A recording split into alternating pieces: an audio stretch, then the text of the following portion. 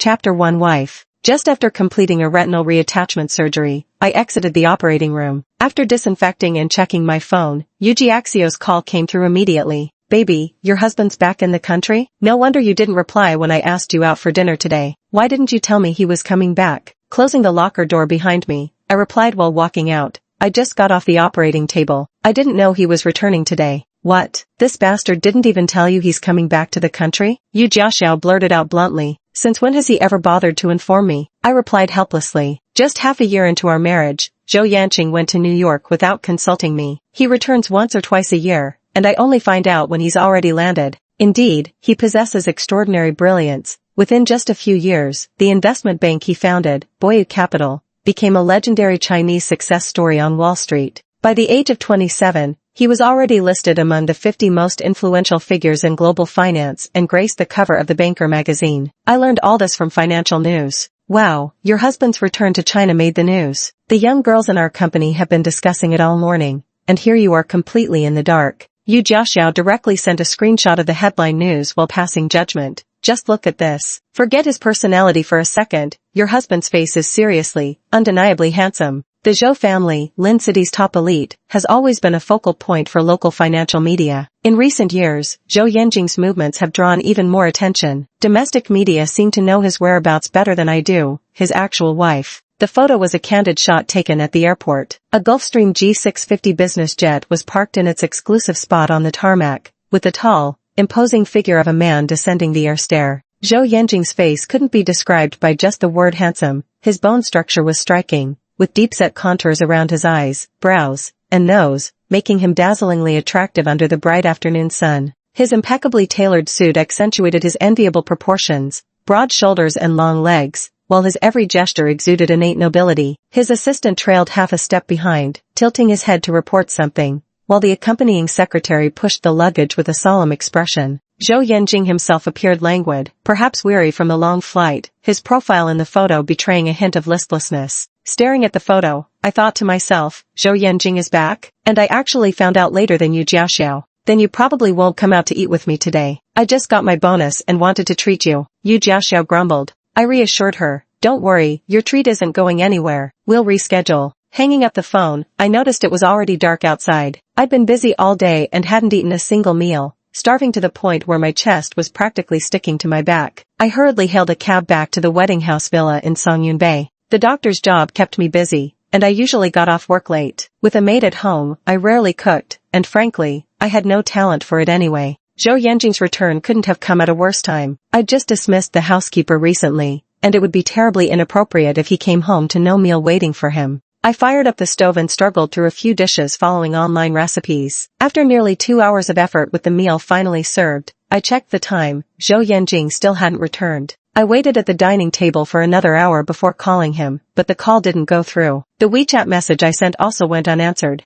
The pangs of hunger had subsided by then. When the clock struck 10 with still no sign of Zhou Yanqing, I debated whether to put away the cold food. Scrolling idly through my social feed, I suddenly spotted a new post from Shirtang. Caption, Welcome back party. I opened the photo, judging by the background. It seemed to be some exclusive club, a decadently lavish setting with Zhou Yanqing's usual crowd present. Zhou Yanqing was among them too. Having shed his suit jacket, he'd undone 2 buttons of his exquisitely tailored shirt, the slightly open collar lending him an air of languid nonchalance. The photo was taken from his side profile, capturing his crossed, long legs and elegantly shaped fingers resting on the armchair, casually holding a cigarette. A woman in a tight miniskirt leaned close beside him, gazing at him with unmistakable affection. Zhou Yanqing appeared completely at ease, the corners of his lips curled in a faint smile. I turned off my moments, picked up my chopsticks, and started eating the already cold meal. After finishing, I cleaned up the kitchen and went back to my room to shower and rest. In a private club's VIP room, since it was a welcome back party for Zhou Yanqing, everyone was in high spirits. Shirtang personally poured him a drink. Bro, toast to your return. It was a bottle of Hennessy's Centennial Lishi, a top-tier cognac, and a limited century edition that wasn't even available on the market. The old master of the Shir family had treasured it for years, reluctant to drink it, until this unfilial grandson stole it to celebrate his good friend's homecoming. Are you leaving again this time? Zhou Yanqing lounged lazily on the couch. You want me to leave? As if I'd dare. I've been counting the days for your return. A buddy nearby teased with a laugh. Shirtang's devotion to you surpasses even your wife's. He misses you more than she does. Tang kicked out at him. Shut your damn mouth. Zhou Yanjing held an engraved glass cup in one hand and patted Tang on the back of his head. Why would you miss me? Got an itch in your ass? Scratch your ass. My grandpa beats me every day, Tang said. You have no idea how boring it gets when you're not around. By the way, where's sister-in-law? Didn't she come today? Someone beside asked. Tang said nonchalantly, what's the point of calling her over when we're just drinking? Such a downer. Everyone knows exactly what my relationship with Zhou Yanjing is like. It's common knowledge he has no feelings for me. Getting married was no different from not getting married at all. They've never truly regarded me as Mrs. Zhou, nor taken me seriously. The woman sitting beside Zhou Yanjing picked up on the implication and asked him, second young master, are you married? Eyebrow arched, Zhou Yanjing raised his cigarette-holding hand and took a slow drag, smiling ambiguously. Was my wedding ring not flashy enough? Only then did the woman notice the wedding band on his ring finger. The motion of lifting his hand caused his collar to part slightly, allowing light to sneak in and illuminate half of his collarbone while the other half remained shrouded in the shadow of his collar, both languid and tantalizing. The woman blushed slightly as she watched, her heart brimming with curiosity. What kind of woman could be so fortunate as to be his wife? What's your wife like? Zhou Yan leaning on the sofa. My wife? A faint smile glimmered in his brown eyes, creating the illusion of tenderness. Not as pretty as you. No woman could remain indifferent under such a gaze, especially when complimented so. Her heart pounded like a startled deer, fluttering wildly. Come on, don't listen to his sweet talk. You could turn the whole of lynching upside down and still not find a woman more beautiful than his wife. The pink bubble burst mercilessly as she turned to Zhou Yanjing. He lounged casually, a cigarette between his lips, the corners of his mouth lifting in an idle curve as he chuckled without denying it. Her heart rose and fell, so it had all been to placate her. Zhou Yanjing was probably exhausted, his whole body sluggish with fatigue. Even smoking held no appeal for him anymore. He absent-mindedly extinguished the cigarette in his wine glass before grabbing his coat and standing up. Tang, who was in the midst of refilling his glass, paused in surprise, leaving so soon. Zhou Yanjing looked thoroughly uninterested. I'm tired. You guys have fun.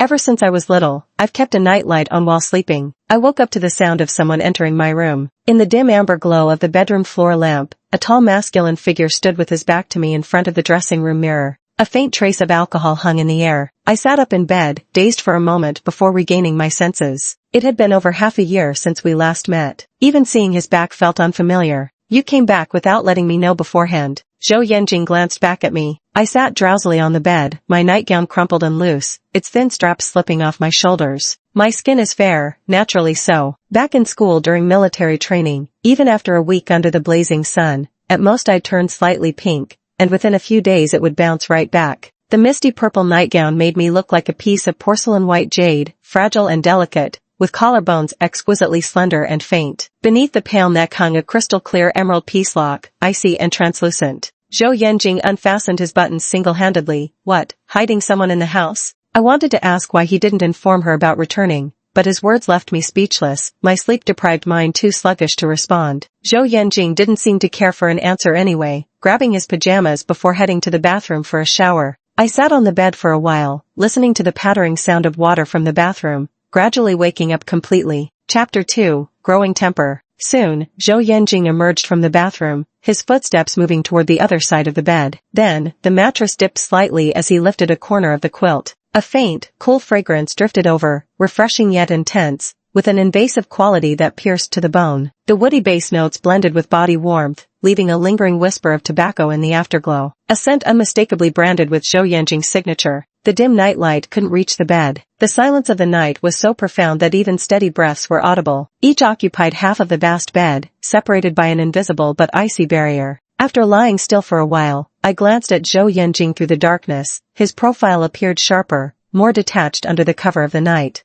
Are you asleep? The darkness was utterly silent, Zhou Yanjing's cold, weary voice carrying a trace of impatience. Be quiet. I touched the peace lock around my neck and turned away. The next day when I woke up, there was no one beside me. I got up, washed up, and upon entering the living room, I found Zhou Yanjing already dressed and seated at the dining table, browsing real-time U.S. stock market updates on his tablet. Hearing me come out, he glanced up and asked, "Where's Chin-sa?" I opened the refrigerator and said to Zhou Yanjing, I dismissed her. He frowned but didn't say anything. I quickly fried 2 eggs, then thoughtfully added ham slices, lettuce, and cheese to make 2 sandwiches, bringing them to the dining table. Zhou Yanjing glanced at them and asked, "Is this what you usually eat?" This is already much better than what I usually eat. In the morning rush to work, my breakfast is mostly just 2 slices of toast. I muttered to myself, take it or leave it. Just then, a meow came from behind the sofa. I turned around and saw the calico mother cat timidly poking out her little head. A while ago, during a heavy rainstorm, I picked up a litter of stray kittens from the hospital, newborn cats shivering from the cold, and the mother cat with skin and bones. I couldn't bear to leave them, so I took them home temporarily, planning to find them foster homes once they were a month old. But then Zhou Yanjing suddenly returned to the country. He doesn't allow me to keep cats. When he was in the US for a year, I once rescued a stray and wanted to bring it home. I called to ask for his opinion, and he only replied with 2 words, no. I had clearly locked the cat in an empty room, but I didn't expect it to be so smart. It somehow opened the door and got out. Zhou Yanjing indeed frowned and asked disdainfully, where did this stray cat come from? His tone made me uncomfortable, so I walked over to pick up the cat and muttered under my breath, I gave birth to it. Upon hearing this, Zhou Yanjing scoffed lightly, then you should go apply for a Nobel Prize. I placed the cat back in the room, and by the time I came out, he had already put on his coat. The sandwich I made was still lying untouched on the table. As Zhou Yanjing adjusted his tie in front of the mirror, he coldly pronounced the cat's sentence without turning his head, get rid of it before I return. I didn't respond, but inwardly thought, this mansion is so massive, it's not like it can't accommodate a few kittens. Why must he be so relentless towards such helpless little creatures struggling just to survive? A man so wealthy, yet so cruel-hearted. Zhou Yanjing caught sight of my expression in the mirror. What are you silently cursing me about this time? He asked. Who would dare? I replied. I'll keep them confined so they won't roam around. I'll disinfect the house daily and send them away as soon as I find someone to adopt them. I was in a hurry to get to work, packing my sandwich in a plastic bag to eat on the way, and shot back at him, if you can't stand it, you can go stay somewhere else. After all, you're a sly rabbit with 3 burrows, home is wherever you roam. Zhou Yanjing scoffed lightly, half a year apart has made your temper grow. You barely returned and already want to kick me out. I stayed silent, bending down to put on my shoes. My work attire prioritized comfort, loose sweater over a pair of skinny jeans that hugged my long, shapely legs. When I bent to slip on my shoes, the curve from waist to hips was undeniably alluring. Zhou Yanjing, fastening his suit buttons, lifted his gaze indifferently and let it drift over me before asking, what were you trying to say last night? I didn't have time to chat. I'm running late for work, I said. We'll talk when I get back. After finishing my rounds, I spent the entire morning in the ophthalmology clinic. There were many patients today, and I didn't finish seeing them until nearly 2 p.m. The cafeteria was almost out of food, so I just grabbed whatever was left. While eating, I received a call from Ling Yaqiong asking me to come back home today. I agreed and hung up. Poking at my white rice, I suddenly lost my appetite. When my shift ended in the afternoon, driver Lao Lu came to pick me up. I got in the car, which soon arrived at a Chinese-style courtyard in Suzhou garden style. This place had nearly a century of history, and I knew it intimately. This was where I'd grown up. After my parents were murdered, I spent several years shuffled between orphanages before being adopted by the Zhou family, though it was more like financial sponsorship in name only. If the social hierarchy of Lin City were represented by a pyramid, the Zhou family would be the pinnacle at the very top, a class utterly beyond the reach of ordinary people. As an orphan, being adopted by the Zhou family was already a stroke of incredible luck. Who could have imagined I'd hit the jackpot twice? Later, I married the Zhou family's second son, and somehow, my name still ended up on their household registry. After waiting in the living room for a while, Ling Yaqiong descended the stairs in an elegant qipao dress and asked me, I heard you dismissed Xiao Chen? It didn't surprise me that she knew. I countered, did she come crying to you? After my marriage to Zhou Yanjing, the Zhou family sent over a housekeeper, Aunt Chen. Efficient and meticulous, she became my constant companion since Zhou Yanjing was rarely home. I treated her like family, letting her take home all the uneaten luxury ingredients and tonics, and giving her red envelopes during holidays. Aunt Chen's job was actually quite easy. I was busy with work and barely spent much time at home, so I turned a blind eye to many trivial matters. Once at the hospital when I needed to fill out some forms, I couldn't find one of my documents anywhere despite urgently needing it. Jinsa wasn't home, and her phone was unreachable. In the end, I finally located her at a mahjong stall. Her mahjong buddy teased, what time is it already? Aren't you afraid your wife will scold you if you don't go home? Sister Chen had lost quite a bit and was in the heat of the game, unwilling to leave the table. She replied, she's too busy at work, won't be back at this hour. Besides, my salary is paid by the Zhou family, not by her. What can she do to me even if she finds out? Another mahjong companion said, but she's still the young mistress of the Zhou household. A whisper in the ear at night, and she could easily have you dismissed. Get out of here, Mrs. Chen scoffed. Our second young master hardly comes home a few times a year. When would she even get the chance to whisper in his ear? The middle-aged woman gossiped eagerly. Oh, so their marriage isn't going well? Auntie Chen said, good indeed. Our second young master ran off to America right after getting married. I heard he went chasing after that so-called childhood sweetheart of his. This wife was forced on me by my family. Just looking at her annoys me. Also said, that's why women still need some tricks up their sleeves. Otherwise, no matter how pretty they are, it's useless. They still can't keep a man's heart.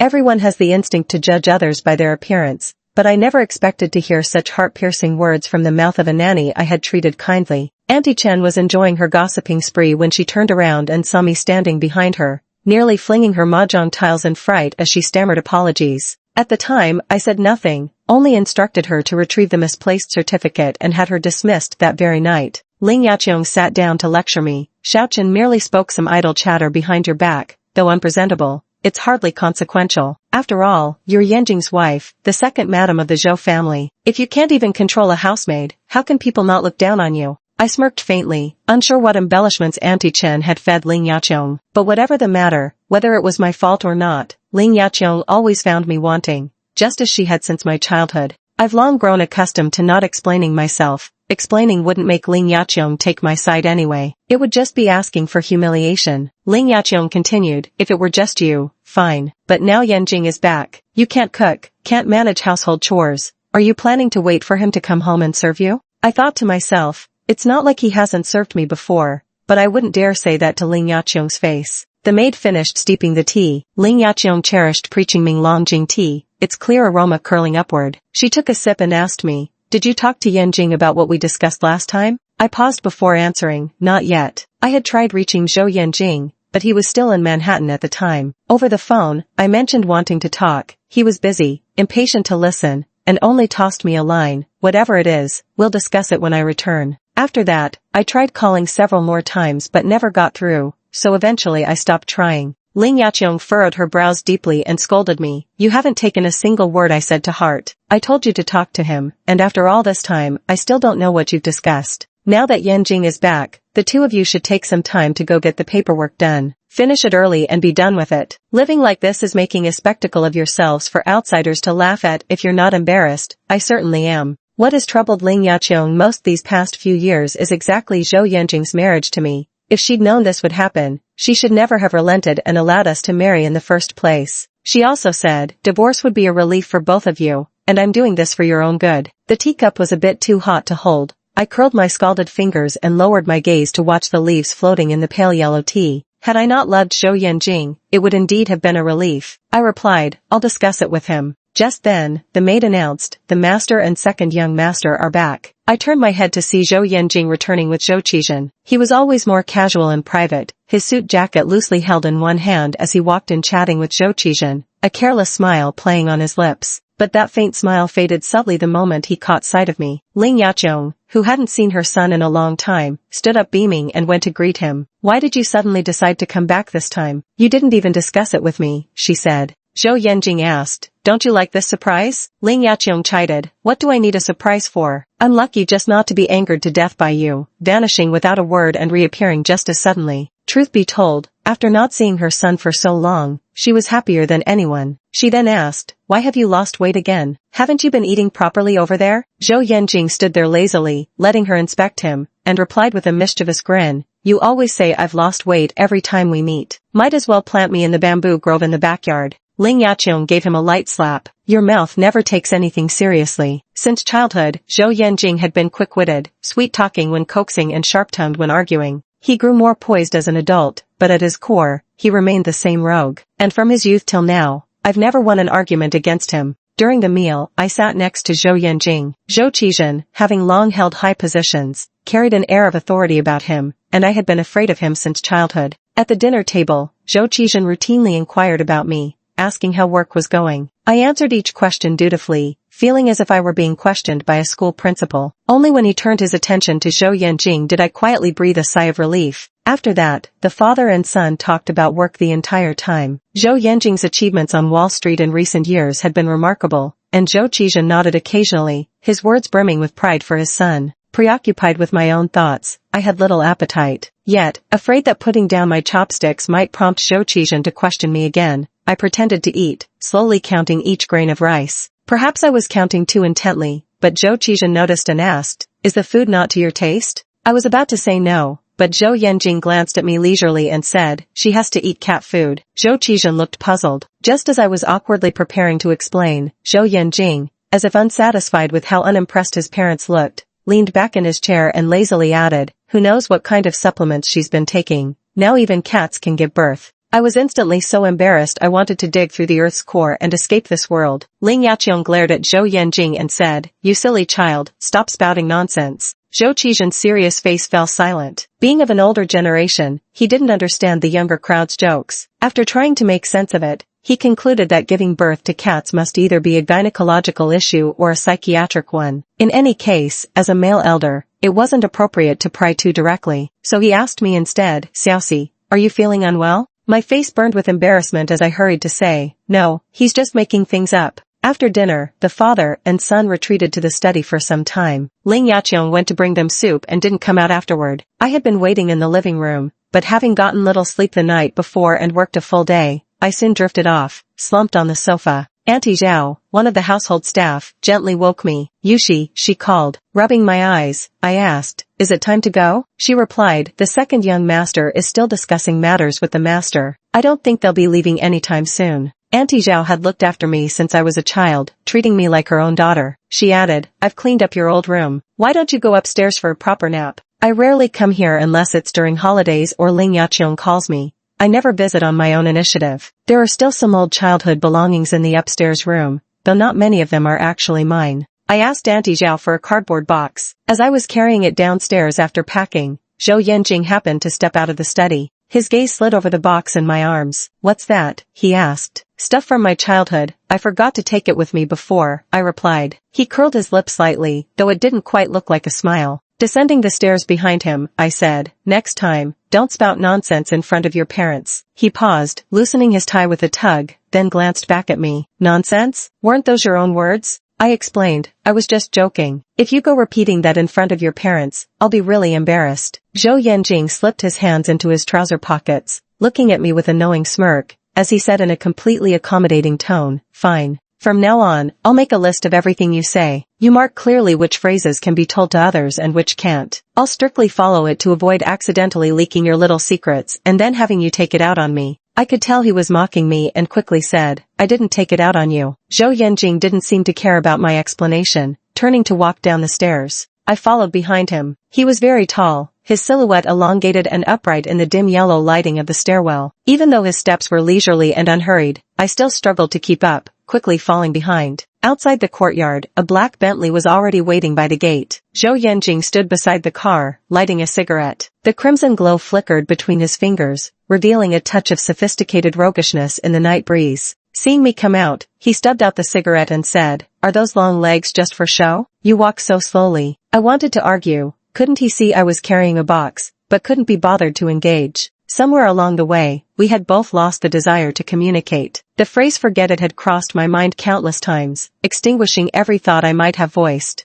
Zhou Yanjing opened the car door and tossed his jacket inside. His well-defined fingers rested against the doorframe as he spoke, his voice laced with cool indifference. "Anything else left behind? Might as well take it all today." I flared up with anger and said, "That's all. The rest belongs to your Zhou family. You keep it yourself." I bent down and got into the car, hearing Zhou Yanjing let out a cold, mocking laugh before he closed the door and entered from the other side. Zhou Yanjing's gentlemanly demeanor is ingrained in his bones, but that comes from upbringing. His sharp tongue and callousness, on the other hand, are innate. I used to think he was just a frivolous and heartless playboy, but it wasn't until after marriage that I realized just how cold he could be. Once inside the car, Zhou Yanjing crossed his legs on the jet black leather seats. The extended cabin was spacious and comfortable, providing enough distance between us to avoid interaction, yet the atmosphere remained stiff and icy. I don't know if they discussed divorce in the study. After sitting quietly for a while, I turned to ask him, "Did your mother say anything to you?" Zhou Yanjing glanced sideways at me, his expression indifferent as he asked, "Say what?" It seemed she hadn't brought it up. I pinched the tips of my left fingers with my right hand, pausing for several seconds before speaking. "There's only 1 month left." Just as I started, Zhou Yanjing's phone rang. He slowly withdrew his gaze from me to answer the call. I couldn't tell who was calling, but his responses were brief. His eyes fell on the window, the sharp lines of his profile radiating an aloof detachment. After hanging up the phone, Zhou Yanjing instructed the driver to pull over. Once the car stopped, I heard his indifferent voice say, "Get out. I have other matters to attend to. Another car will come to pick you up later." Without thinking, I asked, "Where are you going so late at night?" Zhou Yanjing lifted his eyelids at my question, his ambiguous gaze grazing my cheek before his lips curved into a cold smirk. "That's too much concern, Mrs. Zhou," he replied. His words were like a bucket of ice-cold water, drenching me head to toe with a bone-chilling numbness. My fingers curled slightly as I silently opened the car door and stepped out halfway along the road. The Bentley drove past me, leaving only the dim yellow glow of streetlights towering overhead on the empty late-night road. The lights were spaced far apart, hazy and faint, surrounded by deepening darkness. We're still quite a distance from downtown here, no villages in front, no shops behind. The wind is strong, whistling through the treetops. I'd forgotten to wear a scarf. The cold wind blew down my neck, seeping through the gaps in my sweater straight to the bone. I called a car via the ride-hailing app and left. By the time I got home, Mrs. Chen had already returned. She eagerly handed me my slippers while peeking behind me to ask, "Madam, didn't the second young master come back with you?" I answered with an changed my shoes and was about to go upstairs when I remembered something. I took Mrs. Chen to the room where the cat was confined and instructed her how to care for it. The entire house was filled with cat supplies, automatic feeders, litter boxes, and something that resembled a tree. Mrs. Chen looked around in awe before remarking, "With all these cats you're keeping, the second young master won't be pleased, will he?" I replied, "Just keep the bedroom door shut so the cats don't escape. If he's unhappy, then let him be unhappy. The adult world can't have him pleased every single moment." She used to think I was quite easygoing, but perhaps she remembered the previous incident and was nursing a grudge, awkwardly closing her mouth without another word. Zhou Yanjing didn't come home the entire night, nor in the following days. If I hadn't seen daily updates about him in various media outlets, I might have suspected he'd accidentally died somewhere. Zhou Yanjing had only been back in the country for a few days when he caused quite a stir in the financial world,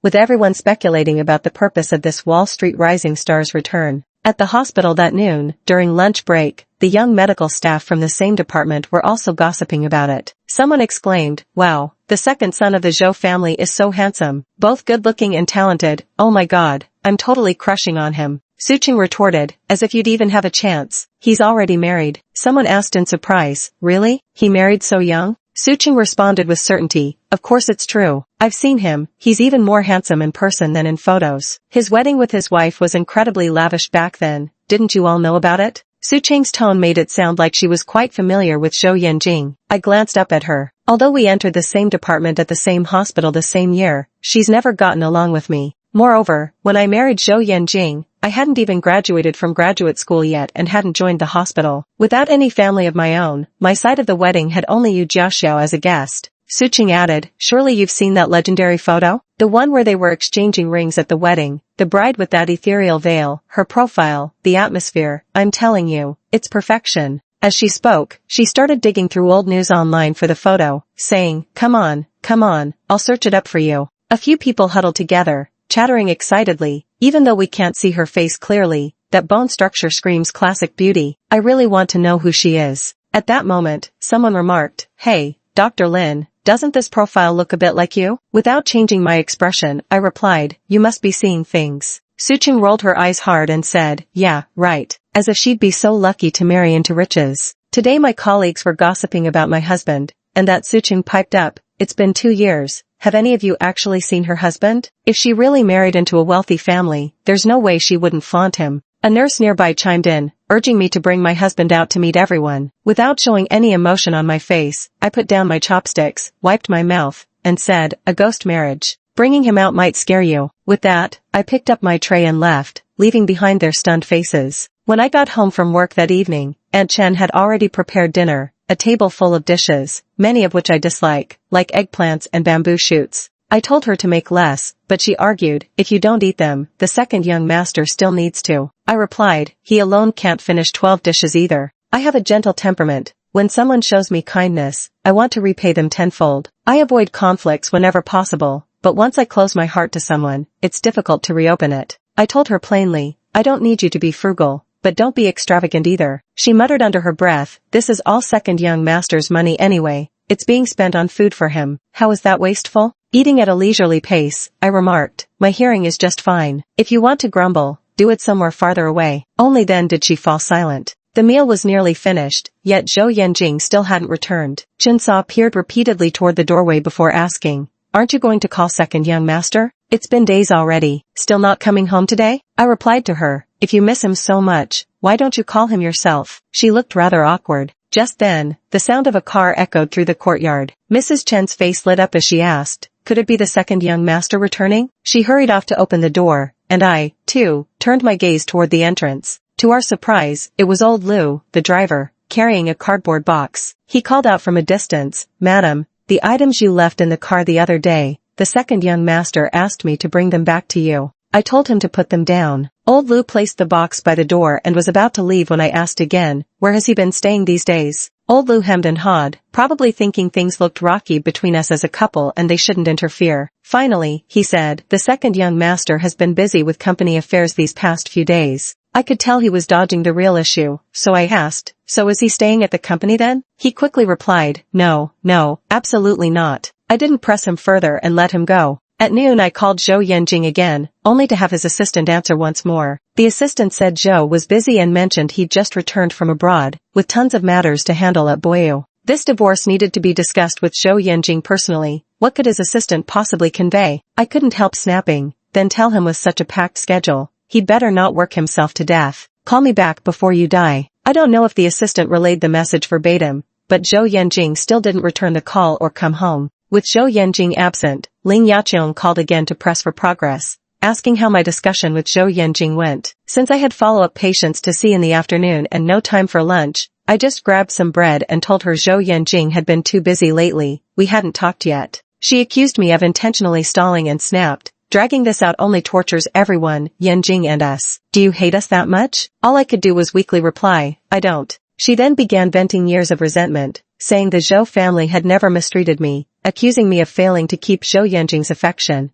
and declaring he deserved a better wife. A sharp pang shot through my heart. I clenched my fingers and said, this marriage wasn't my idea to begin with. Don't forget, it was your Zhou family who came to me for help. After a moment of silence, her tone softened slightly, but she still spoke with an air of superiority, saying the Zhou family wouldn't mistreat me. Once Zhou Yanjing and I divorced, we'd be even. Hanging up the call, I slumped back in my chair, drained. Just then, the new resident knocked on the door to remind me that my consultation hours were about to start. Taking a deep breath, I straightened up and said I was ready. Before leaving work, Yu Jiaxiao called. Sensing my low spirits, she pried out the details of Ling Yaqiong's midday call and nearly exploded with anger. She cursed Zhou Yanjing and his family, saying the Zhou family owed me far more. Zhou Yanjing had made his affair with Jiang Nan so public during our marriage that everyone looked down on me. 3 years of your youth wasted, she fumed. All you got was ridicule and a love story where you were played for a fool. No wonder she's such a dear friend, she knows exactly how to hit where it hurts the most. I almost wanted to cut ties with her for 500 years, but then she immediately said she'd pick me up after work and treat me to a fancy meal. I knew her idea of a fancy meal meant going to a bar, same every time. Just as I stepped out of the hospital, the car she called was already waiting by the curb. She stuck her head out of the window, waving at me eagerly. Out of habit, I reached for my hand sanitizer the moment I got in the car,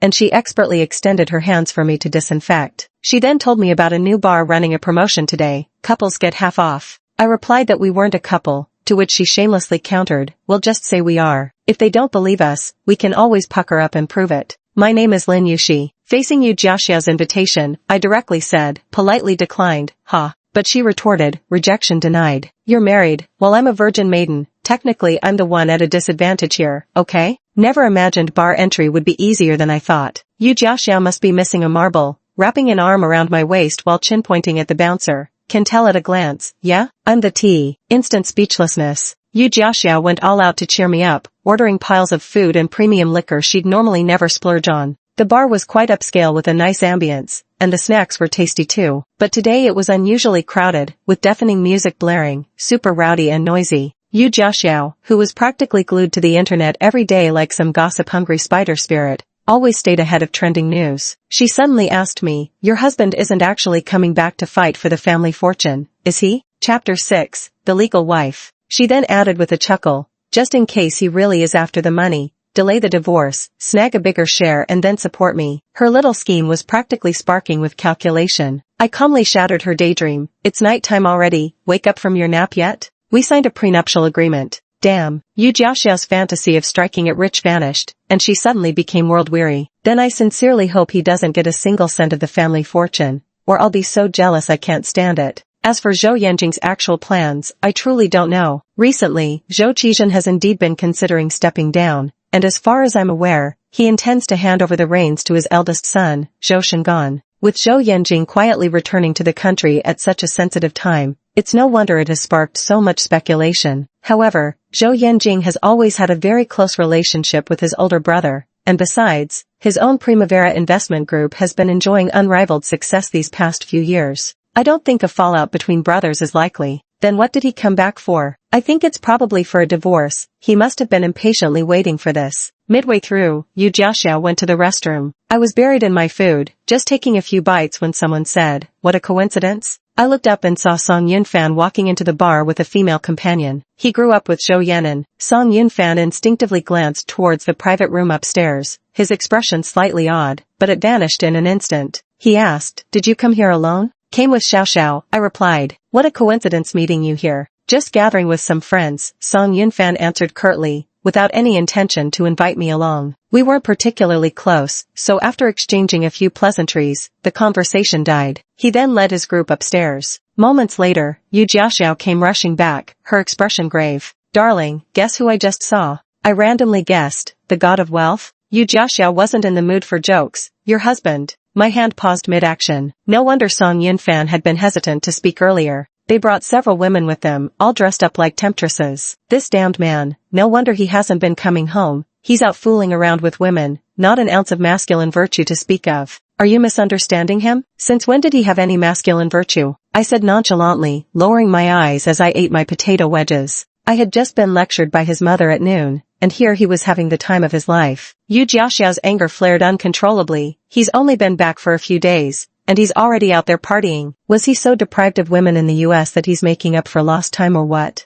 I replied calmly, "Don't mind him, just drink up." I could sit still, but Yu Jiaxiao couldn't. She kept glancing toward the private booth on the second floor, growing angrier by the minute until she finally set down her glass and stood up. "I need to visit the restroom again. 2 bathroom breaks in 5 minutes. At that rate, she ought to see a doctor." I teased her, "Shouldn't you get your bladder checked?" No need.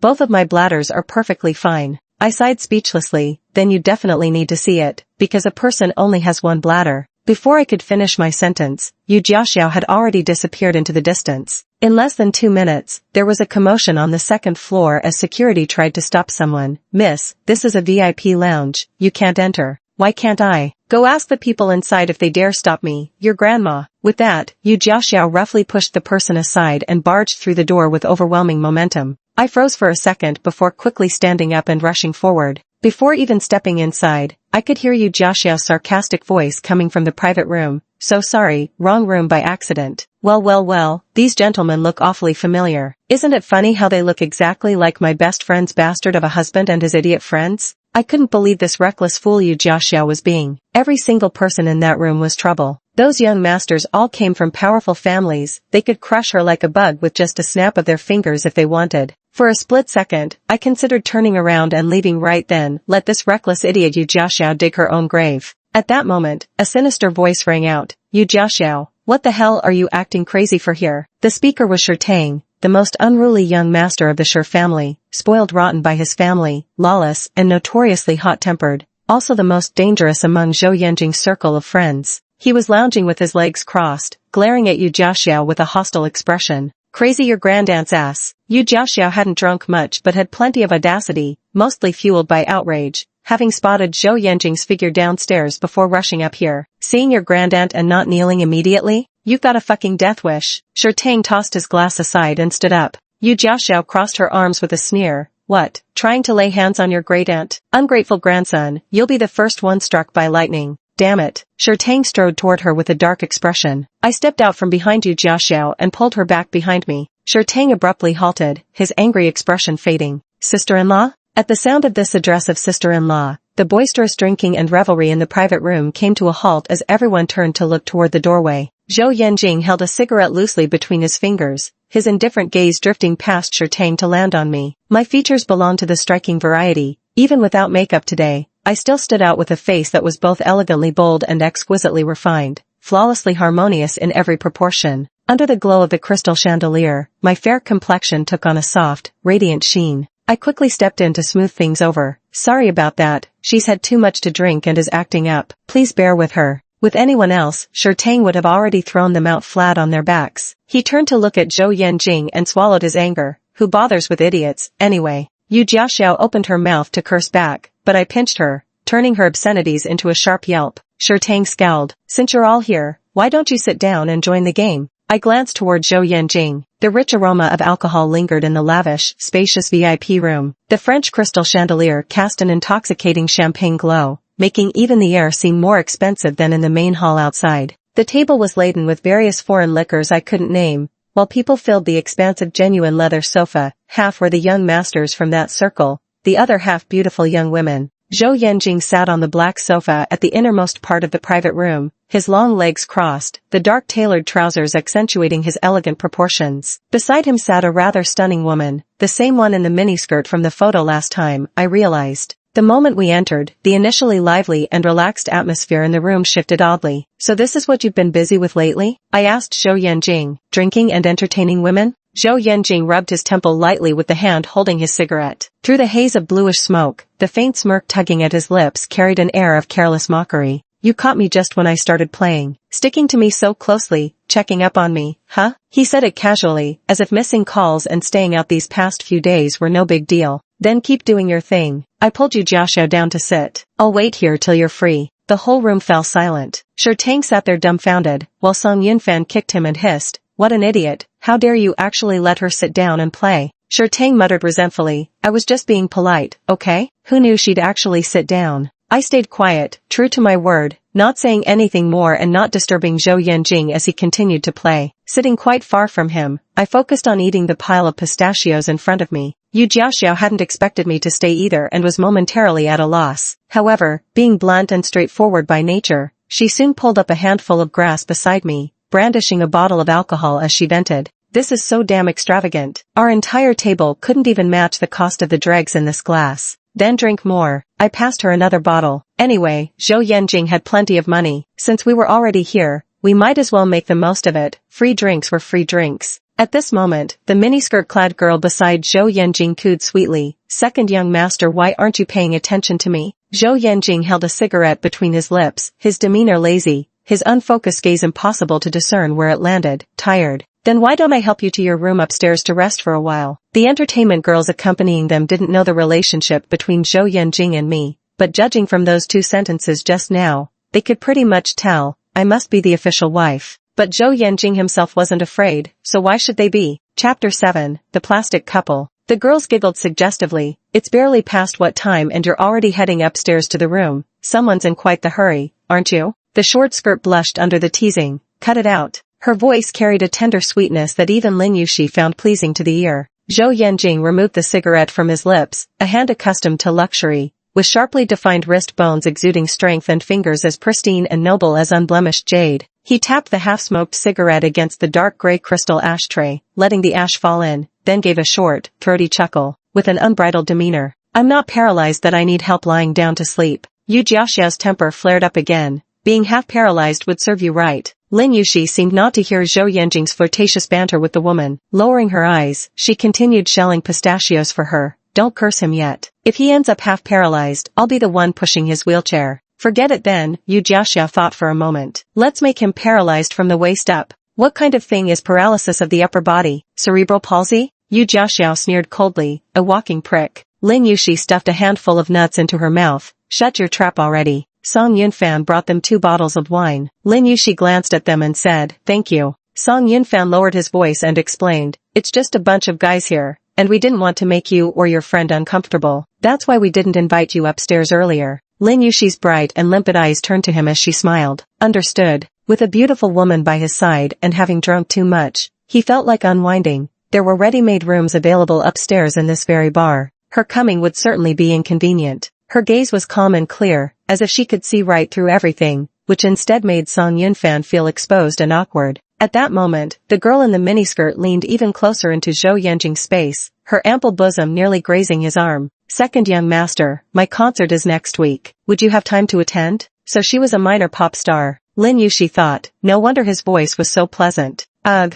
Yu Jiaxiao dry heaved exaggeratedly beside Lin Yuxi. Gonna puke, gonna puke. Lin Yuxi usually did everything at a leisurely pace. During school days, she was always dead last in the 800-meter fitness test, never passed the sit-up assessment, yet now her entire body reacted with surprising agility as she swiftly dodged sideways, lifting both feet off the ground. Don't puke on me. Zhou Yanjing's languid, amused voice sounded flirtatious. I'm allergic to music. The pop star pouted. If you listen to me sing, maybe it'll cure you. Yu Jiaxiao couldn't hold back after all. What? Are you an ultrasound machine now? Thinking sound waves heal people? If you're so amazing, why don't you donate your vocal cords to the hospital? The pop star glanced at her and leaned toward Zhou Yanjing as if frightened. Young Master Zhou, who is she? Yu Jiaxiao was about to continue scolding, but Lin Yuxi said softly, don't cause trouble, Xiao Xiao. If it really escalates, I might not be able to cover for you. Yu Jiaxiao immediately deflated. It's not that I'm afraid of trouble, it's that I feel bad for her best friend. What kind of life Lin Yuxi had been living these past few years? If others didn't know, how could she not know? If things really blew up and Zhou Yanjing didn't stand by Lin Yuxi's side, she'd be utterly humiliated in front of all these people. Lin Yuxin held the person down and only then calmly raised his eyes to look at the young pop star. I'm free, got any tickets? The little pop star looked at her for a few seconds and said with a smile, sure, sis, later you can add my assistant's WeChat,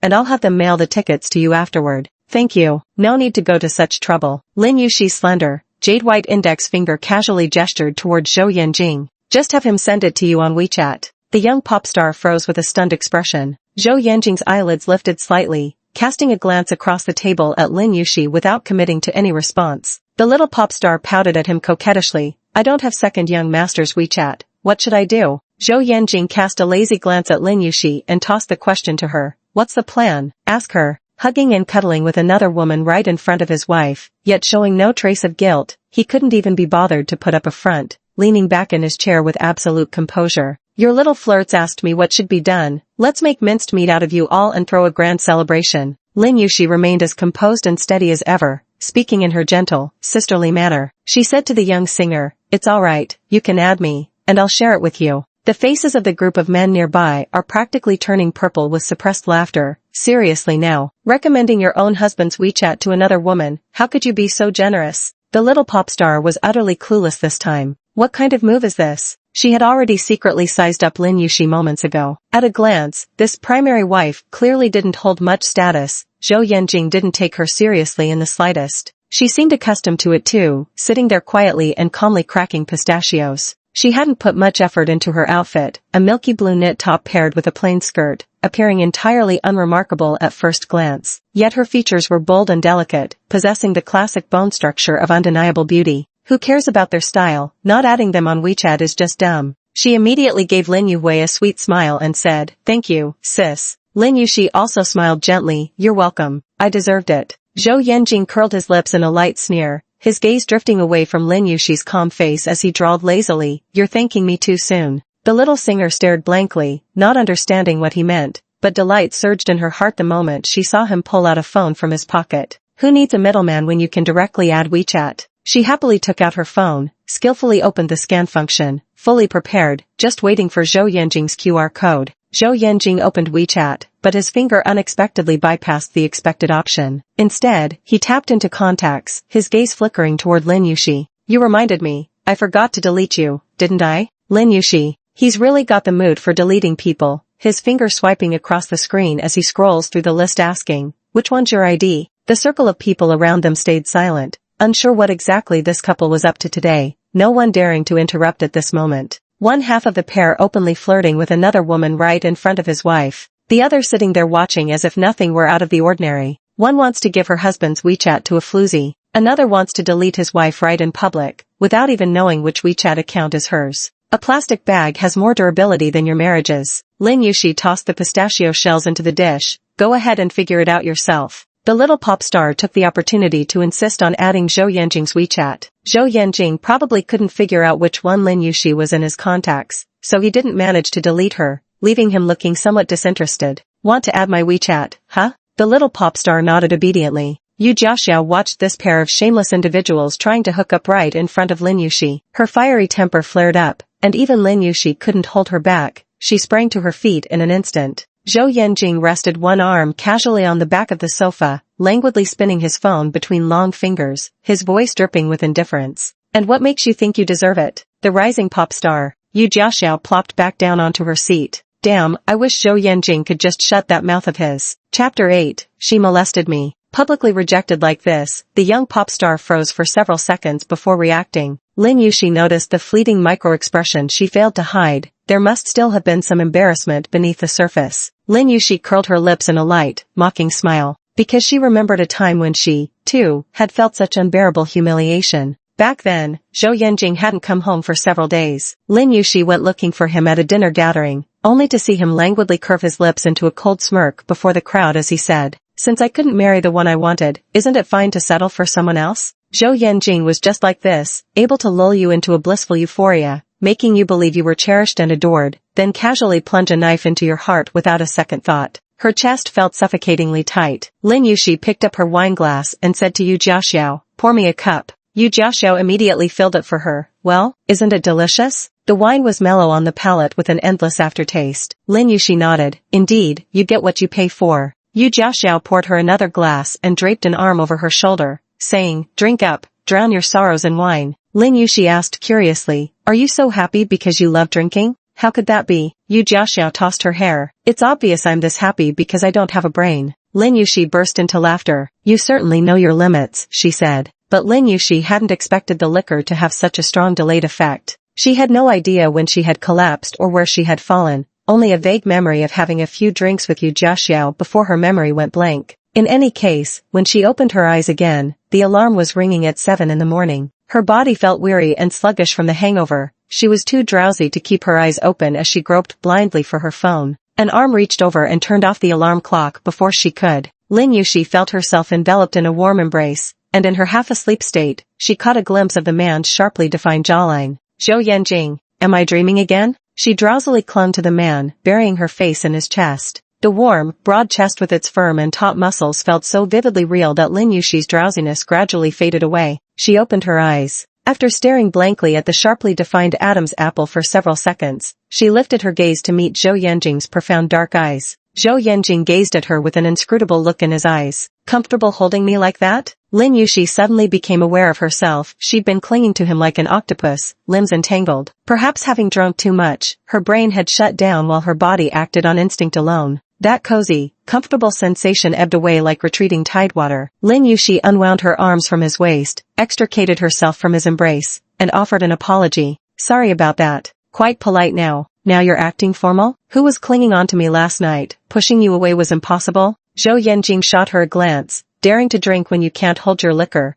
Do you even remember how you got back?" Lin Yuxi could almost picture the look of annoyance on his face at that moment. She burrowed her fingers deeper into the quilt. "I was drunk. I didn't mean to pester you. If I bothered you, you could have just handed me over to Yu Jiaxiao. Your friend is even more wasted than you. Or would you rather I leave you at the bar for someone to scoop up like roadkill?" Zhou Yanqing let out a light scoff before getting out of bed and heading into the bathroom. Lin Yuxi picked up her phone and realized the alarm wasn't ringing for the first time. She was already running late for work. Hastily washing up and changing clothes, she dashed out the door without even having time for breakfast. Rushing against time, I barely made it to the hospital in the last minute, immediately diving into the handover with the doctor on duty. By the time I finished, half the morning had passed. Standing before the vending machine buying coffee, it suddenly hit me. I'd forgotten to bring up the divorce with Zhou Yanjing again. After finally seeing him in person, drunk last night and in a hurry this morning, it had slipped my mind completely. She tapped her head irritably and took a moment to call Yu Jiaxiao. Yu Jiaxiao had probably just woken up, her voice weak and listless. "Hey, why do you sound so exhausted?" Lin Yuxi asked. "Don't even mention it. Last night, some jerk who was supposed to take me home just dumped me at my doorstep and left me there. I slept on the floor all night." Yu Jiaxiao lived in a building with 1 unit per floor, where you needed to swipe a card to go upstairs, safe and secure, no doubt. But come morning, she woke up with aches and pains all over, as if she'd been beaten black and blue, and she suspected she might be coming down with a cold. The problem was, she couldn't remember who the culprit was either. Pounding the couch in frustration, she fumed. "Just wait till I find out who that bastard was." Dropping someone off only at their doorstep is no different from getting frisky at the entrance without going all the way. Lin Yuxi. She didn't dare say that the utterly shameless bastard was most likely Zhou Yanjing, so she just joined in cursing for a few moments before hanging up. Shi Tang came to visit Boya's new office and took the opportunity to have lunch with Zhou Yanjing. Zhou Yanjing emerged from the conference room, followed by a group of executives in suits. Spotting Shi Tang playing games on the sofa, Zhou Yanjing beckoned casually, prompting him to immediately shut off the game and hurry over. Did you send that person back last night? Don't even mention it. Just the thought of it made Shi Tang furious. Lin Yuxi and Yu Jiaxiao downed several glasses together before both collapsing onto the table. Zhou Yanjing took Lin Yuxi away and ordered him to send Yu Jiaxiao home.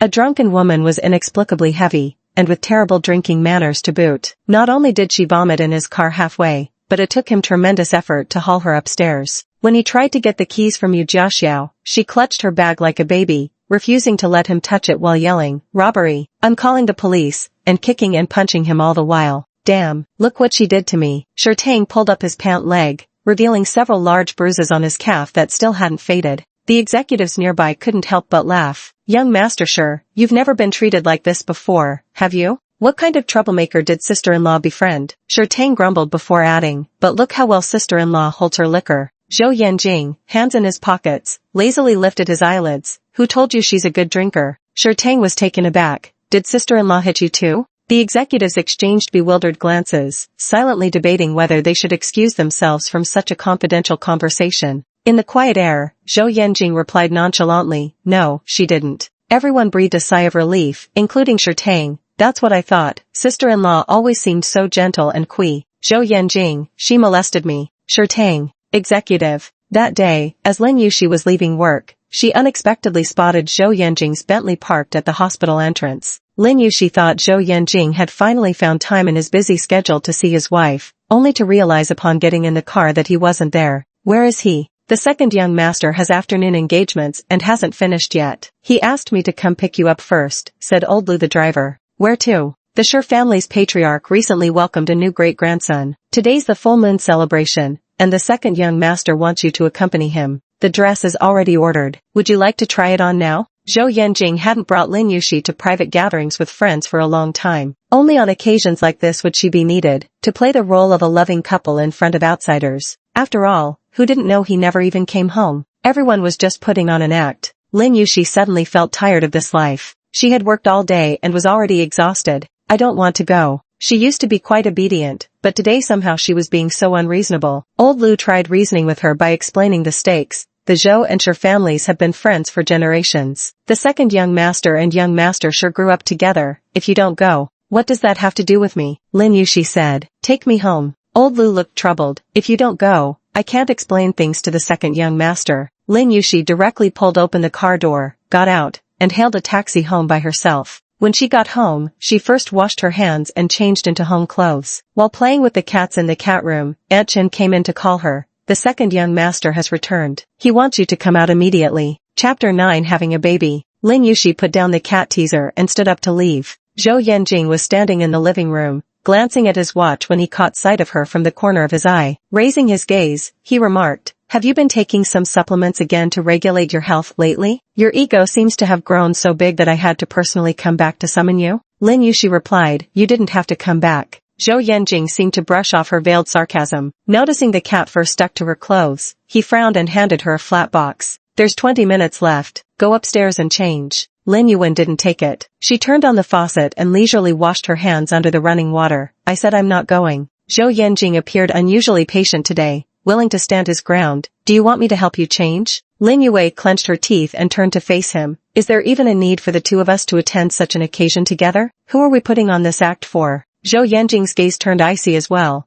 Do you really think I'm here to play the role of a loving husband with you? Lin Yue wanted to say, aren't you? But the faintly mocking curve of Zhou Yanjing's lips answered before she could speak. Don't flatter yourself. I don't have time for such games. However reluctant you may feel, your current status remains that of Zhou Yanjing's wife. Attending necessary social engagements is basic etiquette. He tossed the evening gown onto the sofa. Do your duty. She was right. She had indeed mistaken his intentions. He had no time to humor her in pretending to be a loving couple. The only reason he insisted on taking her was because she was the second madam of the Zhou family. Her absence would bring disgrace upon the Zhou name. Lin Yuxi picked up the clothes and went upstairs. Throughout the car ride to the Shi family's residence, she kept her face turned to the window without saying a word to Zhou Yanjing. On the way, Zhou Yanjing cast sidelong glances in her direction. The evening gown he had chosen featured a soft water blue hue blending into pristine white satin. The smooth, delicate fabric exuded elegance while maintaining a touch of youthful freshness. The dress cinched at the waist with several delicate layers of folds cascading downward, creating a hazy yet refreshing beauty that perfectly complemented Lin Yushi's ethereal aura.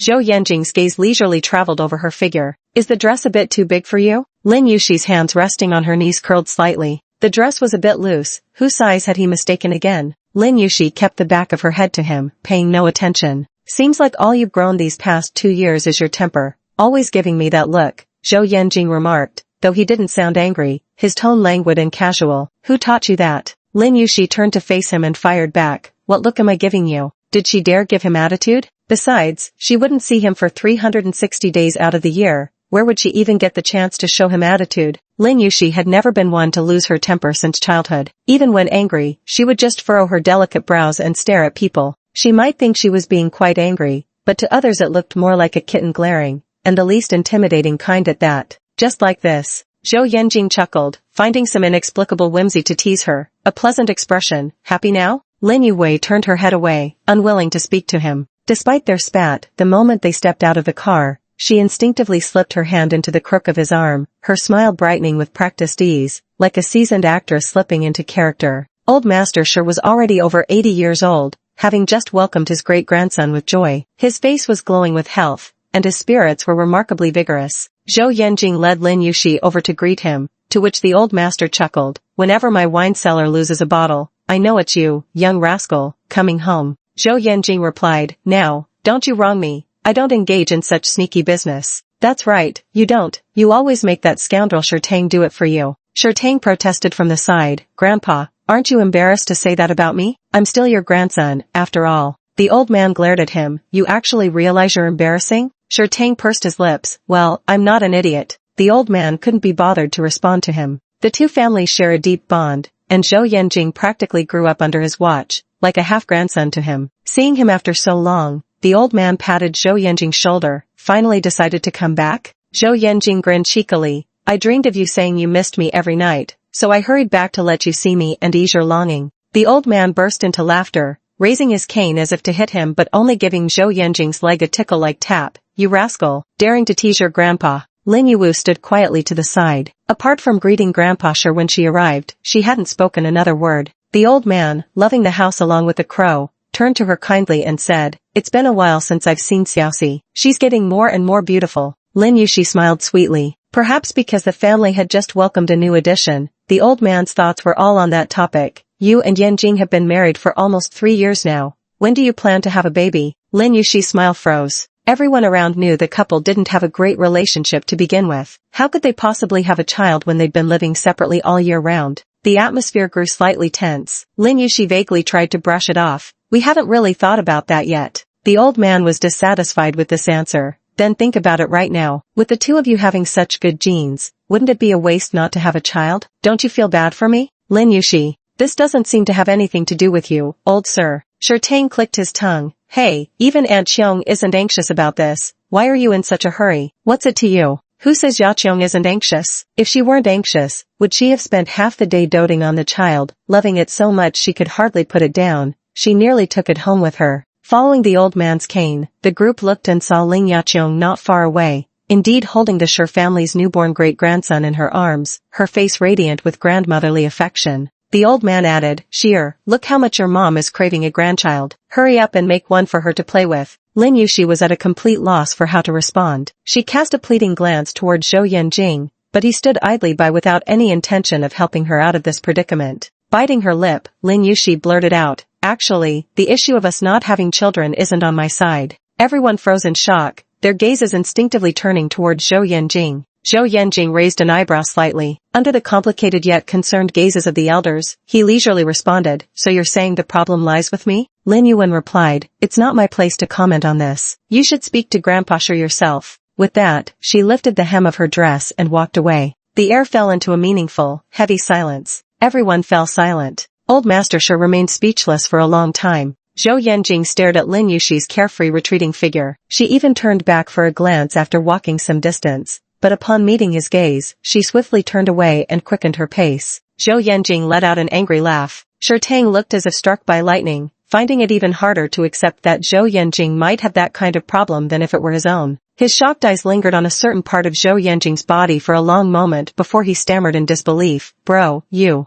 Zhou Yanjing reached over and pushed Sure Tang's jaw back up before it could hit the floor. Shut up. Don't make me punch you. Chapter 10, Fiercely Protecting His Wife. Sure Tang's sister-in-law was sitting in the side hall holding her newborn baby who had just turned 1 month old, surrounded by a circle of people all cooing over the infant. Lin Yushi had already greeted Ling Yaqiong and several other elders when she decided to slip out for some fresh air, only to be called back by the sister-in-law. Xiaoxi, would you like to hold the baby? Dressed in a pure cotton onesie printed with little bunny patterns, the fair-skinned infant was snugly wrapped in a swaddle, its pair of big, dark eyes staring curiously at her. Lin Yushi was about to refuse when her sister-in-law already placed the baby in her arms. Hold him for a while. Look how much he likes you, he's been staring at you. Unable to decline such eager hospitality, Lin Yushi had no choice but to sit down, locking eyes with the little infant. The baby seemed to genuinely adore her, giggling and babbling with bubbles, his eyes squinting into 2 crescent-shaped slits. Lin Yushi smiled too. It was a strange yet wonderful feeling. Being liked by a child could actually lift one's spirits. Hello, she whispered to the little one, my name is Lin Yushi. What's yours? Sister-in-law chuckled. How would he know his own name? Even if he did, he couldn't tell you.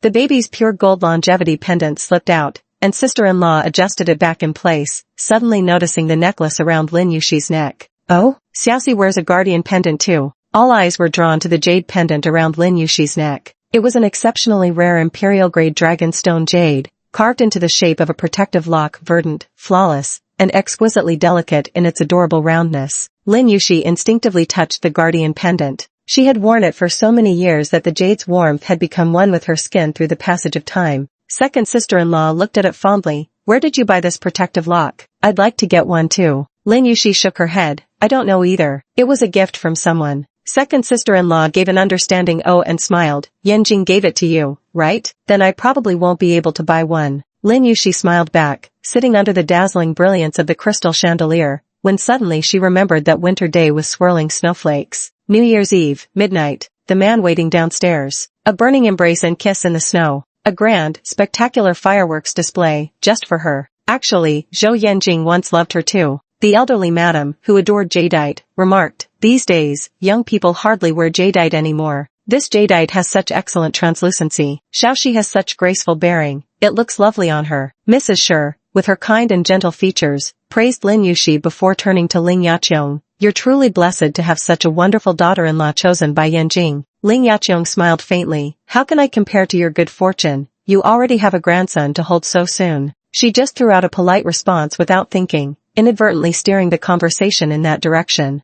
Mrs. Shi turned to Lin Yushi and asked, why haven't you and Yanjing had a child yet, Xiaoxi? Lin Yushi. Fortunately, Ling Yaqiong didn't want to dwell on the topic either and quickly changed the subject. Lin Yushi handed the child back to her sister-in-law and slipped out through the side door of the hall for some fresh air. Outside was the swimming pool, unexpectedly still filled with water at this time of year. Lin Yushi had forgotten to bring her coat when she came out, and the wind made her shiver with cold. She thought about going back to fetch it but, seeing the brightly lit windows of the house and hearing the cheerful laughter drifting from afar, she changed her mind and didn't want to go in. That kind of warm, family happiness had nothing to do with her. After sitting for a while by the poolside chair, a servant from the Shi family came over and handed her a cashmere shawl. Mrs. Zhou, it's windy outside. Be careful not to catch a cold. Lin Yushi gratefully accepted the concern. Thank you. I'll just sit for a while before going back in. The servant soon left, and she sat alone in the courtyard, quite comfortable not having to entertain anyone. However, this comfort didn't last long. Suddenly, she felt a chill on her back. Turning around, she saw a 7 or 8-year-old boy holding a water gun and staring at her. Lin Yushi hadn't seen him before and wondered if he was someone's child from among the guests.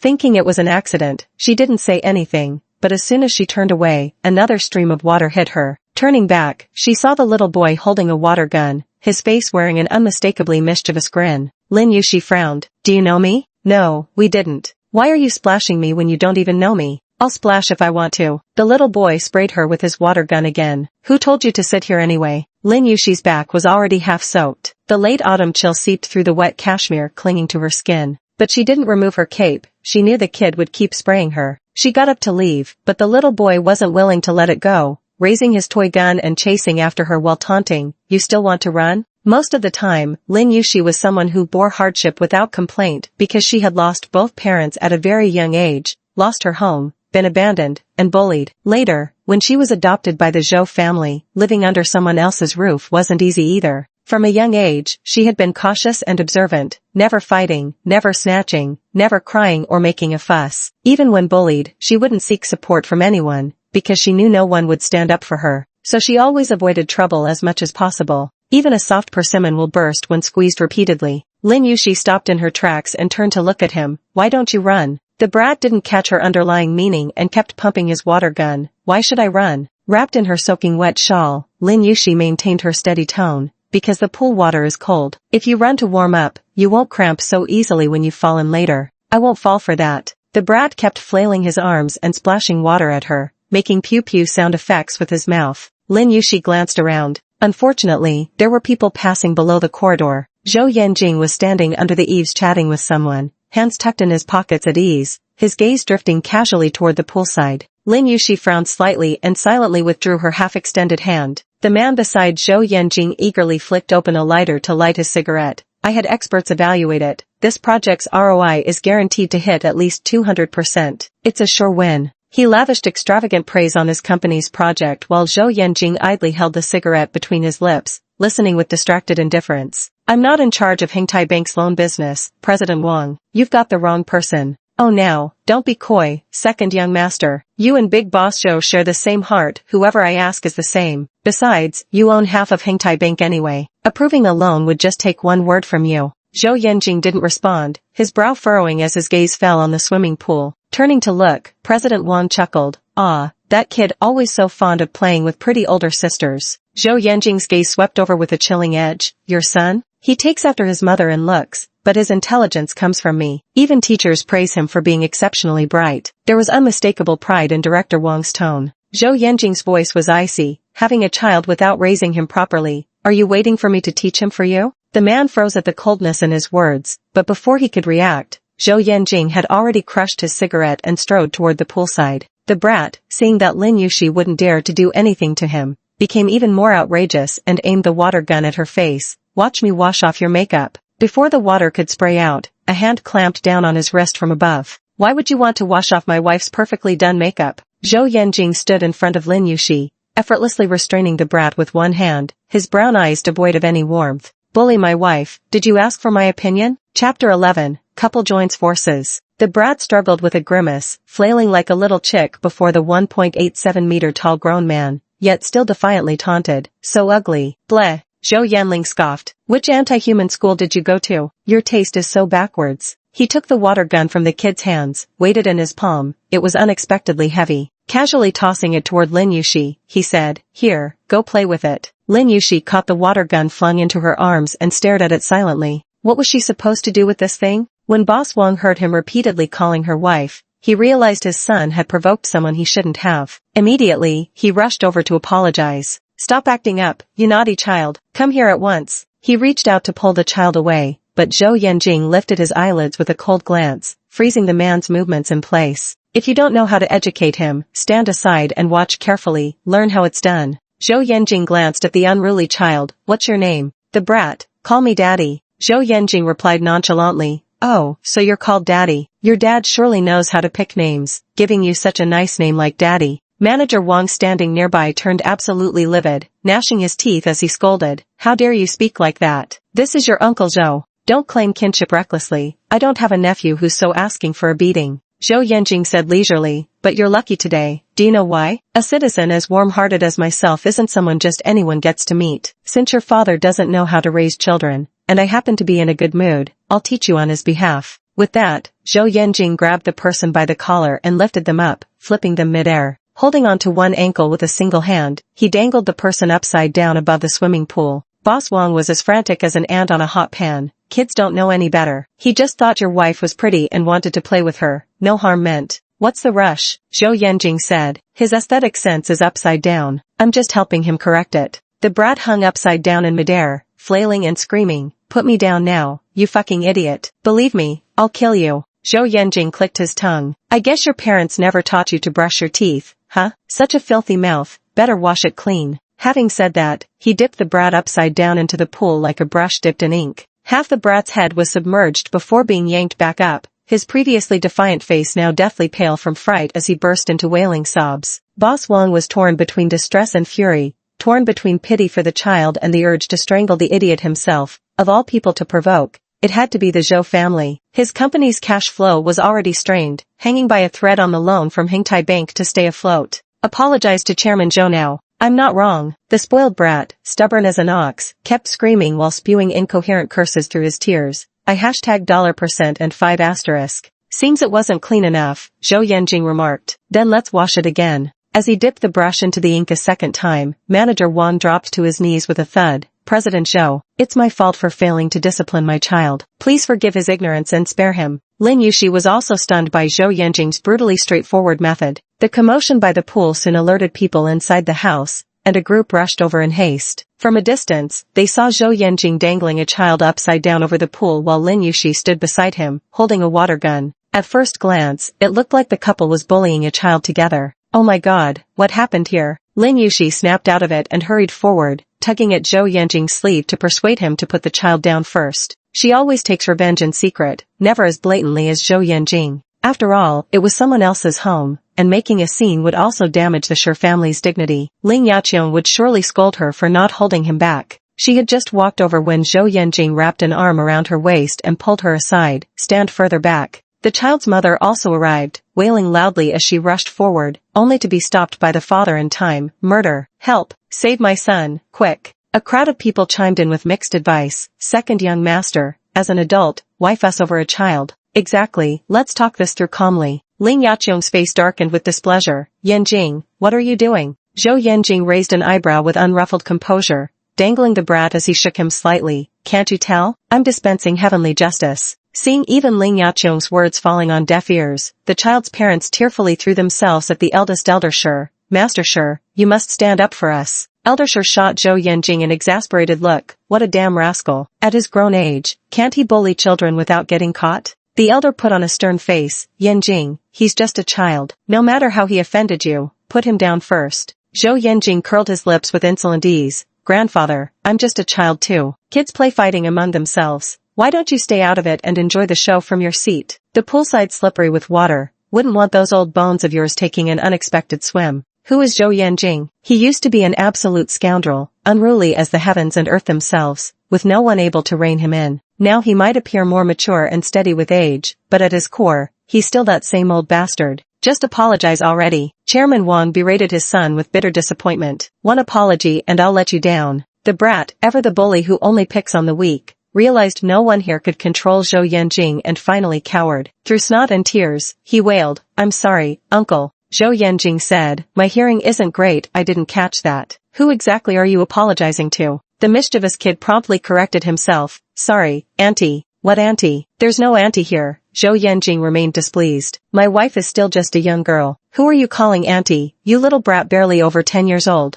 Lin Yuwu actually wanted to say that she was already 25, soon to be 26 after New Year's. Being called auntie was actually quite appropriate. I'm sorry, sister. I know I was wrong. Please forgive me. Zhou Yanjing, what exactly did you do wrong? I shouldn't have sprayed her with a water gun just because sister looked pretty. The little troublemaker was now the picture of obedience, hanging on Zhou Yanjing's every word. I swear I'll never dare to do it again. Next time, if I ever see you again, you'd better run as fast as you can. Otherwise, I'll throw you into the swimming pool and you won't come out until you've drunk every last drop of water. I'll never dare do it again. Only then did Zhou Yanjing leisurely bring the child back, and the mother rushed forward to clutch him in her arms. Zhou Yanjing unhurriedly massaged his wrist. What have you been eating to get this chubby? You're overweight, aren't you? The moment the child's feet touched the ground, the brat's mother regained her fire, screeching like a madwoman. A grown man bullying a child, have you no shame? Zhou Yanjing let out a light hum from his throat, tucking his hands into his pockets. So what if I bully him? Don't like it? If you want to stand up for him, you can hang me up too. I promise I won't fight back. Want to give it a try? Chapter 12, Long Lost Tenderness. No matter how strong she was, she didn't have the strength to hang a grown man up. You Zhous always abuse your power. I'll call the police. Have them arrest you. Ah. Before she could finish speaking, a loud slap nearly sent her sprawling. Shut your mouth, President Wang yelled angrily. How dare you call the police? It's all because you spoiled him. He's been causing trouble everywhere. The woman was stunned by the blow. With a loud wail, she collapsed to the ground and began crying. I might as well die. How dare you take a stranger's side over your own family? Your wife and child are cursed to have ever crossed paths with you. 8 lifetimes of misfortune. Old Master Sure waved his hand dismissively. Madam Sure and the second daughter-in-law stepped forward to coax and persuade while firmly ushering the loudly protesting mother and child out of sight. Boss Wang was utterly filled with regret today. What a mistake it had been to bring this brainless woman and his hopeless brat to the Sure family's banquet. His company is desperately relying on loans from Hingtai Bank to survive. Now that they've offended the Zhou family, they're done for. Boss Wang put on an ingratiating smile and bowed apologetically. Second young master, second madam, it's our fault for not disciplining the child properly. We sincerely apologize for the offense. Please be magnanimous and don't hold it against them. When we get back, I'll give him a good thrashing and teach him a proper lesson. It's all right, he's still young. Lin Yuxi spoke much more politely than Zhou Yanjing as she handed the pistol back to him. Children's bodies are delicate, so don't beat him too harshly. A few appropriate smacks will suffice. Mr. Wang. The commotion by the pool finally came to an end. The rowdy child and his family left, and the onlookers dispersed. Ling Yaqiong scolded Zhou Yanjing impatiently. How old are you? And how old is he? Bullying a little kid, aren't you ashamed? Why should I be ashamed? Zhou Yanjing replied with a lazy grin curling at the corners of his mouth. It's not like this is my first time picking on someone. Ling Yaqiong had originally intended to lecture Lin Yuxi a little. After all, this farce had stemmed from her in the first place. Before she could open her mouth, Zhou Yanjing raised a hand and summoned one of the Sure family's servants, instructing, go fetch Yuxi's clothes. Lin Yuxi's shawl was practically soaked through, and with the freezing temperatures outside, it was no different from jumping into water. The servant quickly brought Lin Yuxi's overcoat, along with a heated hand warmer. Ling Yaqiong didn't say anything more after that. Alright, you two should head back early too. Lin Yuxi had always been prone to cold hands and feet since childhood. Bundled in a cashmere coat and clutching a hand warmer, she sat in the heated car, her body only gradually warming up. But that warmth was merely superficial. By the time she got out of the car and walked the short distance to her front door, the winter wind had already chilled her hands again. As she stepped inside, Zhou Yanjing instinctively took her coat, only to freeze when his fingers brushed against hers. His brows furrowed at the icy touch. How come it's still so cold after warming it for so long? Before Lin Yuxi could react, her hand was enveloped in a warm, dry palm. She looked at the hand holding hers and said nothing. Zhou Yanjing instructed Aunt Chen to prepare a bath and ginger tea for her. Only after giving these orders did he turn back. That hand. Lin Yuxi looked up at Zhou Yanjing. When she didn't respond, Zhou Yanjing took her other hand too, cradling both in his palms to warm them. You don't even know how to retaliate when people bully you, he remarked casually, glancing at her. If I hadn't been there today, would you have just let them walk all over you? Lin Yuxi lowered her eyelashes. If you weren't here, I'd have pushed him into the pond long ago.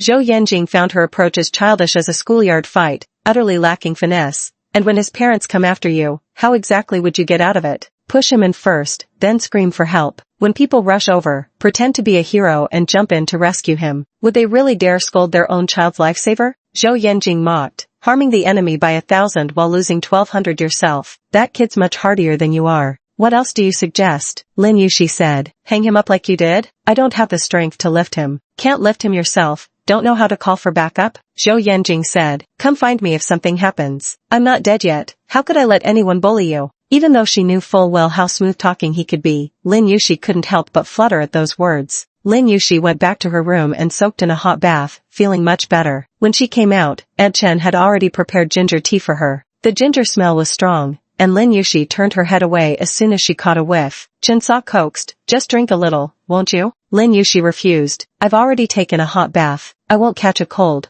Zhou Yanjing walked over. He had taken off his jacket, along with his tie and watch, with 3 buttons of his collar undone, exuding an air of relaxed languor. What's wrong? Chen Sa immediately tattled, it's all ready, and now she won't drink it. Zhou Yanjing glanced at Lin Yuxi, who silently picked up her bowl and took a few sips, her brows furrowing deeper with each swallow, looking as if she were drinking poison. Is it really that bad? Zhou Yanjing raised an eyebrow. Let me try. Aunt Chen quickly offered, there's more in the pot. I'll get you a fresh bowl. No need. Zhou Yanjing leaned down and took a sip directly from Lin Yuxi's spoon. It's just ginger flavor. How horrible can it be? Lin Yuxi couldn't understand how he could so casually remark, isn't it just the taste of ginger? As if ginger weren't the sworn enemy of humankind. Then you should drink more of it. I made it for you. If I drink it, how will the immunity transfer to you? After saying this, Zhou Yanjing pinched her cheek. Lin Yuxi had just taken a bath, her cheeks and lips flushed a healthy pink. Her fair, clean skin was smooth and delicate, with a pleasant texture to the touch. Zhou Yanjing pinched her cheek out of habit. When he finished, Lin Yuxi froze for a moment. Such intimate gestures had long been absent between them. She looked up and met Zhou Yanjing's lowered gaze. It must be an illusion.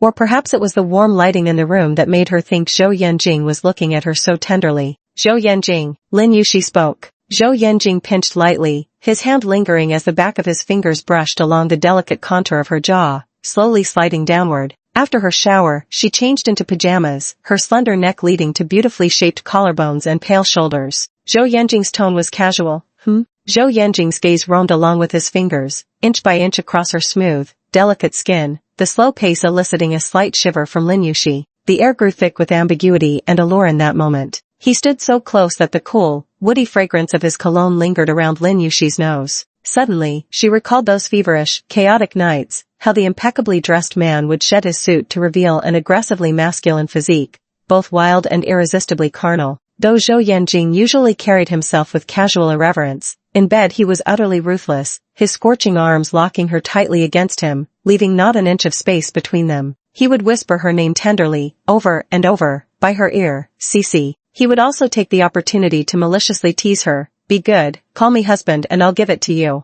Yet as Lin Yuxi gazed at the handsome and profound features of the man before her, an overwhelming sense of unfamiliarity surged in her heart. Zhou Yanjing hadn't touched her in a long time. No one knew how much Lin Yuxi missed this kind of intimacy. Zhou Yanjing moved her still slightly damp hair behind her neck with his fingers, his brown eyes half lowered as he asked, "What do you want to say?" Chapter 13, Do you know me? He was always busy, so busy he couldn't even spare half an hour for her. They had finally managed to meet face to face, presenting a chance to discuss the divorce. But Lin Yuxi was somewhat reluctant to shatter this rare moment of tenderness they had just reclaimed. Nothing. Next time. We'll talk about it next time. Zhou Yanjing chuckled softly. It's nothing. Why call me so sweetly? Lin Yuxi's ears grew slightly warm, unsure how to counter such words. She had merely called out his name, not understanding where the appeal lay. Unless he thought his own name sounded pleasant. Aren't you being a little too narcissistic? Zhou Yanjing arched his brow with apparent righteousness. Did you just now realize I'm narcissistic? As he spoke, his hand reached toward Lin Yuxi's waist, seemingly intending to pull her close. An ill-timed ringtone abruptly shattered the rare moment of harmony between them. Lin Yuxi picked up her phone. It was Xiao Chui, her colleague from the hospital. Dr. Lin, we've just admitted a car accident victim with trauma to the right eye. The case is quite complex, and Dean Qiu specifically asked for you. Please come quickly. The situation was urgent, and Lin Yuxi didn't hesitate. I'll be right there. After hanging up, she looked up at Zhou Yanjing. I need to go to the hospital.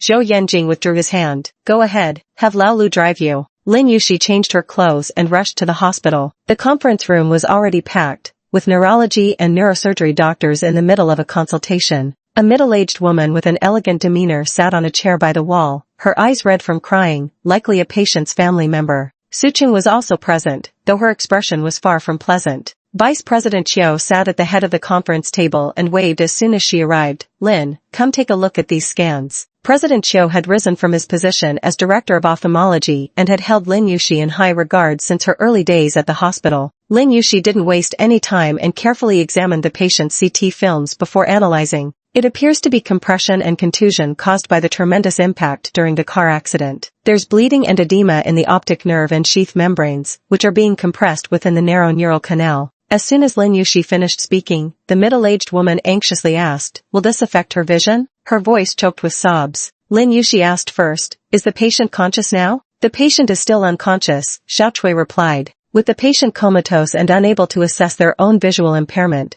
doctors must rely solely on diagnostic evaluations. The optimal treatment window for optic nerve damage is within 24 hours. Missing this critical period significantly increases the risk of permanent blindness. Lin Yuxi didn't hesitate. Given the damage to her optic nerve, I recommend immediate surgery. The patient also has an intracranial hematoma, so it would be best to perform optic nerve decompression simultaneously during the craniotomy. Dean Qiu listened attentively and nodded, his tone full of approval. Just as I analyzed it. Suqing abruptly stood up, knocking over her chair, and stormed off with a darkened expression. Lin Yuxi glanced up, and Xiao Chui leaned in to whisper. She reviewed the scans first after the patient was brought in and suggested waiting until they woke up to decide on surgery. But as soon as Director Qiu arrived, he insisted the patient needed immediate surgery. Lin Yushi shook her head and said, her judgment was wrong. It's impossible to predict when the patient will regain consciousness. If we miss the optimal treatment window, it'll be very difficult to salvage their vision. Besides, a second surgery itself would be harmful to the patient. You sounded exactly like Director Chiu just now. Xiao Chui's expression could only be described as worshipful. So the family doesn't trust her much now. And with Director Chiu personally insisting you take the lead on this surgery, she's probably seething with resentment inside. Lin Yushi couldn't care less about whether Suqing was happy or not. The unconscious patient requiring urgent treatment was the priority now. Director Chiu's personal participation in the consultation demonstrated how crucial this surgery was. Representing the ophthalmology department, Lin Yushi quickly coordinated with neurologists and neurosurgeons to finalize the treatment plan before immediately preparing for the operation. The family member followed anxiously to the operating room door, where Xiao Chui reassured them,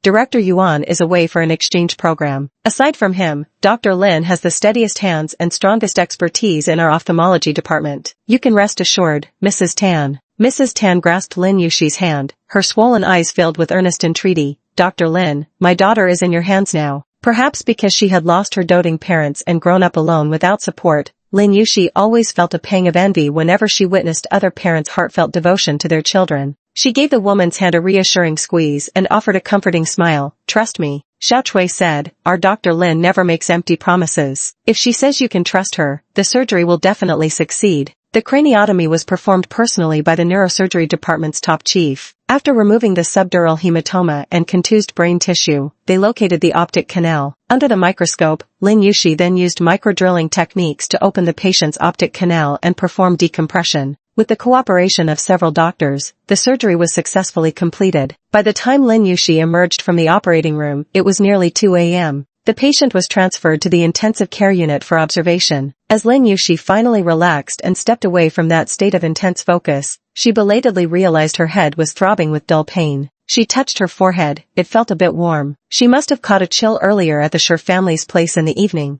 Old Lu, who had been waiting outside the hospital all this time, called, Madam, it's very late. Have you finished your work? She wasn't sure if it was the headache and exhaustion, or simply not wanting to go back and face Zhou Yanjing. Whether it was his sudden tenderness or that impending divorce sword still hanging over her head, Lin Yushi didn't know how to face any of it now. It's too late to go back now. I'll just make do in the duty room. Her voice already had a noticeable nasal tone, prompting old Lu to hurriedly ask, do you have a cold? It's okay, the hospital has medicine. After hanging up the phone and returning to the duty room, Lin Yushi swallowed 2 fever-reducing pills with water and fell straight asleep. The next morning, as soon as Lin Yushi arrived at the office, she saw a large bouquet of flowers and a high-end designer handbag placed on her desk. From Zhou Yanjing? That name immediately surfaced in her mind, only to be dismissed just as quickly. It couldn't be him. Just as I was about to ask Xiao Chui where the flowers and gifts came from, a sneering voice sounded behind me. If only I'd known, I would have volunteered for night shift yesterday no matter what. Rich folks are so generous, Hermes at the drop of a hat. So enviable. Please, Suqing rolled her eyes. With Director Chiu backing her, good opportunities would never come your way. Xiao Chui flipped an even bigger eye roll back at her. Even if good fortune came your way, you'd need the skills to handle it. Who's to blame when your own misjudgment loses the family's trust? Lin Yushi didn't engage in these verbal sparrings at all. From Mrs. Tan? Xiao Chui nodded. That patient has woken up. All indicators are normal. Leaning in conspiratorially as she spoke, Dr. Lin, do you know who she is? About to make rounds, Lin Yushi flipped through the electronic medical records on her computer, utterly uninterested. No idea. Princess of Manhwa Pharmaceuticals, Xiao Chui exclaimed excitedly. Half the equipment in our department is from Manhwa.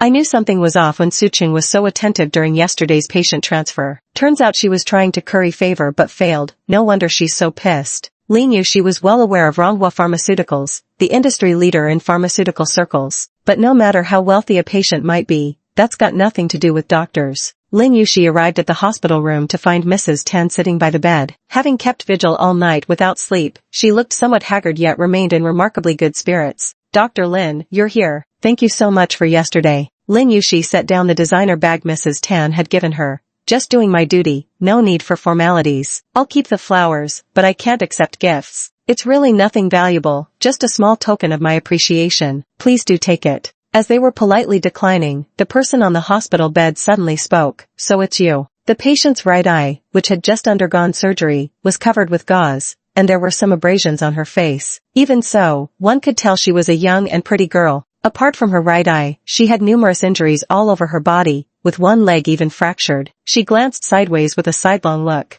I told you wouldn't dare take it, but my mom wouldn't listen. Your hospital has rules, doesn't it? If you dare to accept gifts privately, I'll report you. She's perfected the art of entrapment, sending gifts herself, then reporting it. Lin Yushi caught the sarcasm in her tone. Do you know me? The other woman's expression darkened further. You don't remember me? Chapter 14. Gossip behind one's back. Sorry, I really don't remember, Lin Yushi replied honestly. And the way you look now, even if I did know you, I wouldn't recognize you. Mrs. Tan scolded. Xingchen, this is Dr. Lin who performed your surgery. Show some respect. Tan Xingchen scoffed. Well, thanks then. Lin Yushi felt puzzled. You seem to have some issue with me. Did I offend you in the past? That's not the case, though I thought I must have left quite an impression on you. Tan Xingchen said. Do you remember 2 years ago, when you crashed Shirtang's birthday party looking for your husband? Back then, I asked your husband a question. Lin Yushi's fingers, hanging loosely by her side, curled slightly. I asked him why he suddenly married you when he was getting along so well with Sister Jiangnan.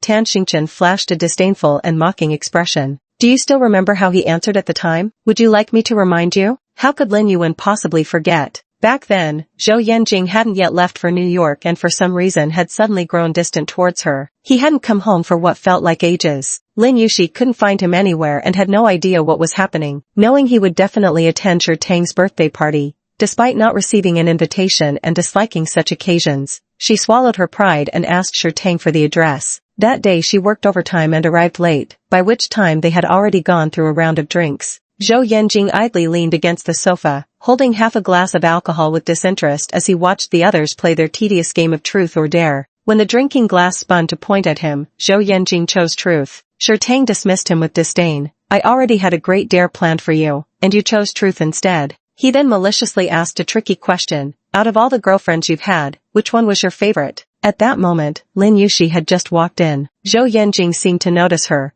or perhaps not. He lounged lazily on the leather sofa and answered with a smile, 2 simple words. The X. Lin Yushi's hurried footsteps froze mid-stride because of those 2 words. Many outsiders mistakenly believed Jiangnan was Zhou Yanjing's first love, but that wasn't actually the case. Lin Yushi had attended the same high school as Zhou Yanjing, entering 2 grades below him. She was a freshman when he was a senior. She'd personally witnessed girlfriends cycling through his life one after another, yet never saw him show particular devotion to any of them. Girls always took the initiative to approach him, but he wasn't indiscriminate. He only pursued the beautiful ones, those who were charming yet fickle. He and Jiangnan grew up together, but they only began dating in college. Before marrying Lin Yushi, Jiangnan was his last relationship. Everyone present knew Jiangnan was Zhou Yanjing's ex, so the room erupted in teasing, shouting, so you still can't forget Jiangnan after all. Lin Yushi listened to their commotion, watching as Zhou Yanjing wore a carefree smile and offered no denial. At that very moment, she was certain Zhou Yanjing had seen her. He knew she was there. Then, a girl suddenly asked him, Brother Yanjing, you and Jiangnan were doing so well. Why did you suddenly marry someone else? Lin Yushi's feet felt nailed to the ground by steel spikes. A sharp ringing filled her ears, yet Zhou Yanjing's coldly indifferent voice pierced through with crystal clarity, each word unmistakable. He said, if I can't marry the one I want, can't I just settle for someone else? It was like being on a warm, comfortable vacation in Sanya,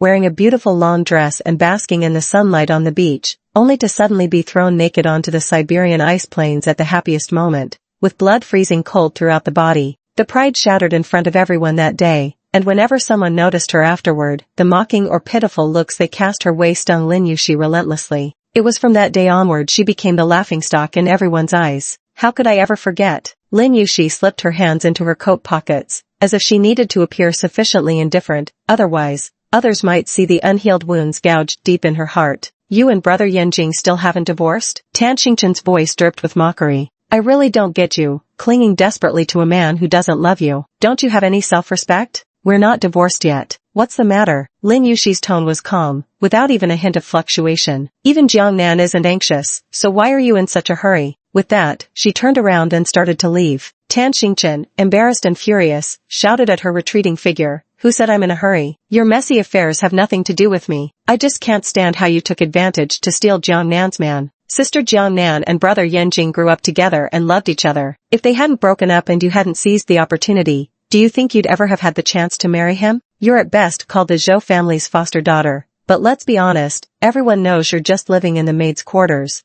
not even worthy of comparing to Jiang Nan's little finger. Lin Yushi's footsteps halted. 2 years of enduring contemptuous glances and countless sleepless, agonizing nights were all brutally exposed at this moment. Xingchen, Mrs. Tan scolded sharply, her normally gentle face darkening in reprimand. How dare you speak to Dr. Lin like that? Then he apologized again to Lin Yushi. Dr. Lin, this child has always been like this since she was little, bad temper and poor with words. Please don't take it to heart. It's all right, Lin Yushi said softly. What she said was true. She turned to look at Tan Xingchen, her hands in her pockets clenched so tightly that her slender knuckles turned pale, yet her face remained as unreadable as ever. But now that I've already snatched it, what can be done? Zhou Yanjing isn't some priceless treasure, just a heartless playboy who sows his wild oats everywhere. If Jiang Nan wants him so badly, she can just snatch him back from me again. Tan Xingchen was about to say more when her gaze landed behind her. Her expression instantly stiffened, surprised and embarrassed. Brother Yanjing? Lin Yushi's fingers trembled slightly as she turned around. Zhou Yanjing, who had appeared at some unknown moment, stood outside the door holding a paper bag. He was dressed in a dark gray suit, and perhaps the cool tones of the outfit made his face appear icy as well. His gaze toward Lin Yushi was indifferent, even with a faint curve at the corner of his lips, there wasn't a trace of warmth. Did I come at a bad time? He remarked mockingly. If you're going to talk behind someone's back,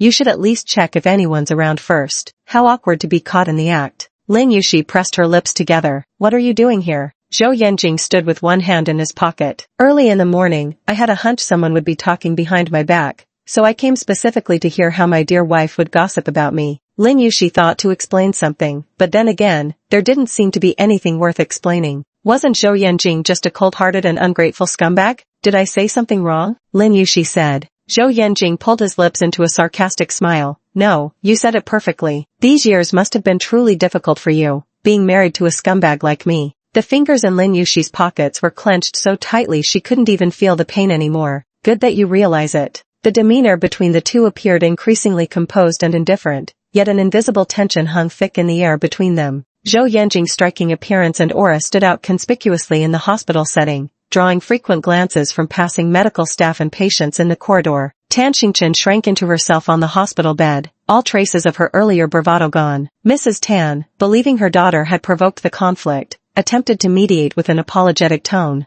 Xingchen spoke out of turn with her nonsense. Please don't. Zhou Yanjing interrupted with an indifferent expression. Indeed, she talks too much. Out of respect for you and Chairman Tan, I'll let it slide this time. But if there's a next time, I won't mind teaching her how to speak properly. Tan Xingchen felt a sudden chill at the nape of her neck and quietly pulled the blanket up to cover her mouth. After speaking, Zhou Yanjing glanced at his watch. Before leaving, his gaze swept past Lin Yushi's face like a biting frost. At the hospital entrance, old Lu saw the man stride out of the main doors with an intimidating aura and quickly stepped out of the car to open the door for him. Zhou Yanjing got into the car and casually tossed the paper bag aside. Old Lu noticed the gloomy aura around him and asked cautiously, perplexed, wasn't that coat for Mrs. Zhou? The temperatures dropped today, and the weather forecast said a Siberian cold front is coming. Zhou Yanjing crossed his legs expressionlessly, his voice colder than the frigid air sweeping in from Siberia. Let her freeze. Chapter 15, An Unhappy Life. Mrs. Tan said to Lin Yushi with an apologetic expression. Dr. Lin, I'm really sorry. It's all because of Xingchen that you've been bothered.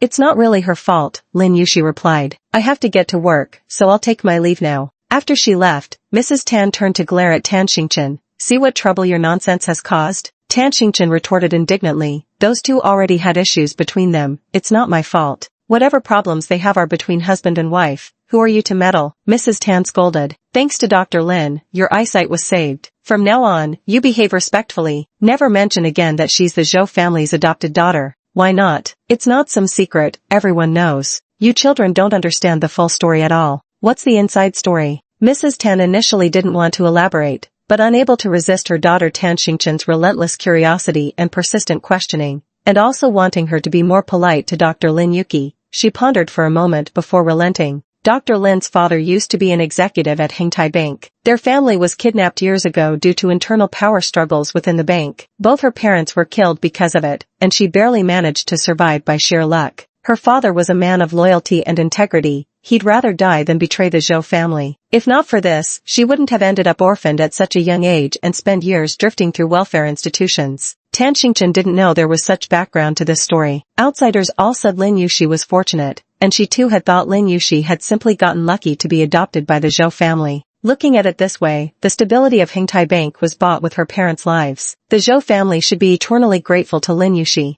Recalling her earlier words, Tan Xingchen couldn't help feeling ashamed. You should have told me sooner. You made me say such harsh things. And you're blaming me? Mrs. Tan flicked her fingers against her daughter's head. When you see Dr. Lin again, you better apologize properly. I won't apologize, it's too embarrassing. Now you feel embarrassed? Why didn't you feel embarrassed when you were talking nonsense? I can't hear anything. Tan Xingchen covered her ears and burrowed under the blanket, but accidentally pulled her wound, screaming in pain. Lin Yu had surgery in the afternoon. Just as she returned to her office, a nurse came to find her, looking exasperated. Dr. Lin, the patient in bed 23 keeps saying there's a knife in their eye and insists on seeing you. Could you take a look? Got it. Lin Yuxi briefed the junior nurse on the postoperative precautions for the patient who had just undergone surgery, then took the medication and headed to the ward. Mrs. Tan was absent, leaving Tan Xingchen lying bored on the hospital bed, one eye rolling playfully as she watched Lin Yuxi approach. Lin Yuxi's demeanor remained unchanged despite the morning's conflict, her tone as professional as ever when addressing any patient. What's wrong with your eye? It's killing me, Tan Xingchen whimpered. Did you sneakily leave a scalpel in there to get back at me? Your brain isn't spacious enough to store a scalpel yet, Lin Yuxi said. Pain is normal once the anesthesia wears off. She unwrapped the gauze from Tan Xingchen's right eye to examine it. Everything looked fine. Look up. Tan Xingchen obediently tilted her face upward. Lin Yuxi lowered her head, deftly and gently administering a drop of anesthetic into her right eye. Tan Xingchen watched her focused face up close, blinking her good eye. Dr. Lin, you're actually quite pretty, she said.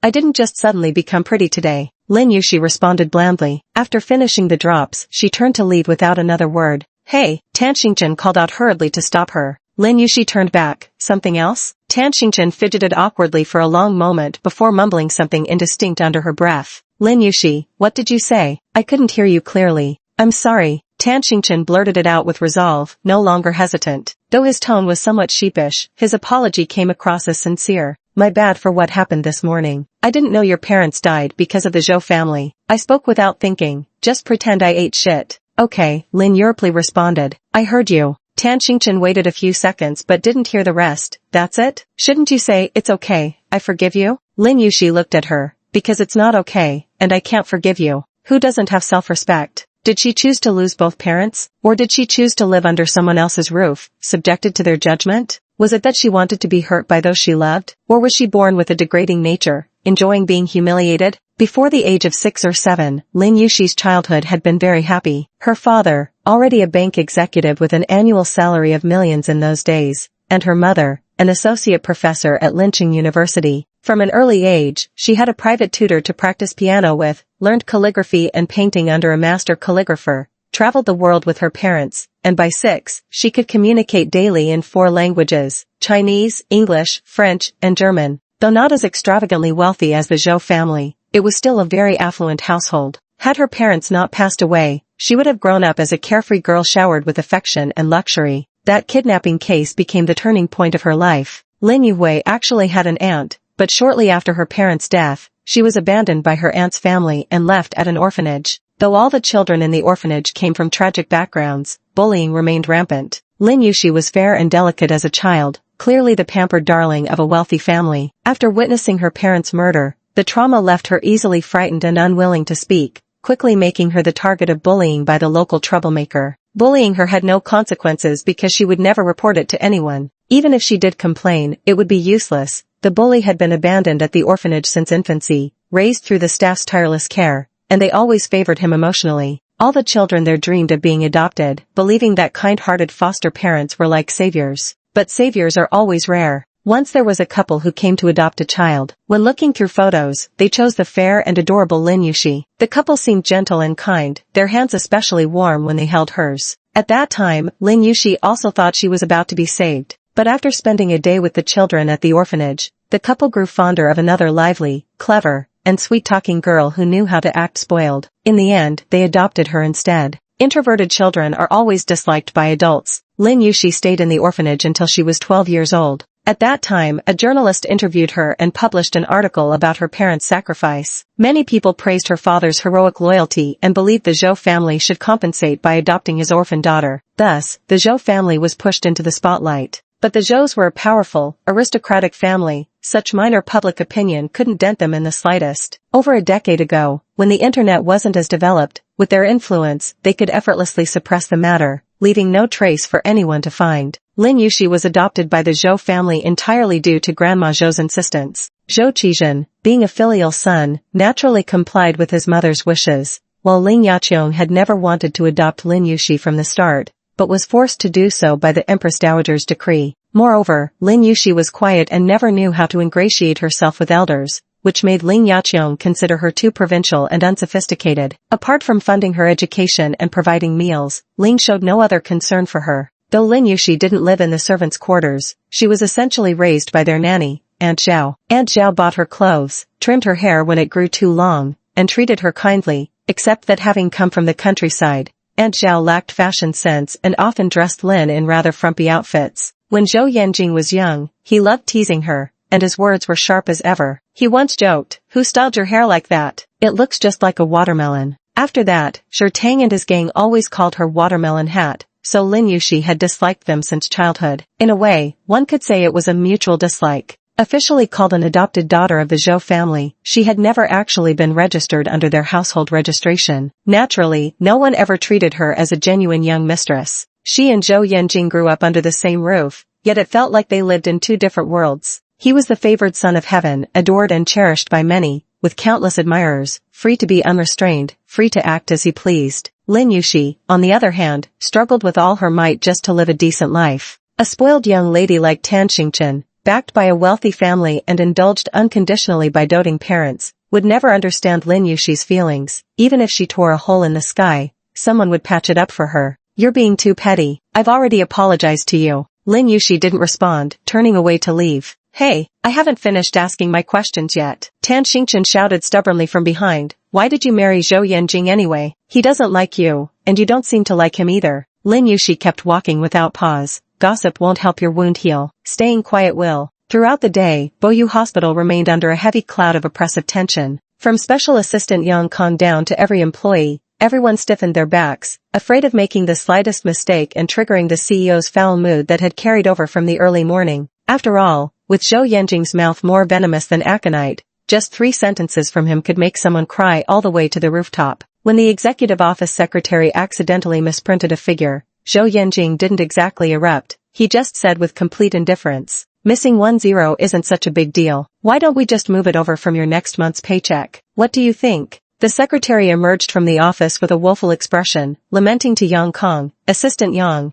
don't you think the CEO's temper has become increasingly inscrutable since he returned from abroad?" Yang Kong shot her a warning glance. "Secretary Liang." She missed the hint entirely, still attempting to speculate with her limited social savvy. "Do you think the CEO might be unhappy in his personal life?" No sooner had the words left her mouth than she felt a chilling sensation crawl up her spine. Turning around, she saw Zhou Yanjian standing right at the office doorway. His expression was as cold as 1,000-year-old ice. "Did I have a 'come talk about me behind my back' sign pasted on my back? Seems like everyone's so eager to gossip about me when I'm not around." The secretary's legs trembled. "I didn't. I wasn't." Zhou Yanjian's lips curved into a smile that held no warmth, only an icy chill. "A heartless scoundrel like me isn't some precious treasure anyway. Why don't you just fire me and find someone you're satisfied with to be the CEO? I never said you were a scoundrel." The secretary turned teary-eyed to Yang Kong with a pleading gaze. The latter clasped his hands before him, eyes downcast with an expression that clearly said, "Don't look at me, I can't save you." Her heart felt like dying embers. At that moment she wanted to skip all formalities and just head straight to the rooftop. Chapter 16, A Clean Break. On her way home from work, Lin Yuxi kept replaying Zhou Yanjing's indifferent morning gaze in her mind. She wavered about whether she should apologize. After all,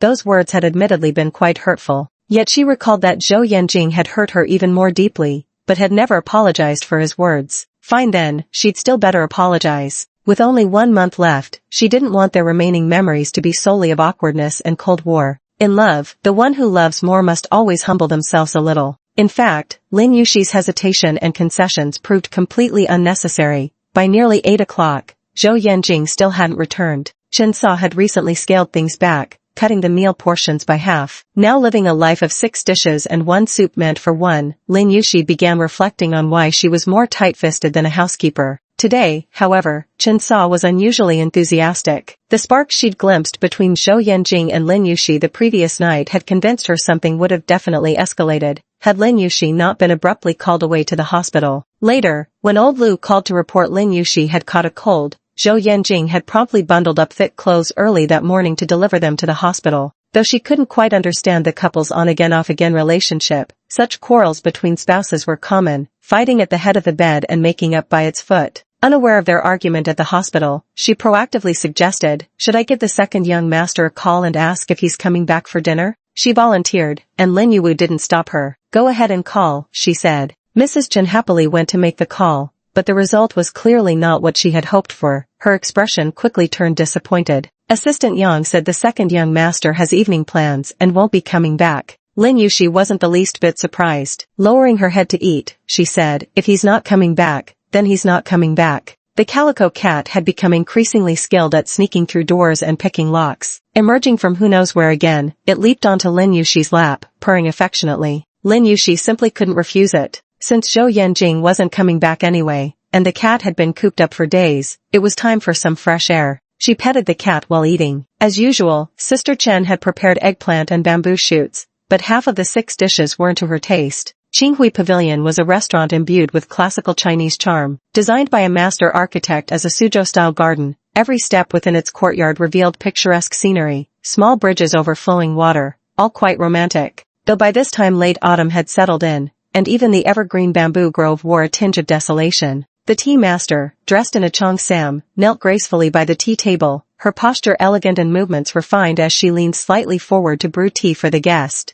Zhou Yanjing pushed the door open, letting in a gust of cold wind that made the tea master shiver slightly. Another cheongsam-clad woman standing by the door stepped forward to help Zhou Yanjing remove his coat. He casually took a seat, while the tea master, supporting her right wrist with her left hand, placed a freshly poured cup of hot tea before him. "You wanted to see me?" Zhou Yanjing asked. Zhou Qizhen leisurely sipped his tea. "Can't I just ask you out for a meal without a reason?" Zhou Yanjing had been in a sour mood all day, finding everyone irritating, and had little patience even with his father. "Just say what you want." "I'm in a bad mood." "If you're in a bad mood, adjust yourself. There are plenty of unhappy people in the world. Do they all have to revolve around you?" Zhou Yanjing clicked his tongue, spoken like my real father. Zhou Qizhen couldn't be bothered to beat around the bush and got straight to the point. "So, what have you decided about the merger between Boyu and Huazhong?" Hengtai Bank serves as the foundation of the Zhou conglomerate, boasting trillions in assets and focusing primarily on traditional banking operations such as deposits, loans, and payment settlements. Its affiliated investment bank, Huazhong Securities, not only benefits from the formidable legacy resources accumulated over the Zhou family's near century of business but also has the backing of Hengtai Bank, essentially granting it access to an inexhaustible vault. Yet despite standing in the shadow of such a giant tree, Huazhong Securities' growth pales in comparison to Boyu, which Zhou Yanjing founded independently. After Zhou Yanjing returned to China, Zhou Qizhen began considering merging Boyu with Huazhong Securities. Zhou Yanjing lazily picked up his teacup. "That worthless mess of Huazhong can't even stand upright on its own. Now you want my beautiful, accomplished daughter to marry into that? You've got quite the imagination." Comparing a corporate merger to a marriage was something Zhou Qizhen had never heard before. He was speechless. "Huazhong has Hengtai behind it. Merging with your Boyu doesn't exactly disadvantage you, does it?" Zhou Yanjing raised an eyebrow.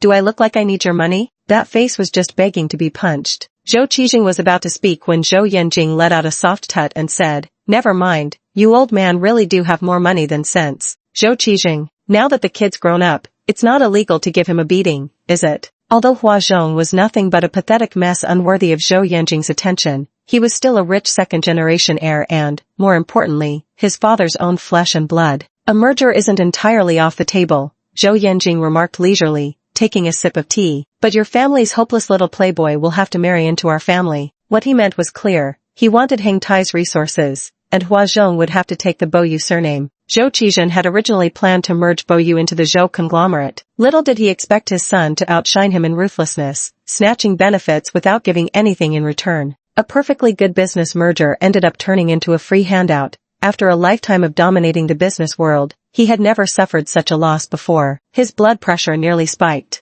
"Your calculations are truly ingenious." A slight smirk tugged at Zhou Yanjing's lips. "Isn't this the same abacus arithmetic you taught me with your own hands when I was little?" What could he do? After all, it was his own flesh and blood. Zhou Qizhen waved his hand irritably. Fine, have it your way then. People outside speculated endlessly about their family affairs, brothers embroiled in strife, overt and covert struggles, but Zhou Qizhen had long since made his arrangements. His eldest son, Zhou Xingyan, had been groomed as the successor since childhood. Once official matters were concluded, Zhou Qizhen ordered the meal served. The kitchen had long prepared the dishes, and shortly thereafter they were brought to the table one after another. Zhou Qizhen wasn't a talkative man, and Zhou Yanjing wasn't in the mood today. The father and son ate in silence for a while before Zhou Qizhen suddenly spoke. Have you and Xiaoxi settled everything regarding the divorce? Zhou Yanjing peeled off a piece of fish with his chopsticks, tasted it critically. This fish is slightly undercooked. Too fishy. Zhou Qizhen hadn't tried it yet. Hearing this, he raised his hand slightly. The attendant promptly removed the fish dish and handed Zhou Yanjing a fresh pair of chopsticks. Zhou Yanjing didn't pick up his utensils again. Loosening his tie, he lifted his teacup before finally speaking.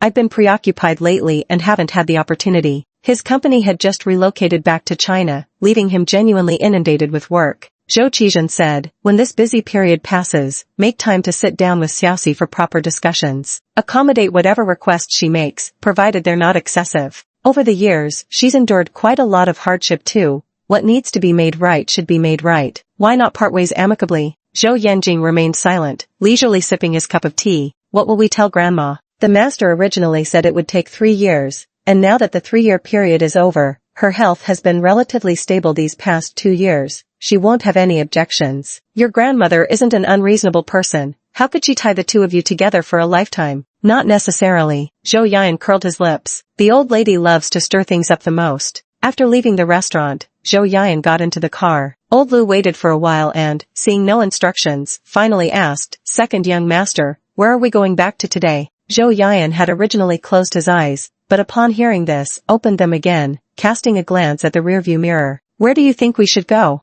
Their thoughts are each more inscrutable than the last. How could old Lu possibly guess where he wanted to go? Thinking it rare for him to show such consideration, he had gone to deliver clothes in the morning but came out seething. They must have argued again, so old Lu cautiously ventured a guess. The apartment in Huading? Zhou Yanjing, wrong guess. Old Lu, damn it, the monarch's heart is inscrutable. Zhou Yanjing closed his eyes again. Let's go home. Chapter 17, Meriticide. Lin Yuxi was halfway through her meal when Zhou Yanjing returned. With sharply defined, handsome features, Zhou Yanjing carried the rakish charm of a spoiled young master from a wealthy family, a stark contrast to his elder brother Zhou Xingyan's steady and reliable demeanor. The temperature today was lower than previous days. Over his gray suit, he wore a black overcoat whose somber tones tempered his usual casual nonchalance, lending him a more mature masculine appeal. Lin Yuxi hadn't expected his sudden return. By the time she snapped out of her daze a few seconds later, Zhou Yanjing had already entered, casually draping his overcoat over the back of a dining chair. With a glance at the dishes on the table, she curved her lips. With Aunt Chen back, the dining standard has leveled up.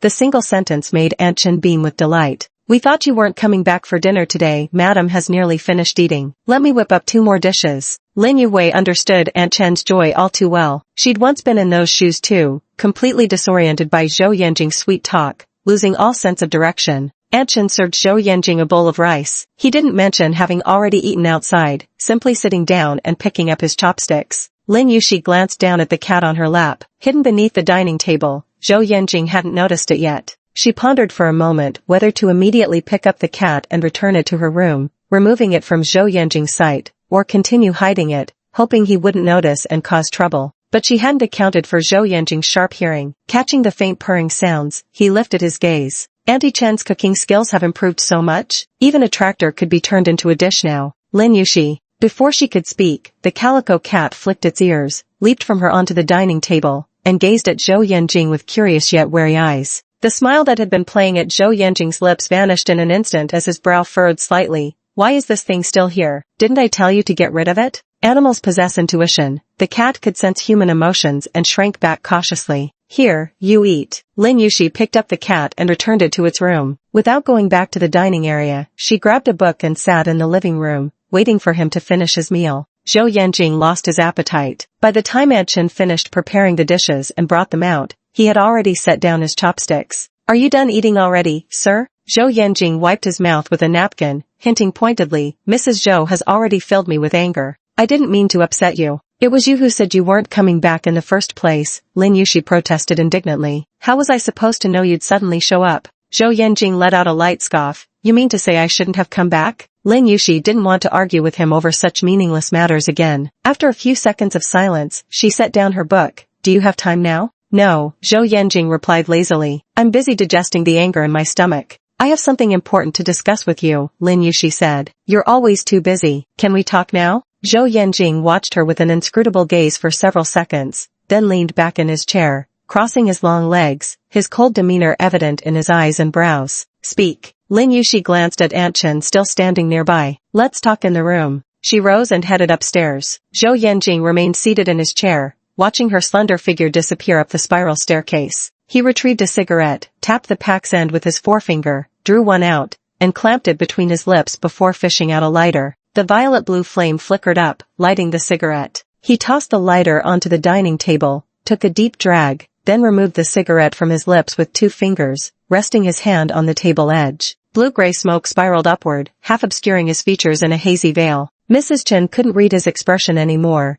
nor could she understand why the atmosphere between the two had suddenly grown tense again, to the point where they'd stopped eating. Zhou Yanjing glanced at the steaming dishes on the table. Why did you make eggplant and bamboo shoots? Aunt Chen froze, somewhat offended. Huh? But they're your favorites? I cooked all the dishes you like. Zhou Yanjing raised an eyebrow. When did I ever say I liked eggplant? Last time I made Grandma's stuffed eggplant, you praised it for being delicious. And didn't you used to love braised bamboo shoots? He had no recollection of something that happened who knows when. Do you do this often? Aunt Chen looked embarrassed. Well, no wonder she's gotten thinner year after year. Zhou Yanjing lifted the corner of his eyes. His usual smiling demeanor carried a lazy, roguish charm that easily misled people into thinking he was good-tempered and approachable. But when unsmiling, that innate, keep-your-distance aura would reveal its traces, utterly intimidating. She's picky about food, doesn't eat eggplants or bamboo shoots. You didn't know? I thought you liked it. How many meals do I come back to eat in a year? Zhou Yanjing's calm retort carried a sharp, chilling pressure that was impossible to ignore. Mrs. Chen was somewhat startled, nervously wringing her hands as her voice softened. Then, should I stop making it? Zhou Yanjing didn't answer, wanting to stub out his cigarette before remembering there were no ashtrays at home. He stabbed the half-smoked cigarette into the braised eggplant dish. Without responding, he got up and went upstairs. The master bedroom on the 2nd floor was a large suite. Upon entering, one first encountered a living area where Lin Yushi sat on a great purple velvet sofa, leaning back against the headrest with distant, vacant eyes. She sat waiting for quite some time before hearing footsteps coming up the stairs. Zhou Yanjing walked in, his gaze lowering onto her. Lin Yuki tilted her face up, a section of her neck exposed under the clear light, pale and slender like flawless white jade,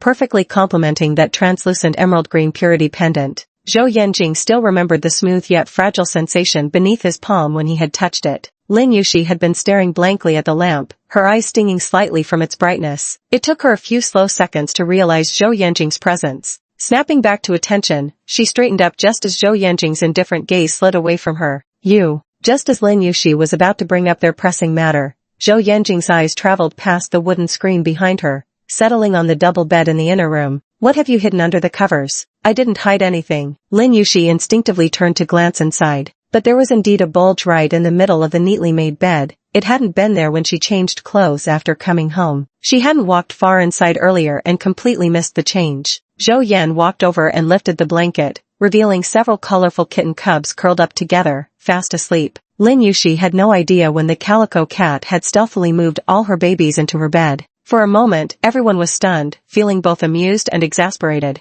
The door to the downstairs room was locked. It could only be opened from the outside with a key. How on earth did she manage to pick the lock and escape? Zhou Yanjing immediately furrowed his brows, tossing aside the blanket he was holding and taking 2 steps back, his expression one of unmistakable disgust. Lin Yushi quickly rushed over, terrified he might in a fit of rage throw the kitten out the window. Zhou Yanjing said with restrained patience, Lin Yushi, even if you can't stand the sight of me and want to kill me, at least use some more sophisticated methods. Lin Yushi was speechless. How could a barely steady on its feet kitten possibly kill him? With cuteness? If a few kittens are enough to kill you, you must be really fragile. Me, fragile? Zhou Yanjing laughed in exasperation. Just as he was about to retort, he sneezed instead. He quickly took 2 more steps back, covering his nose with his hand, but the sneezing fits continued relentlessly. Lin Yushi caught on. Are you allergic to cat hair? Zhou Yanjing let out a cold laugh. You just figured that out now? You never mentioned it. How was I supposed to know? Lin Yushi felt a tiny bit guilty. Believe it or not, I didn't hide them here. Did you hide it, or was it me? Lin Yushi had absolutely no way to explain how that mother cat had escaped, so audacious and meticulously planned,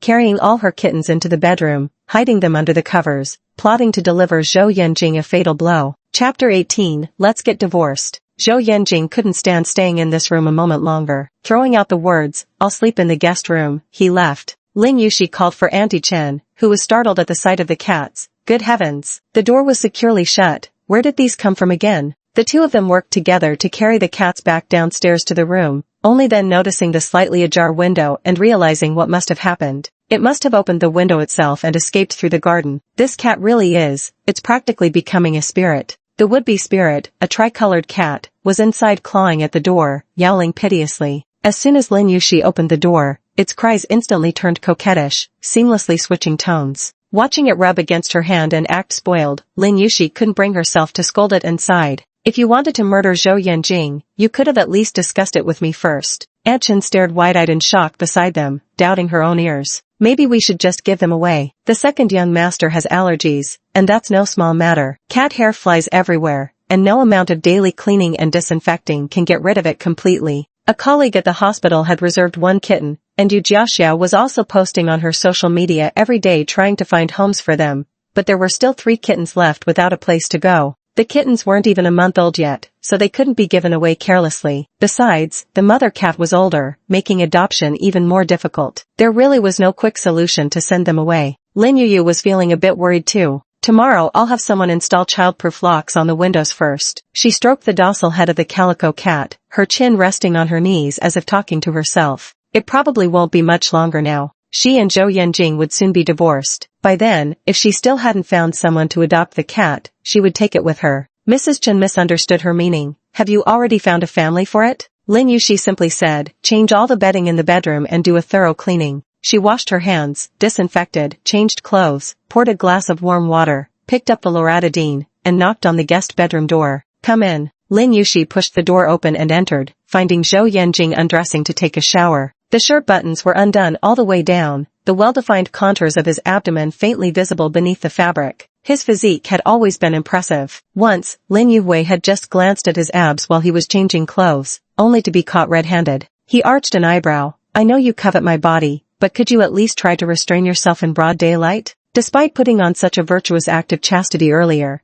at night he'd stubbornly guide her hand across every single ridge. Lin Yushi placed the tray on the entrance console table but didn't step inside. Take the medicine. The last button of the shirt was undone, slipping off his body. Zhou Yanjing's upper half was now exposed to the air, broad shoulders, a narrow waist, and firm muscles radiating a potent masculine aura. He didn't even look. I'll eat later. Lin Yushi picked up the water glass and medicine, walking over. Take it now. Her 165 centimeters stature wasn't particularly short, but standing before Zhou Yanjing, she looked petite. Zhou Yanjing glanced at her, took the white pill from her palm and placed it in his mouth. After swallowing it with a sip of water, he asked, what was that medicine? Lin Yushi replied, sodium cyanide, deadly poison. A single dose would be enough to kill him. Zhou Yanjing scoffed lightly, so eager to poison me to death? Lin Yushi took the water glass from him. I didn't truly wish for his death. It's just that there were moments when I genuinely hated him. Why treat her this way? Why did he love her before, only to suddenly stop?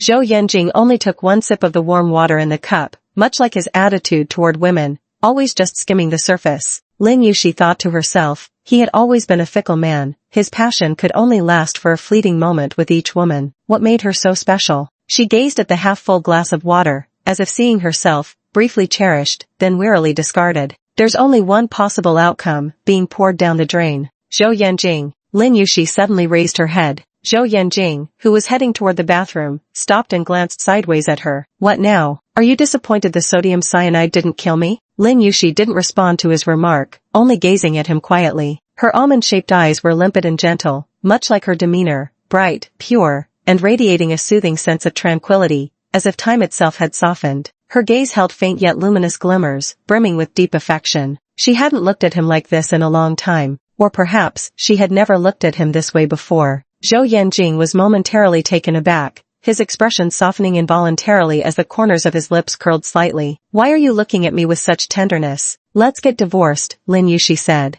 These words had been rehearsed over and over in her heart ever since Ling Yaqiong first approached her. Perhaps because she had already grown numb, uttering them now brought an unexpected sense of relief. Of course, waves of pain still surged through her chest like tides, sharp and unrelenting. Letting Zhou Yanjing go from my heart was no easy task. When she finished speaking, the smile on Zhou Yanjing's face faded bit by bit into indifference, his gaze lingering on her for a long time with an inscrutable expression. Lin Yuxi said, "There are less than 3 weeks left until the 3-year term is up." Zhou Yanjing asked, "Is this what you've been meaning to discuss with me all this time?" She gave an affirmative hum. Zhou Yanjian lifted the corner of his lips, heavy with mockery. "There's still 3 weeks left. What's your hurry? What, found your next target already?" Lin Yuwu was stabbed by the sarcasm in his words, and the last bit of reluctance in her dissolved. "Whether I've found someone or not has nothing to do with you. After the divorce, we're square. You can chase whoever you like, I'll date whoever I choose. None of each other's business." Zhou Yanjing curled his lips into a cold smile, his voice like ancient ice accumulated atop a snowy peak. "You really couldn't wait, could you?" He turned and walked into the bathroom, tossing her a cold remark. "Don't worry. It's settled. 3 years, not a single day longer." Another unhappy parting.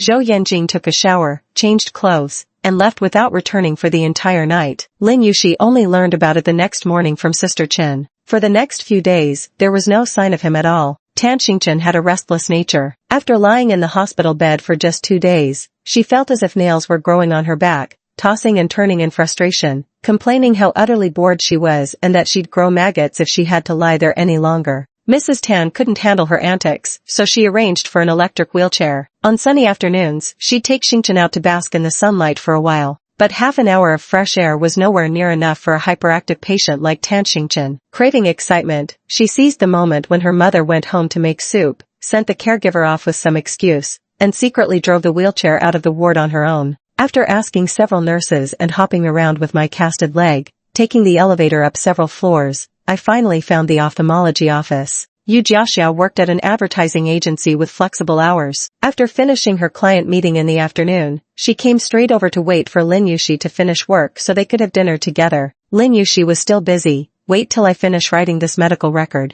Yu Jiaxiao sat idly in the corridor waiting for her when she heard someone ask, "Is Lin Yuxi here?" Yu Jiaxiao looked up at the sound and saw a patient wrapped in bandages on their head, legs, and arms, rolling over in a wheelchair by themselves, with only one eye visible. Turning her head toward the office, Yu Jiaxiao shouted, "Dr. Lin, there's a mummy looking for you." Tan Xingchen. It wasn't until Yu Jiaxiao burst into laughter herself that Tan Xingchen snapped out of it. If not for her broken leg, she might have jumped right out of the wheelchair. "You're the mummy. Your whole family's mummies." Lin Yuxi glanced back and, seeing it was Tan Xingchen, turned away again. Tan Xingchen was thick-skinned indeed, acting as if their previous unpleasantness had never happened, shamelessly hovering around Lin Yuxi every day. She wheeled herself into the office in her chair, looking left and right beside Lin Yuxi. "Dr. Lin, my eyes hurt again. Bear with it." Lin Yuxi didn't even look up. "Xiao Chui, take her back to the ward." Xiao Chui had just started to rise when Tan Xingchen immediately glared in warning. "Don't move me. If you dare come over, I'll jump off this wheelchair and fake an injury against you." Xiao Chui immediately raised his hands in a surrendering gesture and sat back down. Okay,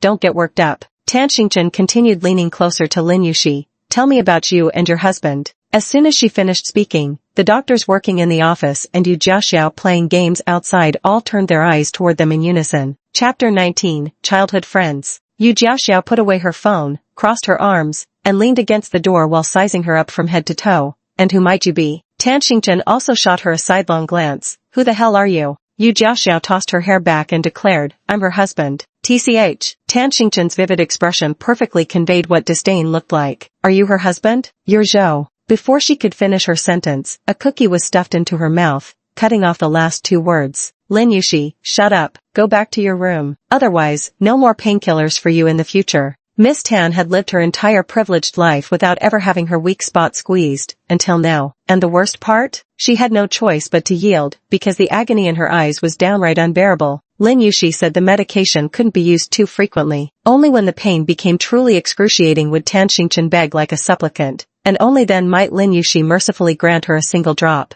Tan Xingchen clamped her mouth shut resentfully. "Fine, no questions then. And you dare call this professional? Pure retaliation." Yu Jiaxiao had nothing better to do. Seeing that Xiao Chui didn't dare to confront her, she walked straight to Tan Xingchen's back and spun her wheelchair 180 degrees. "Which ward is she in? I'll help you take her back." Xiao Chui was overflowing with gratitude. Bed 23. "Let go of me right now." you hear me? Tan Xingchen was being forcibly wheeled out of the office as she angrily shouted, keep this up and I swear I'll slap you silly. Come on, let's see who can slap harder. The two of them returned to the ward shouting and bickering all the way. Yu Jiaxiao tried to get Tan Xingchen onto the hospital bed, but Tan Xingchen refused to budge, gripping the wheelchair tightly. Yu Jiaxiao simply overpowered her, hauling the partially incapacitated Tan Xingchen up with a grunt. Tan Xingchen was furious. I just asked her why she married Zhou Yanjing. What's wrong with that? Can't I be curious? She's gorgeous and talented. Why settle for a jerk like Zhou Yanjing who doesn't deserve her at all? Yu Jiaxiao's rough movements abruptly stopped as she pointed at her twice with an upright index finger, her face bearing the glowing praise. Not bad, good taste. Then she yanked over a nearby chair and plopped down. Come on, let's talk in detail. Why has she been clinging to you so much these days? As soon as Tan Xingchen left, Xiao Cui asked curiously. Lin Yuxi said, she's still childlike at heart and full of curiosity. Actually, we're all curious about you and your husband, another colleague chimed in. Why keep it so secret? Whether it was because Zhou Yanjing's name kept coming up or not, Lin Yuxi felt a wave of irritation and couldn't focus on the medical records in front of her. Because it's shameful. The other person choked back. What's there to hide? Is he that ugly? Yep, Lin Yuxi said without looking up. 1.5 meters tall, bald with a beer belly. The colleague.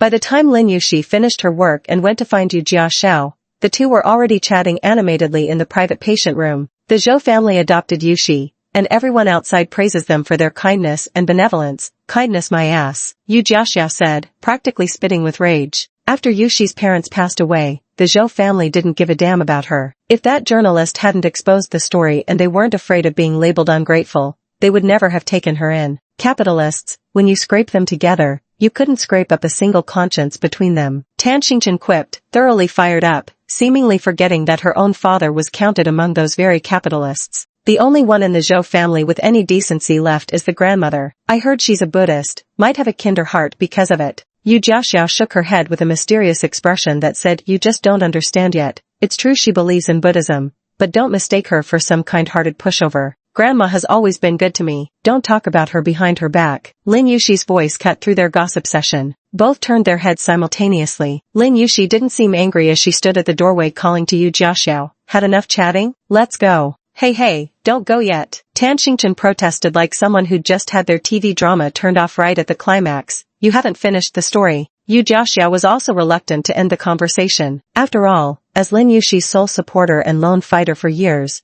she had finally met a kindred spirit and couldn't wait to drag Tan Xingchen into the fray. Hee, I still want to chat a bit more. Lin Yuxi asked, weren't you going to eat? Not hungry anymore? For once, Yu Jiaxiao wasn't in a hurry to eat. No big deal, missing one meal won't kill me. Where are you going to eat? Take me with you, Tan Xingchen exclaimed, already trying to drag her broken leg off the hospital bed. I absolutely need to hear the important stuff today. What exactly do you want to know? Lin Yuxi asked. Did Jiang Nan send you to dig for information? I swear by my left eye, this has nothing to do with Sister Jiang Nan. We haven't been in contact for ages. Tan Xingchen raised 3 fingers solemnly. I just want to know, why did you and Zhou Yanjing get married back then? Wasn't he in love with Sister Jiang Nan? You're practically an adopted daughter of the Zhou family, who marries their adoptive daughter to their biological son. Lin Yuxi stood at the doorway, her coat draped over her left arm, looking cool and detached. Will you stop bothering me if I satisfy your curiosity? Tan Xingchen nodded like pounding rice. Yes. Fine. Lin Yuxi closed the ward door, walked in, and sat down. Ask whatever you want. Go ahead. Tan Xingchen blinked her eyes innocently, like a well-behaved elementary student. I want to know why you married Zhou Yanjing. Lots of rumors say you took advantage of his breakup with Sister Jiang Nan, got him drunk, climbed into his bed, then took intimate photos to blackmail him and seized the opportunity to rise. Is it true? Yu Jiaxiao rolled her eyes dramatically. How could that be? You give her way too much credit. She's not that cunning. Lin Yuxi. Thanks, I feel personally attacked. Then why? Tan Xingchen asked. For love? Of course not. Back then, the marriage between Lin Yuxi and Zhou Yanjing was practically a soap opera. Lin Yuxi knew Lin Yaqiong disliked her. After starting college she avoided going home whenever possible to stay out of her sight. But before she even finished grad school, the Zhou family faced another PR crisis. Zhou Qizhen had a highly trusted subordinate who was bribed by competitors to leak Hangtai Bank's secrets. On the eve of being sent to prison by the Zhou family, the man committed suicide out of guilt. His wife came protesting with banners, even threatening to jump from the rooftop of Hangtai Bank's headquarters. The incident caused quite a stir. By then, the internet was already highly developed, and online public opinion was being manipulated by certain parties, criticizing Zhou Qizhen for driving his subordinate to death. Some even dug up the past regarding the death of Lin Yushi's father, spreading rumors that he had been killed by the Zhou family. In any case, it was very unfavorable for the Zhou family. Though the Zhou family's influence could suppress the situation, when it came to public opinion, blocking wasn't as effective as guiding. The PR team came up with a brilliant idea: have Lin Yushi marry into the Zhou family. First, the rumor about the Zhou family killing Lin Yushi's father would be debunked. Second, it would showcase the Zhou family's generosity and benevolence, treating the orphan daughter of a deceased subordinate with kindness, perfect material for positive publicity. Ling Yaqiong disapproved. However, it happened that Grandma Zhou was critically ill at the time, and the hospital had issued several critical condition notices. She sought out a renowned master to perform a divination. The master walked through the Zhou family's old residence and declared that her fate was not yet exhausted, but the Zhou family's wealth and prosperity were tainted with bloodshed, and now the karmic retribution had fallen upon her. The solution was to marry someone whose fate contrasted with the Zhou family's, to break this karma.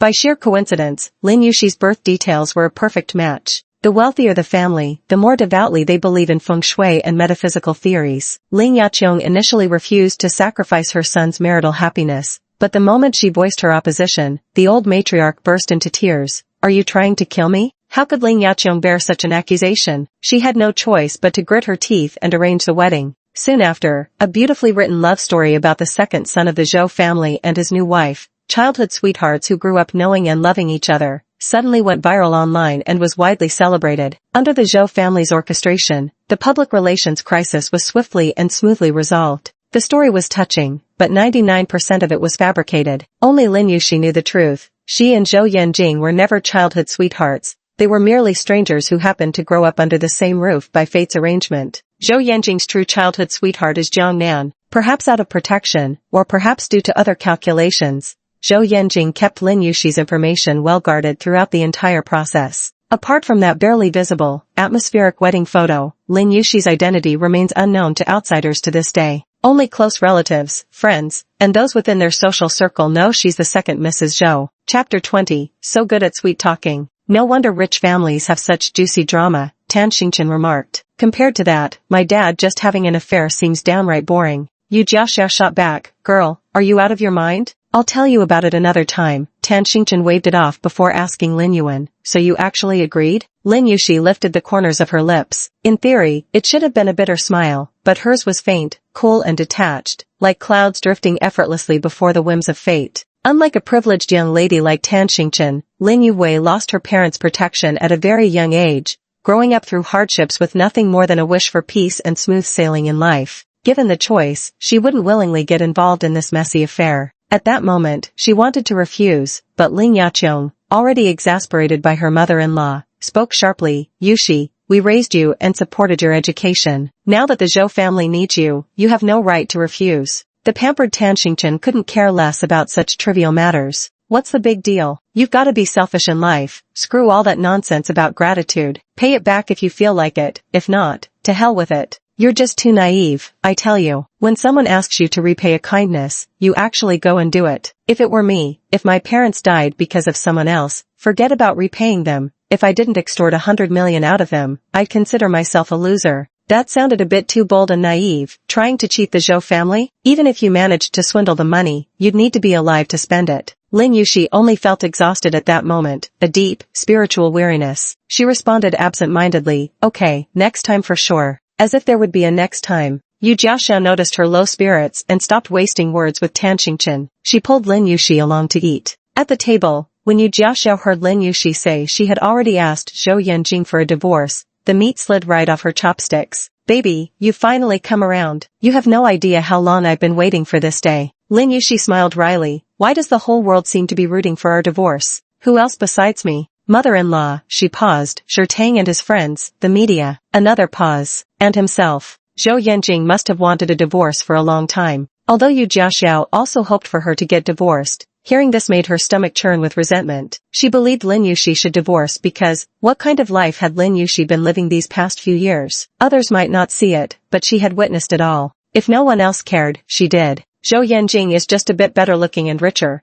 What else does he have going for him? Yu Jiaxiao waved her hand dismissively. "Divorcing is for the best. Sister will take you to meet handsome young college boys." Do you know what's harder than diamond in this world? Lin Yushi was somewhat distracted, so she failed to anticipate her friend's speed in dropping such a bomb. Before she could stop her, Yu Jiaxiao's booming voice overpowered the restaurant's elegant violin music, resonating with piercing clarity. It's an 18-year-old high school boy's dick. The violin's final note turned discordant. A waiter carrying a tray stood gaping. The girl in the white dress at the neighboring table, who had maintained an image of pure gentleness all evening, sprayed water across her blind date's face. Lin Yushi was bathed in gazes from all directions, truly too preoccupied to wallow in melancholy. She propped her forehead with a hand, shielding herself from those stares, and said helplessly, "Thanks for the comfort, I'm not sad at all now." Because public humiliation felt more urgent. Yu Jiaxiao couldn't care less about those looks, glaring back at each one while boasting triumphantly, "See, told you it'd work." It was already late after dinner. Lin Yushi and Yu Jiaxiao weren't heading in the same direction, so they parted ways at the restaurant entrance. She flagged down a taxi back to the villa at Songyun Bay. The night deepened as the car weaved through the dazzling river of neon lights. After a while, the city's nocturnal scenery outside the window gradually gave way to tranquil landscapes. Lin Yushi glanced out the window. Only a scattering of stars dotted the night sky, while in the distance, the faint silhouette of the northern suburb mountains loomed indistinctly. Lin Yushi's gaze lingered there for a long time. She never expected to fall in love with Zhou Yanjing in the beginning.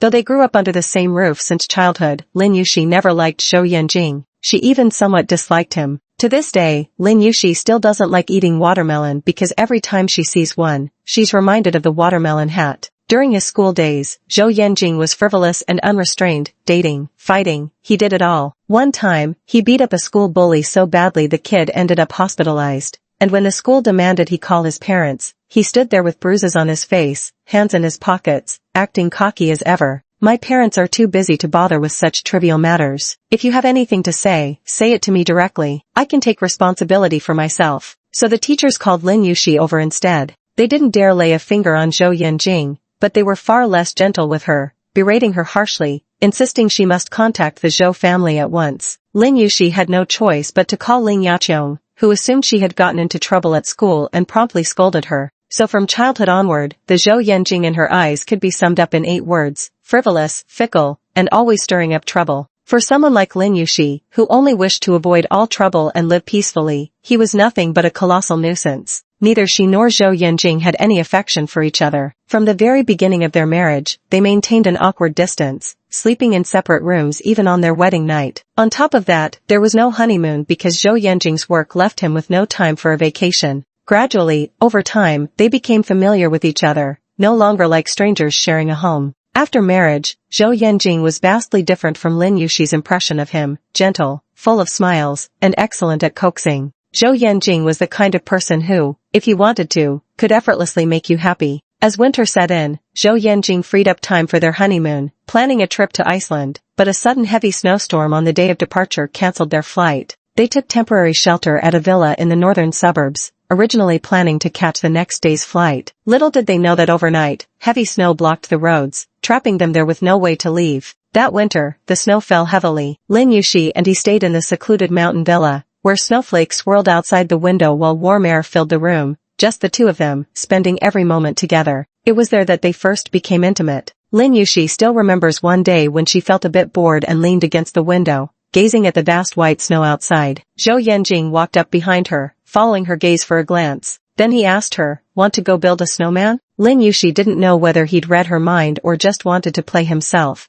but either way, their thoughts aligned perfectly. It had been many, many years since her parents passed away. No one had built a snowman with her since then. That afternoon, she had a wonderful time. Zhou Yanjing built another snowman next to hers, deliberately making it taller than hers. Lin Yushi's OCD made the unequal heights uncomfortable, but Zhou Yanjing teased, "If I'm not a little taller, how can I be your husband?" She just froze for a moment. Zhou Yanjing then placed 2 black grapes as eyes on her snowman's head, while his own snowman got 2 raisins instead. "I'm tall, and you have big eyes. Deal?" Lin Yushi replied, "My eyes aren't that big actually." Zhou Yanjing laughed softly, "Not that much? You've nearly bewitched me to death." Lin Yushi turned her head to look at him. Snowflakes settled on Zhou Yanjing's raven-black eyelashes as his warm brown eyes crinkled with tenderness. With unhurried amusement dancing in his voice, he said, "Lin Yushi, don't look anymore. If you keep staring, I might blush." Chapter 21, Scorching, Intense Love. The road remained blocked by snow, forcing them to stay in the northern suburbs for a full month.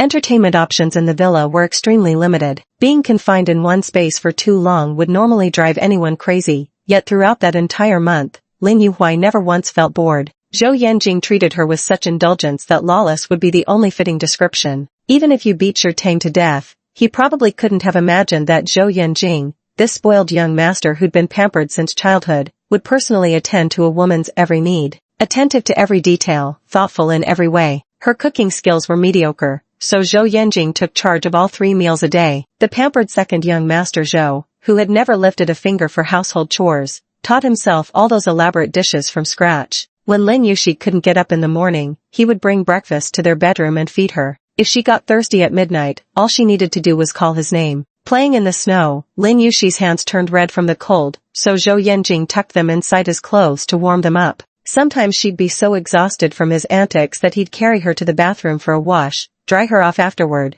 and bring her back to bed. During that period, Lin Yushi was so pampered by him that she practically turned into a helpless invalid. Don't let Zhou Yanjing's dignified appearance fool you. Deep down, he's just a complete pervert. Sometimes when Lin Yushi was still half asleep and zoning out, he would pull her over and kiss her. Flirting with me in broad daylight? Cuddled up watching movies in the home theater. They never managed to finish a single film, no matter the genre. His attention would always drift back to Lin Yushi midway through. Shortly after returning from the villa in the northern suburbs, it was already Chinese New Year's Eve. Lin Yushi, then doing her hospital internship, happened to be scheduled for a shift that night and couldn't go home. Lin Yushi was born precisely on Lunar New Year's Day. As a child, her parents would always celebrate her birthday at the stroke of midnight on New Year's Eve every year. They say it's the most joyous and lively time of the year, gathering the most sincere wishes and blessings from around the world, so they hoped her entire life would be full of prosperity and brilliance, with fortune shining upon her. But ever since they left, Lin Yushi no longer had a home.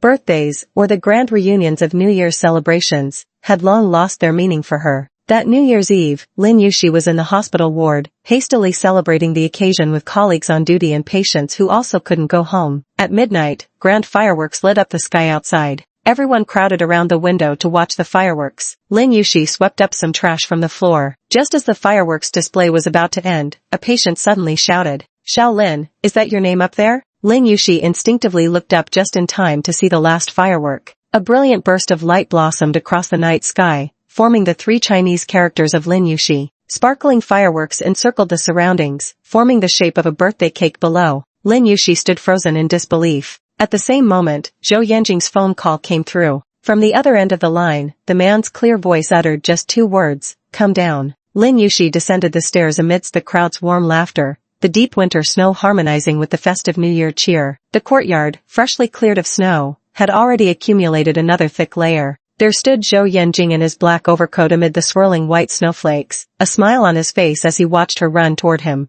The moment Lin Yushi reached him, he opened his arms and swept her into an embrace. Zhou Yanjing took out a jade safety lock from his pocket, fastened it around her neck, and said, "Happy birthday." Lin Yushi was quite surprised at the time. She had worn a piece-knot pendant since birth, one her mother had prayed for at a Guanyin temple while pregnant with her. The pendant had been blessed by monks, and her mother said it would protect her with lifelong safety. But that lucky charm was snatched and shattered by the bully at the orphanage. Back then, Lin Yushi, who barely spoke a word and was like a little mute gourd, suddenly burst into uncontrollable sobs without warning, crying so hard she could barely catch her breath. Yet in the end, the headmaster merely scolded the little tyrant with a few words, letting him off lightly. Lin Yushi had always believed that the reason her guardian talisman had shattered was because her parents were gone. There was no one left to protect her anymore. Once when she visited a friend's home with Zhou Yanjing, she noticed an identical protective pendant on the friend's child and couldn't help but glance at it several times. Noticing her gaze, Zhou Yanjing shamelessly asked, "You like it? Want me to snatch it for you?" The child heard him, panicked, immediately covered the pendant, and ran crying to find their father. Lin Yushi was so mortified she wished she could vanish into thin air. In a fit of anger, she gave him a kick. Zhou Yanjing didn't dodge, letting her vent her frustration. With a chuckle, he pinched her earlobe and teased, "Such thin skin, how unbecoming of someone meant for me." At the time, Lin Yushi simply thought this person was shameless. Later, when she went home, she mentioned the story of the pendant to him, never expecting he would remember it so vividly all this time. The piece lock Zhou Yanjing gave her was no ordinary trinket from the market. Round, delicate, and exquisitely crafted, it was utterly charming. The translucent green jade still carried the warmth from his pocket, soothingly nestling against her skin. At that moment, Lin Yuxi inexplicably shed tears, scalding droplets rolling down incessantly. Zhou Yanjing chuckled, "Why cry?" He wiped away her tears with the pads of his fingers. But Lin Yuxi kept crying, tears flowing endlessly, wetting Zhou Yanjing's palm. Finally, he cupped her face and kissed her without another word.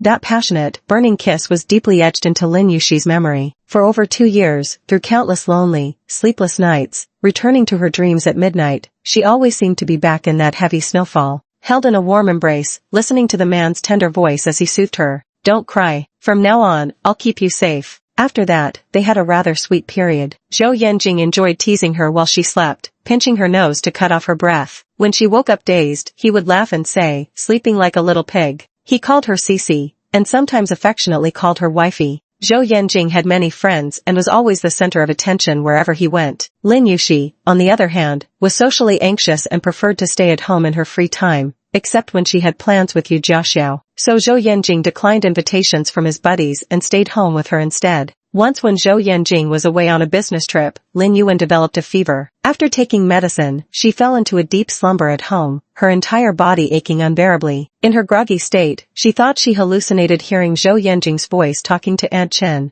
until she felt herself being lifted into someone's embrace. The familiar warmth and scent made her discomfort seem to genuinely ease a little. She later learned he had called her several times without getting through, so he abandoned his work midway and rushed back. During that period, Lin Yuan felt like she was floating on clouds, cherished and adored, gradually shedding her self-protective shell to extend tender vulnerability. Occasionally annoyed, she'd throw little tantrums, waiting for Zhou Yanjing to coax her. When teased by him, she'd even dare to punch or kick him. Yet each time, Zhou Yanjing never got angry at being hit. "Is that all you've got? I might suspect you're flirting with me." Lin Yuxi was the type who warmed up slowly to people, but Zhou Yanjing's love burned too fiercely and intensely. She couldn't help but fall irresistibly into it. When spring arrived and the weather grew warmer, Zhou Yanjing suddenly had a whim one day. He wanted to make up their honeymoon to her. At first, Lin Yuxi thought he was joking, but later realized he was serious, working overtime every day to speed through company matters, trying to carve out some vacation time.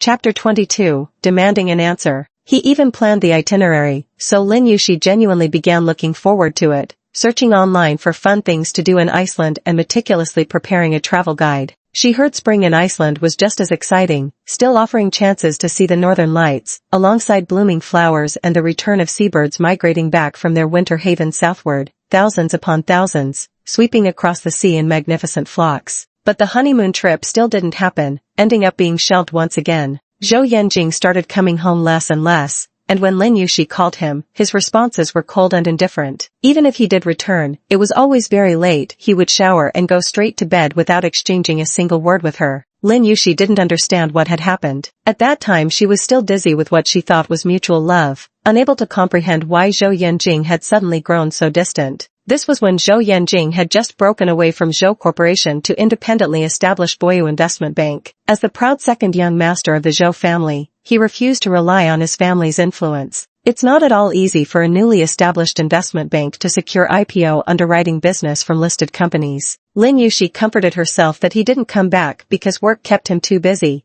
and he didn't communicate with her because he was exhausted. That was when she loved Zhou Yanjing the most, so with reckless courage, she went uninvited to Tang's birthday party, just hoping to see him. And there she heard those words, the ones that would jolt her awake at midnight in a cold sweat, haunting her dreams time and again, until someone in the room noticed her, and gazes began to fall upon her, none of them escaping either scorn or pity. Only then did Lin Yuxi belatedly realize, oh, so it wasn't that he was busy with work, it was that she wasn't worth it. He loved Jiang Nan after all, she had merely been a compromise he'd been forced to marry. On a whim, I'd indulge in some amusement until boredom struck, then cast it aside without a second thought. Lin Yuxi set down the gift she'd brought for Tang and walked out the door with her back ramrod straight. No one could tell just how utterly humiliated she felt. Her shattered dignity lay in pieces around her, shattered by Zhou Yanjing's own hands. He personally lifted her to the clouds, only to let her plummet heavily. After that, the relationship between Lin Yuxi and Zhou Yanjing grew completely cold. Not long after, Zhou Yanjing left for New York. Whispers spread far and wide, claiming he still couldn't forget Jiang Nan and was dissatisfied with being forced by his family to marry a woman he didn't love. Fleeing across the ocean to reunite with Jiang Nan, Lin Yuxi withdrew back into her protective shell. For a long time, she spoke to no one except Yu Jiaxiao.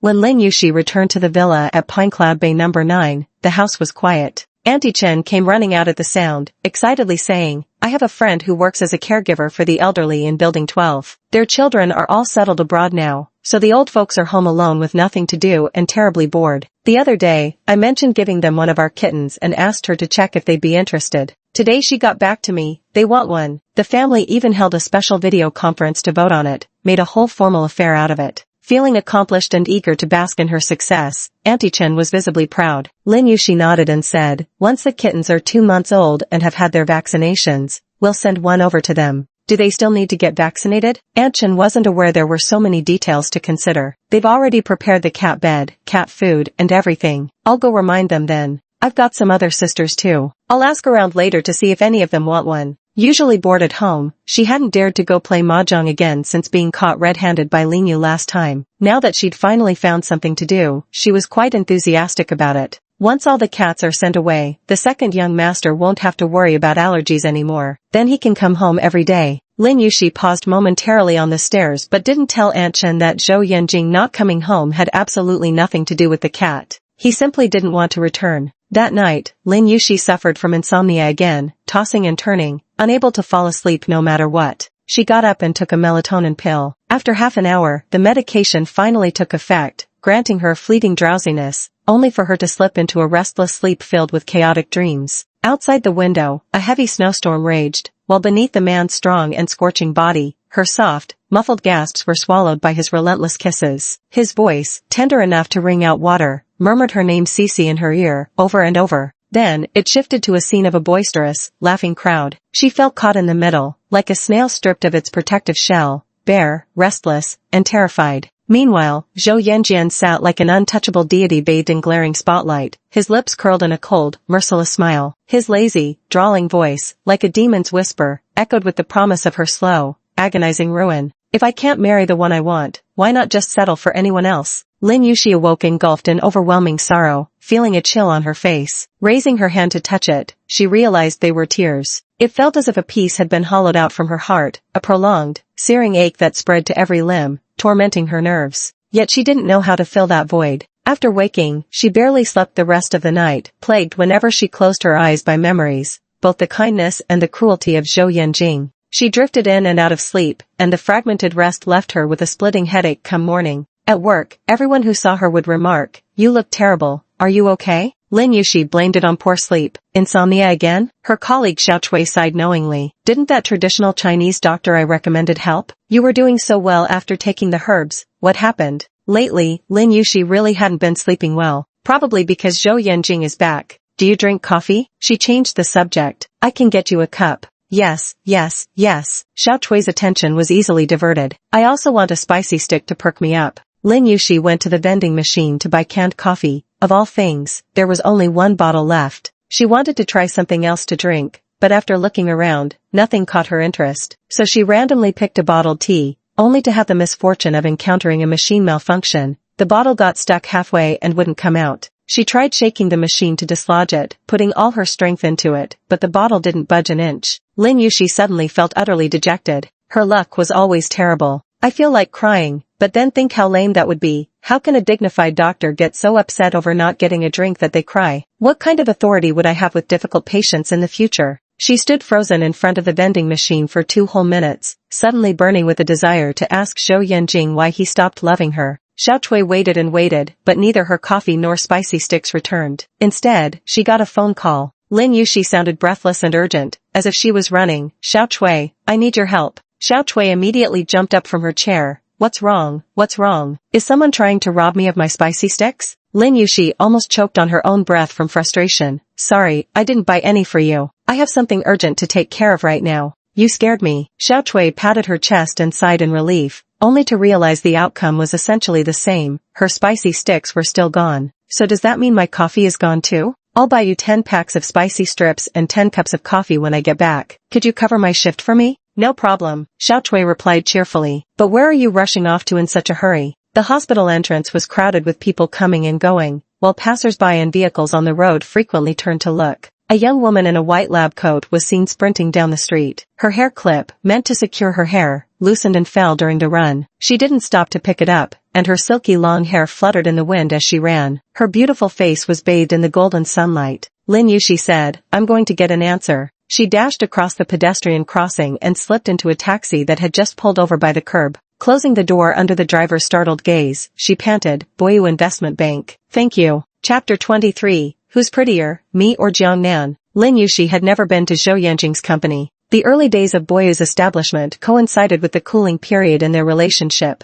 Later, Boyu emerged prominently on Wall Street, growing and expanding at an unparalleled pace, quickly securing its place among the world's top investment banks. During those 2+ years Zhou Yanjing spent in New York, Lin Yushi never once set foot on American soil. She had no idea where Zhou Yanjing lived there, nor had she ever been welcomed. She wasn't shameless enough to go looking for trouble. Just like when Zhou Yanjing decided to go to New York, his recent decision to return home and develop his career was also made without consulting Lin Yushi. His affairs, whether business or personal, were never shared with her. The towering office building soared into the clouds as Lin Yushi got out of the car, removing her white lab coat. She had rushed out in such a hurry that she'd forgotten to change her outerwear, but walking into an office building in a lab coat to find someone would have been downright bizarre. It would have looked like psychiatric hospital staff coming to retrieve an escaped patient. Entering the building, Lin Yushi was stopped by the reception desk. I'm here to see Zhou Yanjing. The receptionist, hearing her directly address Zhou Yanjing by name, gave her a few extra glances. After confirming she didn't recognize her, the receptionist asked matter-of-factly, do you have an appointment? Lin Yushi had impulsively decided to come on a whim. When would she have had time to make an appointment?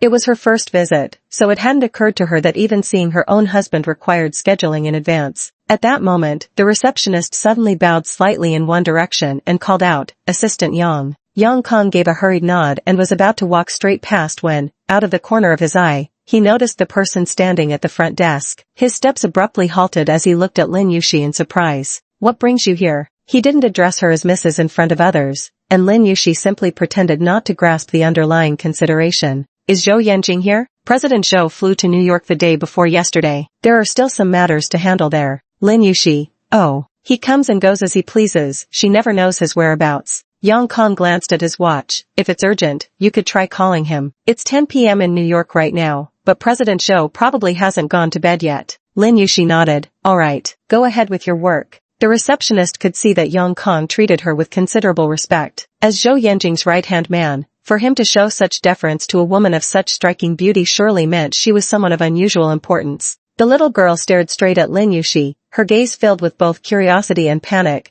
afraid she might have inadvertently offended someone influential and would inevitably face retaliation in the future. Lin Yushi was about to leave when she noticed the girl's distressed, near-tearful expression and comforted her gently. Don't be afraid. You're biting your lips so hard they might split. Her expression and tone remained perfectly gentle. The young girl froze for a moment, but by then, Lin Yushi had already turned to leave. As she stepped out of the office building, the icy wind cut straight through her sweater, the cold seeping into her skin. Lin Yushi took out her phone and dialed a call to Zhou Yanjing. The metallic silver-gray buildings in the central business district exude a modern ambience, while the natural stone brick pavement radiates a chilly hue, appearing rather impersonal. Lin Yushi's hands quickly grew cold from the frost. Zhou Yanjing used to warm her hands for her. Sometimes impatient with the slow progress, he'd unbutton his coat and tuck both her hands inside against his skin. His body was always warm, the tight and scorching heat of his waist muscles penetrating through a layer of fabric, enveloping Lin Yushi's icy hands in a cozy warmth. This was the posture she was always held in by him. The cold winter was approaching once again. The dial tone on the phone rang for quite a while before being answered. Lin Yushi opened her mouth, only to find the courage that had carried her all this way inexplicably vanish without a trace. She was utterly exasperated with herself. What a useless coward, just like Zhang Shigui's horse that falters in battle. She remained silent, and so did the person on the other end. Lin Yushi wasn't even sure if the call was still connected, so she called out, Zhou Yanjing. The sound of a lighter flicking open came through the phone. Perhaps having drunk, Zhou Yanjing's voice carried a lazy indifference. What's up? His patience gave Lin Yushi a slight sense of reassurance, the courage she'd lost returning in waves. I wanted to ask you. She had only spoken halfway when a woman's voice interrupted over the line, asking, Yanjing, would you like some pineapple? Lin Yushi's words cut off abruptly. Zhou Yanjing moved the phone away from his mouth and replied, no need. The woman behind him seemed to say something else, but Lin Yushi couldn't make it out clearly. Her mind was buzzing. Only when Zhou Yanjing's voice came through clearly on the phone again did she hear, what did you want to ask me? A few seconds of silence. Nothing, Lin Yushi said. We'll talk when you get back. Before Zhou Yanjing could say another word, she hung up the phone. In the depths of late autumn, a single sweater offered no protection against the cold. The frigid wind pierced through Lin Yushi's entire body, the chill seeping deep into her bones. Her frozen fingertips had nearly lost all sensation, making her clumsy as she tapped the screen to call a ride. Perhaps because of the cold, her hands trembled slightly. A black sedan pulled up in front of her, and Yang Kang's face appeared through the lowered window. "Madam, let me take you back to the hospital." Lin Yushi didn't refuse. Why make things harder for herself? The car's heater was blazing, quickly warming her cheeks until they felt flushed, yet she still sensed a chill deep in her bones. The half-hour ride from Boyu Tower to the hospital passed in complete silence from Lin Yushi. Yang Kang glanced at her from the rearview mirror from time to time. She leaned against the seat back, her face turned toward the window, lost in thought. He drove the car into the underground parking lot of the hospital. After turning off the engine, he reminded her, "Madam, we're here." Lin Yushi unbuckled her seatbelt and put her white coat back on. As she fastened the buttons, she suddenly spoke. "Assistant Yang, have you met Jiang Nan?" Yang Kang paused, unable to answer the question. "Seems you've met before." Lin Yushi finished buttoning her blouse and looked up, her face wearing an inscrutable smile as she asked him, "Am I prettier or is Jiang Nan prettier?"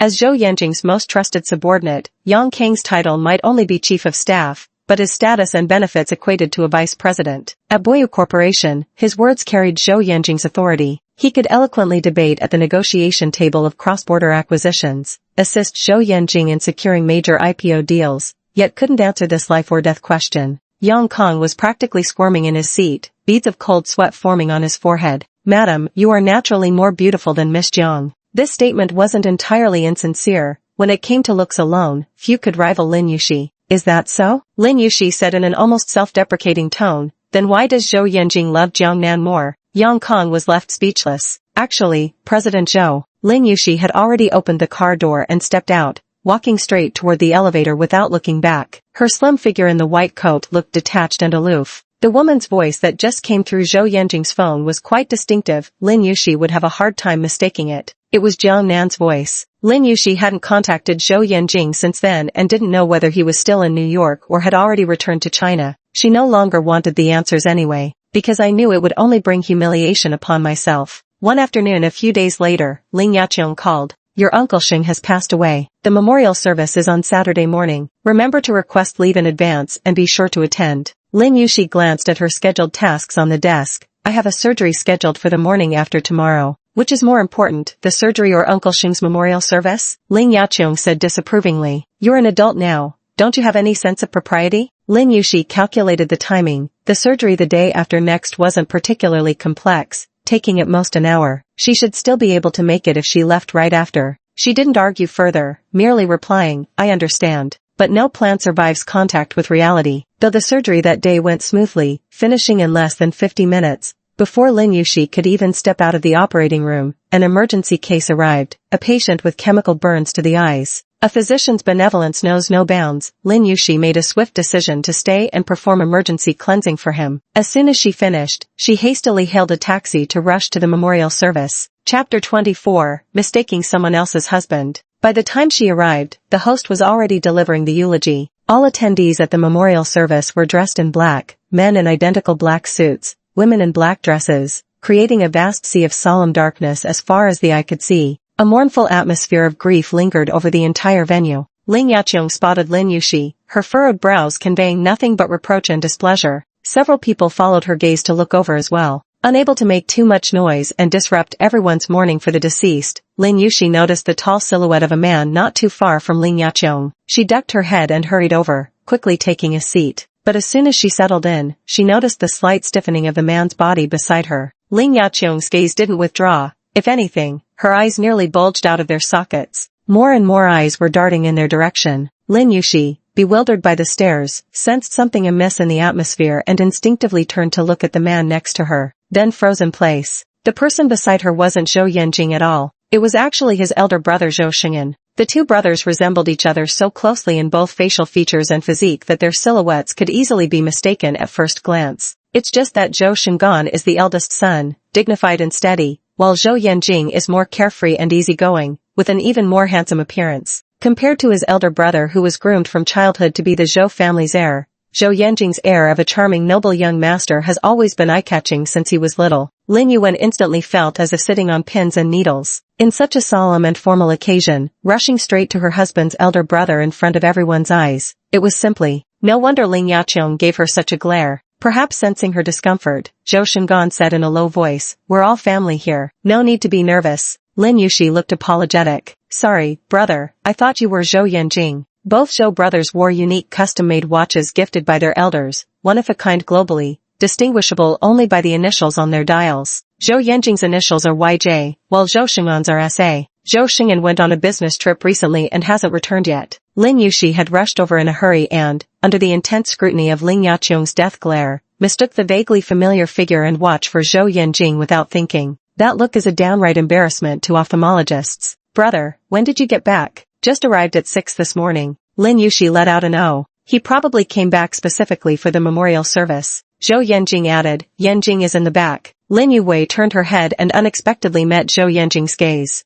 Zhou Yanjing sat directly behind them in the next row, dressed in a sharply tailored black suit with a meticulously knotted tie. Legs crossed, his handsome face remained cold and utterly expressionless. Her gaze was icy cold. Lin Yuxi froze for a moment when she saw the woman beside him. Jiang Nan was wearing an elegant black dress, with a silk scarf around her neck adding a touch of color. She looked refined and tasteful. Jiang Nan smiled at her. "Long time no see, Yuxi. It's been quite a while." Lin Yuxi responded with a polite yet strained smile before averting her gaze. The eulogy, written by an unknown author, was eloquently moving, yet Lin Yuxi didn't absorb a single word of it. After all, this was someone barely connected to her. She'd only met him once or twice during the Zhou family's holiday gatherings. Beyond exchanging a few respectful remarks as a junior, they'd had no interaction whatsoever. Though she'd heard this uncle had watched Zhou Yanjing grow up and shared a close bond with him, Lin Yuxi herself wasn't familiar with the man at all, nor had she ever received even the slightest gesture of care from him. At the end of the memorial service, when everyone was weeping uncontrollably, Lin Yuxi couldn't squeeze out a single tear. She was never good at acting anyway. As soon as it ended, Lin Yuxi was summoned by Ling Yaqiong. As expected, she was scolded for being late and causing a public scene. Just as she had done for over a decade, Lin Yuxi didn't argue or talk back. She obediently endured the scolding. Ling Yaqiong, too heartsick to rant for long, soon waved her off with a "get out of here." When Lin Yuxi came out, Zhou Yanjing's figure was nowhere to be seen. He had probably left with Jiang Nan first, without waiting for her. Lin Yuxi didn't feel disappointment, or even a sense of loss. She had almost expected it. It was just unfortunate that the place was so remote,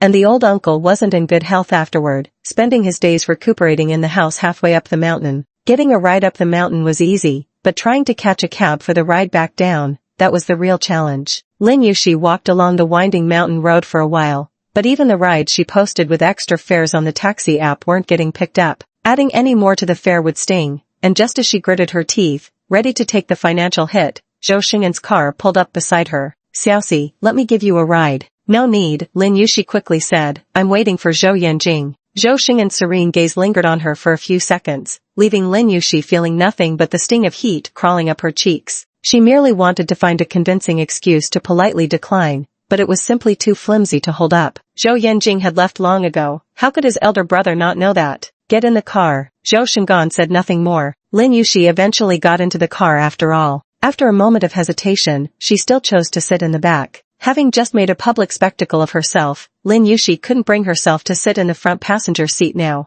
Even though it might seem like she was treating Zhou Shengan as a chauffeur, compared to that scoundrel Zhou Yanjing, Zhou Shengan was a true gentleman, gentle and considerate, so he probably wouldn't hold it against her. Lin Yuxi opened her Moments feed and scrolled down for a while before spotting the post Jiang Nan had shared that morning. Landed. The accompanying photograph, taken on the airport tarmac, showed her with her long hair and trench coat billowing in the wind as she gazed thoughtfully into the distance, an image exuding an artistic vibe. Yet Lin Yuxi's attention was drawn to the corner of a plane just visible behind her, a Gulfstream G650 private jet. That's Zhou Yanjing's private plane. He always takes it when traveling between New York and home. He brought Jiang Nan back with him. As they neared the city, Lin Yuxi received another call from the hospital. A patient's condition was quite complex, and Director Yuan asked her to return to discuss the treatment plan. After hanging up, Lin Yuxi said, "Big brother, you can just drop me off at the subway station." "Back to the hospital?" Zhou Shengan guessed from the few words she spoke on the phone. "It's not far. Let me take you there."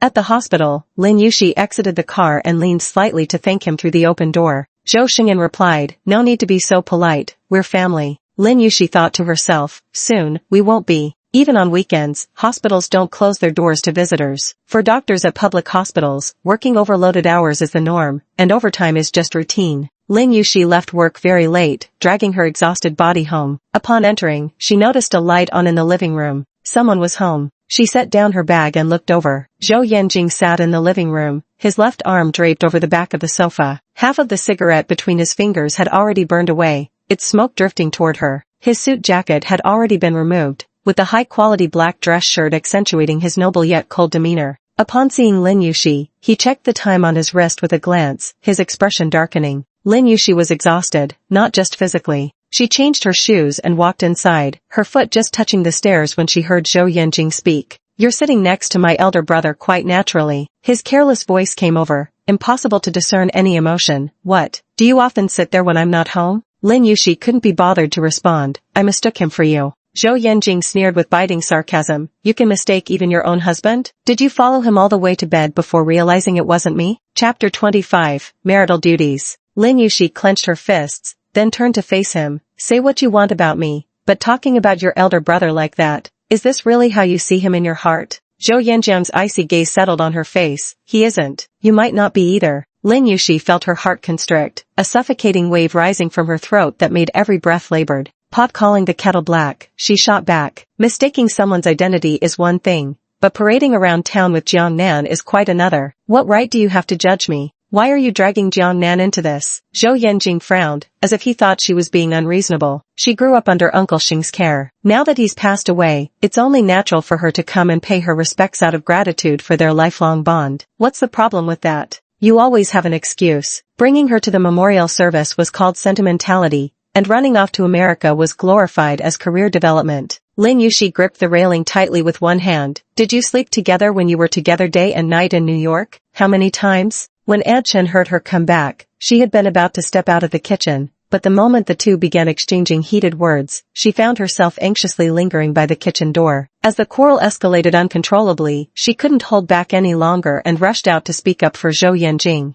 "Madam, you mustn't say such things. The second young master isn't that kind of man." Lin Yuxi retorted. "What kind of man?" Aunt Chen choked on her words. "I mean, he would never have another woman outside." Lin Yuxi said flatly, "Wasn't it you who claimed he cheated during marriage and flew all the way to America chasing his first love?" Aunt Chen was utterly flustered. When she noticed Zhou Yanjing glancing her way, she waved her hands in panic, exclaiming, "No, no, no, I never said that." She had come to realize that Lin Yuxi used to be easygoing and exceptionally generous toward her. Workplace benefits, gifts from those seeking favors, and premium ingredients delivered regularly to the home. Lin Yuxi couldn't possibly consume everything alone. With few family or friends to share with, she let Aunt Chen take all the extras home, never missing a holiday red envelope either. With only Lin Yuxi at home, often working overtime or on night shifts, the workload was light. Aunt Chen's job was leisurely. Even when she occasionally slacked off, Lin Yuxi never made an issue of it. Auntie Chen thought she was easy to push around due to her gentle nature, only now realizing that politeness had merely been her courtesy.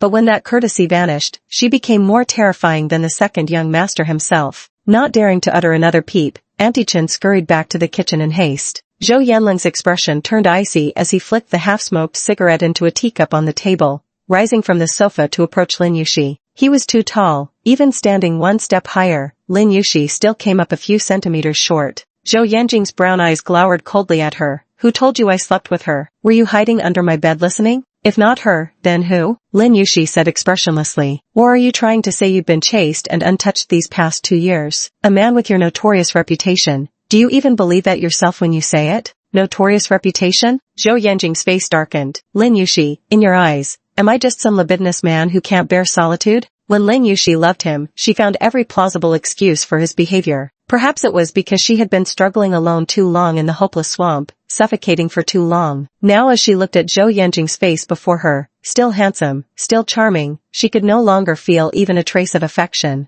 Lin Yuxi replied with calm indifference, "Aren't you?" If it wasn't out of unwillingness to be lonely, why would he pursue her while still loving Jiang Nan? If it weren't for being consumed by lust, how could one love her so passionately and withdraw so quickly? Zhou Yanjing laughed in extreme anger. He nodded while pressing his tongue against his molars. "Fine. I'm consumed by lust. I'm promiscuous by nature. I fucking can't stand the loneliness if I don't sleep with a woman for a single day." His jaw seemed clenched to the point of almost shattering. Before Lin Yuhui could react, He hoisted her over his shoulder with one arm and strode up the stairs with long, determined steps. Lin Yushi was caught completely off guard when she was suddenly lifted into the air. Her slipper tumbled down the stairs all the way to the first floor, while her soft abdomen pressed uncomfortably against the hard bones of the man's shoulder. Dangling upside down and jostled with every step, she instinctively grabbed the back of his shirt to steady herself. "Zhou Yanjing, what are you doing?" Zhou Yanjing carried her into the bedroom and tossed her onto the bed, sending Lin Yushi bouncing several times on the mattress. Standing by the bedside, Zhou Yanjing roughly yanked off his tie and threw it to the floor,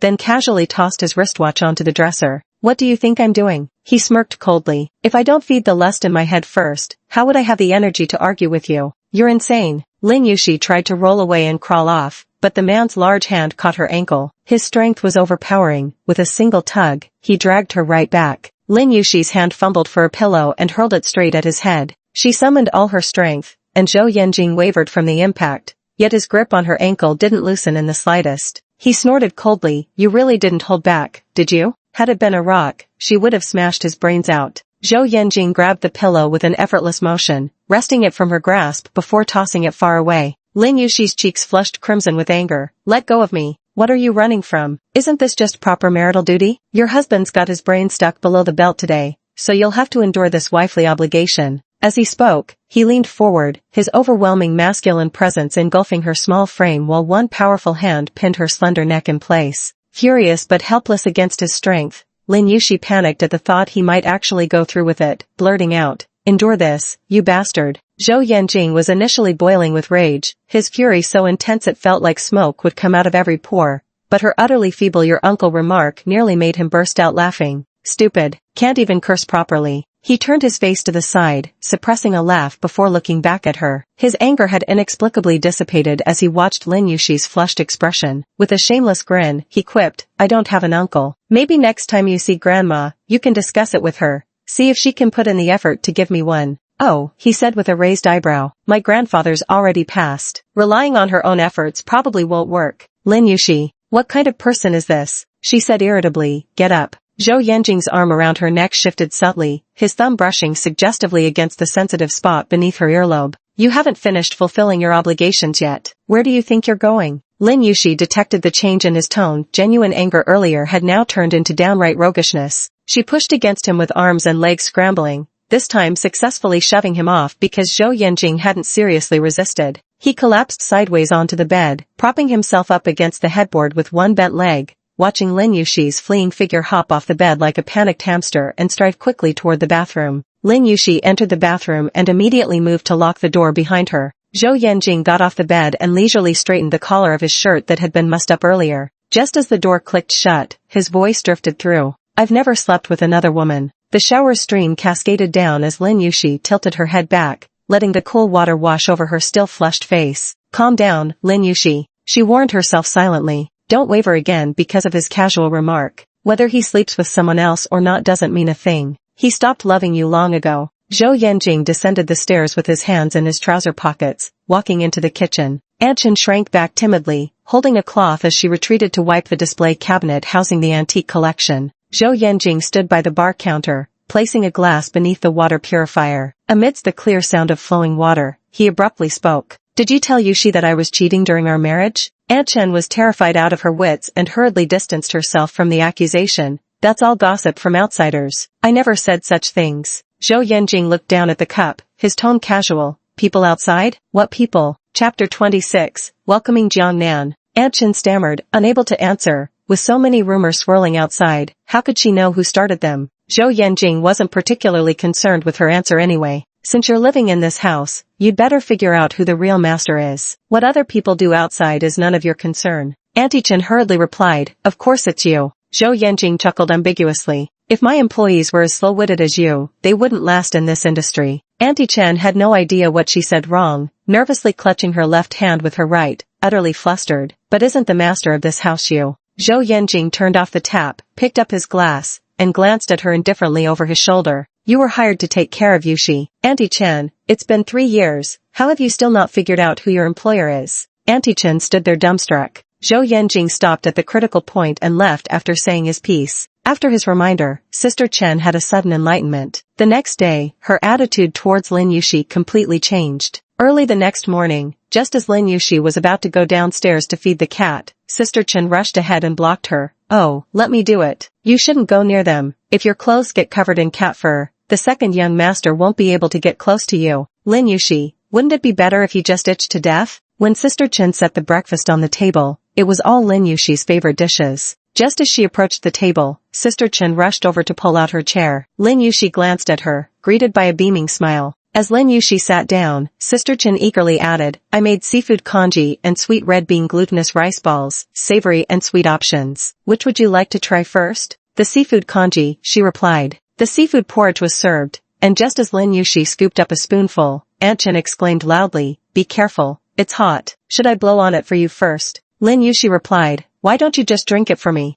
Aunt Chen quickly stepped back, looking a little aggrieved. "I was just worried you'd burn yourself." Lin Yushi felt somewhat puzzled, unsure why her attitude had suddenly changed, but she didn't pay it much mind. She had received too little love since childhood, so she always gave her heart to others without reservation, but once betrayed and hurt, she would forever close the door on that person. Once unfaithful, never trusted again. It was a Sunday, a rare day off for Lin Yushi, who didn't have to rush to work and could sit down to enjoy breakfast leisurely. After a while, Zhou Yanjing came downstairs and sat across from her at the dining table. Auntie Chen served him porridge. During the meal, Zhou Yanjing glanced at her several times, but Lin Yushi ignored him completely, eating her own food at a leisurely pace. Zhou Yanjing only drank half a bowl of porridge before getting up, tying his tie, and putting on his suit jacket. Lin Yushi showed no reaction throughout, seemingly indifferent to his movements. Even as Zhou Yanjing buttoned his jacket and put on his wristwatch, her attention remained focused on her bowl, quietly sipping her seafood porridge with refined table manners. Zhou Yanjing said, "I'm going out." Lin Yushi glanced up at him fleetingly, not understanding why he felt the need to say that. He hadn't even bothered to inform her when he went to America. Why would she care about him stepping out now? Lin Yushi replied, "Oh,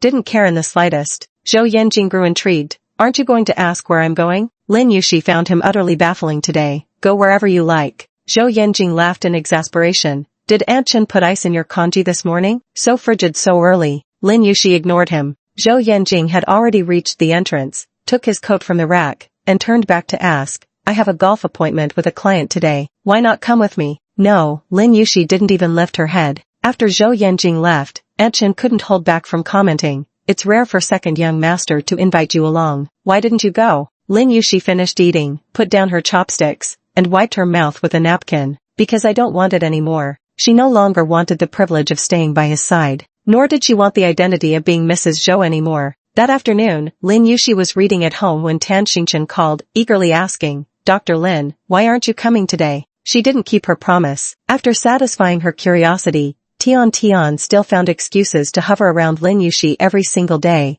constantly clamoring to see Dr. Lin until the entire ophthalmology department's medical staff were thoroughly exasperated by her. Lin Yushi said, "I'm not a robot, I need rest too." "Tan Xingchen, where do you live? I'll come visit you." Lin Yushi said coldly, "Hang up." No sooner had one been sent away than Yu Jiaxiao arrived again. "Honey, hurry up and get ready. I'll be at your place in 10 minutes. My boss gave me 2 theater tickets, and we're going to catch a play together." A perfectly good day off was all planned out like this. Lin Yushi closed her book, "Then wait for me a moment while I change my clothes." Only Yu Jiaxiao could summon her out on a perfectly good weekend with just a phone call. After applying minimal makeup and changing clothes, Lin Yushi stepped out to find Yu Jiaxiao already waiting beside a black Mercedes G-Class. Donning sunglasses with hands planted on hips, she struck a deliberately cool pose. As Lin Yushi walked past, she plucked the sunglasses off Yu's face and slipped them on herself. "Eh?" Yu Jiaxiao broke character in an instant. "I struck such a cool pose and you're still not moved? And now you're stealing my sunglasses too?" "I stole them precisely because they look cool." Lin Yushi asked her, "Do I look dashing?" She wore a caramel-colored coat that accentuated her rosy lips and pearly teeth. Her petite face sported oversized black shades, making her look like a celebrity on a street stroll. Super glam. "Whoever sees this is gonna die from your beauty, but I won't say who." Yu Jiaxiao puckered her lips. Come here, give me a smooch." Pushed away by Lin Yushi. "Keep acting like an idiot and I'm going home." Inside the car, Yu Jiaxiao eagerly stretched out her paw while gloating. "My boss's car. He lost a bet to me and let me drive it for a few days. Pretty impressive, huh?" Lin Yushi squeezed hand sanitizer onto her palm. "You'll definitely make a fortune through gambling in this lifetime." The most amazing thing about Yu Jiaxiao was that her words had an uncanny way of coming true, but only when it came to bets. Since childhood, she'd never lost a bet. With that silver tongue of hers, she'd won a year's worth of cleaning duties from her deskmate, pocket money worth $3,000 from a rich second-generation heir, and even the campus heartthrob boyfriend of her bitterest college rival. Humiliated beyond redemption, her rival grudgingly handed over the boyfriend's contact details. Yu Jiaxiao sent over a voice message. Your girlfriend dumped you. Ha ha ha ha. Yu Jiaxiao rubbed her hands together and started playing songs through the car's music system. The playlist belonged entirely to her boss. Finding it utterly disagreeable, she kept skipping tracks while muttering, "What kind of garbage music taste is this?" Finally switching to a song she liked, she sang along passionately while driving. Why does the one burning hot first get cold first, while the slow-burning one can't stop boiling? See how time runs recklessly, turning at will. People who take time to grow cold will torment themselves. Lin Yushi turned her head to glance at the display. What song is this? Slowly growing cold, my absolute favorite, Yu Jiaxiao said. Haven't you heard it before? No, Lin Yushi replied. It just feels a bit relatable, like these lyrics were written about me and Zhou Yanjing. Zhou Yanjing had only loved her briefly and intensely before gracefully withdrawing, leaving her slow-to-warm heart to boil alone, torturing herself for over 2 years. But thankfully, she's finally able to cool off now. As soon as she finished speaking, Yu Jiaxiao decisively switched the song, her face burning with resentment. Damn it, that scumbag ruined my favorite song. Lin Yushi burst out laughing. Her phone rang at that exact moment. As a doctor, she received many calls from unknown numbers daily. Some patients would call for consultations after their appointments. Without much thought, Lin Yushi answered it. I hadn't expected it to be Jiang Nan. Yushi? Is something wrong? Lin Yushi's smile faded slightly. I thought I might have remembered the wrong number, Jiang Nan said. Nothing urgent really. I just got back, and Xiao Tang insisted on throwing a welcome dinner despite my protests. He still gathered a bunch of friends to throw this party for me, quite the fanfare. She spoke with a somewhat helpless tone. Lin Yushi curled her lips slightly and didn't respond. Sure, Tang and his crowd treated Jiang Nan completely differently from how they treated her. After all, they'd grown up with Jiang Nan, their bond was different. Seeing her silence, Jiang Nan continued.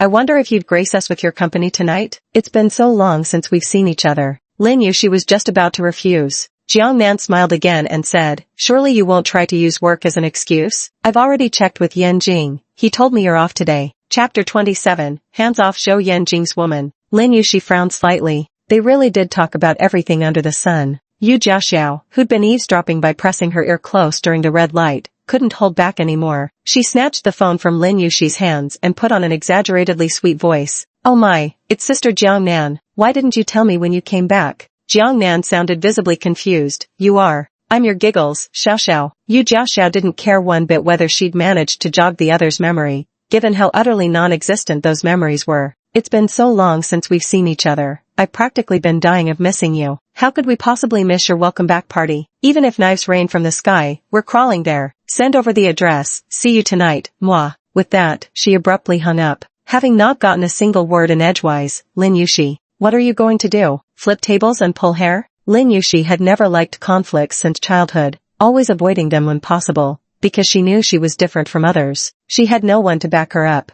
How dare you say that? Do we look like shrews to you? Yu Jiaxiao glanced at the address Jiang Nan had sent to her phone and turned the steering wheel. One look and you can tell whatever's brewing in there is no good. If you don't let her release it, what if it wrecks the delicate digestive system of our overseas attorney genius? Don't worry, if it really comes to hair pulling, I'll be the one doing it. Just stay sharp and find a good spot to hide. Lin Yushi was deeply moved. Xiao Xiao, you're so kind. No, Yu Jiaxiao said with a hint of disdain. I just don't want a weakling like you slowing me down. The weakling Lin Yushi. The party was held at a private villa. When Lin Yushi and Yu Jiaxiao arrived, Su Songwan happened to be coming out of the kitchen. Su Songwan was Song Yunfan's girlfriend, and she had pursued him with devoted affection for many years before finally achieving her goal. Since Song Yunfan and Zhou Yanqing had been childhood friends, Lin Yushi had met her a few times and even shared a meal with her once. They weren't exactly friends, but Su Songwan would occasionally ask her for favors, sometimes to help get an appointment with a highly sought-after doctor when a family member fell ill,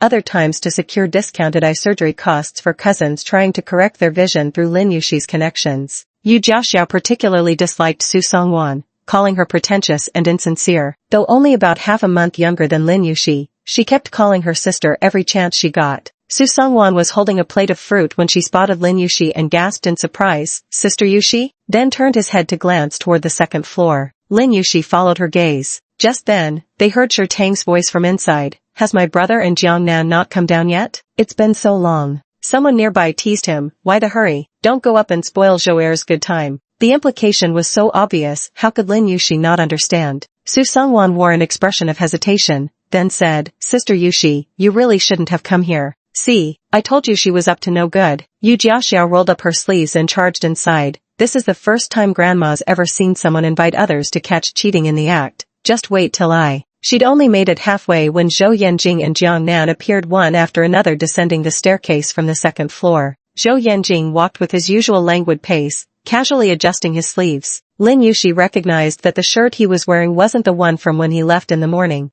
Under what circumstances would a man change his clothes in broad daylight? At that moment, Zhou Yanjing's gaze flitted over, pausing briefly at the fierce-looking Yu Jiaxiao before moving past her to look beyond. Sister-in-law? Shi Tang looked utterly baffled. He was the one who invited everyone, but he never called Lin Yushi. It was a welcome party for Jiang Nan. How awkward would it have been for her to show up? When spotting Yu Jiaxiao, his expression darkened even more. Why are you everywhere? What are you doing here? As soon as those words left his mouth, the atmosphere noticeably tensed. His two sentences back-to-back made it sound as though he was speaking directly to Lin Yushi. The glaring disapproval and disdain. Who in the entire city of Lin doesn't know that this spoiled second-generation heir sure grew up sharing pants with Zhou Yanjing? The only reason he dares to disrespect Lin Yushi like this is because Zhou Yanjing doesn't give a damn about his wife, isn't it? And Shi Tang himself wasn't even aware of the issue. Yu Jiaxiao was equally irritated at the sight of him. She first rolled her eyes dramatically, a full 180 degrees, then glared around as if searching. Huh? Which dumbass is talking? Shi Tang was like a firecracker, exploding at the slightest spark. Who the hell are you insulting?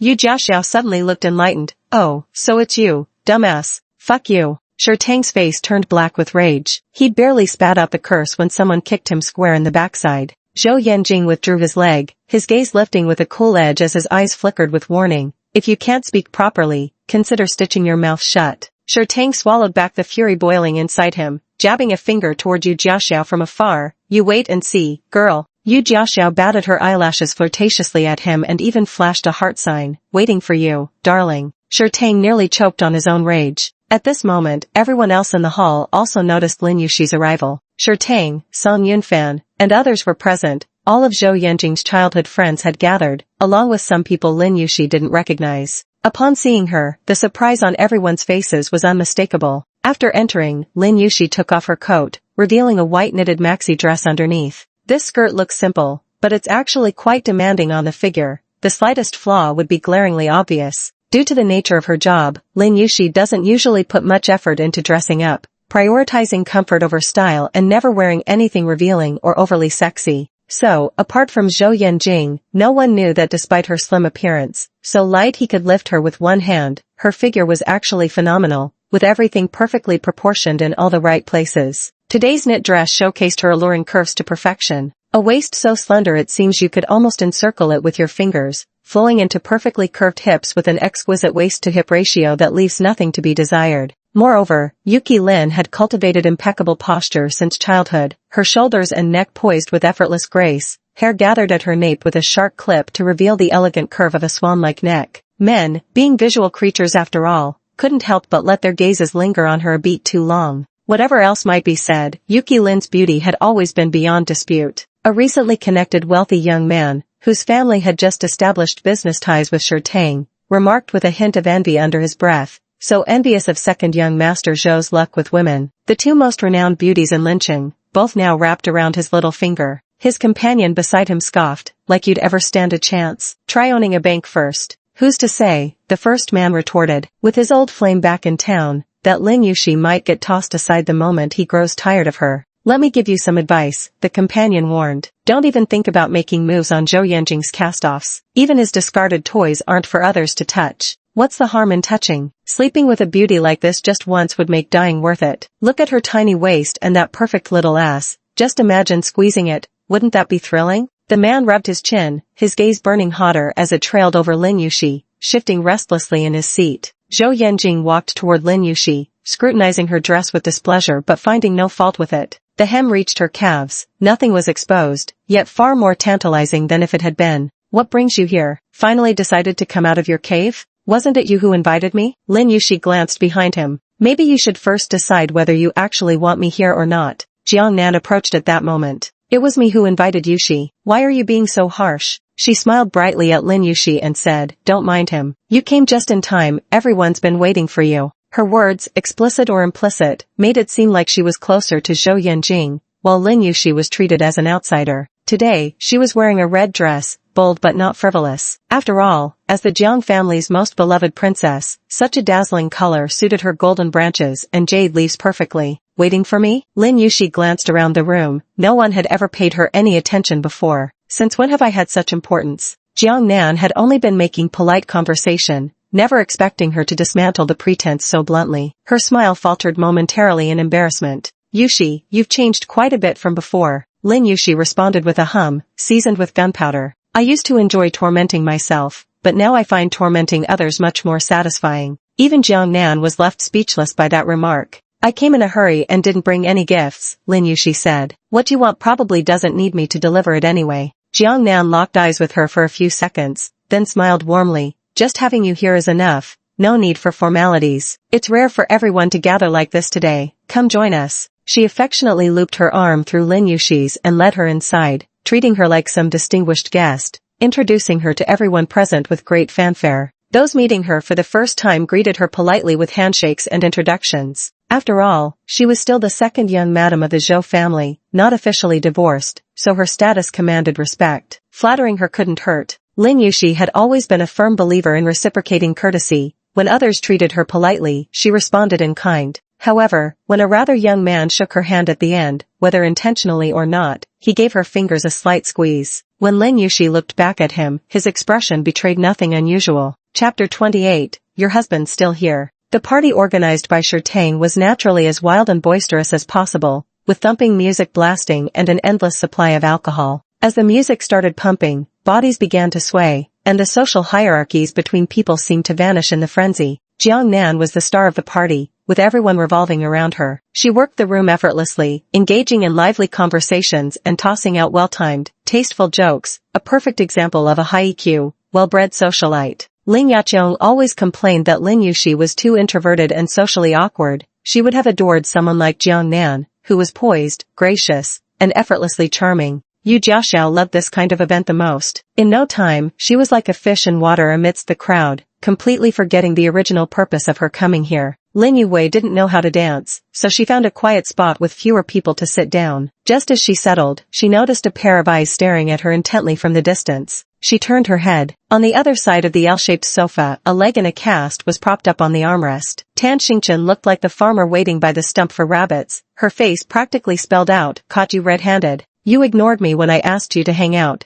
saying you needed to rest at home, yet here you are partying." Lin Yushi glanced at her. "Does the nurse know you sneaked out?" Tan Xingchen immediately pouted, playing the pity card. "I just wanted to hang out with you. Coming to Jiang Nan's party looking for fun, now that's creative." Lin Yushi curled her lip. "Why don't you go sing the national anthem at the White House instead?" Tan Xingchen. Jiang Nan was chatting with someone not far away when a question came. "Tang mentioned you're staying for good this time. Finally decided to return to the motherland's embrace?" "Couldn't help it. I got completely sick of American food," Jiang Nan replied. "Chinese cuisine just tastes better." "So that's why the second young master suddenly came back from Wall Street. Turns out he's returning with you," the person remarked. Lin Yushi paused slightly upon hearing this. The long-standing confusion finally had an answer. So Zhou Yanjing's decision to return to China was because Jiang Nan was coming back. First chasing after her to America, now following her back home, he's truly wholeheartedly devoted. Jiang Nan brushed the hair by her ear. The young Miss Jiang who had just returned gilded from America suddenly wore a bashful expression at the mention of someone. She glanced outside. "Don't say that. Yanjing isn't someone who acts on emotions." Lin Yushi followed her gaze outside.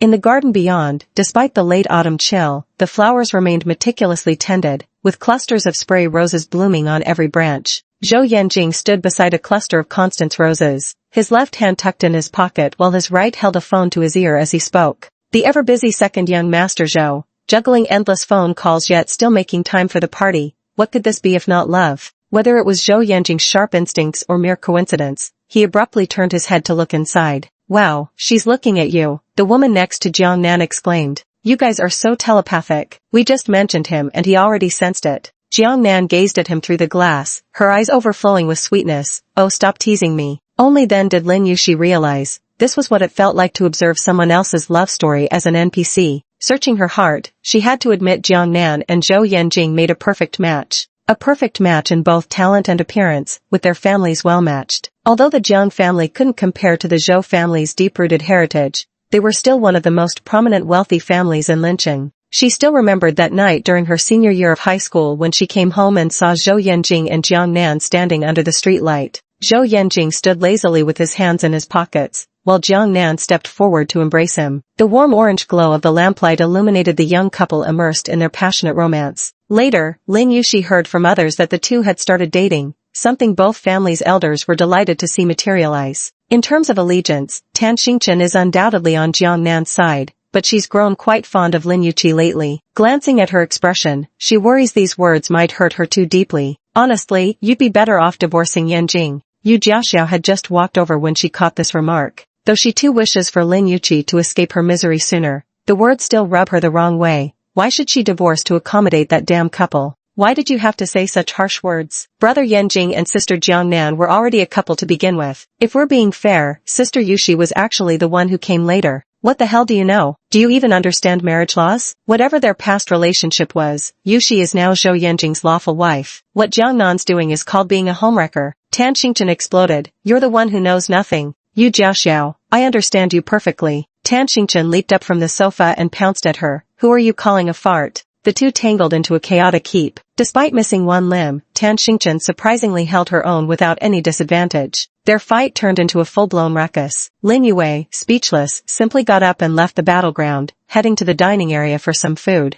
The long buffet table was filled with cold dishes. As Lin Yue picked some for her plate, a man nearby asked, "Do you have a sweet tooth?" He was the one who had just squeezed Lin Yuxi's hand. But without evidence, suspicion alone couldn't convict someone. It wouldn't be prudent for Lin Yuxi to casually label him as a scoundrel. She responded politely with an She continued gathering food while Weibin lingered beside her, not leaving. Sister-in-law looks even more beautiful than the last time we met. Lin Yuxi couldn't help but take another look at him, though nothing came to mind. Have we met before? It's been quite a while, so it's normal you don't remember. Weibin smiled like a proper gentleman. It was that time you went to Fuming Mountain with second young master to watch the meteor shower. We ran into each other then. Lin Yuxi remembered Fuming Mountain. Back then, she and Zhou Yanjing were still on good terms. When the weather had just begun warming up one day, he mentioned there'd be a Virgo meteor shower at night and that Fuming Mountain was the best viewing spot. Late that evening, he took her hiking and camping there. That day, someone had indeed greeted Zhou Yanjing in passing, exchanging only a brief glance, so Lin Yuxi's memory of it remained quite hazy. She couldn't even recall that night's meteor shower, remembering only the humid, ambiguous entanglement in that spacious tent. He'd promised to take her stargazing, yet Zhou Yanjing had her pinned to the soft mats inside the tent as distant cries of excitement signaled the meteors streaking across the night sky. She nudged Zhou Yanjing. The meteor shower is coming. Zhou Yanjing kissed the fine beads of sweat on her neck. You can make a wish even with your eyes closed now. Lin Yuxi didn't have many wishes, so she made one. I hope we can come see the next meteor shower.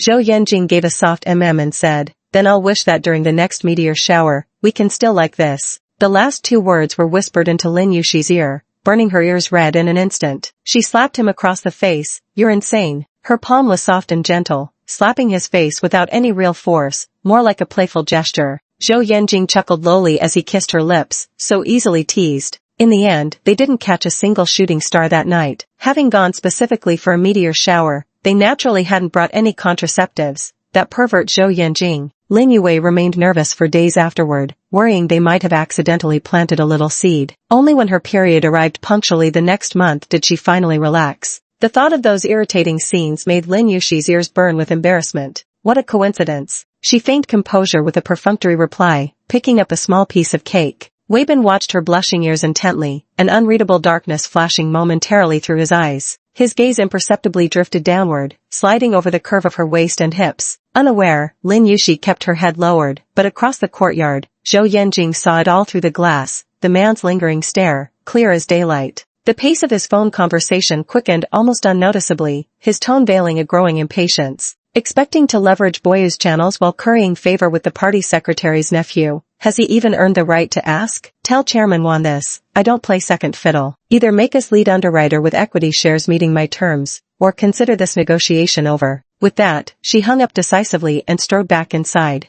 Weibin picked up a glass of wine and handed it to Lin Yuxi. this fruit wine is quite nice, sweet but not cloying. Give it a try. Lin Yushi said, thank you, but no. Wei Bin didn't withdraw the glass, staring at her intently. Do you only accept drinks from your husband? Lin Yushi instinctively felt uneasy under his gaze, though she couldn't quite pinpoint why, discreetly sidestepping to create some distance. I have work tomorrow morning. Just one fruit cocktail won't affect your work. He persistently extended the glass further, jesting in tone. What, afraid I'd slip something in? Don't worry, your husband's right here. I wouldn't dare. The remark only deepened her discomfort, as if he hadn't drugged her not because it was illegal and shouldn't be done, but simply out of regard for Zhou Yanjing. Lin Yushi frowned, feeling the hairs on her body almost standing on end. Just then, Zhou Yanjing pushed open the glass door of the garden and walked in. His steady footsteps exuded a powerful aura, his presence impossible to ignore. He brought in a chill from the onset of winter, walking straight to Lin Yushi's side. His broad, powerful hand rested on her waist, effortlessly pulling her toward himself with a gentle tug. Chapter 29, Claiming His Territory. Zhou Yanjing asked her, your friend? His tone was as casual as ever, yet it inexplicably eased the tension in Lin Yushi's body. She shook her head, don't know him. You were chatting so animatedly with someone you don't know? Zhou Yanjing said. Quite the little heartbreaker, aren't we? Lin Yuan couldn't help retorting. How am I being a heartbreaker? Alright, you're not. Zhou Yanjing replied with laughter in his voice, adopting an indulgent tone. His right arm draped casually yet intimately around Lin Yushi was in truth a deliberate claim of possession. His eyes lifted with practiced nonchalance as they swept over the man across from them. That seemingly offhand glance carried a piercing, formidable pressure that instantly made cold sweat break out on Wei Bin's back. And you are? Zhou Yanjing inquired idly. Wei Bin, came the humble reply. We met previously at Fuming Mountain. Fuming Mountain? Zhou Yanjing pondered for a moment, seemingly unable to recall anything. Doesn't ring a bell. Wei Bin's smile stiffened slightly. Young Master Zhou, the privileged often have short memories. Wei Bin's encounter with them at Fuming Mountain had been coincidental. He'd gone there with friends for a camping trip, never expecting the second son of the Zhou family to be so free-spirited as to bring his newlywed wife to watch a meteor shower in the dead of night. Running into them naturally called for a greeting, but the Wei family held no standing in Linqing, so in Zhou Yanjing's eyes, Wei Bin was nothing but an insignificant nobody. After exchanging a few polite, distant pleasantries, Zhou had taken Lin Yuwu and left. It was the tail end of a spring cold spell, and the nights on the mountain were quite chilly. Lin Yushi was bundled up thickly, wearing a hat that revealed only her small face, fair with a blush of pink. Wei Bin felt startled by her beauty at that moment. Zhou Yanjing's wife indeed lived up to her reputation. Later when they reached the camping site, their tent was placed quite far from Zhou Yanjing's. The second young master of the Zhou family maintained his grand manner wherever he went, having reserved the entire area to avoid any disturbances. He hadn't meant to intrude, but after drinking with friends that evening, his head was a bit fuzzy. Emerging from the restroom into pitch darkness, he took a wrong turn and ended up near Zhou Yanjing's area. That section was eerily quiet due to the private booking. Faintly, the delicate whimpers of a woman could be heard, as if she were biting her lips, desperately holding something back. The man's deep, husky voice was surprisingly clearer, carrying a tenderness and amusement as he coaxed the woman with words so scandalous they'd make anyone blush. By the time Wei Bin realized what was happening, he was instantly far more sober. The entire site had only one tent with a lamp hanging outside, its interior shadows indistinct. Wei Bin was nobody's fool, of course he knew what they were up to. What surprised him was discovering that Zhou Jia's dignified second young master, that jade-carved paragon of virtue, turned out to be just like any other man between the sheets. He turned back upon realizing his mistake, yet couldn't help hearing the woman's cries from the tent, soft, delicate, and melodious, with a hint of pitiful sobs trembling in her throat. Wei Bin had certainly slept with women who could moan more melodiously than her. He couldn't tell if it was the alcohol that night, or simply because she was Zhou Yanjing's woman. It was like an itch he couldn't scratch, a restless thought that followed him home. He dreamed about it all night, and for days afterward, he was plagued by an agitation he couldn't shake. Eventually, as time passed, he forgot about it, until just now, when Lin Yushi walked in. That forgotten itch flared back to life, burning even hotter than before. But no matter how much he coveted Lin Yushi, he wasn't foolish enough to make an open move. Going against Zhou Yanjing? Did he have a death wish? But it didn't matter. He'd heard all those rumors circulating outside. No matter how beautiful Lin Yushi was, someone like Zhou Yanjing would discard her like trash once he grew tired of playing with her. When that time came, this woman would inevitably fall into his hands. Wei Bin maintained a perfectly composed expression on his face, flattered Zhou Yanjing a few more times, then tactfully took his leave. The second young master Zhou remained as arrogantly indifferent as ever, not even sparing him a glance or the patience to engage. Zhou Yanjing seemed somewhat distracted, lost in thought. He glanced at the food on Lin Yushi's plate. Is that all you took? You feeding a cat? While complaining she took too little, he helped himself without asking, picking up a small piece of blueberry cake from her plate to eat. Lin Yue held her plate, hesitating to speak. What's that look for? Taking one piece of cake makes you so stingy. As Zhou Yanjing spoke, he raised his hand and lightly tossed a half-bloomed Constance rosebud onto Lin Yue's plate. Layer upon layer of tender pink petals, accompanied by a faint fragrance. Here's your compensation. Is it enough? He glanced down at Lin Yushi with a disdainful look. If it's not, I can go pick some more. Lin Yushi stared at the flower on the plate, remaining silent for several seconds. She tried to hold back, but in the end, she simply couldn't. You didn't wash your hands. Zhou Yanjing clenched his teeth and pinched Lin Yushi's cheek. I forgot. Our Dr. Lin has a cleanliness obsession. Jiang Nan was nearby chatting with some long-lost sisters. She had been keeping an eye on Zhou Yanjing's movements, watching him return from outside, chase away the man flirting with Lin Yushi, and intimately wrap his arm around her waist. Jiang Nan's eyes flickered slightly. She excused herself from her friends and lifted her skirt hem to walk toward him. Busy man, done with your call? She asked playfully. Everyone's waiting for you to play pool. Not playing. Zhou Yanbin turned to Lin Yushi. Finished eating? Let's go home if you're done. The smile vanished from Jiang Nan's face. Leaving so early? The party just started. Tang and Yunfan have been looking for you forever. What do you want from me? Zhou Yanjing said. I'm not their mother. Jiang Nan knew better than anyone how strong-willed he was. She'd learned that lesson the hard way before, insisting on butting heads with him until it led to their breakup. Otherwise, Lin Yushi wouldn't even have entered the picture. No one could stop him if he really wanted to leave. Jiang Nan didn't try to force him to stay either, just reminded him, then don't forget to take your clothes. They're still upstairs in the room. The cleaning lady probably hasn't washed them yet. Lin Yushi listened in silence and tossed the Constance rose from her plate into the trash bin. Zhou Yanjing caught her action, his gaze lingering on the discarded flower for a moment before his expression cooled slightly. Throwing away my flower so decisively? Lin Yushi replied flatly, it's not my flower, why should I keep it? The flowers belong to Jiang Nan, and so does the person. If it wasn't hers to begin with, she wouldn't take it. Zhou Yanjing's expression turned cold. What are you throwing a tantrum about now? The tension between them was palpable, and Jiang Nan immediately stepped between them to mediate. Yanjing, why are you always so harsh with Yushi? Then he explained to Lin Yushi, Yushi, it's not what you think. Before you came, Xiao Tang was fooling around, spraying champagne on me. I hid behind Yanjing, and Xiao Tang accidentally got champagne on his clothes, so he went upstairs to change into a spare one. Please don't misunderstand. Lin Yushi looked at her utterly sincere expression and could easily picture the scene. Xiao Tang had been chasing Jiang Nan playfully, and she had taken refuge behind Zhou Yanjing, who then shielded her. With just one glance from him, Xiao Tang would obediently comply. What a heartwarming family of three. Jiang Nan's purpose in calling her here today must have been to flaunt their affection right in front of her.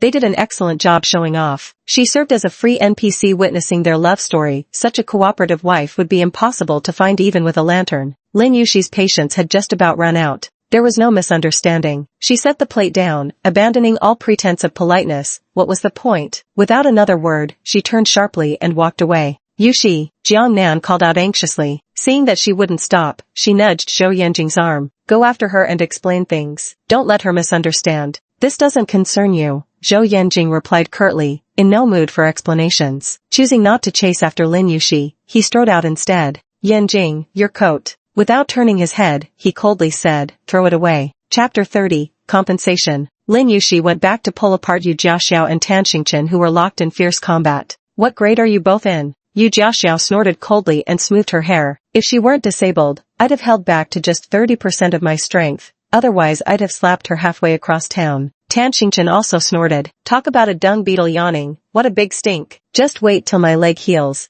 and I'll show you the power that made me queen of number 7 high back in the day. Don't even say that, Yu Jiaxiao said with a glance at Lin Yushi's slender arms. Even with a bum leg, she could take 3 of you in a fight. A gentleman uses words, not fists, Lin Yushi retorted stubbornly. I just prefer civility. It's not like I couldn't beat you. Yu Jiaxiao hadn't yet spoken when Tan Xingchen let out a mocking laugh. You want to fight her? She could crush you just by sitting on you. Lin Yushi, Yu Jiaxiao. At the same time, I felt insulted. Lin Yushi patted Yu Jiaxiao. Let's go. You're leaving already? Tan Xingchen pouted, pretending to be pitiful. Boo-hoo, who's gonna keep me, a cripple, company after you leave? Lin Yushi picked up her coat and turned back to say, you should return to the hospital. Send me a photo from your ward. If I don't receive your picture by 10 p.m., I'll have a chat with your assigned nurse. Tan Xingchen. Yu Jiaxiao had absolutely no sense of caution. She'd driven here and still dared to drink. She waved her hand dismissively. No big deal, I only had a tiny sip. As she tried to climb into the G-Wagon, Lin Yuxi grabbed her by the collar and dragged her to the Bentley parked at the entrance. Zhou Yanjing sat in the back seat with his legs crossed, his expression indifferent and listless, lost in thought. Lin Yuxi said, drop Xiaoxiao off first. Zhou Yanjing gave her a sidelong glance and remarked dryly, with such a temper, how could I dare refuse, Mrs. Zhou? Sarcastic. Lin Yuxi couldn't be bothered with him and gave Lao Lu Yu Jiaxiao's address. Yu Jiaxiao kept touching everything in the front passenger seat, asking the driver Lao Lu, hey mate, does driving a Bentley feel amazing? Eh? Lao Lu never expected his employer's refined wife to have such a socially bold best friend. The experience is quite nice actually, Yu Jiaxiao said longingly, let me give it a try sometime. Old Lu stole a glance at Zhou Yanjing's expression in the rearview mirror, utterly awkward. Miss Yu, this is the second young master's car. Yu Jiaxiao, you can secretly lend it to me when he's away on business. Old Lu. Even Lin Yuxi was speechless. At the very least, don't say it in front of Zhou Yanjing, okay? Behind them, Zhou Yanjing's chilling voice cut in, I'm not deaf yet. Do you need me to hand you a megaphone so you can scream any louder? Yu Jiaxiao had always been intimidated by Zhou Yanjing too. Though he looked like a frivolous playboy on the surface, there was an innate nobility about him that kept people at arm's length. That aura was cultivated by unimaginable wealth and power, the kind that made him superior right down to his bones. Even when he was just lounging casually, it took courage just to step forward and speak to him. But she had been bottling up too much anger lately, her courage flaring up along with it, and she went straight for the jugular. You're not deaf, but are you blind? Lin Yuxi warned, Xiaoxiao, knock it off. Zhou Yanjing's indifferent gaze swept over them. Yu Jiaxiao, if you weren't Yuxi's friend, a brainless idiot like you would have died hundreds of times by now. His words, delivered at the same unhurried pace as always, sent a wave of pressure creeping up Yu Jiaxiao's spine. Instinctively, she shrank back a notch. Lin Yuxi, protective of her friend, turned to glare at Zhou Yanjing. Why are you scolding her? Zhou Yanjing raised an eyebrow. Didn't she scold me first? Lin Yuxi said, she didn't scold you. Zhou Yanjing laughed in exasperation. Lin Yuxi, could you be any more obviously biased? Hey, Yu Jiaxiao couldn't help but gloat again. He always takes my side, just to piss you off. Zhou Yanjing either gave Lin Yuxi face or simply couldn't be bothered to deal with such an idiot, because he stopped engaging with her after that. Only after dropping her off at the apartment building and seeing her get out of the car did Zhou Yanjing finally say to Lin Yuxi, it's only because you protect her. Yu Jiaxiao blew exaggerated kisses at Lin Yuxi from outside, even though she knew Lin couldn't see them. Still, Lin Yuxi raised her hand and waved goodbye. I protect her because she's the only one who will protect me. She had no family, and over the years she and Yu Jiaxiao had relied on each other for survival. In this world, there were too few people who loved her. Only Yu Jiaxiao loved her steadfastly, always putting her first, sharing her joys and sorrows. Zhou Yanjian didn't like hearing this. Haven't I protected you? Protecting? He was the one who hurt her the most. Lin Yuxi couldn't help but recall the scene of Jiang Nan hiding behind him. You'd better keep protecting your precious Jiang Nan. Zhou Yanjing's expression darkened, his brows knitting together. If you want a divorce, there's no need to bring her into this. How can you make it sound like she's the one making unreasonable demands? Was she the one who couldn't wait to divorce, entangled with her ex-girlfriend while still married? Forget it, whatever. Lin Yuxi had even lost the desire to argue with him. If that helps you sleep better at night, then sure, think what you want. Her dismissive attitude only made Zhou Yanjing more frustrated, like punching cotton, leaving him irritated, wanting to explode, but with nowhere to direct his anger. Zhou Yanjing tugged at his tie and scoffed, your weight hasn't gone up, but your talent for pissing people off sure has. Lin Yuxin thought to herself, before, she had endured everything out of love for him, letting him believe she was meek and easy to bully. The carriage fell quiet for a while. As the Bentley crossed the Nongye Road Bridge, Zhou Yanjing abruptly asked without context, do you still remember Fuming Mountain? Today, Wei Bin's words had unexpectedly stirred up his memories. That day, he had genuinely planned to take Lin Yuan to see the meteor shower. The mountain air was chilly, so he wrapped Lin Yuxi in his own coat. She curled up in his arms, unbelievably pliant, her body inexplicably soft, infused with his warmth and scent. Truth be told, he was young and full of vigor back then. Any man would have struggled to restrain himself. Recalling those moments, Zhou Yanjing's heart inevitably rippled with emotion. That ripple stirred an impulse. Maybe they didn't have to divorce after all. It's not like we can't make it through. Lin Yuqi leaned against the car window and replied, I don't remember anymore. Thus, Zhou Yanjing's emotional turbulence gradually subsided, like the sea after the wind has died down. After a brief pause, he let out a soft, mocking laugh. He withdrew his gaze from Lin Yuxi, his face now etched with nothing but icy indifference. What was I even expecting from you? The atmosphere in the car plummeted rapidly, a chill no amount of warmth could thaw. The spacious Bentley back seat seemed divided by an entire galaxy, the two sitting like mortal enemies on opposing fronts, locked in silent confrontation. No one spoke another word for the remainder of the journey. Old Lu squirmed uncomfortably in the front seat. Yu Jiaxiao had been chattering nonstop in the car earlier, which he found irritating, but now that the cabin had fallen silent, the atmosphere became even more unbearable. Upon returning to Songyunbei, Lin Yushi got out of the car in the courtyard and walked straight toward the house. Behind her, the car door slammed shut. Zhou Yanjing didn't follow. He stood by the vehicle, flicking his lighter with a sharp click, its flame igniting the cigarette between his lips. He took a deep drag of his cigarette, calling out to her as the nicotine sting reached his lungs. Lin Yushi. Lin Yushi paused mid-step on the stairs. Zhou Yanjing stood in the night, tall and elegant, his dark overcoat accentuating his striking features, handsome yet aloof. Do you have any requests? He asked. Lin Yushi's gaze was somewhat dazed. The crimson glow of his cigarette flickered between Zhou Yanjing's fingers, his brown eyes half obscured by the swirling smoke, making them indistinct to behold. Being with me for 3 years must have been hard on you. Lin Yushi initially thought he was being sarcastic, but his voice sounded so steady and calm, as if he were sitting at the negotiation table for a cross-border acquisition deal. Tell me your demands, and I'll give you whatever I can offer. Lin Yushi suddenly realized, he really was negotiating a deal with her. What is this? She stood on the steps, her gaze quietly fixed on Zhou Yanjing. Compensation for toying with my feelings? That inexplicable gloom resurfaced again. Zhou Yanjing pinched the bridge of his nose, impatience creeping into his voice. Take it however you like. Speak now while I still have the patience to talk with you. What do you want? They had signed an agreement before marriage. Aside from the stipulated sum, he wasn't obligated to give Lin Yushi any share of his assets. Perhaps it was for the sake of sentimental memories from those tender 6 months. After all, he had played with her for a time. As a man, as the second son of the fabulously wealthy Zhou family, he wasn't the type to be stingy with women. Percent. Give her a little compensation. It's nothing more than a drop in the bucket for him. Lin Yushi stood silently under the eaves. Her temperament appeared gentle and soft, but in truth, she was as stubborn as a little donkey, never willing to bow her head or yield to him. Just as Zhou Yanjing thought she would once again stubbornly refuse, Lin Yushi spoke up and made a request. Chapter 31, No Room Under the Bed. Can I have that villa in the northern suburbs? Zhou Yanjing paused with his cigarette in hand. The night was deep, and his tone was inscrutable. Why do you want that villa? Because it's valuable. Lin Yu spoke with reasonable logic. Among all your properties, I've only lived in this one and the northern suburbs villa. Zhou Yanjing lowered his head to take a puff of his cigarette, exhaling smoke that appeared pale blue in the cold air. If you want something valuable, this one is worth more than the one in the northern suburbs. In terms of value alone, this marital home in Songyunbei was worth at least 3 times more than the one in the northern suburbs. This was bought by your parents as your marital home. You might still need it in the future. Do you think I'd still live in this house if I get married again? Right, Jiangnan probably wouldn't want to live in a bridal suite she's already used.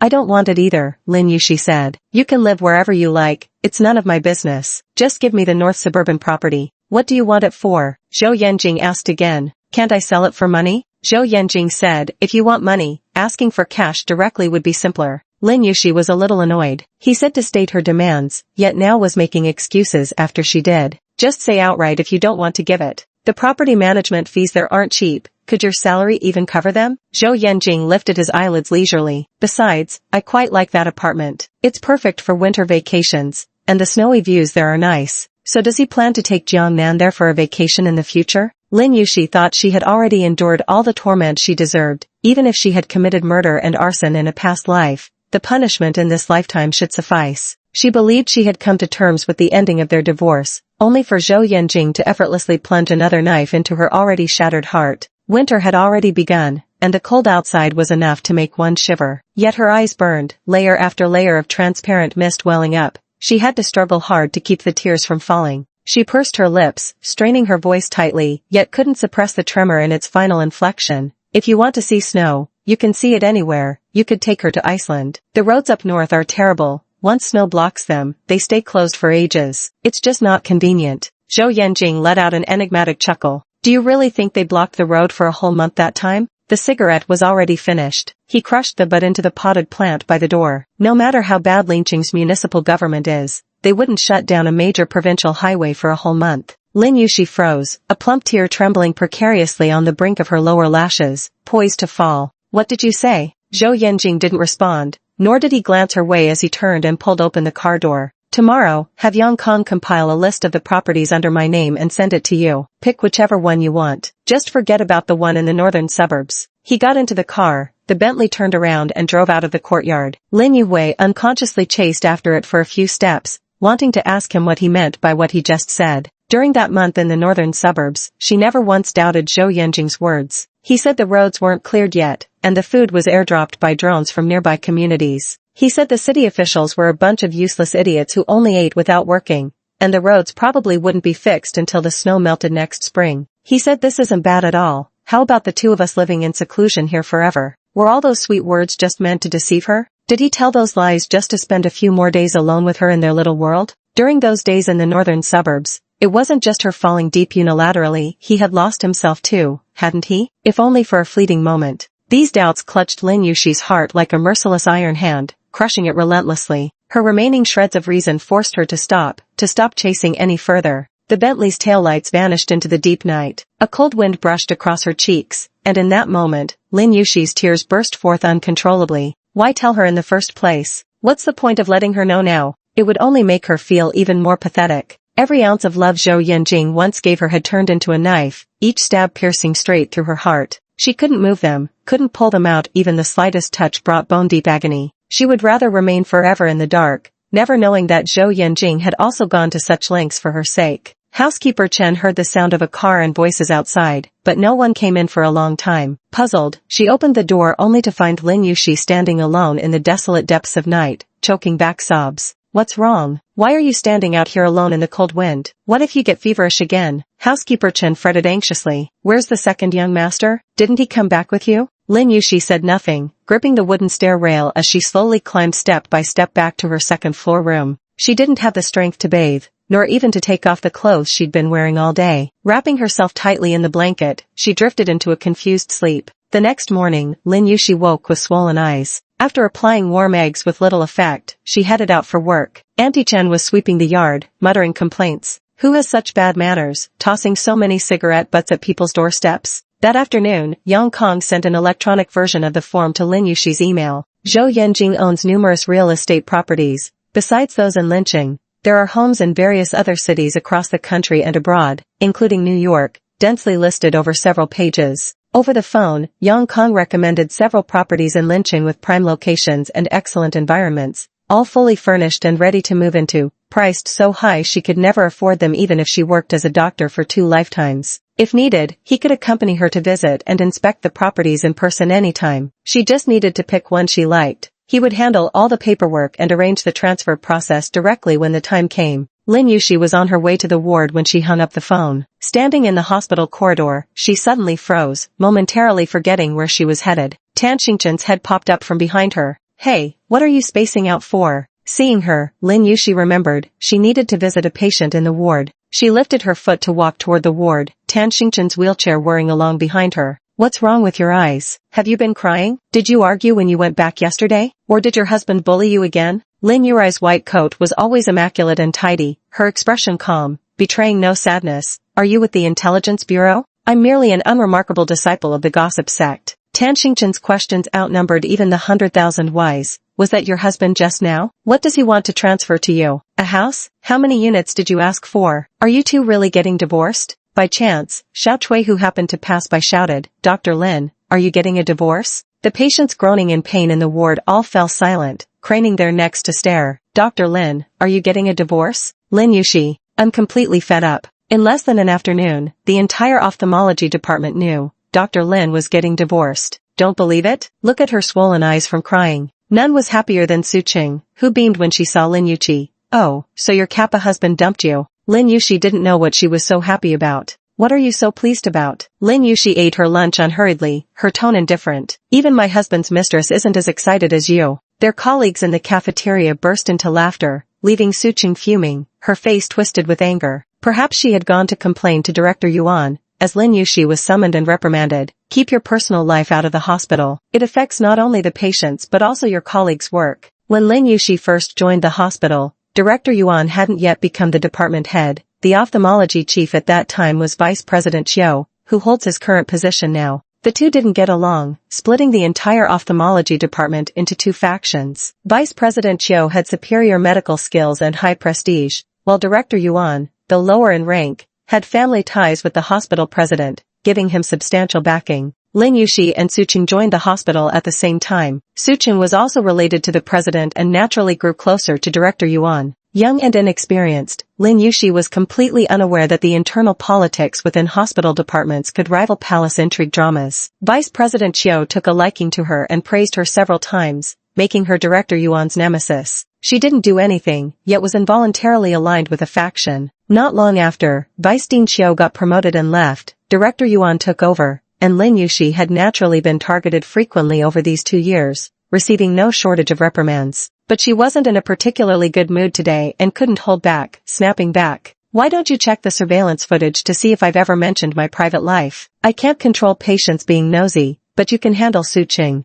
Tell her for me that there's no space beneath my bed, so she should stop obsessing over my marital life. Director Yuan was furious. Lin, what kind of attitude is this? Lin Yuxi replied, my attitude toward you is one of respect. If it's not good enough, should I kneel down to speak? When she was kicked out of Director Yuan's office, she spotted Tan Xingchen's wheelchair zipping away down the hallway, the wheels practically sparking from the speed. Tan Xingchen, guilt-ridden, avoided her for the entire day. When it was time for the examination at the clinic, Lin Yuxi checked her fundus condition, and everything was fine. Tan Xingchen muttered an apology. Sorry, I didn't mean to shout so loudly. Are your apologies worth anything? Lin Yuxi wasn't really angry. You cause me trouble every single day. I wasn't causing trouble, I was just worried about you. Tan Xingchen was careful to check their surroundings this time, glancing around to make sure no one was nearby before saying, well, if you're divorced, so be it. You weren't happy with Yan Jingji anyway. That time you two fought at the hospital, you should have seen your own face. You looked like shattered glass. It broke my heart to see you like that. Lin Yuxi coldly exposed her. Stop pretending you care. Wasn't that fight because of you? Tan Xingchen guiltily rubbed her nose and scratched her ear. I know I was wrong, okay? As she spoke, she suddenly seemed to come to some resolution. Go ahead and divorce. After you're divorced, I'll introduce you to my brother. Chapter 32, You're not scared to go home, are you? After Boyu Investment Bank returned from Wall Street to the domestic market, not only did it avoid the failure some financial media had predicted, but it thrived like a fish in water. First, it caught everyone off guard by announcing the acquisition of Huazhong Securities under Hengtai Bank, then swiftly secured several major IPO projects in a remarkably high-profile manner. The momentum was so fierce that it put considerable pressure on other investment banks. Headlines like Boyu storms the domestic market, Zhou Yanjing creates another legend dominated major financial news websites for several days. The broader his strides, the busier Zhou Yanjing became. He threw himself entirely into work, even staying at his apartment near the company for several consecutive days. Boyu alone kept him busy around the clock, yet he still took on a particularly challenging acquisition case from Zhou Group. In the past, second young master Zhou had such an air of importance that even requesting a small favor from him required Zhou Qizhen to invoke his fatherly prestige and make repeated entreaties. Lately, no one knows what's gotten into him. He's suddenly become filial, volunteering at Zhou Qizhen's place every other day, practically itching to take over the chairman's seat of the group. He even managed to squeeze time out of his busy schedule to fly to Hong Kong for the bell-ringing ceremony when Song Yunfan's internet company went public, happily lending his presence to lend support. Yang Kong thinks he's either tired of living and seeking an early demise, or he's just plain lost his mind. That afternoon when I flew back from Hong Kong, I discovered that Linqing was already blanketed in a layer of white snow. This winter seemed colder than ever, with the first snowfall arriving unusually early. As they walked out of the airport, Lao Lu pulled the car over to the roadside. Yang Kong loaded the luggage into the trunk, only to find Zhou Yanjing still standing by the roadside when he returned, not having gotten in the car. Zhou Yanjing looked up at the drifting snowflakes in the air when something suddenly occurred to him. He turned and asked, did she pick out a house yet? During this period, Yang Kong occasionally reaches out to Lin Yuxi. She's quite busy with work and only replies when she has free time. Mrs. said she no longer wants the property and prefers to receive the cash equivalent instead. Zhou Yanjing's brows furrowed slightly. Didn't she insist on getting the house before? Why the sudden change of mind for cash? Yang Kong had no idea that Lin Yuxi barely bothered to reply with 2 words when she saw his messages, let alone reveal what was actually on her mind. I prepared the cash equivalent to the value of the villa at Songyun Bay. Should I transfer it to her now? Zhou Yanjing reached into his pocket for a cigarette, only to find the pack empty. He tossed the empty pack into a nearby trash bin and stretched his hand toward Yang Kong. Smoke. Yang Kong hesitated for a moment. Zhou Yanjing said coolly, I pay you such a high salary, and you're reluctant to spare a cigarette? That's not what I meant. Yang Kong quickly pulled out his own cigarettes to offer him, but Zhou Yanjing turned up his nose. You should smoke less of this cheap stuff, it's bad for your health. The golden midsize is still cheap, Yang Kong inwardly scoffed, or maybe just unwilling to give it to you. Zhou Yanjing had been smoking quite heavily lately, perhaps because his relentless schedule left him with insufficient rest, and he needed cigarettes to stay alert. In just half a month, he had already burned through 3 months' worth of cigarettes that Yang Kong had stocked up for him. Director Zhou, smoking isn't good for your health to begin with. He initially wanted to advise Zhou Yanjing to smoke less, but before he could voice his concern, Zhou Yanjing's gaze swept over him from the corner of his eye. Learn to talk back now? Picking up nothing but bad habits from Lin Yuxi. Yang Kong felt wronged, unable to immediately discern which part of that statement was the real trap. I haven't been following Mrs. Zhou, and I haven't picked up anything. Zhou Yanjing opened the car door and got in, scoffing coldly, as if you'd have the chance. Yang Kong, after completing a phase of work on the Boyu project, he finally managed to pause and catch his breath. Yet, staring at the empty slots on his schedule, Zhou Yanjing felt dissatisfied and decided to find something else to dive into. The company was filled with grievances. Employees flocked to Yang Kong to complain. Assistant Yang, convince President Zhou to ease up. His body might be made of steel, but ours certainly aren't. Under the hopeful gazes of the entire office staff, Yang Kong stepped into the office. After Zhou Yanjing finished signing the documents, he mustered the courage to speak up. President Zhou, now that company matters have settled for the time being, perhaps you could take a couple days off? You haven't been home in half a month. Zhou Yanjing lifted his eyelids. What would I do at home? Yang Kong choked on his words. What an excellent question. He changed his approach. The main thing is that everyone has been following you nonstop lately, and their bodies can't take it anymore. You're full of energy and in good health, but they're staying up late every day, losing hair. 30-year-old souls with 80-year-old physiques. If this keeps up and someone suddenly drops dead, we'd have to pay a huge sum in compensation. Yang King's little rhetorical tricks were all learned from Zhou Yanjing over the years. Trying to show off in front of him was like teaching a fish to swim. Zhou Yanjing sneered. What, you think I can't afford to pay? That wasn't exactly what he meant. The secretary was right. He'd become increasingly difficult to serve since returning to the country. Yang Kong, having worked with him longer, could at least somewhat grasp his thoughts. Yang Kong silently repeated to himself, for Boyu, for Boyu, for Boyu. Then he spoke with the resolve of one marching to certain death. President Zhou, could it be you're afraid to go home? The sound of shattering glass from the CEO's office terrified the secretaries outside, leaving them as silent as cicadas in winter. Oh no, could Assistant Yang have lost his life inside? Sob sob. After a while, the door opened and Yang Kong walked out. A secretary nervously asked, Assistant Yang, are you alright? It's nothing, I accidentally broke a teacup. Yang Kong straightened his tie, exhaled in relief, then announced, notify the other departments. CEO Zhou says everyone's been working hard lately. We're getting 3 days off, so go home and rest properly. The entire Boyu office erupted in cheers, and people vanished before the workday even ended. When Zhou Yanjing emerged from his office, apart from Yang Kong, not a single soul remained in sight. Scampering off faster than rabbits, every last one of them. Zhou Yanjing found even Yang Kong irritating at this point. Get lost too. Old Liu had unfortunately caught a bad cold the day before, and Zhou Yanjing found himself driving alone on the snow-covered road, unexpectedly overwhelmed by a desolate sense of homelessness.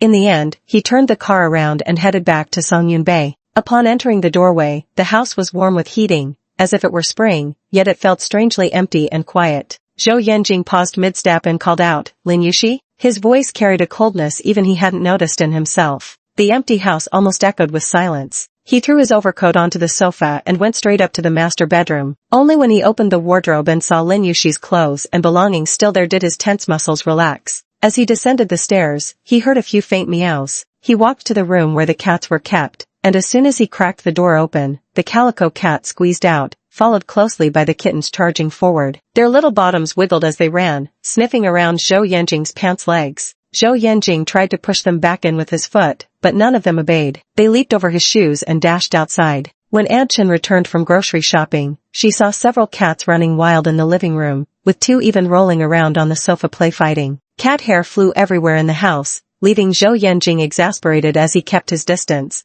covering his nose and sneezing uncontrollably. Aunt Chen was horrified. Oh my heavens, how did they all get out? Zhou Yanjing, the door wasn't properly closed. It was like this when I came back. Aunt Chen didn't dare doubt him but kept wondering to herself, hadn't all the windows and doors been childproofed? Could that calico cat have evolved again? With skills like that, it could go out and make money as a locksmith. She hurriedly chased the kittens into the house, but the 2-month-old tabby kittens had already shown their athletic prowess. The more she chased, the livelier they dashed about. By the time she managed to catch 2 of them, sweating profusely, the moment she put the 3rd one inside, the other 2 seized the chance to escape again. Zhou Yanjing stood tall at the top of the staircase. Call Yushi and tell her to come back and catch this cat. Aunt Chen turned around with the cat teaser in her hand. Madam went to another province for an academic conference these days and won't be back until the day after tomorrow. Zhou Yanjing stuffed his hands in his pockets and snorted ambiguously. Seems like she's quite busy. Chapter 33, Chance Encounter in the Northern Suburbs. After the 4-day academic conference concluded, Lin Yuwei and her fellow doctor colleagues took a car back to the city upon landing. She was a step too slow when boarding and didn't jostle for a seat like the others, so she ended up with the one spot no one else wanted. In the back seat sat Deputy Dean Chiu and the head of the Medical Records Division, exactly the company young doctors dreaded keeping. Lin Yushi had no choice but to take the passenger seat. The snow was falling heavier than before they left. Though the road had been cleared, the male colleague driving still slowed down. He was quite the smooth talker, keeping both senior executives laughing and chatting throughout the ride. Lin Yushi didn't join the conversation, instead replying selectively to important messages on WeChat. Tan Xingchen's eyes had long recovered from surgery, yet she kept bombarding Lin Yushi with daily messages. The pampered young mistress, probably bored out of her mind during hospitalization, kept asking when she'd return. Why are you ignoring me? Have you been sold to Myanmar or something? My eyes haven't been feeling well these past couple days. Internet says it's a side effect. Maybe your medical skills aren't up to par? The teasing tactic worked. Lin Yushi, who normally couldn't be bothered with her nonsense, actually replied. During surgery, there wasn't enough operating space, so they took out your IQ. Go check if you're intellectually disabled now. Tan Xingchen, I'll kill you. Followed by a fierce emoji of a kitten wielding a knife. Director Chiu, Section Chief Zhang, do you two have any plans for tonight? The male colleague driving offered eagerly. How about I reserve a table at a restaurant now? I heard the newly opened Mooney Tower is quite good. You two are usually so busy with work, and I rarely get the chance to dine with you. Since everyone's here today, why don't I call the colleagues in the car behind us, and we all go eat together to unwind? The proposal received approval from both leaders. The male colleague turned to Lin Yui again. Dr. Lin, are you joining us too? You always decline when we invite you to dinners. Today with Dean Chiu and Director Zhang here, surely we can finally convince you. Since he had already put it that way, Lin Yushi naturally had no room to refuse. I don't have any plans tonight either. There's actually a case I'm not entirely certain about and was hoping to consult Dean Chiu about it. Section Chief Zhang seized the moment to flatter. When it comes to ophthalmology, if Dean Chiu doesn't rank first, he at least makes the top 3. Xiao Lin, you should learn more from Dean Chiu. Among all the young doctors in your batch, you're the one he thinks most highly of. Dean Chiu remarked. Xiao Lin is far more capable than I was in my youth, bright and quick on the uptake. She has a limitless future ahead of her. A male colleague chimed in jokingly. No kidding. Every unmarried male doctor at our hospital dreams of marrying Dr. Lin. Lin Yushi responded in the same jesting tone. You do know that such comments are considered offensive to modern women, right? When several cars arrived at the restaurant together, Lin Yushi entered with her colleagues. Coincidentally, Su Songwan, who had come to dine with friends, was just walking out. Yushi Jie? Su Songwan was surprised. Lin Yushi stopped to chat with her. What a coincidence. Are you here to eat too? It's my birthday today, just having a meal with friends, Su Songwan said. I actually wanted to invite you, but Yunfan told me the second young master and Shirtang went skiing. I thought you'd gone with them, so I didn't invite you. She looked genuinely apologetic. Had I known, I should have called you. It's alright. I just came back from a business trip. Lin Yushi said, Happy birthday. After exchanging polite greetings, she went inside. Before entering the private room, she took out her phone and scrolled through her social media feed. Unlike Zhou Shengan, who had been groomed as the heir since birth, the Zhou family's expectations for Zhou Yanjing were probably just for him to be a carefree, pleasure-seeking scion of wealth. The courses Zhou Shengyan took, economics, finance, international relations, sociology, he didn't actually need any of them. Instead, he pursued expensive hobbies like astronomy, geography, skiing, sailing, mastering every one without exception. He was an excellent skier. When planning their honeymoon to Iceland, he had even mentioned teaching her how to ski. But unfortunately, the trip never happened. Lin Yuyu had a premonition. This skiing trip would definitely include Jiangnan. Sure, Tang's social media feed could sometimes have 10 posts in a single day. If he went out for fun, he would definitely share something. She wanted to confirm this, but unexpectedly, she came across Jiang Nan's post first.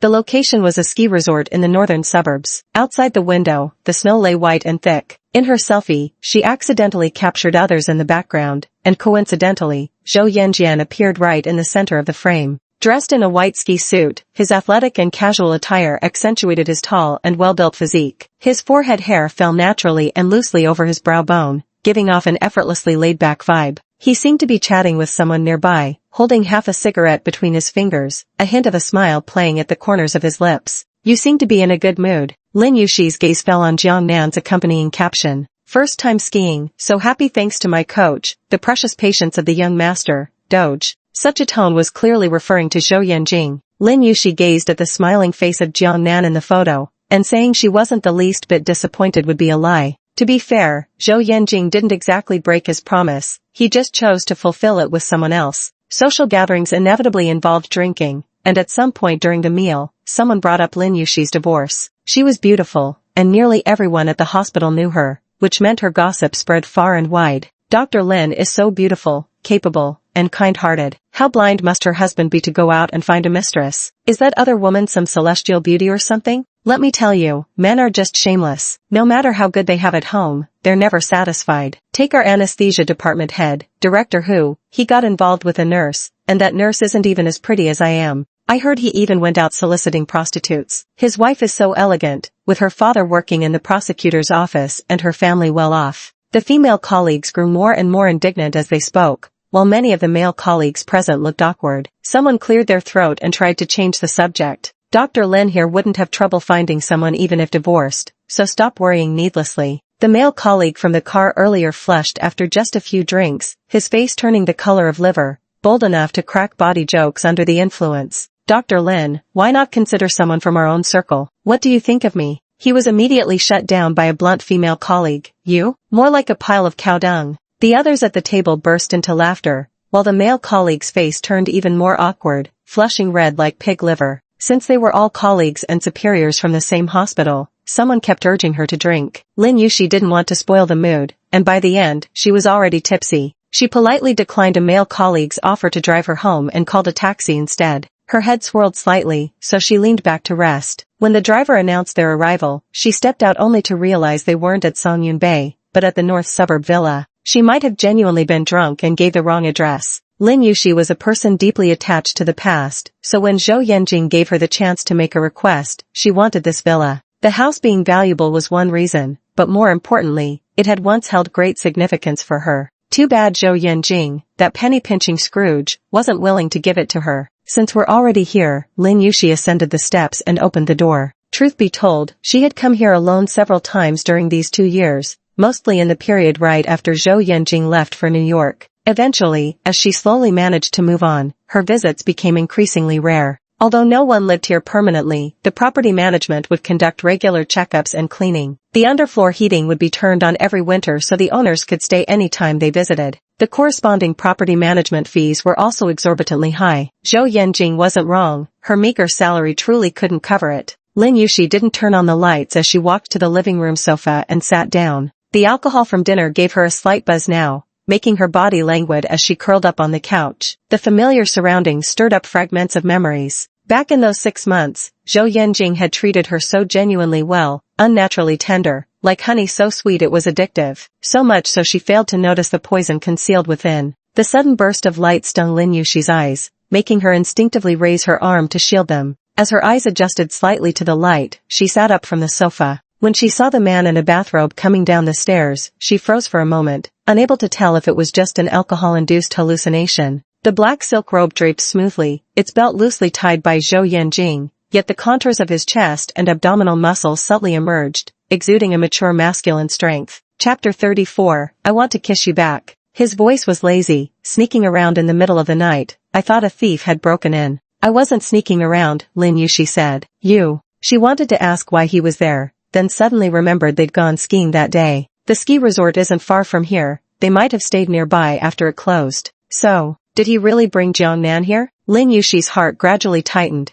as if someone had sucked away all the oxygen, leaving her struggling to breathe. Couldn't they wait a little longer? Can't you at least wait until after the divorce proceedings with her? Is that really too much to ask? Zhou Yanjing descended the stairs, and Lin Yuxi caught a glimpse of a reddish mark on his neck. Though the room was a comfortable 20-something degrees, her body suddenly turned icy cold, a chill seeping deep into her bones. Clenching her fists, she turned and walked away without another word. The sound of rummaging came from behind. Zhou Yanjing asked, "Where's the first aid kit?" Lin Yuxi's voice was taut. "The second drawer on your right." Zhou Yanjing opened the drawer and took out the emergency kit. Just as Lin Yuxi was about to step forward, he asked again, "Which one is for allergies?" Lin Yuxi didn't want to deal with him. "Google it yourself." Zhou Yanjing scoffed lightly. "Dr. Lin truly is a white-robed angel. Your cat made me allergic. Even without professional ethics, you should at least take some responsibility." He ended with an airy threat. "If you don't want to take responsibility, fine. Just don't blame me when I toss them out in the snow." At someone else's roof, even cats must bow their heads. Lin Yuxi stood frozen for 2 seconds before gritting her teeth and turning back. "Give me the first aid kit." Zhou Yanjing glanced at her and handed it over. The place hadn't been occupied for so long that most of the medicine had expired. Lin Yuxi only managed to find 1 tube of ointment that was still within its shelf life. "Apply it once or twice daily. There's no loratadine here. Remember to take it when we get back tomorrow." Zhou Yanjing ignored him, settling straight onto the sofa as he tugged at his collar. "Help me apply it," he said. Lin Yuxi didn't move. "You can ask the people upstairs to apply it for you." Zhou Yanjing lifted his eyelids lazily. "Who's upstairs? Is this place haunted? Is Jiangnan not here?" Lin Yuxi stared at him for a moment, confirming from his expression that he wasn't lying, then walked over to help him apply the medicine. Zhou Yanjing still had a large patch of allergy-induced rashes on the right rear side of his neck. That small mark earlier wasn't a hickey, most likely. He had scratched it himself. His sitting position happened to block part of the light. To see clearly, Lin Yuxi had no choice but to lean in closer, using her index finger to spread the ointment over the rashes and massage it in. She was applying it carefully when Zhou Yanjing suddenly clicked his tongue and tilted his head away. "Are you doing this on purpose? Did I hurt you?" Lin Yuxi thought he was acting rather delicate. "I didn't use much strength. I meant, stop breathing on my neck." Lin Yuxi was speechless. Even if I were a paramecium, I'd still need to breathe. Zhou Yanjing's brown eyes fixed on her as he drawled, "You're giving me a reaction." Lin Yuxi's face turned crimson in an instant, burning with embarrassment. "That's just because you're a perv yourself." She straightened up to leave, but Zhou Yanjing caught her wrist and with a deft tug, pulled her onto his lap. "Let go of me." Lin Yuxi tried to stand up, but Zhou Yanjing's broad, powerful hands gripped her thighs firmly. Not only did he refuse to release her, he even pulled her closer towards him. His body's reaction was transmitted directly through the fabric to Lin Yuxi. The familiar setting, the extremely suggestive posture, almost instantly revived Lin Yuxi's memories of this very couch. The blush on her cheeks deepened uncontrollably, spreading across her fair neck. The alcohol she'd consumed earlier seemed to boil within her, sending waves of heat pulsing through her veins. Flustered and irritated, she exclaimed, "Zhou Yanjing, you calling me that just makes me more excited." The man being scolded showed no fear of her feeble, kitten-like anger, leaning in to sniff near her lips. "You've been drinking?" He was too close, having crossed the safe distance as if about to kiss her. Lin Yuxi turned her head away. "None of your business." After drinking, she had a certain charm different from usual, filled with a touch of naive sweetness. Zhou Yanjing admitted he was a degenerate for finding her adorable when she frowned in annoyance.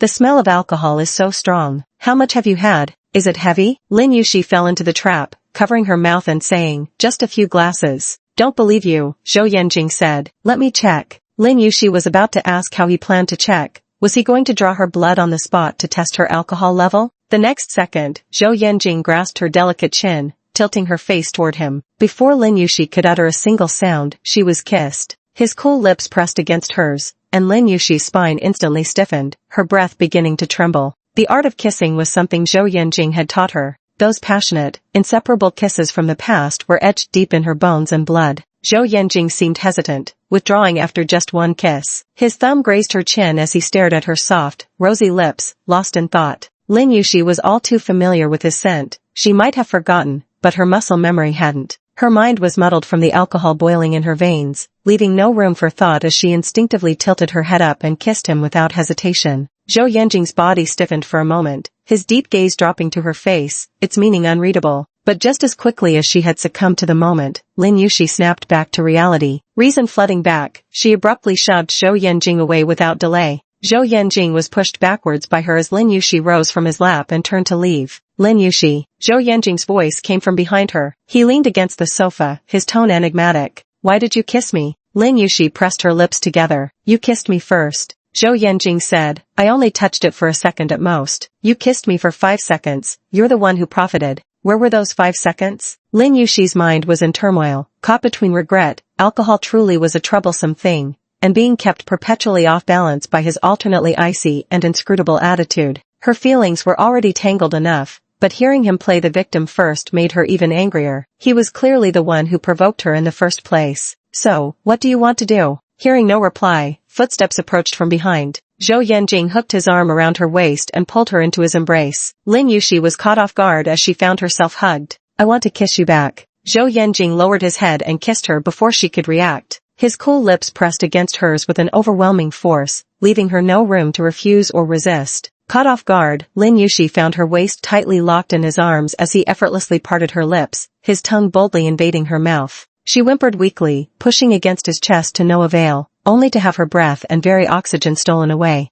Zhou Yanjing captured her soft tongue with his own. He was a skilled kisser who knew every sensitive spot of hers all too well. Lin Yushi stood no chance against him, quickly melting under his touch until her limbs grew weak and her breathing turned rapid. She felt as if drowning in warm water, the alcohol making her nerves hypersensitive and her reasoning fragile. Before long, Zhou Yanjing's kisses left her utterly dazed, her feeble struggles gradually fading away. Zhou Yanjing pulled her down onto the sofa with him. The moment Lin Yushi's dazed eyes fluttered open, he covered her body with his own. Lin Yushi didn't even notice when her clothes had been undone. The rough texture of Zhou Yanjing's fingertips tracing her skin drew a soft gasp from her, her legs instinctively trying to curl up before being stopped by the man's large hand gripping her knee. Zhou Yanjing's Adam's apple bobbed as he murmured breathlessly against her ear, praising between kisses, such a good girl, Cici. The long uninhabited house grew steadily warmer, both intoxicated in their delirium. The doorbell chose that moment to ring. Lin Yuwu, dazed from the kisses, murmured weakly, someone's. Chapter 35 I'm afraid of getting sick. Zhou Yanjing was completely unfazed, lightly pinching her as punishment for her distraction. Why care about others? Ding-ling ding-ling, the doorbell continued to ring. Then, the person outside spoke up, Yanjing, are you in there? I brought back some food.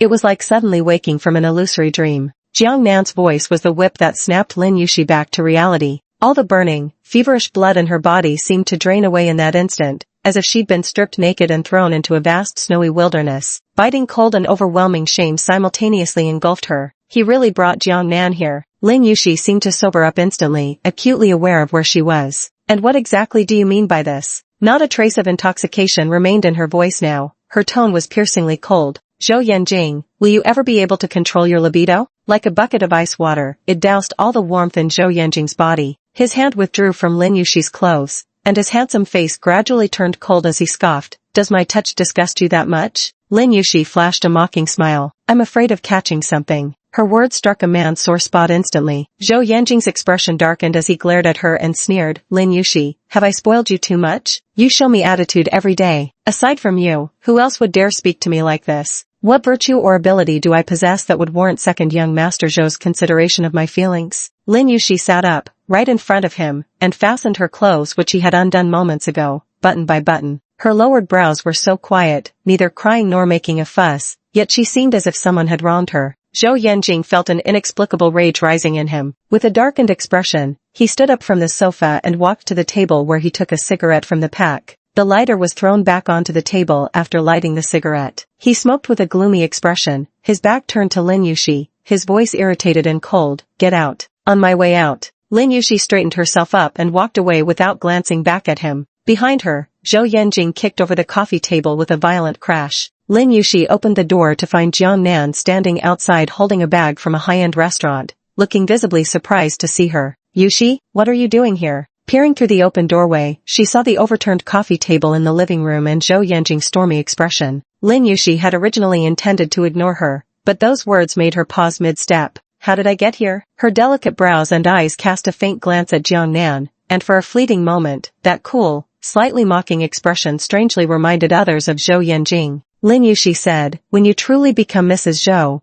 then you'll have the right to ask me that question. Jiang Nan's expression darkened. At least here and now, I'm still Mrs. Zhou. I didn't ask why you're here. That already shows I've left you some dignity. Her sharp words made Jiang Nan struggle to maintain her composure, the curve of her lips stiff. Yushi, you must have misunderstood something. Lin Yushi's lips curled slightly. The word misunderstanding has always been your best shield. After saying those words, she walked straight past Jiang Nan without hesitation. As they passed each other, Jiang Nan didn't miss the radiant, alluring red of her lips. Her lips looked like they'd just been thoroughly kissed. Jiang Nan's hand clutching the bag suddenly tightened as she turned to glare at Lin Yuxi's retreating figure. Looks and temperament are 30% cultivated but 70% genetic. Lin Yuxi was simply born lucky, blessed with features that even Manhwa would favor. Then the dumb luck of being adopted by the extravagantly wealthy Zhou family. She probably really thinks she's some kind of pampered heiress, radiating that icy arrogance. Jiang Nan bit her lower lip hard, took several deep breaths to compose her expression, then finally entered with the bag in hand. Stepping into the living room, she surveyed the chaotic mess and had no idea what could have happened to provoke Zhou Yanjing's fury to this extent. How did this happen? Did you have another fight with Yuxi? At this moment, Zhou Yanjing was in the worst mood imaginable, surrounded by an almost demonic aura of anger. Even his tone toward her was brusque. Who told you to come? Etiquette deeply ingrained since childhood meant Zhou Yanjing would retort with a smile even when furious. Rarely did his temper flare so badly. Never before had he snapped at Jiang Nan like this. You left the ski resort so quickly, and Xiao Tang told me you came here. There's nothing to eat in this area, so I was worried you might not have had dinner. Jiang Nan took out the packed food containers one by one. I brought you some food from that restaurant you love the most, she said. The food she had specially brought was still warm, but Zhou Yanjing couldn't be bothered to spare it a glance. If you're not coming, I'll finish eating without you. Recalling Lin Yuxi's disheveled hair and the lingering flush in her eyes when she left just moments ago, Jiang Nan took several seconds to comprehend the implication behind his words. She pressed her lips together tightly, gripping her chopsticks so hard they nearly snapped. After a long pause, she finally managed to force a smile. Your relationship with Yuxi, why does it keep flip-flopping between good and bad? When she left just now, she seemed really angry. Is she giving you the cold shoulder again? Zhou Yanjing's expression noticeably darkened upon hearing this. The cigarette he was smoking today tasted off too, irritating him so much that he directly tossed it into the fireplace. Full of bad temper, who knows who spoiled her like this? Lin Yuxi never expected to run into Jiang Nan at the hospital. After seeing her last follow-up patient in the afternoon, she had just taken the elevator to the first floor when someone called out to her as she exited. Yuxi. Chui had invited Lin Yuxi to check out a trendy restaurant together. Laughing and chatting, Lin Yuxi turned and saw Jiang Nan, her demeanor far from warm. Need something? I came with a friend for her prenatal checkup today and happened to see you, so I thought I'd say hello. Jiang Nan walked over and said, I wanted to apologize to you. That day, when I asked that question, I really didn't mean anything by it. I was just surprised to see you because you hadn't come skiing with us during the day. Lin Yuxi responded coldly and indifferently, there's no need for that.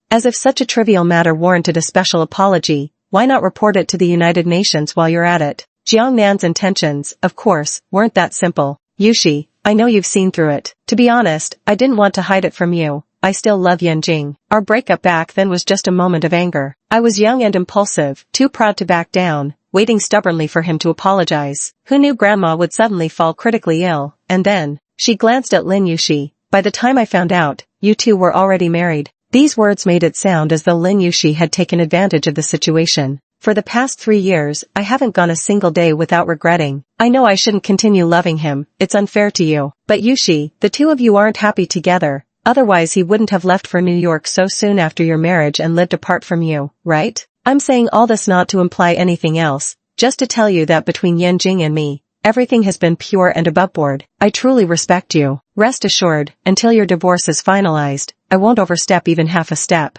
Pure and blameless, open and above board? Listening to this, Lin Yuxi almost felt like she, the legally wedded wife, was the one who couldn't be brought into the light. Chapter 36. Come pick me up. I genuinely love Yanjing and cherish this relationship deeply. I'll wait until you're divorced before being with him openly and honorably. Xiao Chui was utterly stunned by the overwhelming amount of information, not daring to speak. Only her eyeballs darted furtively back and forth between the two of them. Holy moly, this is the first time I've seen such a shameless mistress, coming right up to the wife to make a love declaration. Lin Yuxi truly had no patience to listen to Jiang Nan recount her love story with Zhou Yanjing. Well said. Lin Yuxi nodded. I'll expedite the paperwork on my end. Please wait patiently. Like an emotionless customer service machine. She turned and left after speaking, leaving Xiao Chui to trot hurriedly after her. Your husband is Zhou Yanjing? Not that Zhou Yanjing I know, is it? Holy cow, who would have guessed? Her daily co-worker was actually the young madam of an ultra-wealthy elite family? Only then did Lin Yuxi remember there was someone beside her. If this conversation got spread around, she might as well quit the hospital. Luckily it was Xiao Chui and not someone else. I'll buy you coffee if you promise not to tell, okay? Dr. Lin, what kind of person do you take me for? Xiao Chui said righteously. You think you can bribe me with just one coffee? Make it 2 packs of spicy sticks at least. Lin Yushi hadn't expected her to be so easily satisfied. Alright.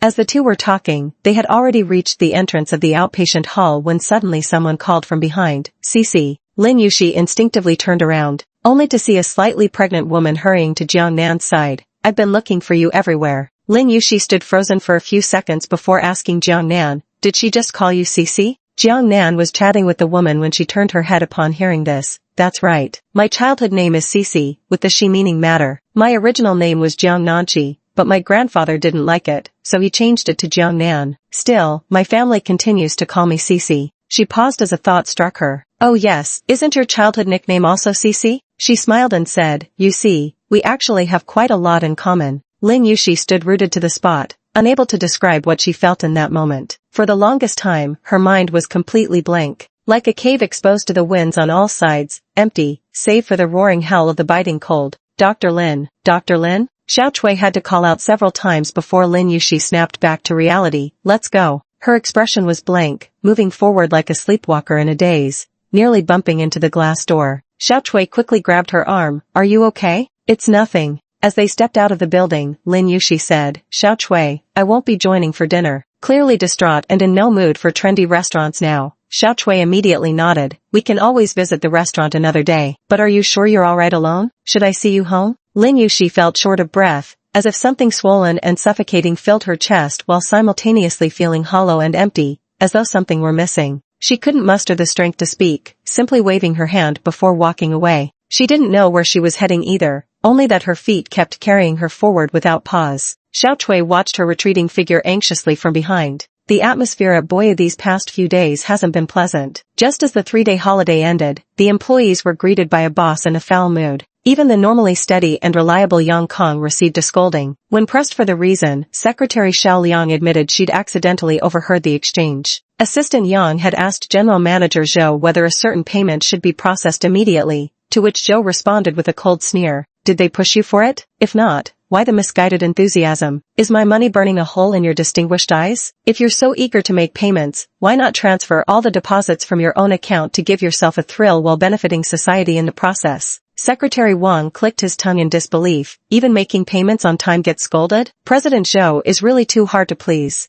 Zhou Yanjing's foul mood lasted all the way to the evening banquet. Chairman Wan of Huiyang Group personally hosted the dinner, showing utmost respect, but the second son of the Zhou family seemed thoroughly disinterested. He complained that the specially curated fragrance by the hotel's French perfumer was too pleasant. It stirred up unpleasant memories for him. He disliked how the Australian lobster's 2 eyes were glaring at him, wondering if it held some grudge against him. He complained about the Lafayette's vintage being unlucky, claiming it was a year of the tiger, inauspicious for hooking deals. Director Wan suspected he was nitpicking out of spite, seeking revenge for when he'd tried to borrow his resources to cozy up to the party secretary's nephew. President Zhou, with all this fault-finding, are you still holding a grudge over last time? He forced an apologetic smile. I was short-sighted, but look how smoothly this collaboration's going, mutually beneficial. Let bygones be bygones, shall we? Zhou Yanjing crossed his long legs, leaning back in his chair with effortless grace as he leisurely flicked ash from his cigarette. How could I possibly deserve such honor? He remarked languidly, to dare hold a grudge against you.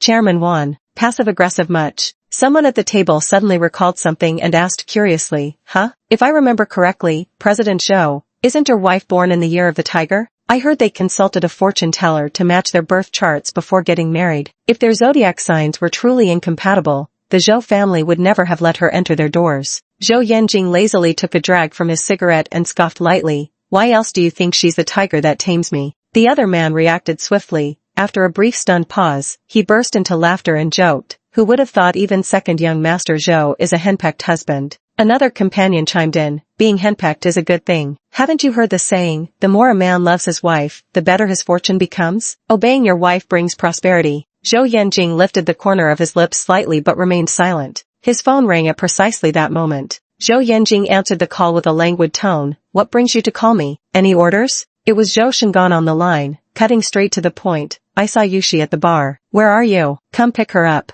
Zhou Yanjing's expression was impassive as he tapped his cigarette against the crystal ashtray's edge. It's not her first time at a bar. Why are you more anxious than I am? Zhou Xingyan didn't waste words with him, directly relaying the address with elder brother authority that brooked no argument. Aiken Bar. Get here immediately. After a pause lasting several seconds, he added, something's off. She's crying alone. The other end of the line fell silent, and after a few seconds, hung up directly. Zhou Xingyan was meeting with a few friends today. The moment he entered the bar, he spotted Lin Yuxi sitting alone, drinking in silence. She had always been a quiet person, so quiet even when drinking. Sitting there without a word, holding a bottle of beer, she tilted her slender, pale neck back to drink. His friend also noticed, isn't that your sister-in-law? Zhou Xingyan responded with a quiet A friend stared for a moment, then asked curiously, why are you drinking alone here while shedding little pearls? Looking so pitiful, did your brother bully you again? Only then did Zhou Xingyan notice Lin Yuxi was crying. She didn't even make a sound while crying, just silent tears that slid from the corners of her eyes as she tilted her head back to swallow the alcohol. Such a beautiful woman drinking alone in a bar was bound to attract men's attention. A heartbroken woman's defenses are at their weakest, making her easy prey. Especially alone without company, wait until she's drunk, and taking her away would be effortless. Many gazes drifted toward her, some already itching to make a move. Chapter 37, Were you ever in love with me? Lin Yuxi wasn't normally much of a drinker. Only unavoidable work dinners with colleagues or accompanying Yu Jiaxiao out for fun ever got her to touch alcohol. But today her heart was suffocating with pent-up emotions, throbbing so painfully that alcohol seemed the sole possible relief. She'd initially planned to call Yu Jiaxiao out, but her friend had been pulling all-nighters to meet project deadlines these days, collapsing into sleep at 3 or 4 a.m. daily. Lin Yuxi hesitated with drafted messages before deleting them. Why burden an exhausted friend with her trivial troubles? She was completely distraught, with no mind for anything else, as grief like heartbreak threatened to overwhelm her. She had never known that Jiang Nan had a pet name, Cici. So on those nights when Zhou Yanjing held her in his arms and whispered tender coaxing in her ear, was it Cici he had been calling?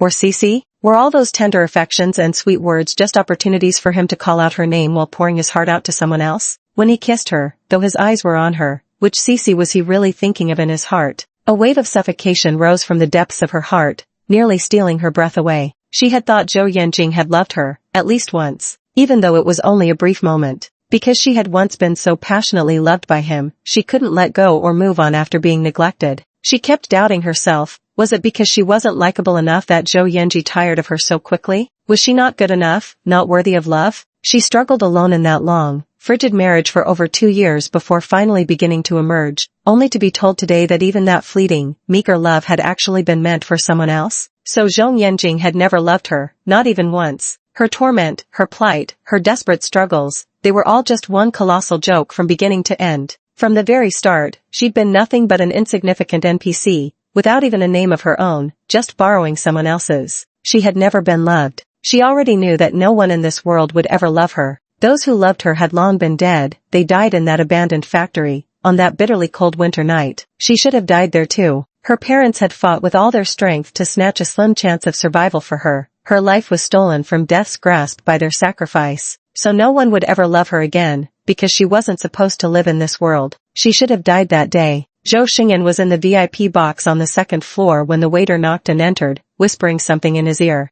Zhou Xingyan glanced at his watch, frowned, said something to his friend, and stood up to leave. The first-floor lobby was bustling with noise, the blaring music vibrating against eardrums as Lin Yuxi lay slumped over her arm, the table in front of her littered with empty liquor bottles. A man from the adjacent booth, egged on by his companions, approached and reached out to grab her. Hey there, darling? Before his hand could touch Lin Yuxi's shoulder, it was abruptly intercepted. The interceptor was the bar's owner, dressed in a black floral shirt, his smiling demeanor belying the iron grip with which he held the man's wrist. I suggest you'd better not touch her. The man was actually quite cowardly, but still put up a tough front. I was just worried she might die from alcohol poisoning here. And who are you anyway? Is she yours? The boss maintained his smiling yet dangerous demeanor. She's not mine, nor is she someone you can lay hands on. My advice, if you want to keep all your limbs intact, is to get far away right now. When the real owner shows up and takes a disliking to you, not even gifting him this bar could save you. The man withdrew his hand with a string of curses and stalked off.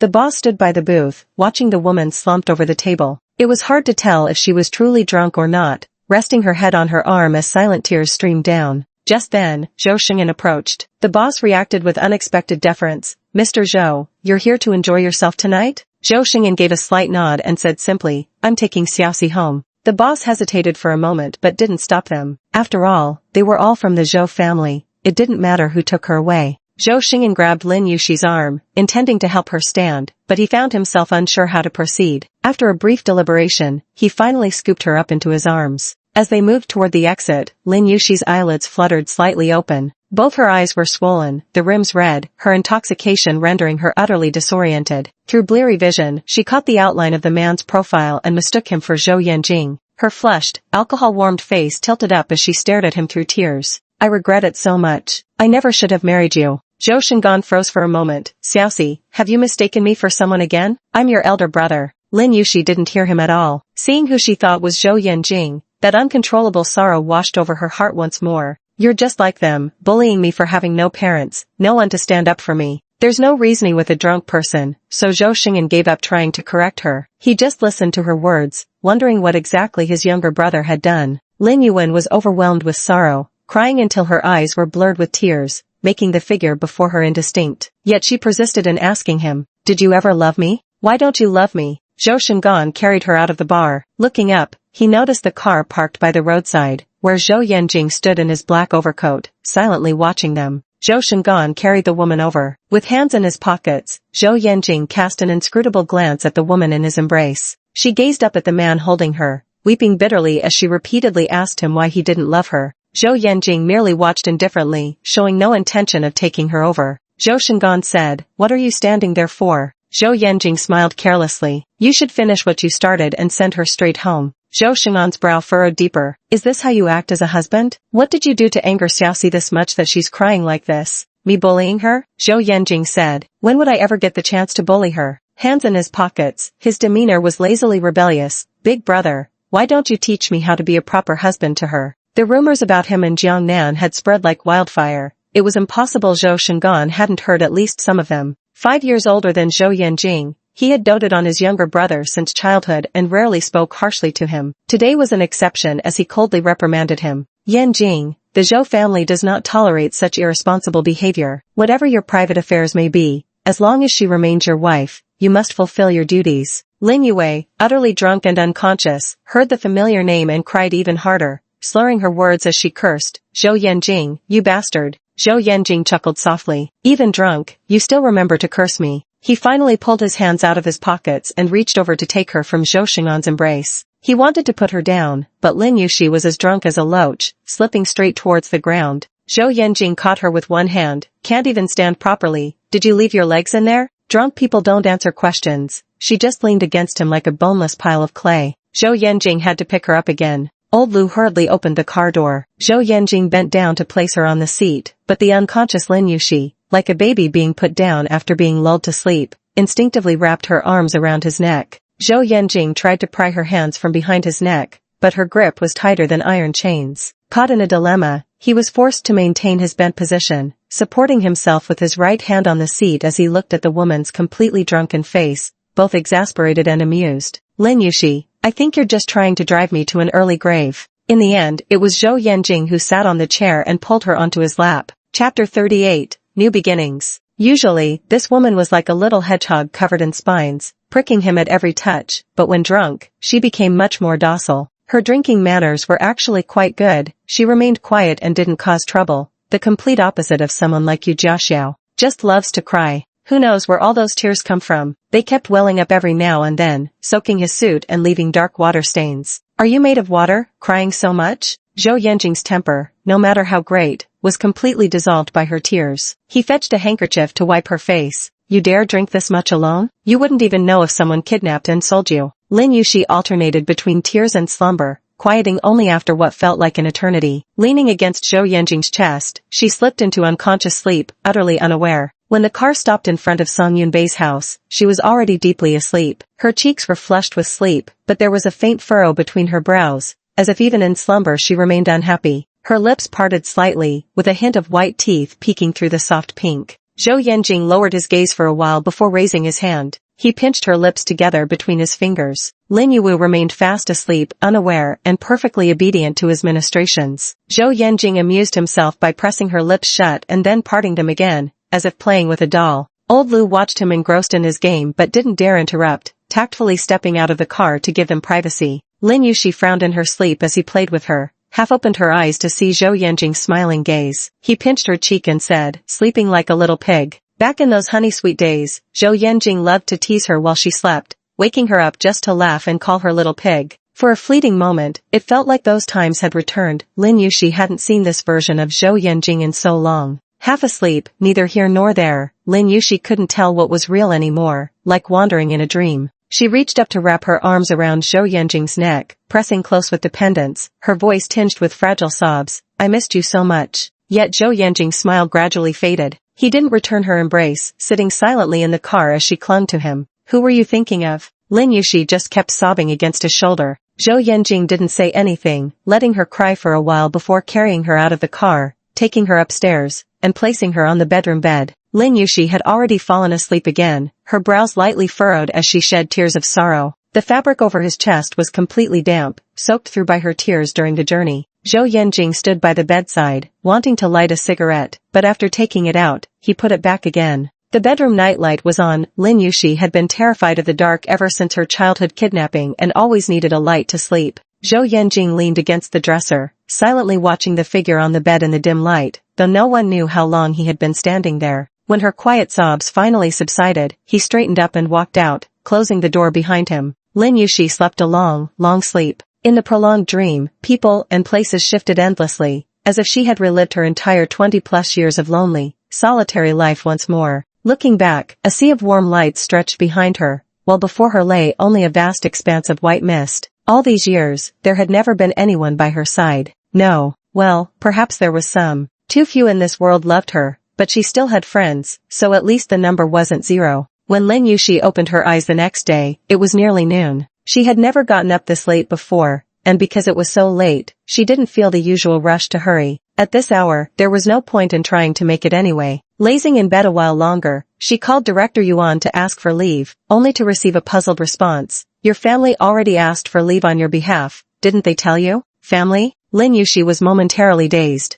It must have been Zhou Yanjing. She thought she saw him yesterday. Director Yuan reprimanded her a few more times, telling her to submit leave applications properly next time, and not to pull disappearing acts without notice. Such flagrant disregard for rules. Since Lin Yuxi was indeed in the wrong this time, she took the scolding quietly, got out of bed to shower, washing away the lingering traces of last night. On the way downstairs, she said to Aunt Chen, could you change the sheets and blankets in my room later? They smell like alcohol. Aunt Chen ladled out the fish soup simmering in the kitchen. Isn't it time for our cats to get their vaccinations? I've already made the appointment, Lin Yuxi said. I'll take them for their shots and checkups this weekend, then we can deliver them to the neighbor in Building 12. Aunt Chen announced proudly. Their elderly gentleman mentioned he's worried the kitten might get lonely alone, so he's willing to adopt the mother cat too. That way the pair can keep each other company. That's wonderful. With hospital colleagues, Yu Jiaxiao's boss, and Tan Xingchen's gal pals accounted for, all the kittens had now found homes. At last, some good news brought a faint smile to Lin Yuxi's face. Still recovering from last night's drinking binge with little appetite, she found the fish soup exceptionally delicious. If nothing else, Sister Chen's culinary skills remained exemplary. I've been simmering this soup all morning. It'd be a shame not to drink it. Please pack it in a thermal container for me, Lin Yuxi said. Mrs. Chen clearly misunderstood. As she deftly ladled the remaining soup, she said cheerfully, the young master loves my fish soup the most. He'll surely be delighted. Lin Yuxi didn't correct her. She put on her coat and scarf, ready to head out. Zhou Yanjing returned from outside. He was carrying a cream-colored box with packaging that appeared to contain some kind of dessert. Lin Yuxi didn't pay it much attention. Taking off his lambskin gloves, Zhou Yanjing glanced at her. Going out? Lin Yuxi straightened her wool hat. Yes. Since Zhou Yanjing returned to the country, every conversation with her had been laced with sarcasm, but today, she was unusually calm. So calm, in fact, that Zhou Yanjing found it unsettling and glanced at her several times. He leisurely took off his coat while studying her expression. What got into you yesterday, drinking alone like that? Nothing, Lin Yuxi murmured as she bent to pull on her boots. It doesn't matter anymore. After a great bout of weeping and sorrow, her emotions seemed to settle into an unexpected calm. The fact that Zhou Yanjing had never loved her was like 1,000 arrows piercing her heart, nearly shattering her completely. But after the shattering comes the reshaping, a rebirth of sorts. That bloodstained knife plunged deep into her heart could finally be pulled out, seizing the chance to heal. Like a tempest, it ravaged the entire city while simultaneously sweeping away the haze that had lingered over the metropolis for years. Dark clouds dispersed, revealing daylight once more. Lin Yushi's heart felt an unprecedented tranquility and lightness. If Zhou Yanjing had never loved her, then everything she'd clung to in the past wasn't worth cherishing at all. It only wasted 3 years of time and emotions, no big deal. Consider it as feeding a dog. In this world, nothing could hurt her anymore. From now on, she'd wear armor, shielding all vulnerabilities. Lin Yushi pushed open the door and stepped out. The snow had stopped lately, and the temperature had risen slightly. She stood on the front steps, closed her eyes, tilted her head back, and took a deep breath of the crisp air, filtering it through her lungs before exhaling slowly. The bright morning sun shone on her face. Zhou Yanjing watched her standing there, feeling that something was off but unable to pinpoint what. He was about to ask something else when Lin Yuan opened her eyes and stepped down the stairs. Where to? Let old Lu drive you. Lin Yushi said, there's something I've been putting off for a long time. Today I finally went to settle it. Auntie Chen had just finished tidying up the upstairs room when she descended and happened to see Zhou Yanjian stepping through the door. While in the courtyard, Lin Yushi climbed into the car clutching a thermal container. A bewildered expression crossed Mrs. Chen's face. But Madam was bringing you fish soup, wasn't she? Now that you're back, where on earth has she gone with that soup? Zhou Yanjing's movement paused as he turned to look outside. The Bentley had already driven out of the courtyard. Zhou Yanjing's expression grew rather peculiar. That fish soup was clearly never meant for him. What does she need to settle? Why does this phrasing sound so unsettling? Chapter 39, Parents' Legacy. When Lin Yushi brought soup to Yu Jiaxia's office, she found Yu furiously typing away at her computer. Dark circles under her eyes as she rewrote the 180th version of her proposal. She would occasionally clasp her hands together and bow in prayer, beseeching deities from all eras and cultures to ensure her boss never experiences a romantic encounter. Not in this lifetime, the next, or the one after that. This wasn't Lin Yushi's first visit, yet the moment her colleagues at Yu Jiaxia's office caught sight of her, their lethargy instantly vanished. Is the beautiful Lin here to spoil us with delicious treats again? Take some fish soup for Xiao Xiao. Lin Yushi set down the insulated container filled with fish soup and the lunch she'd picked up on the way for Yu Jiaxiao, prompting several necks to crane eagerly. Yu Jiaxiao came sliding over on her chair like she was flying. The moment she opened the thermal container, every keyboard in the office fell silent. Woo! Why doesn't any beauty ever bring me food? The chubby guy next to Yu Jiaxiao scrunched up his face in dismay. Who on earth gets to marry such a gorgeous and capable wife? Will I ever get a chance in this lifetime? Lin Yushi replied, yes, you will. The chubby kid was flattered beyond measure, his eyes lighting up like gradually brightening lamps. Really? Lin Yushi said with a smile. The soup was made by our family's housekeeper. She's divorced with no kids. If you're interested, I could introduce you. The chubby kid. Yu Jiaxiao's team leader approached holding a spoon, extending it towards her bowl while asking with feigned concern, Xiao Yu, have you finished revising your proposal yet? Changed what bullshit? You just gave me the okay half an hour ago. Yu Jiaxiao slurped her soup noisily while hugging the thermal container protectively. Hey, you've already had 3 sips, shameless much? Their office was noisy. Lin Yuan wasn't hungry at first, but when Yu Jiaxiao fed her a piece of beef, she opened her mouth and ate it anyway. What are you doing this afternoon? Yu Jiaxiao suggested. Why not keep me company at our office? Chi-Chi's absent today. Just wear a mask and sit at her desk. Our boss's dog eyes would never notice. Lin Yuan was exasperated. Do I look that free? Taking time off just to work at your company? She giggled. I missed you. I've been so busy lately I'm losing my head. Haven't seen you in days. Called you last night but you didn't pick up. Where'd you run off to? Went to sleep. After saying this, Lin Yushi suddenly opened her arms and hugged her. Yu Jiaxiao almost immediately put down the food in her hands to hug her back, cooing sentimentally, love you to death. Lin Yushi stroked her head quietly. I know. The team leader couldn't stand it anymore. You two should just get together. When same-sex marriage gets legalized next year, you've got my vote. Yu Jiaxiao snorted. If she ever liked women, do you think her husband would have stood a chance? Lin Yushi rose with a smile. You eat. I need to go somewhere. Chiyue Mansion was once a renowned high-end residential complex in Lincheng, but 20 years have passed since then. The new building has become old, and what was once a premium development has weathered the storms amidst the city's constant transformation, bearing the marks of time on its exterior walls. Because of its high-quality positioning back in the day, Chiyue Mansion's residents are of excellent stature, now housing many retired senior officials. When the property was first built, its abundant green space was a major selling point. Now those transplanted trees have grown luxuriantly, with everything from kindergartens to middle schools, hospitals, and shopping centers fully equipped in the vicinity. Thus, even though it has stepped down from the ranks of high-end properties, the housing prices here remain the highest in the surrounding area. Lin Yushi pressed the doorbell, and soon footsteps approached from inside. A woman's voice called out, "Who is it?" as she opened the door. When she saw Lin Yuxi, her expression first stiffened in shock, then was quickly replaced by a complex mix of guilt, confusion, regret, and even a trace of sorrow. "Auntie," Lin Yuxi called out. "Yuxi, you're back." Yi Wei, her aunt, had hands dusted white with flour, likely from kneading dough. She wiped them hastily on her already stained apron and quickly stepped aside. "Come in." "I won't be coming in today." Lin Yuxi remained at the doorway. "I came to tell you that this house was part of my parents' inheritance, and I've decided to take it back now." Just as her aunt opened her mouth to speak, Lin Yuxi cut in. "You and uncle should find a place to move out as soon as possible." As soon as she started speaking, my aunt began to cry. "Yuxi, you know my situation. My back hurts so much I can't even sit properly. I don't know how much longer I can keep this job. The paychecks barely cover our household expenses, not to mention the living allowance for your younger brother. He's in university now,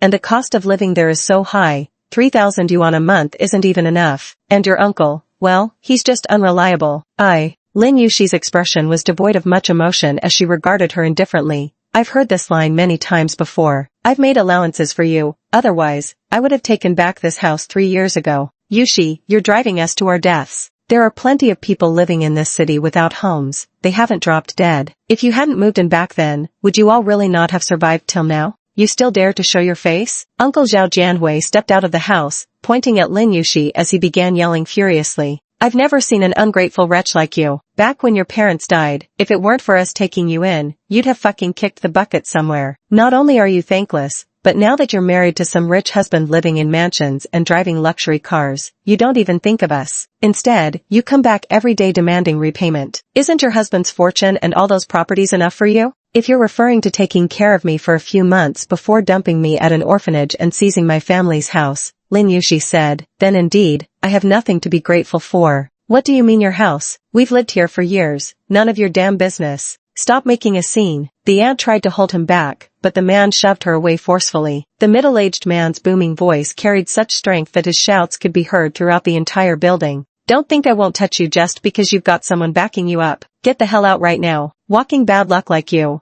I'm telling you, your parents died because of you." The last sentence made Lin Yuxi's face turn cold, and she stopped wasting words with them. "1 week's deadline. If you're still squatting here by then, I'll take legal action." Aunt wiped away her tears. "Yuxi, must you go this far? Stop your damn crying. Get the hell out of my sight. Don't come here bringing me bad luck." Zhao Jianhui shoved her aside roughly, blocking the doorway as he yelled at Lin Yuxi. "Who the hell do you think you're scaring? You think just because you say this house is yours, it is? Don't assume I don't know the law. I've consulted lawyers. If you want this house, first you'll have to prove you're really Lin Xing and Yi Cheng's daughter. Their daughter was lost long ago. There's even a missing person record at the police station. You're just an orphan with the same name. Who can prove your identity?" He acted with such arrogance simply because Lin Yuxi's parents died young. He'd been occupying this house for nearly 20 years. Who could possibly take it from him now? Lin Yuxi knew he was shameless, but she never imagined he could sink to this level. Back when he was dating her aunt, he'd appeared so refined and scholarly. Many called him a pretty boy, and even grandmother had opposed their marriage. My aunt was blinded by love,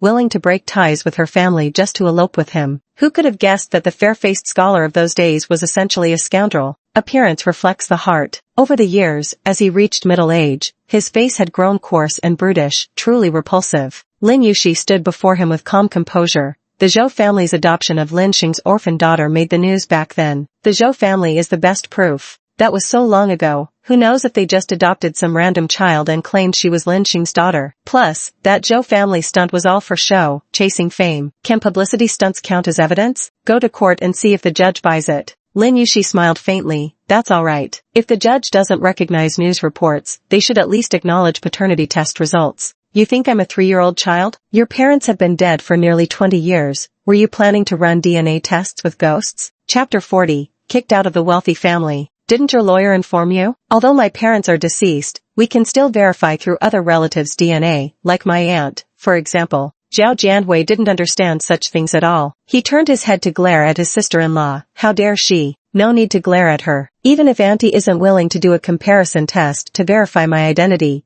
When my parents were murdered years ago, a case that remains unsolved to this day, their DNA data was still stored in the Public Security Department's database. Before Lin Yuxi even finished speaking, Zhao Jianhui's complexion had already changed. He might be able to argue his way out of this, or control Yi Wei, but there was absolutely no way he could tamper with the Public Security Department's database. Lin Yushi enunciated each word clearly. My father is called Lin Xing, my mother is Yi Cheng, and I'm Lin Yushi. This is our family's house. Zhao Jianhui, though clearly in the wrong, stubbornly retorted, who are you trying to scare? Like I'm afraid of you. I've lived here for 20 years. You think I'll just move because you say so? Go ahead and sue me if you dare. If you want to settle this in court, I have no objections, Lin Yushi said. This house isn't all my parents left behind. There should have been at least several 100,000 yuan in their bank accounts back then. Where's that money now? Zhao Jianhui's eyes briefly flickered with evasion. My aunt said, your uncle is into stock trading. The stocks crashed and burned. Lin Yushi had already guessed as much. Zhao Jianhui had been obsessed with the stock market back then,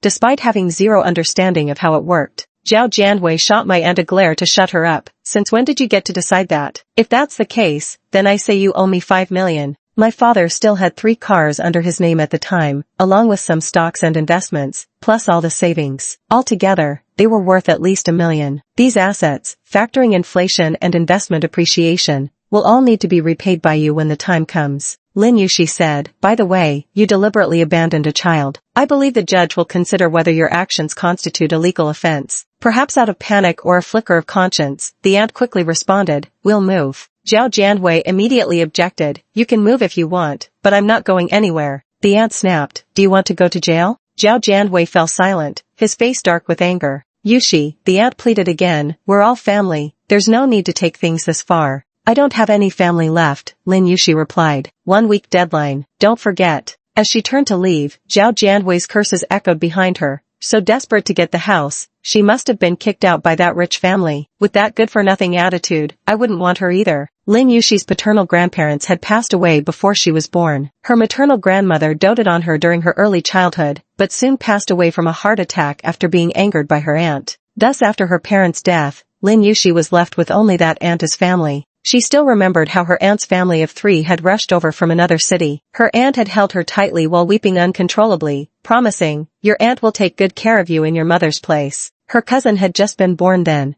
and the family of 3 moved into the spacious Lin family residence at Chiyue Mansion. Her aunt was genuinely devoted to her. During those initial nights when Lin Yushi kept having nightmares, her aunt often slept beside her. While tending to her own newborn baby, she would also cradle Lin Yushi in her arms. But the good times didn't last. Fresh from childbirth and now responsible for 2 children, her aunt couldn't work, leaving the burden of supporting 4 people on her uncle's meager salary. To make matters worse, his company was going through financial difficulties at the time, implementing widespread pay cuts. After losing Lin Yushi's parents' savings in stock speculation and accumulating significant debts, he had long resented raising her. On several occasions, he proposed sending her to an orphanage. Her aunt refused, and the 2 argued frequently, with Lin Yushi in the next room hearing everything clearly. Then one day, while her aunt was at the hospital for a checkup, her uncle drove Lin Yushi out and took her to a city she had never been to before, abandoning her at an orphanage there. As he drove away, Lin Yushi ran after the car, only for him to angrily point at her through the window and threaten, I know you remember our home address. If you dare go back, I swear I'll kill you. At the time, Lin Yushi wasn't even 7 yet. A child who had witnessed her parents' murder trembled in fear, plagued by nightmares every night. The threat from a grown man held terrifying power over her. 20 years ago, abandoning a child was still relatively easy. Lin Yushi didn't know whether her aunt had ever tried to find her. In any case, she spent several years in the orphanage until a journalist came one day. It wasn't until she grew up that Lin Yushi gradually came to understand things beyond a child's comprehension.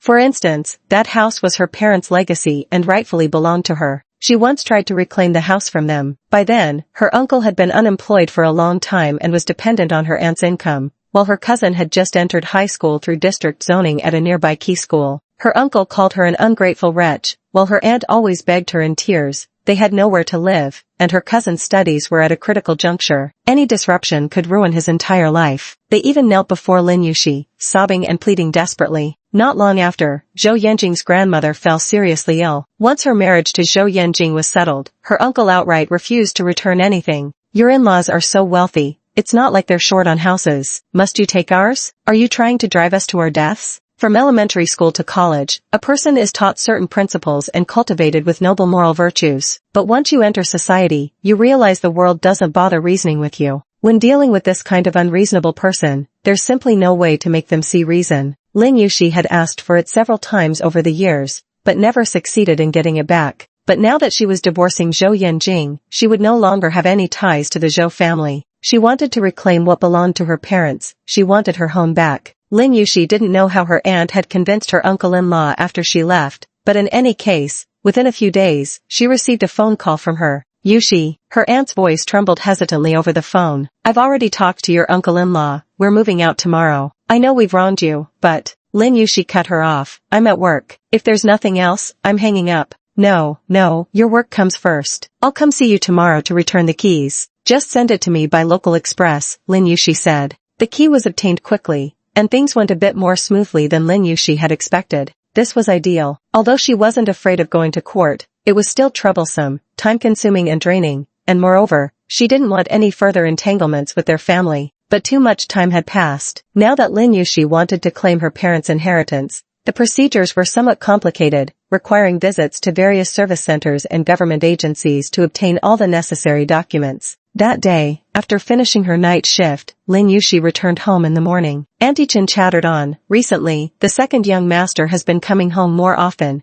and you've been busy again. It's as if you two had some arrangement. When you're home, he's not. Yesterday, he came back early, but you were on duty. He just left a short while ago. If you'd come back 10 minutes earlier, you two could have bumped into each other. Lately, Lin Yuxi had indeed been busy, leaving early and returning late every day. Is he coming home tonight? Lin Yuxi asked after finishing breakfast. That's hard to say. He's very busy with company matters. It's unpredictable. Why don't you call him and ask? Call back later. Lin Yuxi had pulled an all-nighter on duty and was dead tired. After breakfast, she told Aunt Chen, take the day off today. Lin Yuxi went back to her room to catch up on sleep and didn't wake until noon. The entire villa was eerily quiet. Moving at a leisurely pace by herself, she packed both cats into carriers, delivered them personally to the elderly gentleman at Villa 12, carefully explained some cat care essentials, and even left her WeChat before departing, telling him to contact her if any issues arose with the felines. The old gentleman was nothing like what Aunt Chen had described, some eccentric loner from years of solitary living. As she was leaving, he even insisted, stay for a cup of tea. You won't find tea like mine anywhere else. Lin Yuxi smiled. I'll take you up on that offer another time. When she got home, she gave Zhou Yanjing a call. At that moment, Zhou Yanjing was striding toward the conference room, flanked by a group of executives in tailored suits. Their handmade Italian leather shoes tapped against the floor with crisp, commanding precision. He paused mid-step when he saw the incoming call, raising a hand to signal the others to go inside first while he walked over to the floor-to-ceiling window to answer. The setting sun outside the window cast light on his languid eyes and brows. What brings the busy man to call me? Do you have time tonight? Lin Yuxi asked. Tonight? Zhou Yanjing glanced at Yang Kong standing 3 steps away, who immediately lowered his voice to report today's schedule. You have an appointment tonight with Director Wang from the Private Fund Supervision Department of the Securities Regulatory Commission. Before he could finish, Zhou Yanjing responded into the phone. I'm free tonight. What's up? Yang Kong. On the other end of the phone, Lin Yuxi said, we still haven't properly discussed the divorce. Since you're free today, let's settle this once and for all. Settle it again. Zhou Yanjing found that term physically revolting. No wonder you suddenly cared about me. After settling things with your aunt, now it's my turn to be settled? Zhou Yanjing curled his lips in a faint sneer. Are you a doctor or the Grim Reaper, going around ending people's lives everywhere? Lin Yuxi. It wasn't strange that Zhou Yanjing knew old Lu had been the one driving her to Chiyue residence, though old Lu practiced some double standards himself. While Zhou Yanjing's schedule couldn't be disclosed to her, he had no qualms about leaking her whereabouts. What time will you be back? Lin Yuxi asked again. Zhou Yanjing glanced at his watch. There's still a meeting to attend. I'll be home in an hour and a half. Lin Yuxi said, all right, then I'll wait for you. Chapter 41 Wedding Ring. Lin Yuxi prepared dinner. Armed with her previous failures lessons, she managed to handle things with much less fluster this time, and the end result was actually quite presentable. With everything ready, she sat at the dining table and glanced at the clock. An hour and a half had passed since that phone call. Zhou Yanjing should be returning soon. When the moment finally arrived, Lin Yuxi found her heart far calmer than she had anticipated. What I once clung to, I can now let go. What I found hard to part with, I no longer care about. The process was undeniably painful, agonizing even, but had she not gone through it, she might not have found it so easy to peel Zhou Yanjing out of her heart. She had loved Zhou Yanjing, and she had hated him too. When it all came to an end, she finally found the peace to let go. Though this marriage had deviated at one point, leading her down a detour where she lost her way briefly, it ultimately reached its predetermined conclusion. Lin Yuxi sat in the dining room waiting for Zhou Yanjing to return. but as night slowly fell, the sound of a car never came from outside. The brilliant crystal chandelier above the dining table illuminated a spread of dishes that had long gone cold. Nearly 3 hours had passed, and still there was no sign of him. Zhou Yanjing might be a scumbag, but he wasn't dishonest. Unsure what had happened, she called him several times, but no one picked up. Just as the last call was about to hang up automatically, someone suddenly answered. "Are you back?" Lin Yuxi asked. "Hello, Yuxi?" The voice that came through the phone wasn't his, it was Jiang Nan's. The rest of Lin Yuxi's words stuck in her throat. So that was it. No wonder Zhou Yanjing hadn't come home for so long. She just hadn't expected that even something as important as discussing their divorce today, something they'd agreed upon, could be so casually cast aside by him, without even a word of explanation for his absence. Perhaps she had accumulated enough disappointment already. At that moment, she wasn't particularly surprised or resentful. "Where's Zhou Yanjing?" Lin Yuxi asked. "There's been a sudden issue on my end. Yanjing can't leave right now," Jiang Nan said. "Were you waiting for him to come home? You might have to wait a little longer." "Alright, got it." After hanging up the phone, Lin Yuxi looked at the table full of cold dishes and suddenly had an epiphany. She had originally thought that in the end, the two of them should sit down face to face, just like at the beginning, and conclude with a dignified and formal sense of ceremony. Now that she thought about it, since the deadline had arrived, ending things was a natural progression, and divorce was already a mutual agreement between them. There were no property division issues between her and Zhou Yanjing. Given all this, it seemed there was no absolute necessity to say anything in person. The luggage had been packed since afternoon. Lin Yuxi hailed a cab, and the driver kindly helped load her suitcase into the trunk. As Lin Yuxi settled into the car and the driver started the engine, all the scenery began receding swiftly in the rearview mirror. Wedding house number 9 in Songyun Bay. 3 years of memories slipped away. And then there was her love that had a beginning but no end. In the emergency department, Jiang Nan was holding her phone, about to delete the call logs, when she caught sight of someone entering the ward from the corner of her eye and hurriedly stopped. "The brain CT results are out, and everything looks fine." Zhou Yanjing walked in with the report. "The injury on your knee needs rest, so take it easy for now." Jiang Nan handed him the phone with an unruffled expression. "Xiaofan just brought your phone over. Yuxi called you several times, and since she seemed anxious to reach you, I answered and let her know." Zhou Yanjing took the phone and looked down at it, scrolling through to find several missed calls from Lin Yuxi. Jiang Nan's right leg lay flat on the bed, a ghastly wound on her pale knee stitched with 3 sutures. Suddenly, she let out a soft hiss and said with a pale face, "Yanjing, I'm in a bit of pain." Zhou Yanjing was in the middle of returning a call, phone pressed to his ear, seeming absent-minded as if he hadn't heard. Lin Yuxi's phone went unanswered, and Zhou Yanjing's 2 calls met the same fate. Jiang Nan pressed her lips together. "If you're in a hurry, you can go back first. It's really no trouble for me." With a strategic retreat, she never expected Zhou Yanjing to pick up his coat and actually start to leave. "I've already settled the medical expenses. Aunt Jiang is on her way and will be here shortly. I'll leave Xiaofan with you. Just call him if you need anything." Xiaofan, dressed in a black suit, stood aside with a visibly nervous demeanor. Jiang Nan gave a pale smile and joked, "Xiaofan, I'm actually starting to feel a bit afraid of him now." With a pained expression, Xiaofan apologized again. "I'm truly sorry, Miss Jiang. You suddenly walked over, and I really didn't see." Zhou Yanjing strode briskly out of the ward. The moment he left, Jiang Nan's expression darkened. "Are you saying I staged this accident on purpose?" Little Fan hastily waved his hands in denial. "That's not what I meant. He had just started the job not long ago. Though an excellent driver, his youthful exuberance made him somewhat reckless. With old Lu taking days off, this was his first time chauffeuring the second young master. Nervous beyond measure, he failed to notice Jiang Nan, who had spotted Zhou Yanjing's car by the roadside and wanted to say hello when pulling out of Boya's underground garage, accidentally bumping into her. Fortunately, the car wasn't moving fast at the time. Otherwise, the consequences would have been unthinkable. Zhou Yanjing immediately carried the person into the car and rushed to the hospital, where a full-body examination was performed. Aside from Jiang Nan needing stitches for the wound on her knee, there were no other issues. The matter wasn't exactly major, but it wasn't trivial either. After all, this was the Jiang family's young mistress. Even the smallest injury was a big deal. Xiaofan spent the entire night on edge, convinced he was about to lose his job. Zhou Yanjing threw on his coat and strode out, dialing Lin Yuxi's number as he went. She had just spoken to Jiang Nan less than 10 minutes ago, yet now she couldn't reach him no matter what. Zhou Yanjing's footsteps grew quicker and more urgent. He rushed to the parking lot, yanked open the car door, started the engine, shifted gears, and pressed the accelerator. The needle on the dashboard shot up instantly. The neon lights of the night flickered past the window, casting shadows on Zhou Yanjing's coldly composed face. As luck would have it, every intersection turned red just as he approached. The call to Lin Yushi's phone kept ringing unanswered, and Zhou Yanjing's brow furrowed deeper and deeper as he sped all the way back to Songyun Bay. Getting out of the car, he slammed the door shut, took the steps 2 at a time, and pushed open the front door. The villa was pitch dark, not a single light turned on. From the entryway to the motion sensor lights throughout the living room, they lit up one after another, brightening the house,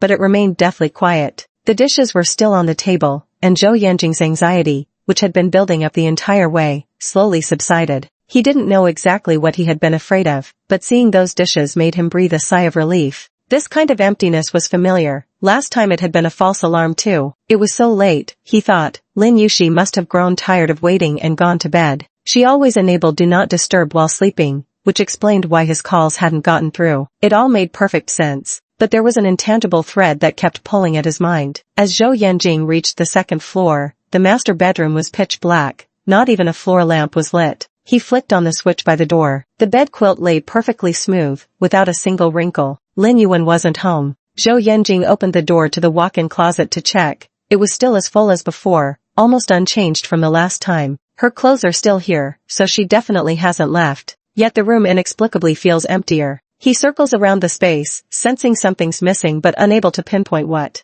This vague unease prickles under his skin, driving him back downstairs to open the cat's door. Lin Yushi cared more about those furry little creatures than she did about him. The cats she'd raised would never be abandoned by her. As long as the cats were still here. Zhou Yanjing pushed open the door to find the room completely empty. All the cat supplies that had once filled the space, scratching posts, litter boxes, automatic feeders, toys, were gone. Not a single lively cat remained. At this moment, not even a speck of dust was left behind. The empty silence of the late night surged up like a silent tide, a disquieting stillness that unsettled the heart. He always said those cats were no good, that they'd even steal your home. Zhou Yanjing held his phone, dialing Lin Yushi's number for God knows which time now. The mechanical beeping in the earpiece dragged on endlessly, unpleasant. Still, she wasn't picking up. Getting back at me? Deliberately not answering my calls. She said she wanted to have a proper talk with him, but they haven't even talked yet. She couldn't have just run off like this, could she? Is she throwing another silent tantrum and going out drinking? These days, that idiot Yu Jiaxiao has been a bad influence on her. Her heart's grown restless, always running off to bars every other night. Zhou Yanjing scrolled through his contacts looking for Yu Jiaxiao's number, unsure if he'd ever saved it. With one hand sliding across the screen, he used the other to tug off his tie and toss it toward the sofa. His aim unexpectedly faltered, the tie veering off course and landing on the floor instead. His search for the number halted abruptly as his gaze fixed on the dining table.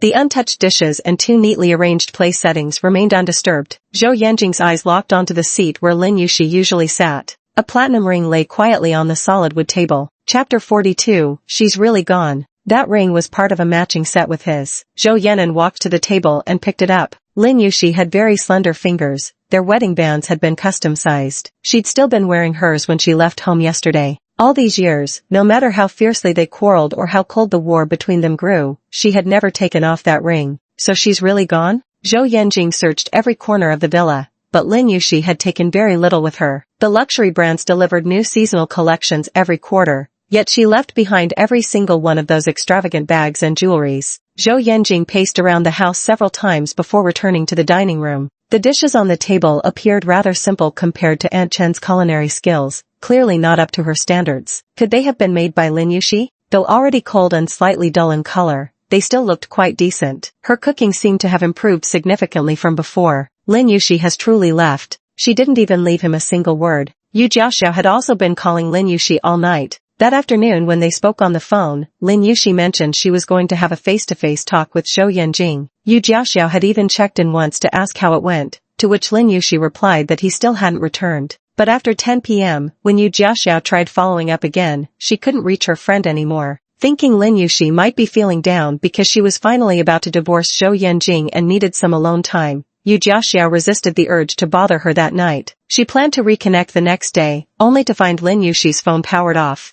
Yu Jiaxiao had just sat down at her desk with a coffee, opened a document, and written in bold letters, XXX Project Proposal Draft. Hearing the mechanical shutdown announcement, she bolted upright in an instant. Screech, the sharp, grating sound of her chair scraping against the floor startled the entire office. Without even bothering to write the spilled coffee on her desk, she took off running. WTF, did you swallow a cockroach or something? Nearly gave me a heart attack with that jump scare. What's she running for? Is there an earthquake? I don't feel anything, did any of you? Yu Jiaxiao paid no heed to her colleagues' shouts, sprinting all the way with her phone held high. When she reached the elevator, she barged inside without hesitation, knocking back the person who had been about to step out. Boss Chu Weidong was slammed against the elevator door, gritting his molars. Yu Jiaxiao, are you running off to be reborn or what? Yu Jiaxiao frantically pressed the elevator's close button, her panic making her words tumble out incoherently. I can't reach my friend. She didn't answer my call last night. I thought she just wanted some quiet time, but now her phone switched off, and she never turns it off. If the hospital needs her urgently, they won't be able to reach her. It must be that worthless bastard of a husband of hers who hurt her again. I swear to God, I'll never let that scumbag off the hook as long as I live. Chu Weidong felt his head spinning. Calm down. Where is she now?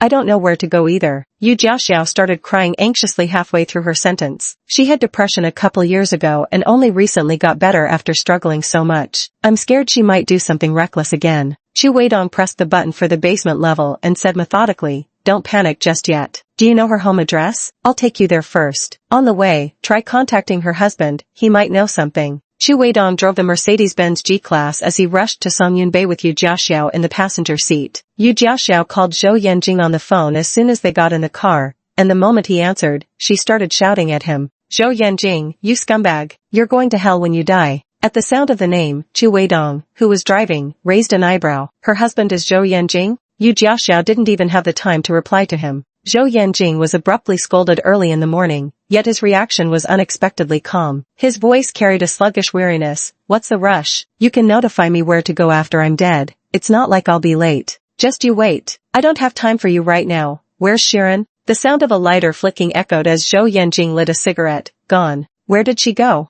The ashtray on the table was already overflowing with cigarette butts. Zhou Yanjing leaned back in his chair, his shirt crumpled from wear. He pinched the bridge of his nose, taking a slow drag from his cigarette. How would I know where she went? Weren't you too thick as thieves, always breathing through the same nose? And now you're asking me? The last time I reached her, she was still waiting for you, and now you're telling me you don't know? Yu Jiaxiao wished she could hop out of the car right now, buy a knife, and stab him to death. She was gone all night, and now her phone's turned off. How can you lie there carefree, spouting such heartless remarks like it's none of your business? Zhou Yanjing, are you even fucking human? Zhou Yanjing's hand holding the cigarette trembled slightly. Her phone is switched off? Yu Jiaxiao's heart sank halfway. Clearly he had no idea. Without wasting a single word, she abruptly hung up the phone. Then she told Chu Weidong, who was driving, she's not home. Think again, where else could she have gone? If we can't find her, we'll call the police. Yu Jiaxiao's eyes suddenly lit up with realization. She excitedly slapped his thigh and exclaimed, I know, she's at Chiyue Mansion. The G-Class made a U-turn at the intersection and sped all the way to Chiyue Mansion. Yu Jiaxiao rushed into the elevator first, while Chu Weidong paused to park and nearly got left behind as the doors almost shut on him. Lin Yuan was jolted awake by thunderous pounding on the door. She threw on a jacket and hurried out of the bedroom. The knocking continued relentlessly, shaking the doorframe, accompanied by urgent shouts of her name. Lin Yuxi? Lin Yuxi? Lin Yuxi opened the door, looking utterly bewildered at the person standing outside. What are you doing here? Zhou Yanjing was panting heavily as he braced himself against the wall. Seeing her standing there unharmed, her fair face bare of makeup and looking like she'd just been startled awake from sleep, only then did he finally let out a relieved breath. His clothes were crumpled and had lost their luster, clearly unchanged from the night before. His tie was missing, a stubble of blue-black beard had sprouted on his chin, and his hair was slightly disheveled. He looked as if he had just run a marathon, sweaty, disheveled, and utterly exhausted. When had second young master Zhou ever been in such a sorry state? In contrast, Lin Yuxi looked soft and clean, as if she had just crawled out of bed, her face still dazed, as though he had interrupted a pleasant dream. Zhou Yanjing's tone was a bit harsh. Why didn't you answer my call? Chapter 43. Do you really think you're that charming? You came banging on my door first thing in the morning just to ask that? Moving was quite a hassle, and Lin Yuxi had a bit of OCD. She couldn't rest until everything was properly packed. She'd worked until 5 a.m. that morning and had barely slept 4 hours before being jolted awake by his door pounding. Lin Yuxi was somewhat speechless, but her mind was still in a daze, her voice carrying a faint, soft nasality. I was packing my things last night. Zhou Yanjing's chest ached with anger. After answering Yu Jiaxiao's call, he immediately phoned the hospital, only to be told she hadn't shown up for work. His heart sank to the depths, speeding over in a panic, even preparing for the worst possible outcome. And yet, she was merely packing her things. Can't you answer your phone while packing? Would it take more than a few minutes? Lin Yushi was baffled by his sudden hostility and frowned. Is not answering calls your exclusive privilege? So you can set fires while others can't even light a lamp? I had special circumstances yesterday. Fan drove carelessly and hit Jiangnan, so I took her to the hospital. My phone was left in the car. You don't need to explain. I wasn't interested anyway. Lin Yushi gazed at him with her dark, tranquil eyes. And it's not just yesterday, you've been ignoring my calls. Zhou Yanjing was momentarily left speechless. Just then, the elevator dinged, and Yu Jiaxiao burst out. Spotting Lin Yushi, she let out a wail, sprinting over while sobbing violently, grabbing her and shaking her frantically. You scared me to death. I thought something terrible had happened to you. I was going crazy searching everywhere. Lin Yushi quickly embraced her, patting her back to comfort her while wiping her tears with her own sleeve, her coaxing voice as gentle as could be. I'm fine. Stop crying. Yu Jiaxiao shouted at the top of her voice. Why didn't you answer my calls? Your phone was turned off too. Do you know how terrifying it is for young people these days when their phone suddenly shuts down? Sorry, I was moving house last night and tidying things up until 5 a.m. I don't know where my phone fell, and I couldn't find it even after searching everywhere. She had put her phone on silent during her night shift and forgot to turn it back on. While tidying up, amidst the clutter of scattered items, she carelessly set her phone down somewhere. Who knew it would be forever lost? Later, it probably died from being called too many times and automatically shut down. Exhausted and barely able to stay awake, she gave up searching and just went to sleep. Lin Yushi said, I was afraid you wouldn't be able to reach me, and I couldn't log into WeChat on my computer. I sent you an email and left you a message on QQ. Didn't you see them? Zhou Yanjing watched coldly from the side. This explanation was far more detailed than the one she had given him, and she even remembered to reassure Yu Jiaxiao, worried she might fret. The favoritism couldn't be more obvious. Zhou Yanjing was irritated. Aren't you afraid of making me worry? Lin Yushi hugged Yu Jiaxiao and shot him a glance. Her eyes clearly said, You? Please. Zhou Yanjing's chest began to ache again. Yu Jiaxiao's anxiety and worry along the way instantly condensed into one word. Fuck. Who could have imagined it would turn out like this? I just got to the office early this morning and didn't even have time to check my emails. My QQ account got hacked, and I couldn't log in for ages. Lin Yushi said, If you couldn't find me, why didn't you come here to check? I told you last time I was planning to move back. This whole disappearance case of the Lin woman did seem to be stirred up entirely by her own doing. Yu Jiaxiao felt a pang of guilt for a second. Blame me, then. No, it's not your fault. It's mine. Lin Yushi knew she was in the wrong. Seeing how frantic Yu Jiaxiao was, she conceded with proper remorse. You came just in time. Help me find my phone.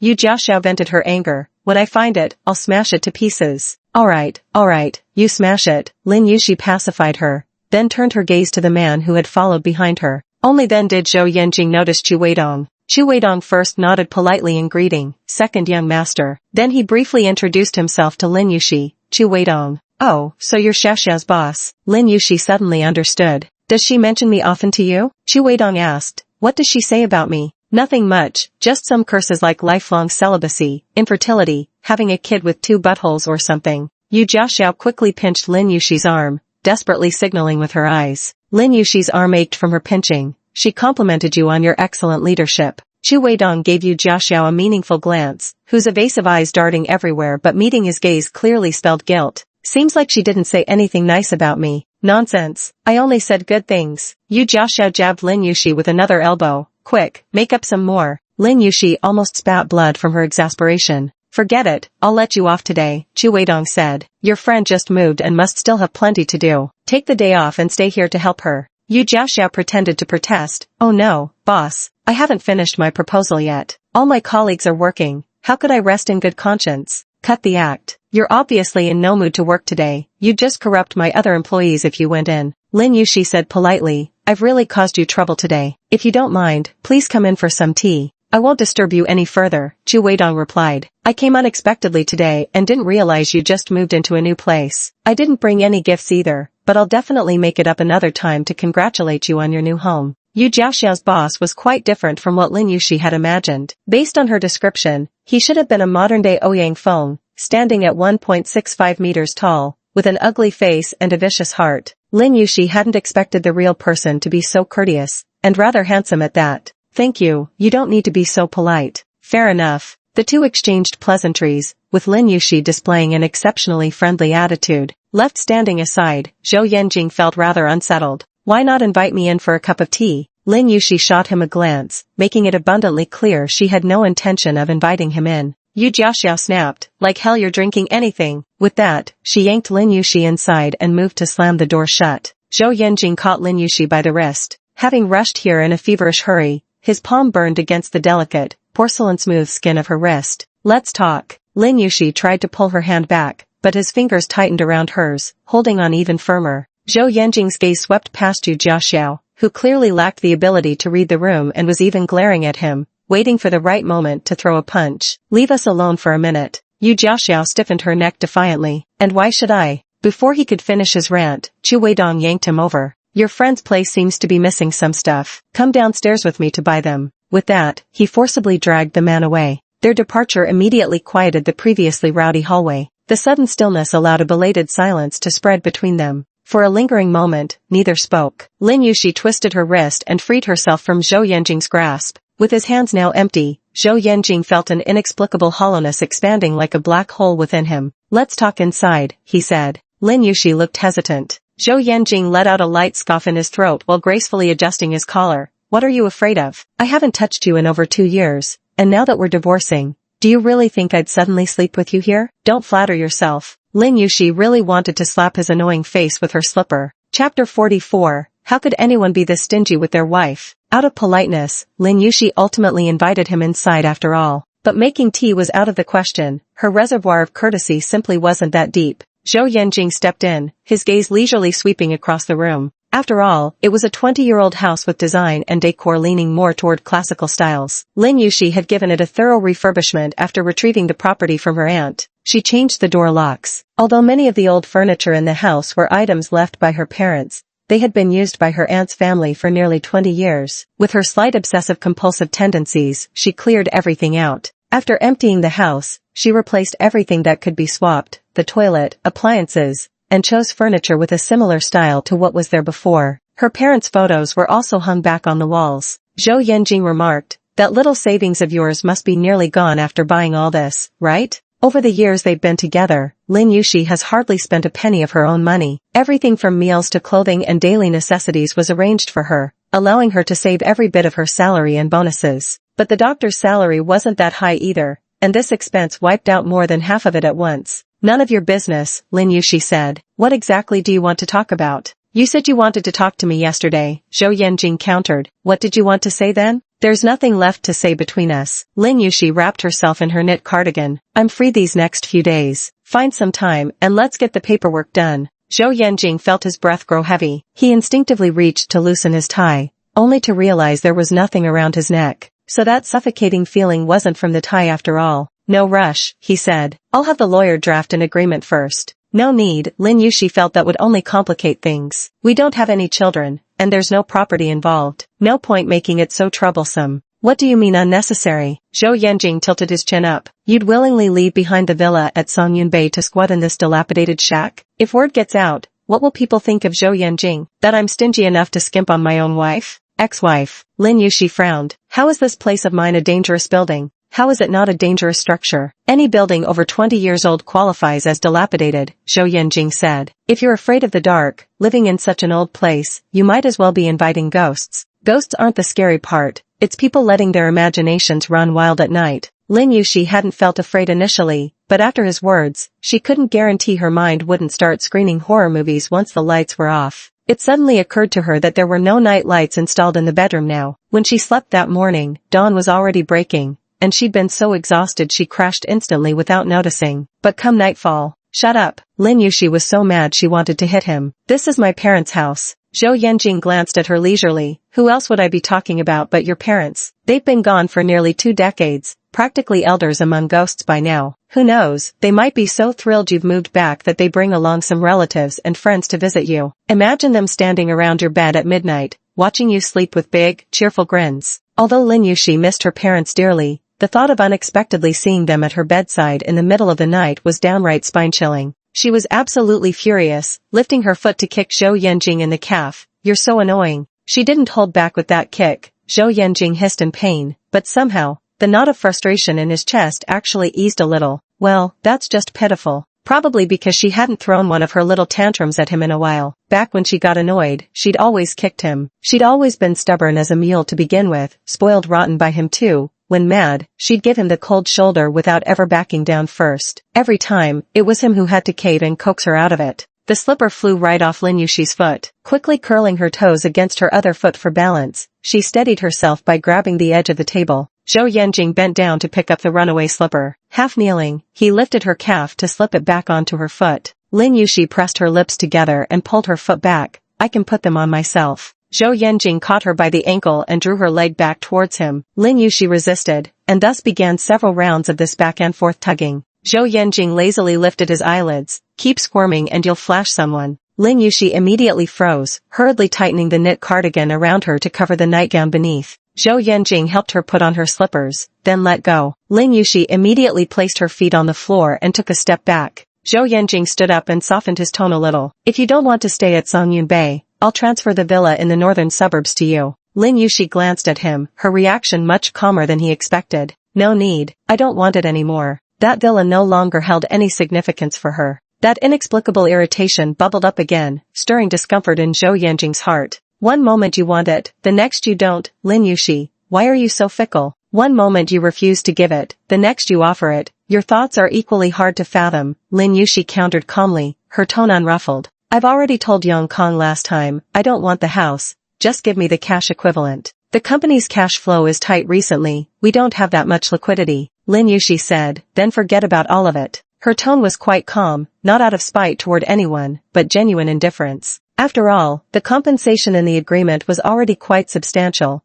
and the initial desire for that house in the northern suburbs was just a lingering attachment to a fleeting warmth from the past. Since none of that was real anyway, that house no longer mattered. Her refusal to take anything somehow seemed to irritate Zhou Yanjing instead. He scoffed, a fortune, just abandoned like that. Dr. Lin truly treats money like dirt. Weren't you broke? Lin Yushi found him utterly impossible to please. I've got no money, but I own a house, Songyun Bay. I'll pledge it to you, and you can move back in. Zhou Yanjing couldn't quite explain his own thoughts either. Perhaps it was the fright Yu Jiaxiao had given him today. He wouldn't feel at ease unless he kept her right under his watchful eye. He paused for half a second after speaking. I'm moving out. Lin Yushi didn't want to keep arguing with him over such meaningless matters. If he insisted on giving her the house, so be it. She could always sell it after getting it. Who could ever have too much money? Whatever you say, have the lawyer draft the agreement and let me know. Your mom has been pestering me about it several times already. From now on, don't answer her calls. I'll handle anything she wants to discuss. Zhou Yanjing finished speaking, then after a few seconds of silence, abruptly changed the subject in a baffling manner. Lin Yushi, your cooking really is terrible. Lin Yushi was a bit annoyed. I didn't ask you to eat it. Only after saying it did she realize. Had he eaten those dishes she made last night? They were already completely cold by then. How good could they have tasted? Yu Jiaxiao lugged 2 huge bags of groceries back from the supermarket downstairs, only to find Zhou Yanjing had already left. Lin Yushi's sleepiness was gone after their disturbance. She washed her face, brushed her teeth, stored all the vegetables in the fridge, and started cooking. Isn't it too late for breakfast at this hour? Yu Jiaxiao said. Lin Yushi studied the cookbook without looking up. Lunch. Damn, Yu Jiaxiao said again. Isn't it too early to start making lunch at this hour? Lin Yushi didn't know whether it was her enthusiasm for the new life or Zhou Yanjing's parting words that had sparked her competitive spirit. Either way, she was now filled with fighting determination to conquer the kitchen. Xiao, would you like scallion chicken or lemon chicken? Can't I have both? Lin Yushi thought for a few seconds. Then let's have 3-cup chicken. She followed the recipe meticulously, even measuring the seasoning down to 1 decimal place based on the ingredient ratios. When the meal was ready, Yu Jiaxiao had turned the whole house upside down like a plowing ox and found her dead phone in a box full of miscellaneous items. You put it up so high, no wonder you can't find it. The dishes were laid out on the table. 3-cup chicken, beef with cilantro, lotus root and pork rib soup, plus 4 steamed crabs freshly paid for by Chu Weidong. The spread looked quite appetizing. Yu Jiaxiao drooled without restraint. Holy shit. Is this the learning ability of you top students? Lin Yushi said with utmost confidence. I think I'm pretty talented actually. Yu Jiaxiao immediately grabbed a piece of chicken and stuffed it into her mouth. Lin Yushi couldn't even bother scolding her for being unhygienic anymore, eagerly asking with shining eyes. How is it? Yu Jiaxiao chewed a few times and burst out laughing. Haha. What do you mean by haha? Yu Jiaxiao covered her mouth and rushed to the toilet. Ugh. Lin Yuki. Chapter 45, Finding a Backer. The chicken wasn't fully cooked, so Yu Jiaxiao had to stir-fry it again for a while. The beef was too tough, even harder to chew than a dish rag. Yu Jiaxiao's jaws ached from the effort. And as for the pork rib soup, there was no telling what exactly was wrong with it, but it tasted oddly off, almost as if they'd boiled dish rags in it instead. The crab was, after all, a premium purchase at 588 yuan apiece, charged to Chu Weidong's card. Naturally fresh and simply steamed, it left little room for Lin Yuxi to showcase her culinary skills, yet it turned out quite delicious. Lin Yuxi's confidence was utterly shattered. Baffled, she muttered, "I followed the recipe exactly." "Oh well, never mind," Yu Jiaxiao consoled, patting her shoulder. "Maybe you're just destined to live the luxurious life of a wealthy lady. Give up on the kitchen." Lin Yuxi, "By the way, you didn't take any of those designer bags from your old place?" Yu Jiaxiao had just been rummaging through her closet while looking for something. Lin Yuxi picked at her crab indifferently. "I never used those bags anyway, and there's no space to keep them here. If you don't want them, give them to me. I've got plenty of space." Yu Jiaxiao nearly jumped up in excitement. "I'll spread them all over my bed. I'll sleep on a bed of designer bags if I have to." The crab meat Lin Yuxi had just painstakingly picked out got jolted loose from the shock. After a brief hesitation, she picked it up from the table and fed it to her excited friend.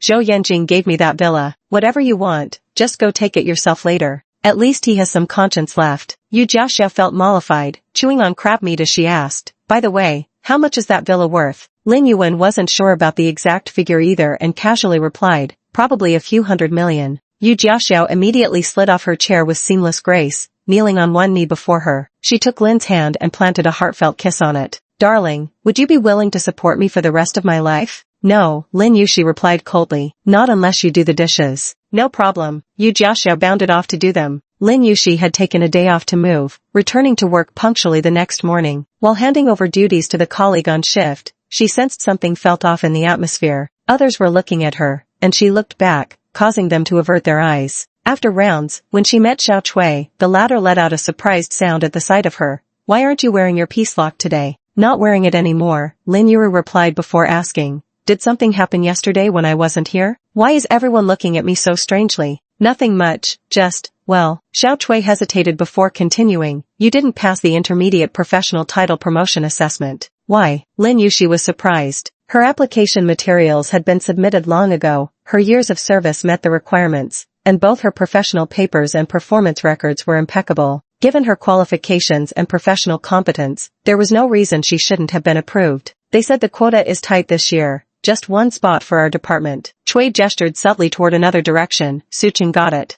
Sucheng obviously knew what they were talking about. She tilted her head, wearing a triumphant expression on her face. "Xiao Chui, your mouth is crooked." Sucheng hurriedly took out a mirror and checked from every angle, only to find it wasn't crooked at all. Realizing Xiao Chui had deliberately tricked her, she turned green with anger for a moment before quickly reverting to her smug expression. "I got promoted because I'm better than you. Your jealousy won't change that. Considering how upset you two must be feeling right now, I'll be the bigger person and let it slide." Lin Yuxi ignored her. Later, when Sucheng left, two older colleagues came over and patted Lin Yuxi's shoulder to console her. "Deep down, we all know you should have gotten this promotion, but what can we do? She's got that director uncle by marriage pulling strings for her. Don't worry, there's no way they can pass you over again next year." Lin Yuxi said, "Next year, it'll be time for Xiao Chui and Dr. Chen to be promoted to attending physicians. Who do you think should go first?" Although Dr. Chen doesn't have an uncle who's the hospital director, his father-in-law is Director Zhang from the Medical Affairs Department, which oversees professional title promotions. Naturally, Director Zhang would prioritize his own son-in-law when the time comes. Everyone understood this reality, so the colleagues fell silent. Xiao Chui whined tearfully, "We're doomed. How come everyone else in our department has such strong connections? It's just the two of us with no backing. After Dr. Zhang's turn next year, the year after there might be some dean's nephew, when will it ever be our turn?" That afternoon, Director Yuan had a surgery scheduled. After he finished, Lin Yuxi went to see him. "Director, why didn't I pass the assessment for my professional title promotion?" As expected, he brushed me off with bureaucratic jargon. "Xiao Lin, your abilities are truly beyond doubt. If this decision were solely up to me, your promotion would be guaranteed without question. But the problem is, it's not my call to make." Director Yuan held his tea mug and said with bureaucratic dignity, "Our hospital has limited quota this year. The others being promoted all have more years of service than you. Seniority should come first. Don't you think that makes sense?" "What about Sucheng then?" Lin Yuxi said. "We joined the hospital at the same time. Her seniority is the same as mine. Her professional competence is inferior to mine. Her performance is worse than mine. What's the justification for promoting her before me? Now you shouldn't speak like that. How is Xiaosu inferior to you? You're an excellent doctor, and so is she, right? You both came in the same period. Your professional abilities are comparable. Does it really matter who gets promoted first? It was her turn this year. Next year will be yours. Lin Yushi had always been rather steady in temperament, never making waves in the department. Even when someone occasionally gave her minor troubles, she wouldn't kick up a fuss, acting as if nothing happened. Director Yuan had taken her for a lump of pliable putty, easy to shape at will. But this time, to his surprise, Lin Yushi directly fired back. Since it doesn't matter who gets promoted first, then why shouldn't it be me? Director Yuan's words were cut short by her retort. Unhappy, he said, I'm not saying this to criticize you, but you're just too arrogant, always trying to steal the spotlight. There's only one spot. Why should it go to you first? Look at how humble Xiaosu is. Because she's not qualified, Lin Yuki responded bluntly this time. She graduated from a third-tier college, the first from such an institution to make it into our hospital. I won't comment on the educational standards of her alma mater, but just look at her own track record. How many messes has she caused in over 2 years of work? How many medical accidents has she been responsible for? She ought to be humble. She couldn't even handle a basic conjunctival foreign body removal, a level 1 procedure, leading to a patient's bacterial infection. If not for your protection,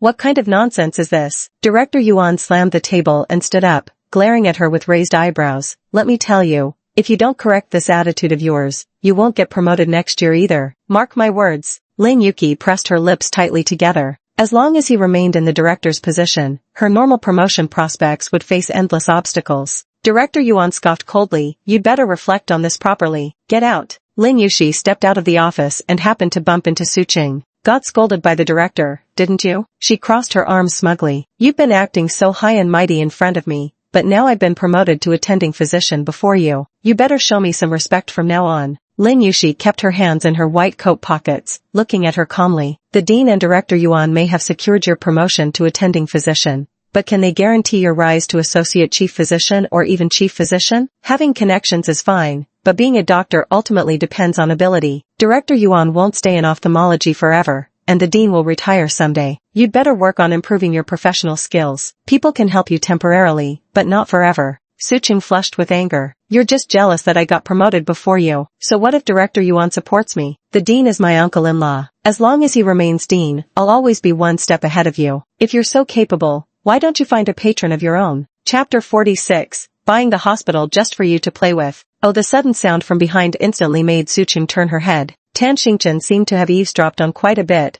wearing an expression as if she'd uncovered some earth-shattering secret, and proceeded to shout loudly. I thought your hospital was a proper public institution. Who knew it'd be so shady? So the director's cousin's daughter gets promoted ahead of everyone else, huh? This matter, though an open secret within the department, had to remain just that, a secret. If others found out, there'd be trouble. Su Qing's face paled as she hastily explained. Miss Tan, you've misunderstood. Misunderstood what? Aren't you the director's dear little niece? I'm his cousin's daughter, not his niece. I mean, oh. Su Qing's face flushed crimson with frustration. After all, these are just distant relations. Tan Xingchen waved her hand dismissively. My father is Tan Qinggang, and I'm his biological daughter. Definitely much closer than your 800 miles removed cousin. Doesn't that mean I could just waltz into your hospital and snag a director position? I may not have studied medicine for a single day and wouldn't know glucose from candy, but hey, I can always get my dad to donate more to your hospital. She had shouted so loudly that dozens of people in the hallway heard her. Director Yuan, eavesdropping from his office, rushed out in a panic. Our hospital absolutely does not tolerate such nepotistic practices. You can't go around making baseless accusations. Baseless? Tan Xingchen crossed her legs leisurely. Then why don't I file a complaint with the health commission and have them investigate you all? If I'm wrong, I'll apologize and even get my father to donate some equipment to your hospital. She really took out her phone as she spoke, but Director Yuan snatched it right out of her hand. Tan Xingchen's brows furrowed deeply. What are you doing? Director Yuan's expression turned grim. Miss Tan, out of respect for your father, I've been more than polite with you. We have no beef, so what's with reporting me to the health commission? Do you have any idea how much trouble you're causing for our hospital? Give me back my phone. Director Yuan didn't take this mere slip of a girl seriously at all, holding her phone behind his back with both hands. How many years has your father been cooperating with our hospital? Do you think we'll let you run wild? Tan Xingchen's young mistress' temper flared up as she pushed her wheelchair forward to snatch it back. But being wheelchair-bound, how could she overpower a grown man? Su Qing naturally sided with Director Yuan and shoved Tan Xingchen aside upon seeing this. Tan Xingchen reacted fiercely, grabbing a handful of Su Cheng's hair in retaliation. You dare push me? Think you can bully me just because I'm in a wheelchair, eh?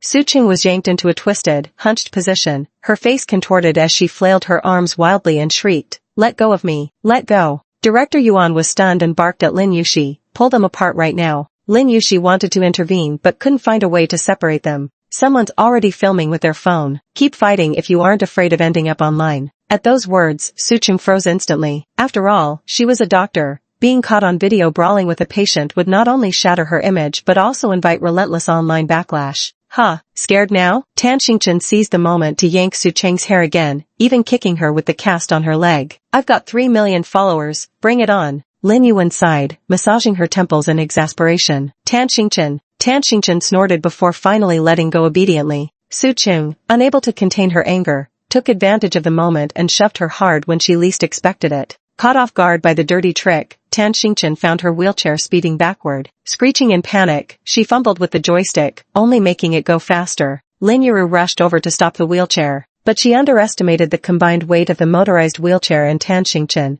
and the tremendous momentum of the slide gave her knee a solid hit, nearly knocking her off balance as she stumbled backward several steps, until her back hit a solid wall of flesh, and someone reached out to steady her waist. She turned her head in shaken alarm to see the sharply defined line of Zhou Yanjing's jaw. Zhou Yanjing held the wheelchair handle with one hand, halting its movement, while his other arm hooked around her waist and pulled her out from behind the chair. Zhou Yanjing lowered his gaze to glance at her, his tone lazy and teasing. "Quite the playgirl, aren't we? Reenacting Fast and Furious in a wheelchair at the hospital?" "I wasn't playing around." Lin Yuxi immediately pushed his hand away, putting distance between them. She was about to ask Zhou Yanjing why he was there when she noticed the person beside him. After a brief hesitation, she quickly greeted, "Director." Tan Xingchen, seasoned in mischief-making since childhood, knew full well that the one who reports first holds the advantage. Before Director Yuan could speak, she jumped in. "Are you the director? I heard this Dr. Su is your niece. Such strong connections. You've been handing her promotions through backdoor deals, snatching them from Dr. Lin. I'm just too righteous. When I see injustice, I have to speak up. I merely argued with them a bit, and who knew they'd gang up on me? They even stole my phone. I'm just a defenseless patient with a broken leg, stuck in a wheelchair. They nearly beat me to death. Wha? Is this hospital some kind of mafia outfit?" Director Yuan. Su Cheng. The dean's face darkened as he glared at Director Yuan, his voice stern. "Is this how you handle doctor-patient relationships? Creating such a scene and daring to lay hands on a patient? Looks to me like you don't want this director position anymore." Director Yuan had never suffered such injustice in all his years of work. "Dean, I truly didn't lay a hand on anyone. You can check the surveillance footage if you don't believe me." "Enough." The director glared at him. "Aren't you embarrassed enough already? Hurry up and apologize to them." Director Yuan was filled with frustration but had no choice but to swallow his pride. "My apologies, Miss Tan. Today was my mistake." Tan Xingchen extended her hand. "Give me my phone." Zhou Yanbin glanced at Lin Yuxi. She stood quietly to the side with an indifferent expression, neither crying nor making a scene, nor trying to get someone to back her up. She seemed completely unbothered, as if the person who had their slot taken wasn't her at all. "So your hospital promotions depend on who's got connections behind the scenes." Zhou Yanjing adopted a tone of newfound enlightenment. Today he was dressed in a light gray suit, crisp, tailored, showcasing his broad shoulders and long legs. His usual aristocratic elegance carried a new hint of playful rebellion, making him impossible to ignore wherever he stood.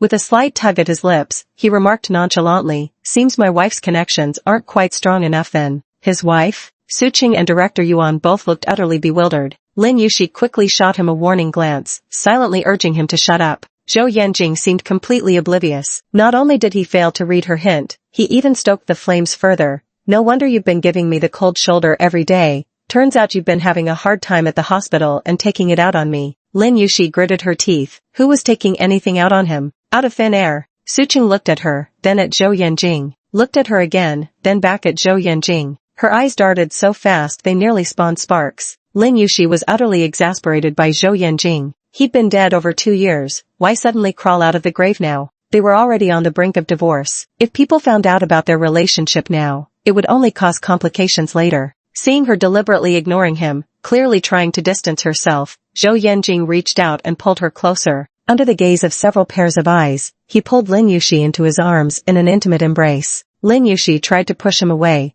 but Zhou Yanjing held her wrist with one hand and wrapped his right arm around her waist, pulling her closer into his embrace. It's my fault. I'm useless. Our family connections aren't as powerful as others, so you have to endure grievances at work. He said hypocritically, what should we do then? How about I buy the hospital for you to play with? If it weren't for all the eyes watching, Lin Yushi would have really loved to step on his foot. Crazy. Can you just buy a public hospital at will? Chapter 47, Bullying with Power. Director Yuan was utterly shocked and panicked, rendered speechless. Not even he knew, nor did the hospital director himself, that among his subordinates lurked such a hidden talent, none other than the second young madam of the Zhou family. With Su Qing's level of skill, she wouldn't have gotten into any top-tier hospital without his help. This year, the number of applicants for intermediate professional titles was indeed a bit high, leading to tight quotas. But with Lin Yushi's qualifications, her promotion should have been a sure thing. Director Yuan privately plotted to remove her from the list, which he was well aware of, yet he turned a blind eye. But he never imagined that this quiet, unassuming girl would turn out to be someone not to be trifled with. With the Zhou family's backing being so substantial, why didn't she mention it sooner? 3 years, how could she hold it in for so long? Being accused of foul play right to his face, he wasn't a fool. How could he not tell Zhou Yanjing's words were deliberately aimed at him? The dean's aged face grew so tense that shame nearly made it collapse, turning blacker than the bottom of a cafeteria wok. President Zhou, there must be some misunderstanding here, he declared gravely. Our hospital's promotion assessments follow rigorous review protocols. There's absolutely no room for underhanded dealings. Regardless of whose relative they are, moral integrity must match position. We wouldn't let any capable doctor go unrecognized. Since there are objections to this year's assessment results, in the interest of fairness, all results are hereby annulled. Su Qing grew anxious. Uncle. With a single glare from the dean, she froze in her tracks, not daring to take another step forward. How utterly thoughtless, to stir up such a fuss over trivial matters, especially at a time like this. How dare she still call him uncle now? What kind of uncle? A distant one, at best. Our hospital will conduct a new round of evaluations, with the entire process being completely open to the public to ensure transparency and fairness in the review. I pledge on our hospital's reputation that favoritism and malpractice will absolutely not be tolerated. Tan Xingchen clapped enthusiastically. Perfect timing, since I've got nothing better to do. I'll volunteer as a supervisor for you all. Don't let me catch any cheating now. This so-called fair re-evaluation was transparent to anyone with eyes. It was nothing but a tactic to sacrifice the pawn to save the king, stripping Su Qing of her unjustified spot and restoring it to Lin Yushi. Su Qing was having none of it, stomping her feet in frustration. Uncle, how could you do this? Didn't you promise me? The ward director gave a meaningful look, and Director Yuan quickly covered the patient's mouth, dragging them away by force. With a benevolent expression, the ward director said to Lin Yushi, Dr. Lin, don't worry. I'll definitely ensure justice is served in this matter. Justice served? Wasn't he the greatest injustice of them all? But Lin Yushi could only politely respond, thank you, director. The dean then turned to Zhou Yanjing. Mr. Zhou, are you satisfied with this resolution? Zhou Yanjing responded with graceful flattery. Thankfully, the hospital has a principled dean like you who upholds integrity without favoritism. With you at the helm, who would dare abuse their authority to bully my wife from now on? The implied meaning was, you'd better watch yourself too. If anyone troubles my wife again, I'll hold you accountable. You don't need to worry, the dean assured him. Dr. Lin, if anything like this happens again, come straight to me. I'll personally take care of it. After the pleasantries were exchanged, he didn't want to linger any longer. President Zhou, I have another meeting to attend, so I'll excuse myself first. Dr. Lin, please accompany President Zhou for a tour around our hospital. No sooner had he left than Lin Yushi pushed Zhou Yanjing away. Have you lost your mind? After just fighting for justice on your behalf, instead of thanking me, you're cursing me, Zhou Yanjing said. Don't tell me you're born under the zodiac tiger. You might as well be born under the snake instead, always biting the hand that feeds you. Thank you. Lin Yushi's gratitude was devoid of emotion. But I don't need you to fight for justice on my behalf. He could help this time, but what about next time? His goodwill was met with ingratitude. Zhou Yanjing said, Lin Yushi, must you always be such a prickly hedgehog? I didn't mean to prick you, Lin Yushi replied. I just don't want anyone to know about our relationship at this critical moment. Zhou Yanjing chuckled lightly, meaning I'm not presentable? We've been married for 3 years, yet you've kept it so tightly under wraps that none of your colleagues know till now. Lin Yushi, were you in the Secret Service in your past life? Wasn't it you who suppressed all the news and didn't want to reveal my identity? That was to protect you. Protect me? Lin Yushi laughed softly, staring straight at him. So when you and Jiang Nan keep appearing in entertainment news every now and then, is that also to protect me? Zhou Yanjing's expression gradually cooled. Lin Yushi continued, now that they know I'm Zhou Yanjing's wife, the dean treats me with courtesy. But once they find out we're divorced and I no longer have the Zhou family backing me, Do you think he'll still take me seriously? Care to guess whether he'll make things difficult for me and take out all his frustrations from today on me? News of our divorce has already spread throughout the department. Director Yuan and Suchin were momentarily intimidated today and didn't react. But it won't take long for them to realize my so-called backing is just paper thin. A single gust of wind could blow it over. It might not even take wind. In a few days it'll collapse on its own. Have you considered what my situation will be like when that happens? Of course you wouldn't consider these things, and probably couldn't understand them either. You were born with a silver spoon in your mouth, always being fawned over wherever you go, enjoying the highest level of privilege others can give. The darker sides of society were never shown to you. Today's incident would soon spread through the entire hospital. Just imagining the various looks she'd have to face afterward made Lin Yushi feel exasperated. What's wrong with getting divorced? Even after divorce, you're still my ex-wife, Zhou Yanjing's former spouse. Don't you know how to throw your weight around? If anyone gives you a hard time, come to me. Do you really think I wouldn't help you? Zhou Yanjing's chest burned with anger. What kind of third-rate hospital is this? Instead of focusing on healing the sick, you're all busy currying favor with the powerful and stepping on the weak. Why didn't you tell me you've been putting up with this kind of humiliation every day here? What use would telling him be? The humiliation he'd subjected her to far outweighed anything she'd endured at the hospital. Lin Yushi suddenly asked him, "Do you remember the last time you came to the hospital to find me?" Zhou Yanjing's anger instantly dissipated, as if doused with a bucket of water. "It was that New Year's Eve," Lin Yushi said. "You celebrated my birthday with me. Do you remember?" Counting the days, it's been nearly 3 years now. Back when I was still interning at the hospital, you would pick me up and drop me off every day. My internship classmates all saw you. Those classmates always envied her for getting married before even graduating her master's program, to such a handsome and caring husband. After graduation, Lin Yushi successfully passed the exams and entered this Class 3 grade A hospital, while that particular classmate went elsewhere. Since Lin Yushi arrived here, Zhou Yanjing hasn't picked her up or dropped her off even once. None of her hospital colleagues have ever seen him. Lin Yushi said, "If you had come even once in these past 2 years, my colleagues wouldn't still have no idea who you are." Zhou Yanjing's expression was inscrutable, remaining silent for a long while. Coincidentally, despite his unbeaten streak in arguments where words sprang from his lips like a spring, there were rare moments when he found himself tongue-tied and utterly refuted. "I never relied on your influence as the Zhou family's second young master before," Lin Yushi said, "and I won't need to in the future. I've told everyone I married a corpse in a ghost marriage, that my husband is a dead man. You might as well stay dead for real. Don't suddenly come back to life and make trouble for me." Zhou Yanjing was originally feeling melancholy, but her words caught him off guard, leaving him stuck between anger and speechlessness. "Ghost marriage?" His face darkened with fury as he ground out between clenched teeth, "Lin Yushi, is this how you've been cursing me behind my back every day?" Chapter 48, already found the next one. "What are you afraid of? You're so tough," Lin Yushi said righteously. "All these curses of mine haven't done anything to you." Her medical records weren't finished yet. She walked away right after speaking, leaving Zhou Yanjing exasperated. "Get back here." He grabbed Lin Yushi's arm, his gaze sweeping over her legs. "Where did you just bump yourself? Go get a checkup." Lin Yushi pulled her arm away. "No need for your concern. I'll go by myself." Zhou Yanjing stared at her cold, merciless retreating figure, filled with inexplicable anger that had nowhere to vent. So furious he could only laugh bitterly. "Little heartless thing." He withdrew his gaze and only then noticed Tan Xingchen's wheelchair parked by the wall, as quiet as a mouse pretending not to exist,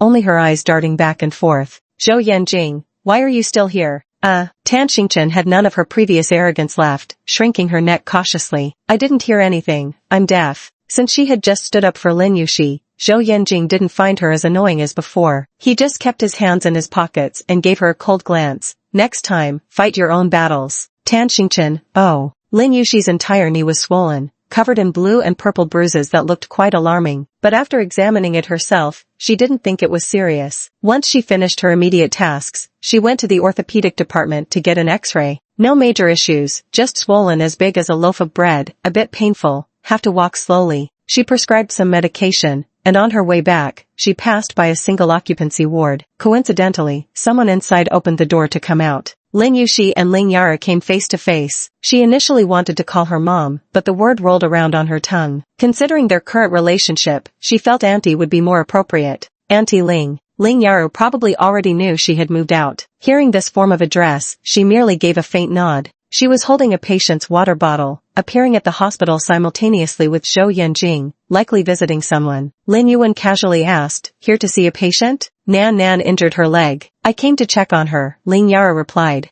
Oh, Lin Yuan hadn't realized Jiang Nan was hospitalized here. At this moment, Jiang Nan's voice came from inside the hospital room. Auntie, please don't trouble yourself. It's not right for someone of your seniority to take care of a junior like me. I already feel guilty enough. If my mother found out, she'd surely scold me. Just give me the water flask. I can fetch water myself. Ling Yaqiong turned her head and scolded with affectionate annoyance. Stay in bed. Does your wound not hurt anymore? Though her tone was stern, her genuine care was palpable. Who would have thought the usually pampered and elegant Mrs. Zhou could actually nurse someone, even fetching water for a patient? This kind of concern and care was something Lin Yuxi had never experienced before. Ling Yara noticed the medicine in her hand and asked with concern, "Are you feeling unwell?" "It's nothing, just bumped my leg," Lin Yuxi replied. "I should get back to work now." As Ling Yara stepped out of the hospital, old Lu respectfully opened the car door for her. Zhou Yanjing sat inside with his long legs crossed, studying stock market trends on his tablet. Old Lu shielded the car door roof with his hand as Ling Yarrow bent down and slid into the seat. Nan was just asking where you went. If you have time to watch the stock market here, why don't you go upstairs?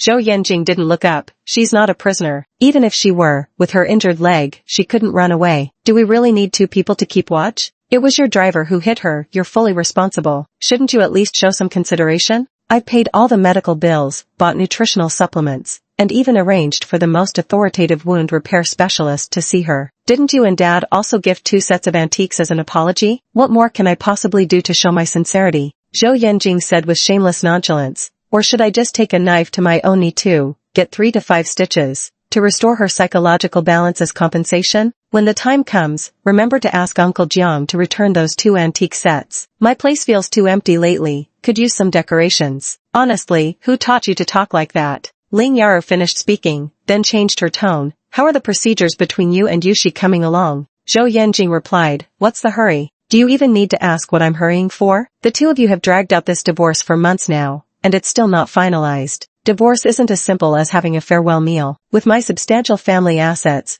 we need to have the lawyers carefully sort everything out, Zhou Yanjing said with an indifferent attitude. You were the one who pushed me to marry back then, and now you're the one rushing me to divorce. Ling Yarrow didn't like hearing this. It's not that I want you to get married, clearly, it's your grandmother who's making all this fuss. But wasn't it you who chose to sacrifice me? Ling Yarrow remained silent. Zhou Yanjing raised his eyes, his lips curling into a faint yet intense mockery. In your eyes, elder brother's marriage can't be sacrificed, but mine can. Ling Yarrow's expression was indescribable, looking utterly heartbreaking. Yanjing, that's not what Mom meant. If that's not what you meant, then what did you mean? Zhou Yanjing's tone was gentle yet measured. Isn't this how it's always been? In your and Dad's eyes, elder brother is the most important. The Zhou family legacy can only be inherited by him. I'm not worthy to touch it. It's not what you think. Ling Yar's brows furrowed deeply, and after a long sigh, she took his hand and said, making you marry Yushi was my fault, and I wronged you. Now that you and Yushi are separating, it's like everything's back on track. During this time, I've talked it over with your Uncle Jiang and Aunt Jiang, and they've agreed to you and Nan being together. You and Yushi should finalize the paperwork as soon as possible, and Aunt Jiang and I will pick a good date. Zhou Yanjing let out a scoff. So you've already lined up my next match for me, huh? After all, I'm technically a divorcee. No matter how eager the Jiang family is to ally with ours, they wouldn't be this shameless, rushing to arrange a wedding before I've even finished the divorce paperwork. He tossed the tablet aside and asked bluntly, tell me, Mom, how much did you offer them to make them so willing to sell their daughter to me? How dare you speak like that? Ling Yara scolded him. You and Nan grew up together. It's clear you're both fond of each other. I know everything. These past few years, you've made such a fuss chasing her all the way to America. Isn't it obvious you want to be with her? I'm thinking of letting you have your way. Cut it out. Zhou Yan's expression suddenly turned indifferent again, his demeanor full of disinterest. From now on, stay out of my business. Chapter 49, The Blind Date Scene. The next day at work, a nurse came to find Lin Yushi, saying Tan Xingchen's eyes were bothering her again. Lin Yushi was performing an eye examination on a patient and didn't even look up as she replied, her eyes have been fine for a while now, just ignore her. But she insists she's uncomfortable and feels like she's going blind. She wants you to check on her, the nurse pleaded, exhausted by the young lady's tantrums. Dr. Lin, could you just take a quick look? Lin Yushi sighed. I'll go after I finish here. The nurse left with overflowing gratitude. Having completed her examination, Lin Yushi went to Tan Xingchen's hospital room. Upon opening the door, she found Tan Xingchen sitting cheerfully on the bed, happily eating freshly washed and cut fruit. The moment she saw Yushi, she exclaimed brightly, Yushi Jia, you're here. She looked anything but unwell. Lin Yushi said. Can't you go a single day without stirring up trouble? Tan Xingchen remained silent, her eyes darting toward the sofa. Following her gaze, Lin Yushi noticed the man sitting there. The man stood up, his demeanor refined and gentle, dressed in a dark brown overcoat layered over a cashmere turtleneck. With polite grace, he nodded at her. Dr. Lin, hello. I'm Xingchen's elder brother, Tan Yu. Lin Yushi was taken aback for a moment. Hello. Tan Yu walked over and extended his hand. She's quite temperamental. I'm sorry for the trouble she's caused you lately. Lin Yushi politely returned the handshake before letting go and said, she certainly knows how to cause trouble. Tan Yu smiled. I was away on business recently, and she kept mentioning you. She really likes you. Lin Yushi stared at him for a moment. I think you look somewhat familiar. Have we met before? Tan Yu replied, I was classmates with Yan Jing. Oh, perhaps he had visited the Zhou family, or maybe even attended their wedding. Lin Yushi was a bit socially awkward. Chatting with strangers for more than 3 sentences tended to leave her speechless and uncomfortable. After her quiet "oh," she fell silent. For some reason, the atmosphere felt strangely like a blind date. Tan Xingchen sat on the bed, her eyes darting between the two of them several times before suddenly exclaiming, ah, brother, didn't you bring a gift for Sister Yushi? Tan Yu tapped the back of her head lightly, then picked up a paper bag from the sofa and handed it over. Lin Yushi waved her hand. Our hospital has regulations. We don't accept gifts. It's just a cup, nothing expensive. Tan Yu opened the box to show her. I passed by Jing Dejun on a business trip, and Xingchen insisted on getting gifts, so I bought a few things back. It really was just a cup, with beautiful crackled glaze at the bottom. Lin Yushi quite liked it. Perhaps to make it easier for her to accept, Tan Yu thoughtfully added, just consider it a gift from Xingchen.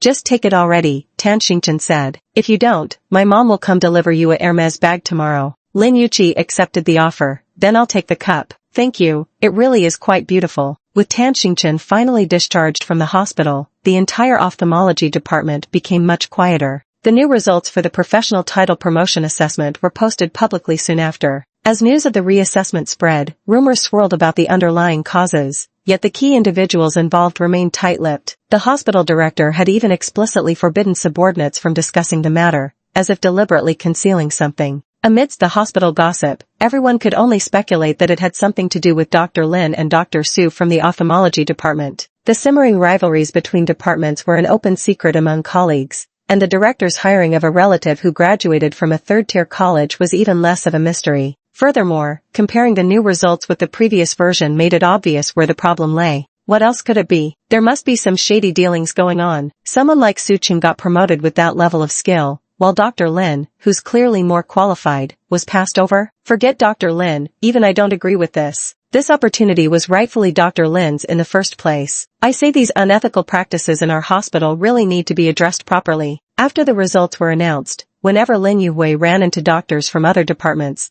they would sincerely congratulate her. At first, Lin Yushi was still worried that word of that day's incident would spread, and she'd once again become the talk of the town during tea breaks. But strangely, not a whisper of it leaked out. That was just as well. It eased Lin Yushi's mind considerably. Returning to the office, she took the initiative. Let me treat everyone to dinner tonight. Su Qing had been in an especially foul mood these days, wearing a face like the entire world owed her 8 million. Nobody dared cross her path, and the office had become much quieter, except for the daily slamming of her file folders. What's there to be smug about? Su Qing rolled her eyes. Who wants your lousy dinner anyway? Lin Yushi didn't even glance at her. Wasn't planning to take you, don't overthink it. Su Qing. When someone gets promoted in the department, treating everyone is the tradition. Xiao Chui was the first to raise her hand. Then I want something expensive. Other colleagues chimed in one after another. Your promotion was so hard-won. You've got to treat us to a big feast to celebrate properly. No problem, Lin Yushi said with a smile. I'll treat you all, no matter how much you want to eat. At this moment, Dr. Chen, who had remained silent, chimed in. Dr. Lin, just who is your husband? He's so influential that even the hospital director has to show him respect. His father-in-law,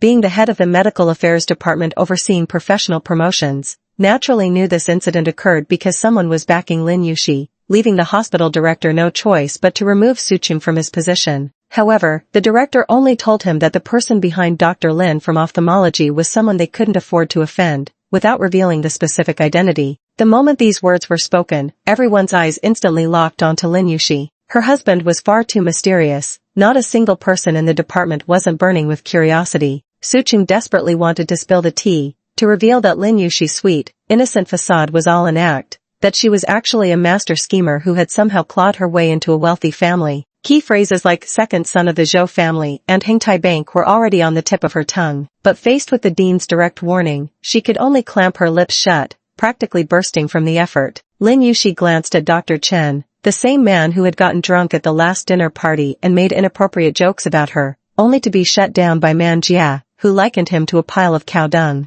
Lin Yuxi replied coolly, just like you. How could I possibly compare to your husband? Dr. Chen's tone carried a hint of insinuation. No wonder Dr. Lin looks down on ordinary men like us. If I were as gorgeous as her, I'd marry a wealthy man too. He had transferred from another department to ophthalmology not long ago. At first, he had been all smiles and attentiveness toward Lin Yuxi, but after she showed little interest in responding, he couldn't help feeling a twinge of resentment. Despite having a wife, he still shamelessly flirted with other beautiful women. After being cold-shouldered by Lin Yuxi, he secretly got cozy with pretty young nurses. None of the female staff in the department could stand him, but given his powerful connections, nobody dared to offend him, except for Sister Man, who always spoke her mind and never coddled his nonsense. Stop being such a sore loser. Isn't it just because you had a crush on Dr. Lin and she ignored you? Look at yourself with your bitter, petty attitude. If there's no mirror in the men's restroom, go check yourself out in the women's. Just because a toad sticks a flower on its head doesn't make it a prince. Ha ha ha ha.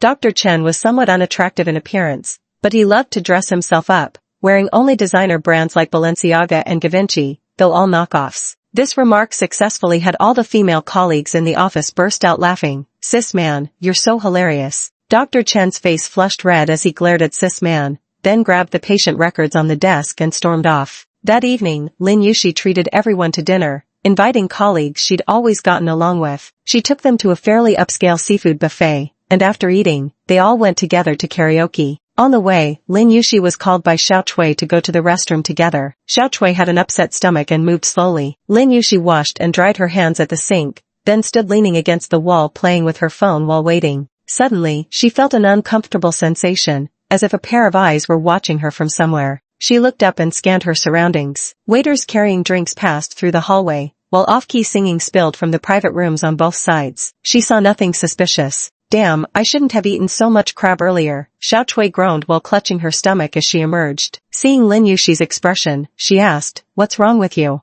"I just had the feeling someone was watching me." Xiao Chui immediately looked around. "There's no one here." Lin Yue withdrew her gaze. "Must have been my imagination then. Help me up, I'm about to collapse." Xiao Chui weakly draped herself over Lin Yue, who supported her as they walked back to the private room. "Maybe you should go take some medicine first. The song I requested hasn't been sung yet. Do you even have the strength to sing like this?" Having just started enjoying herself, Xiao Chui was reluctant to leave, but her stomach was bothering her too much, so she obediently followed Lin Yuxi back to get her bag. Lin Yuxi hailed a taxi for her and watched as the car drove away before turning around to head back inside. The door of the KTV swung inward. As Lin Yuxi gripped the handle and pushed, a strong force from inside pulled it open, yanking her forward along with it. She didn't exactly stumble. After all, she had been holding on to the door, but someone beside her reached out to steady her, grasping her arm. Lin Yuxi lifted her gaze. The man wore an ambiguous half-smile as he stared at her and said, "Careful there." This guy. Lin Yuxi remembered him.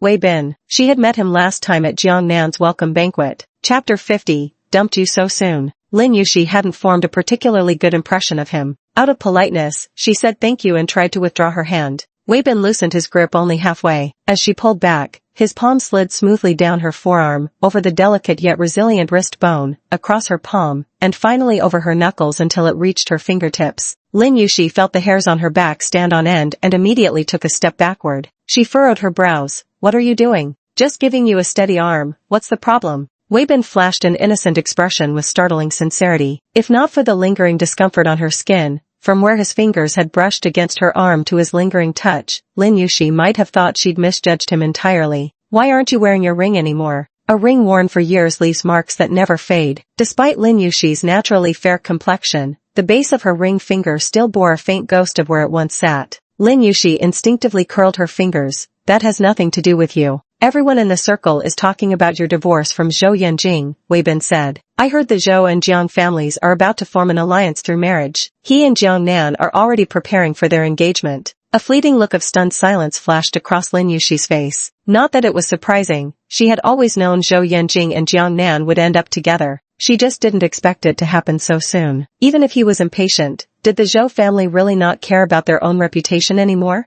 Her divorce procedures with Zhou Yanjing weren't even finalized yet both families were already eagerly discussing new marriages, as if her very existence had been an inconvenient obstacle to them all along. But none of that matters now anyway. My surname is Lin, and whatever you're talking about has nothing to do with me. Lin Yushi had no patience for pleasantries with him and turned to leave, but Wei Bin reached out to brace the opposite wall, blocking her path with his arm. Last time, didn't he treat you like the apple of his eye, too precious to let anyone touch? How come he's abandoned you so quickly? I don't know you. Please keep your distance. With that, Lin Yushi swiftly turned and walked away from the other side. Wei Bin didn't follow. As she reached the private room's entrance, she glanced back before entering. Wei Bin stood there, staring fixedly at her. That gaze made Lin Yushi feel prickles down her spine. Her colleagues were in high spirits and pulled her in to sing, thrusting the microphone right to her lips. Lin Yushi sang a few lines before seizing an opportunity to slip away. She retrieved sanitizer from her bag and scrubbed vigorously, from fingers to arms, several times over. After that, she didn't leave the private room again. Around 11 o'clock, the group left the KTV. Sister Man drove off, giving 2 colleagues a ride since it was on her way. Lin Yuwei was heading in the same direction as another colleague, so they shared a cab together, dropping the colleague off first. As the taxi continued toward Chiyue residence, the driver suddenly clicked his tongue in confusion.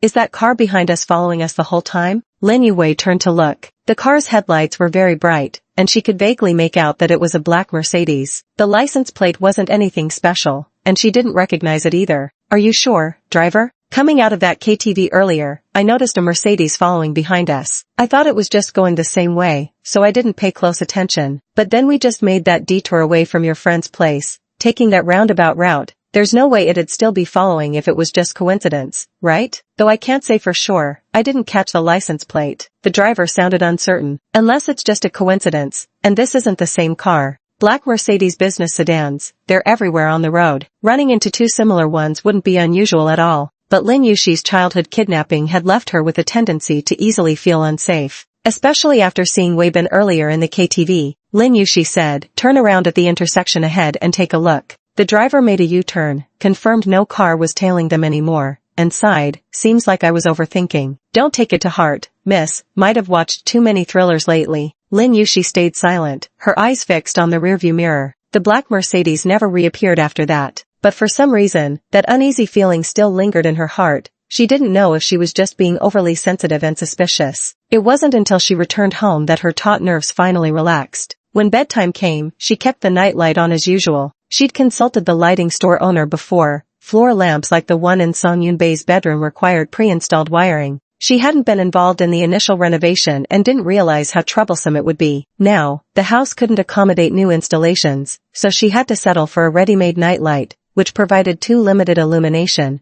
and the light wasn't even soft. Zhou Yanjing hadn't sent any messages. The next day at work, Lin Yushi called him. Zhou Yanjing was reviewing documents when he saw the call and picked up, his tone languid. Dr. Lin, what brand of phone are you using? Must be impressive, it can even reach a dead man's line. So sarcastic. Clearly he's still holding a grudge from last time. Lin Yushi couldn't be bothered to engage with him and went straight to the point. Is the agreement drafted yet? Zhou Yanjing, ghost marriages have evolved so much now. We need contracts for them too. What would it say, 1 ghost per person policy? Zhou Yanjing, are you out of your mind? Lin Yushi snapped irritably. Is your lawyer that inefficient? It's not even a complicated agreement. How come it's not ready after all this time? It's not complicated at all, Zhou Yanjing said. The assets need to be properly accounted for. Doesn't this only involve the house in Songyunbei? The other properties don't need to be divided, so there's no need to account for them. Zhou Yanjing let out a light scoff through his nose, his lazy smirk almost palpable even through the phone. You don't need to account for them, you don't have any assets to begin with. I, on the other hand, have plenty under my name. Lin Yuan.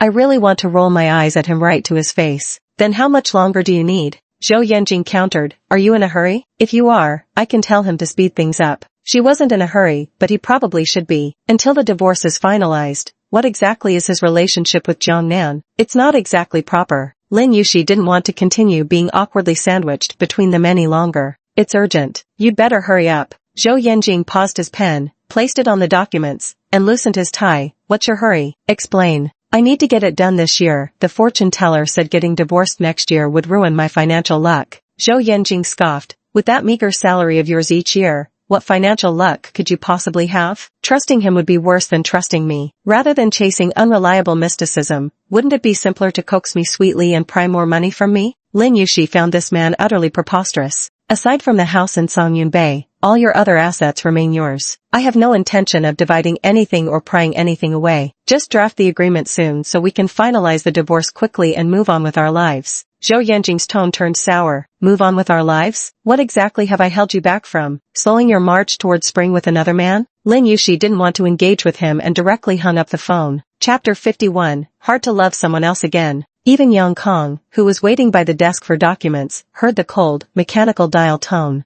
Zhou Yanjing took the phone away from his ear and scoffed. Hung up on me so decisively? Did I hit a nerve? Found someone new already in just a few days. Since returning to China, his mood has been swinging up and down unpredictably, even harder to forecast than stock market trends. Yang Kong pondered for a moment, then pulled out a yellow folder from the very bottom of the pile of documents in the upper left corner of the desk. The agreement was drafted by the lawyer 4 days ago. I put a sticky note on it. You probably didn't see it. Zhou Yanjing gave him an inscrutable look as he took the folder, flipping it open leisurely while remarking, "You seem to have quite a few opinions about me lately." Suddenly, Yang Kong found himself unfairly accused like a pot dropping from the sky, with no clue where the conclusion even came from. He protested indignantly, "President Zhou, I swear on my conscience, I absolutely didn't do it." Zhou Yanjing leaned back casually in his leather executive chair.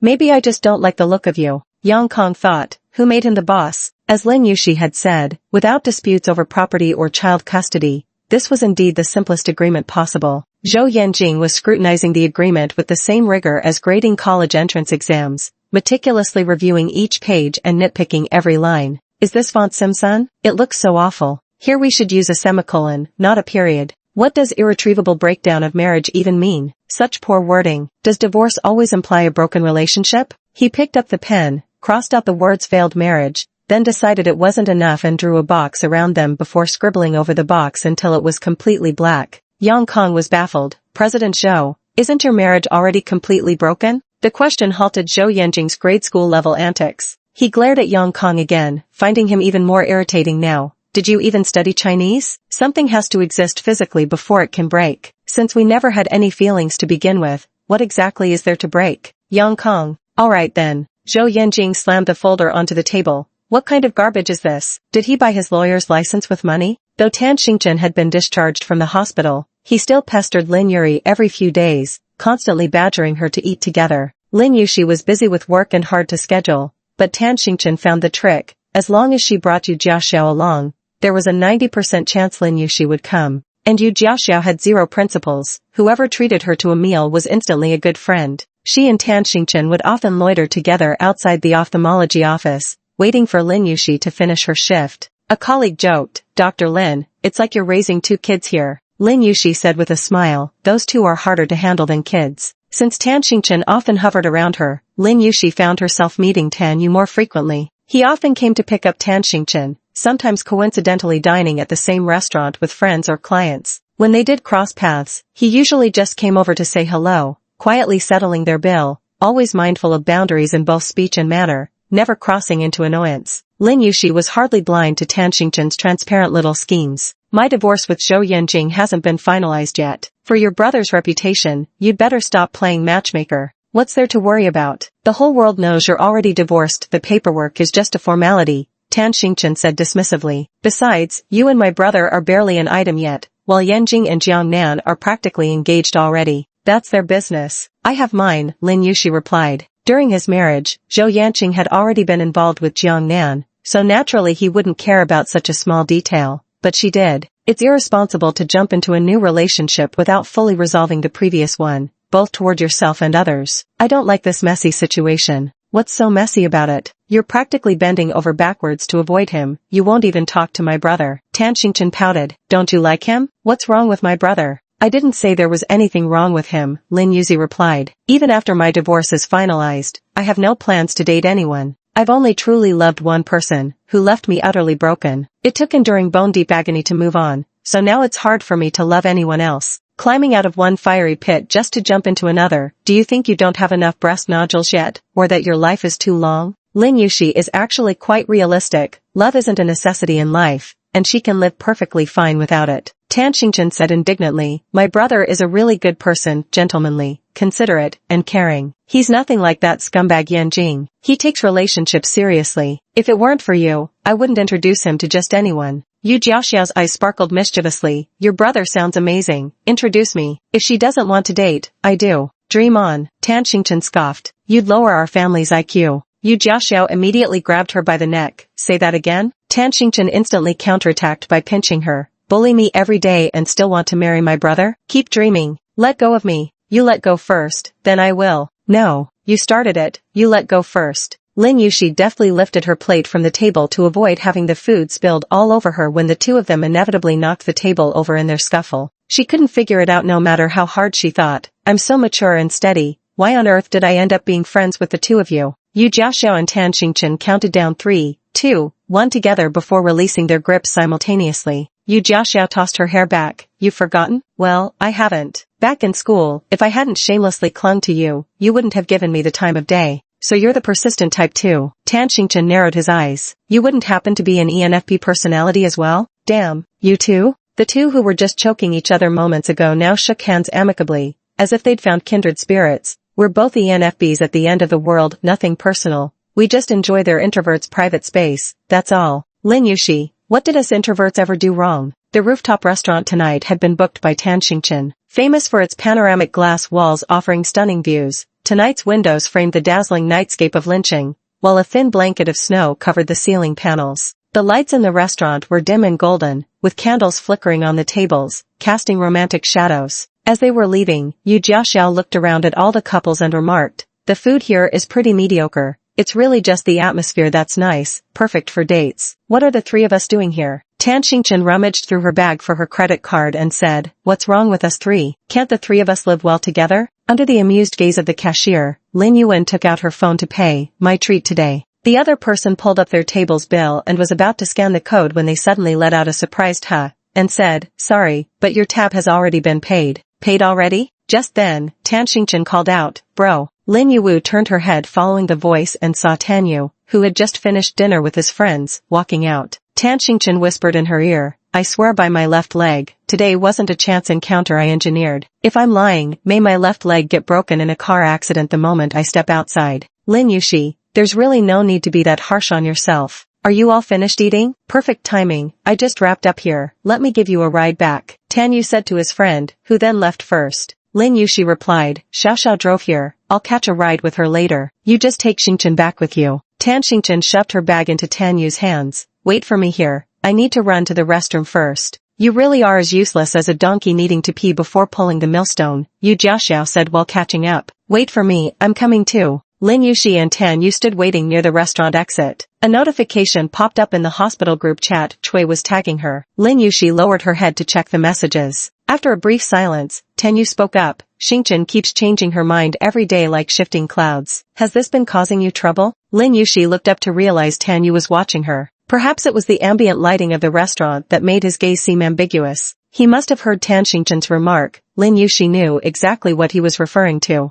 My divorce from Zhou Yanjing wasn't exactly amicable. It's always been a messy affair. Besides, the paperwork isn't finalized yet. Since you're his friend, getting involved might invite gossip that could tarnish your reputation. Do you always think about others first? Tan Yu said. You've said so much, yet not a single word about yourself. Chapter 52, Grandma Returns. Lin Yujing froze momentarily. It was the first time anyone had ever said something like that to her. I'm fine, not really troubled. There's all sorts of talk outside anyway. And after hearing it so much, there's nothing to mind. I'm more worried about you. As long as you're not troubled, that puts my mind at ease. Tan Yu's expression showed a hint of unease, not quite daring to meet her gaze directly, so his eyes shifted slightly from her eyes to the tip of her nose. Sorry, today I actually came here on purpose. I overheard when Xingchen called you. Lin Yuxi caught the underlying meaning in his words. She initially thought it was just Tan Xingchen getting carried away with matchmaking, but to her surprise, Tan Yu himself had such intentions. And now he was laying them bare. Instantly, she froze in awkwardness. Tan Yu appeared even more nervous than she was, clearing his throat with a fist pressed to his nose and diverting his gaze elsewhere.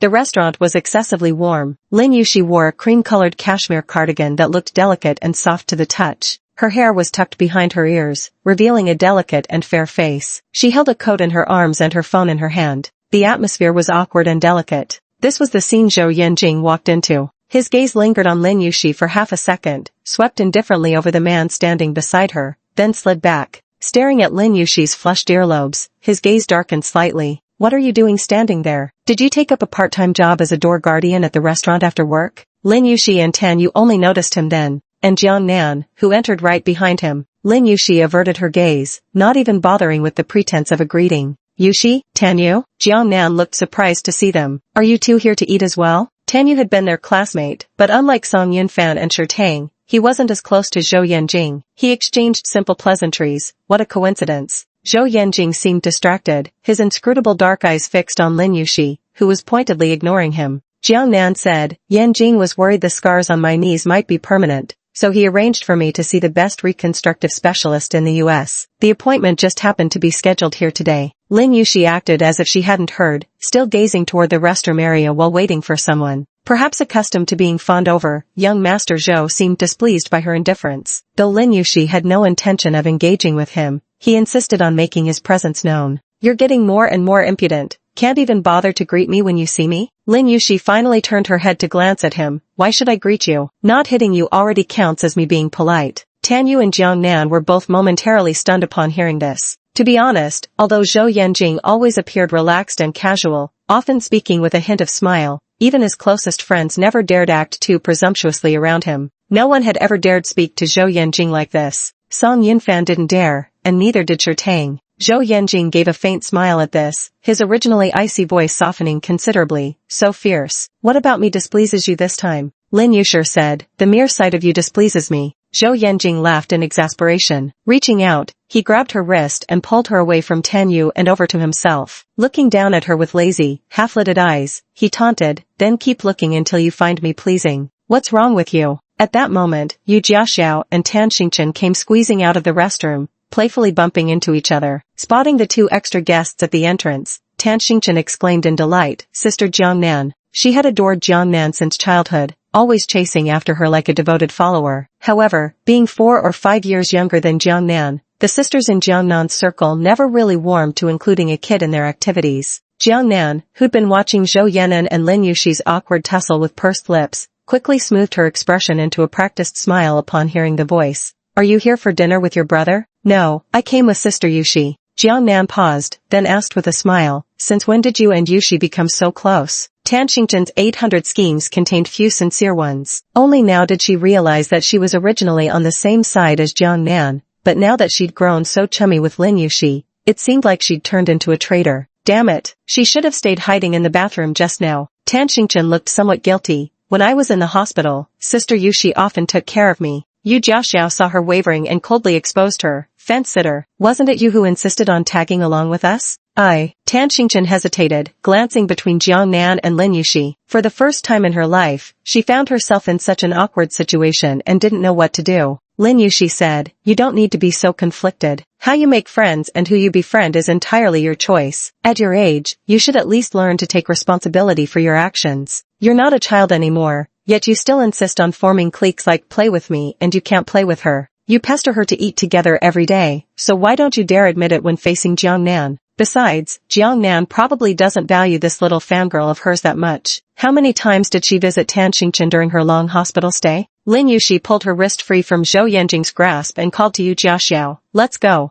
Before leaving, Yu Jiaxian deliberately leaned her face close to Tan Xingchen's, snorted loudly, and said, bye-bye. Lin Yu walked away decisively without even a backward glance, leaving the remaining 4 people watching her retreating figure, 3 pairs of eyes fixed on her departing back, one longing, one hesitating to speak. Zhou Yanjing gazed at Lin Yu's figure until it disappeared beyond the door, then withdrew his gaze with an inscrutable expression. He looked at Tan Yu with a faint, ambiguous smile that didn't quite reach his eyes. Those brown irises held only a pale, chilly undertone. When did you become so close with my wife? Tan Yu knew exactly how to respond without causing unnecessary trouble for Lin Yuxi. Xingchen has been quite attached to Yuxi lately. I've met her a few times when picking Xingchen up. We're not particularly close. Is that so? Zhou Yanjing remarked carelessly. You don't need to get too familiar with her either. The latter part of the sentence seemed to carry a hidden meaning. Jiang Nan spoke up at this moment. Yanjing, Dr. Smith has arrived. Let's go in. Dr. Smith had just arrived in China today, accompanied by his student and assistant. During the meal, Jiang Nan discussed the surgical plan with them. Zhou Yanjing leaned back in his chair. The cigar in his hand had only been taken 2 puffs from, the remainder held between his fingers. With his other hand supporting his temple, he appeared absent-minded, lost in unknown thoughts. Lin Yuxi had thin skin that flushed easily,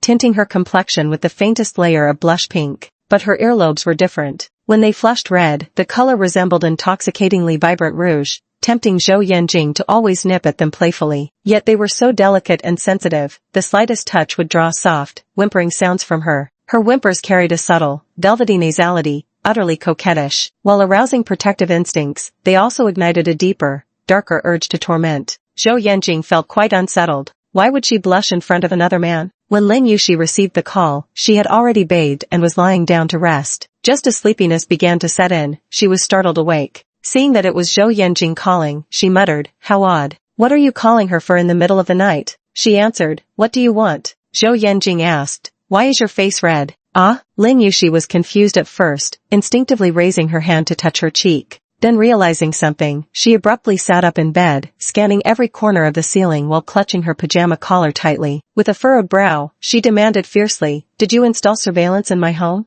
Do you think I'm that perverted?" Zhou Yanjing scoffed. "I meant when you were in the restaurant earlier. Why were you blushing?" Lin Yue finally relaxed, having almost broken into a cold sweat from fright. Even if not perverted, making a special phone call to ask such a pointless question still isn't normal behavior. If you're so bored in the middle of the night, why don't you go help the street cleaners sweep the roads? Those with poor sleep really get angry when woken up, and Lin Yuxi was no exception. "I had just fallen asleep," she snapped. "Answer my question first, then sleep." Zhou Yanjing was persistent. "What exactly did Tanyu say to you?" "Psycho." Lin Yuxi hung up the phone again. The next day, Lin Yuxi got off work early. As she stepped out of the hospital, planning to swing by the supermarket for some groceries, she noticed the Lincoln parked under a tree by the roadside. The driver in a black suit stood by the car, bowing slightly toward her from a distance with respect. Lin Yuxi recognized him. It was the Zhou family's chauffeur, who usually accompanied Zhou Qizhen. But why would Zhou Qizhen come to the hospital to wait for her? As Lin Yuxi approached, the driver opened the car door. She bent down and met a beaming face. "Grandma?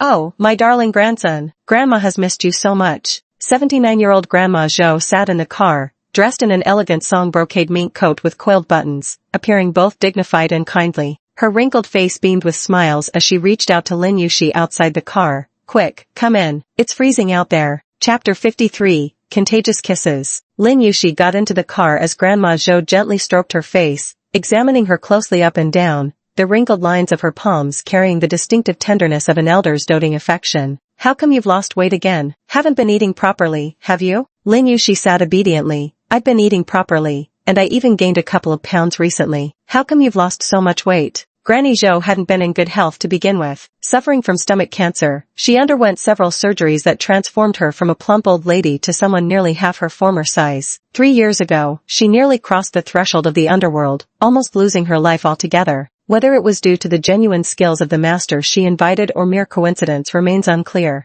After Lin Yuxi and Zhou Yanjing got married, the old lady miraculously survived that life-threatening crisis. Since then, she has been living on Putuo Mountain, devoutly chanting Buddhist scriptures while recuperating. She didn't often ask her descendants to visit, saying it disturbed her quiet cultivation, and they only came back to stay for a few days during the new year each time. This time, for some reason, she had arrived early. Compared to their last meeting, she had noticeably lost another circle of weight. When an elderly person suddenly loses a significant amount of weight, it's usually due to illness. Lin Yuxi looked at her grandmother's figure, now almost paper-thin, and frowned with heartache. "Are you feeling unwell again?" "Nothing serious, just old ailments." Grandma chuckled. "Had another minor surgery recently." She said it lightly, but Lin Yuxi, being a medical student, knew very well that in her current condition, any surgery would be a race against death. "Why didn't you tell us about your surgery?" "Telling you would only make you worry for nothing. With me catching colds and headaches every few days, how are you supposed to live your own lives?" The old lady had reached an age where she saw things clearly.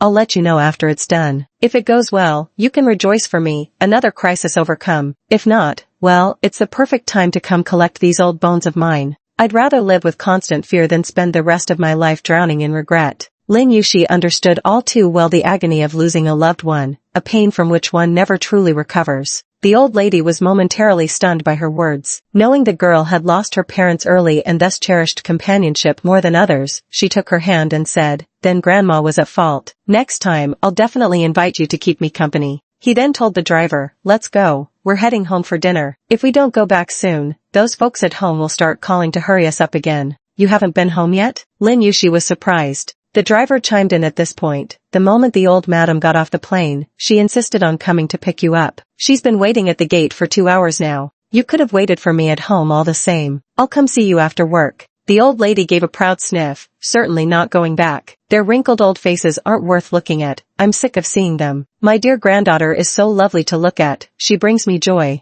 Lin Yashi's eyes burned with unshed tears, suddenly at a loss for how to tell her that she was already processing her divorce and would soon no longer be part of the Zhou family. The only person in the Zhou family she couldn't bear to part with was Grandma. Better to wait until after today's reunion dinner to break the news. Grandma had just returned, no need to spoil the festive mood. As the car pulled up to the Zhou family ancestral home, the entire household was already gathered in anticipation. Lin Yushi helped the old lady through the door, and everyone in the living room stood up. Both Zhou Yanjing and Zhou Shengan were present. The Zhou family placed great emphasis on filial piety. After the old master passed away, the household affairs were entirely at the old lady's command. Don't be fooled by Zhou Qizhen's status as the head of the Zhou group. With the immeasurable wealth of Hingtai Bank at his disposal, a mere stomp of his foot could make all of Linqing tremble 3 times. Yet at home, even he had to endure the old lady's scolding. Ling Yaqiong, who had been anxiously waiting all afternoon, sighed, "Mom, didn't your plane land ages ago? Why did it take you so long to get back?" The old lady happily took Lin Yushi's hand. "I'm picking up Xiaoxi from work." Zhou Yanjing's gaze slowly swept across Lin Yushi's face. "Quite the grand air you have, making Grandma personally pick you up." Zhou Qizhen said, "You could have just had Yanjing pick up Xiaoxi. Why trouble yourself to go personally? I'll pick up my granddaughter whenever I want, none of your business." She's just like a mischievous child herself, leaving Zhou Qizhen at a loss for words. Zhou Yanjing remarked, "She's your granddaughter, I'm your grandson. What's this, incest? Better keep this secret to ourselves." Imagine what people would think of our Zhou family playing such outrageous games. With a troublemaker like him in the family, no sooner had he spoken than 3 pairs of eyes glared at him simultaneously. Ling Yaqiong scolded, "What nonsense are you spouting again?" Zhou Qizhen's face darkened. "No matters." Lin Yushi didn't even need to scold him this time. But the old dowager loved this act of his and chuckled, raising her hand playfully, "You little rascal, come with me to Putuan Mountain and see if Buddha won't teach you a lesson." Zhou Yanjing didn't dodge, standing lazily as he let her swat him. "Why would he bother with me? I'm so filial, praying every day for your 100-year longevity." Ling Yaqiong said, "Xiaoxi, accompany your grandmother back to her room to change clothes, then come out for dinner." "Okay." Lin Yushi helped her grandmother back to the room, where the elderly woman asked Lin Yushi to pick out clothes for her, only to complain that the old outfits in the wardrobe weren't fashionable. "These styles are out of season already, they're not in trend this year." Quite the fashionista, Zhou Yanjing leaned against the doorway. "Shall we fetch one of your granddaughter's floral dresses for you to wear instead?" Lin Yushi truly couldn't fathom how, despite eating the same food, her elder brother turned out so steady and dependable while he, this utterly shameless character, ended up the way he did. "I don't have a floral dress." "Well, that's too bad," Zhou Yanjing said in a tone suggesting there was nothing he could do to help. "Your granddaughter has worse fashion sense than you do." Lin Yushi, since when did she lack fashion sense? Auntie Zhao, who was fetching clothes for the old lady nearby, laughed so hard her shoulders trembled. The old lady chuckled too, shooing him away. Out with you. How shameless to watch while our young lady picks clothes." After finally selecting a satisfactory outfit, with Auntie Zhao helping the old lady change inside, Lin Yushi returned the clothes she had taken out back to the wardrobe. When they came out, Zhou Yanjing was making a phone call by the doorway, instructing someone to deliver the latest seasonal clothing. Lin Yushi opened the door and stepped out. He gave her a glance, finishing his phone call before lowering the phone from his ear and hanging up. As Lin Yushi passed by him, his gloomy gaze fixed on her. "You're the only one who knows how to hang up. Were you instant noodles in your past life? So petty." Lin Yushi was about to walk away but turned back to say, "You tell Grandma about the divorce yourself." Zhou Yanjing slid his hands into his pockets, leaning against the door as he lifted his eyelids. "Quite the clever scheme, making me the villain." "If not you, then who should be the villain?" Lin Yuan retorted. "Unless you explain things clearly to Grandma, how are you supposed to get engaged to Jiangnan?" Zhou Yanjing's brow furrowed, his tone ambiguous. "Who told you I was getting engaged?" "Everyone's saying so." "Who are all of you? Let me hear your names." Seeing her unable to respond, Zhou Yanjing scoffed. "My divorce isn't even finalized yet. What engagement are you talking about? So even monogamy can't restrain me now. How impressive of me. Instead of focusing on work during office hours, you've been scrolling through trashy gossip news all day. Engaged or not, it's bound to happen sooner or later anyway. Lin Yushi turned her head and walked away. At least you're aware you're second rate. Zhou Yanjing chuckled in exasperation, slowly following her. When did you become so sharp-tongued? Learned it from you.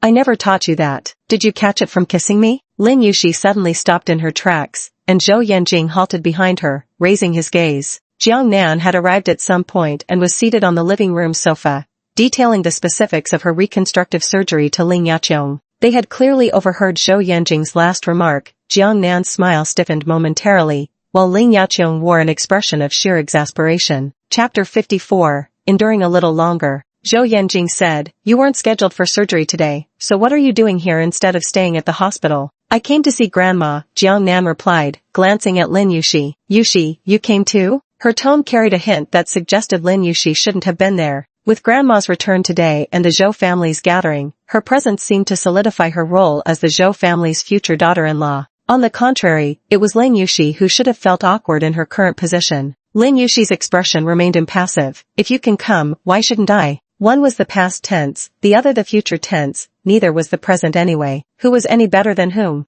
Jiang Nan seemed somewhat at a loss, turning to Ling Yaqiong. Auntie. Ling Yaqiong scolded Lin Yushi with displeasure. Is this how I taught you? You have no manners at all. In the past, living under someone else's roof and owing the Zhou family's kindness, Lin Yushi endured whatever lectures Ling Yaqiong gave. But that was no longer the case now. She didn't need to cater to anyone's whims anymore, so she stopped tolerating it unconditionally. You never actually taught me anything. Zhou Yanqing raised an eyebrow, casting an ambiguous glance at Lin Yushi. Ling Yaqiong never expected her to talk back. What did you just say? Lin Yushi had been raised by Aunt Zhao since childhood. Though Ling Yaqiong often found fault with her, she had never actually taught her how to behave. Her tone remained calm and measured. If you insist I'm a product of your upbringing, then when you criticize my lack of manners, aren't you actually insulting yourself? The Zhou family upholds strict moral values, unlike some other wealthy families that appear glamorous on the surface but hide unsavory dealings underneath. Although Zhou Qizhen is preoccupied with work, he never indulges in bad habits. His two sons, Zhou Xing'an and Zhou Yanjing, are both exceptionally accomplished and show great respect to Ling Yaqiong. She only endured some grievances from her mother-in-law,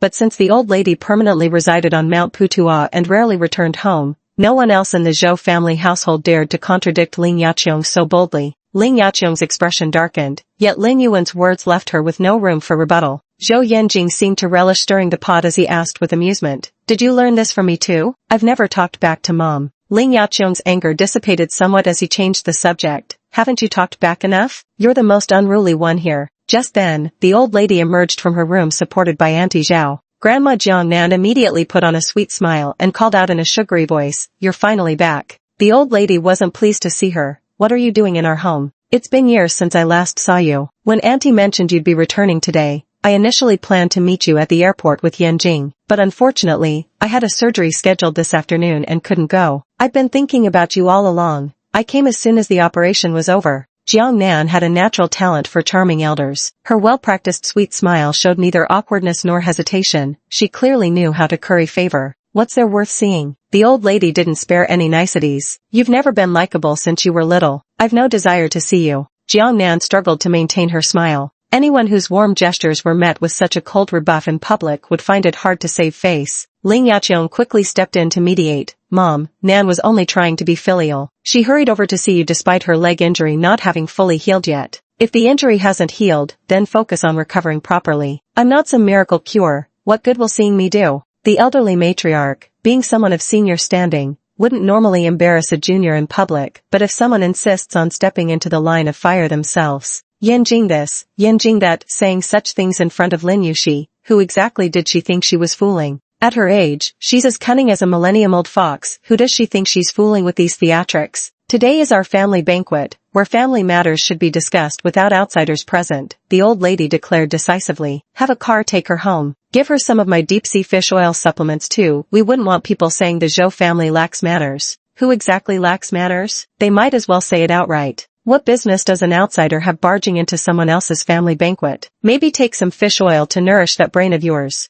Jiang Nan had never experienced such humiliation in her life. Utterly mortified, she instinctively turned her pleading gaze towards Zhou Yanjing. Looking at me won't help. Zhou Yanjing shoved his hands in his pockets with detached amusement. There isn't a single person in this household I dare cross right now. Even the neighborhood dogs feel entitled to bark at me. In the end, it was Ling Yaqiong who personally saw Jiang Nan out, offering a few comforting words. The old lady has always been like this. I've endured more than my fair share of her temper too. It's not directed at you. She's not well, and she still doesn't know about Yanjing and Yushi's affairs. This really isn't the right time for you to visit. I'm sorry, Auntie. I didn't think it through. I just missed Grandma after so long. I didn't expect she'd still dislike me this much. No matter how upset Jiang Nan felt inside, she had to maintain the graceful demeanor of a well-bred young lady, forcing a bitter smile as she added, not like Yushi, who's always known how to win Grandma's affection since childhood. Lin Yushi planned to have this meal with her grandmother and find an opportunity to explain things clearly to her.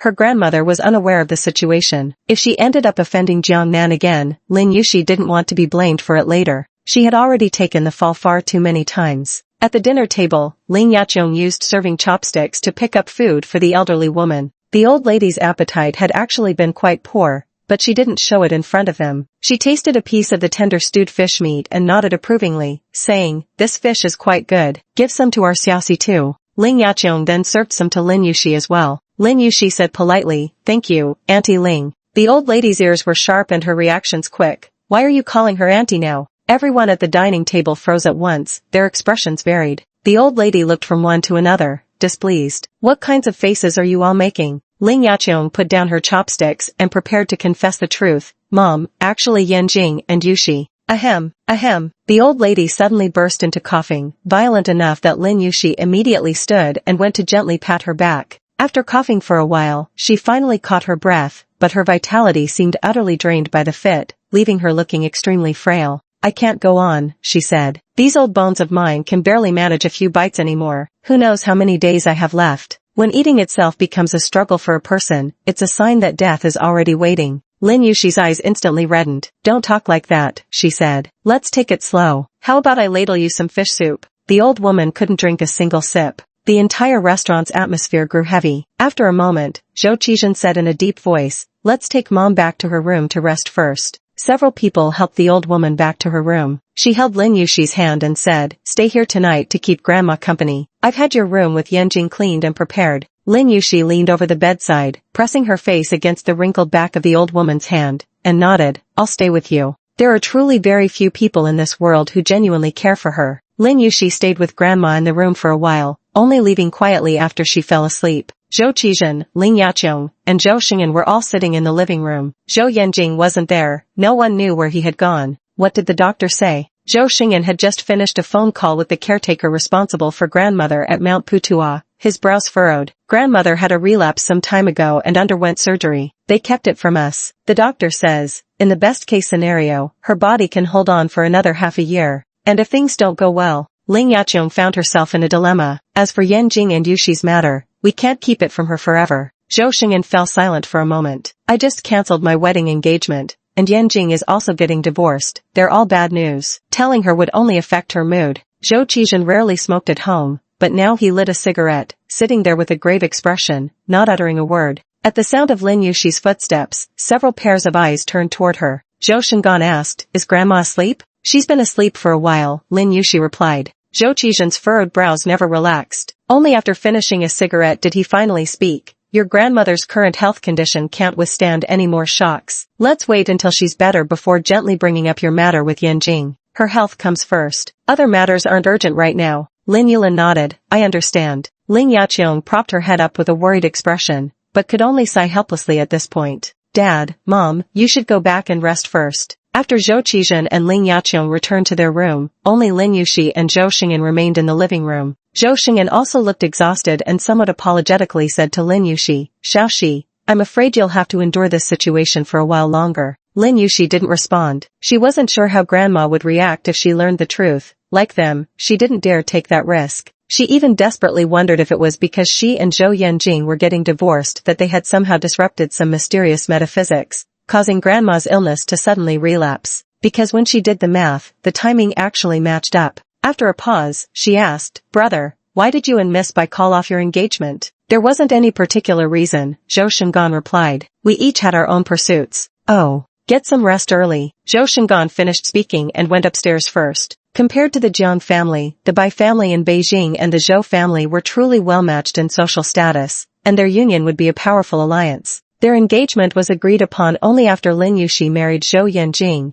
meaning it had been over 2 years with no wedding in sight. No one expected it to be cancelled in the end. It was always a political marriage, considering family backgrounds and interests, everything but feelings. No one knows what ultimately led to the collapse of this arrangement. Lin Yuxi stood where she was, thinking for a while, but reached no conclusion, and frankly, it had nothing to do with her. As she turned to head back to her room, she spotted Zhou Yanjing standing in the doorway to the balcony. She couldn't tell how long he had been there, but he seemed to have been lingering for quite some time. He must have stepped out earlier, clad in a long coat that carried the chill from outside. His brown eyes gazed at her with an indifferent coolness, darker than the night itself. Chapter 55. Haven't you always wanted to marry my eldest brother? The wind made Lin Yuxi feel rather chilly. Zhou Yanjing closed the door to block out the cold air before removing his overcoat and walking to the water bar. He took down a pristine transparent glass, setting its base onto the natural cloisonné countertop with a crisp clink. He took a bottle of whiskey from the liquor cabinet. Just as Lin Yuxi was about to head upstairs, his voice reached her from behind, chilled as if it had rolled through snow, wrapped in a layer of frost. You don't actually think just because he called off the engagement, you've got a chance now, do you? Lin Yuxi stopped mid-step at those words and turned back. What are you talking about? Ice cubes clinked into the glass as amber-colored liquor poured over them. The rich hue submerged the surface but couldn't penetrate the frozen cores within.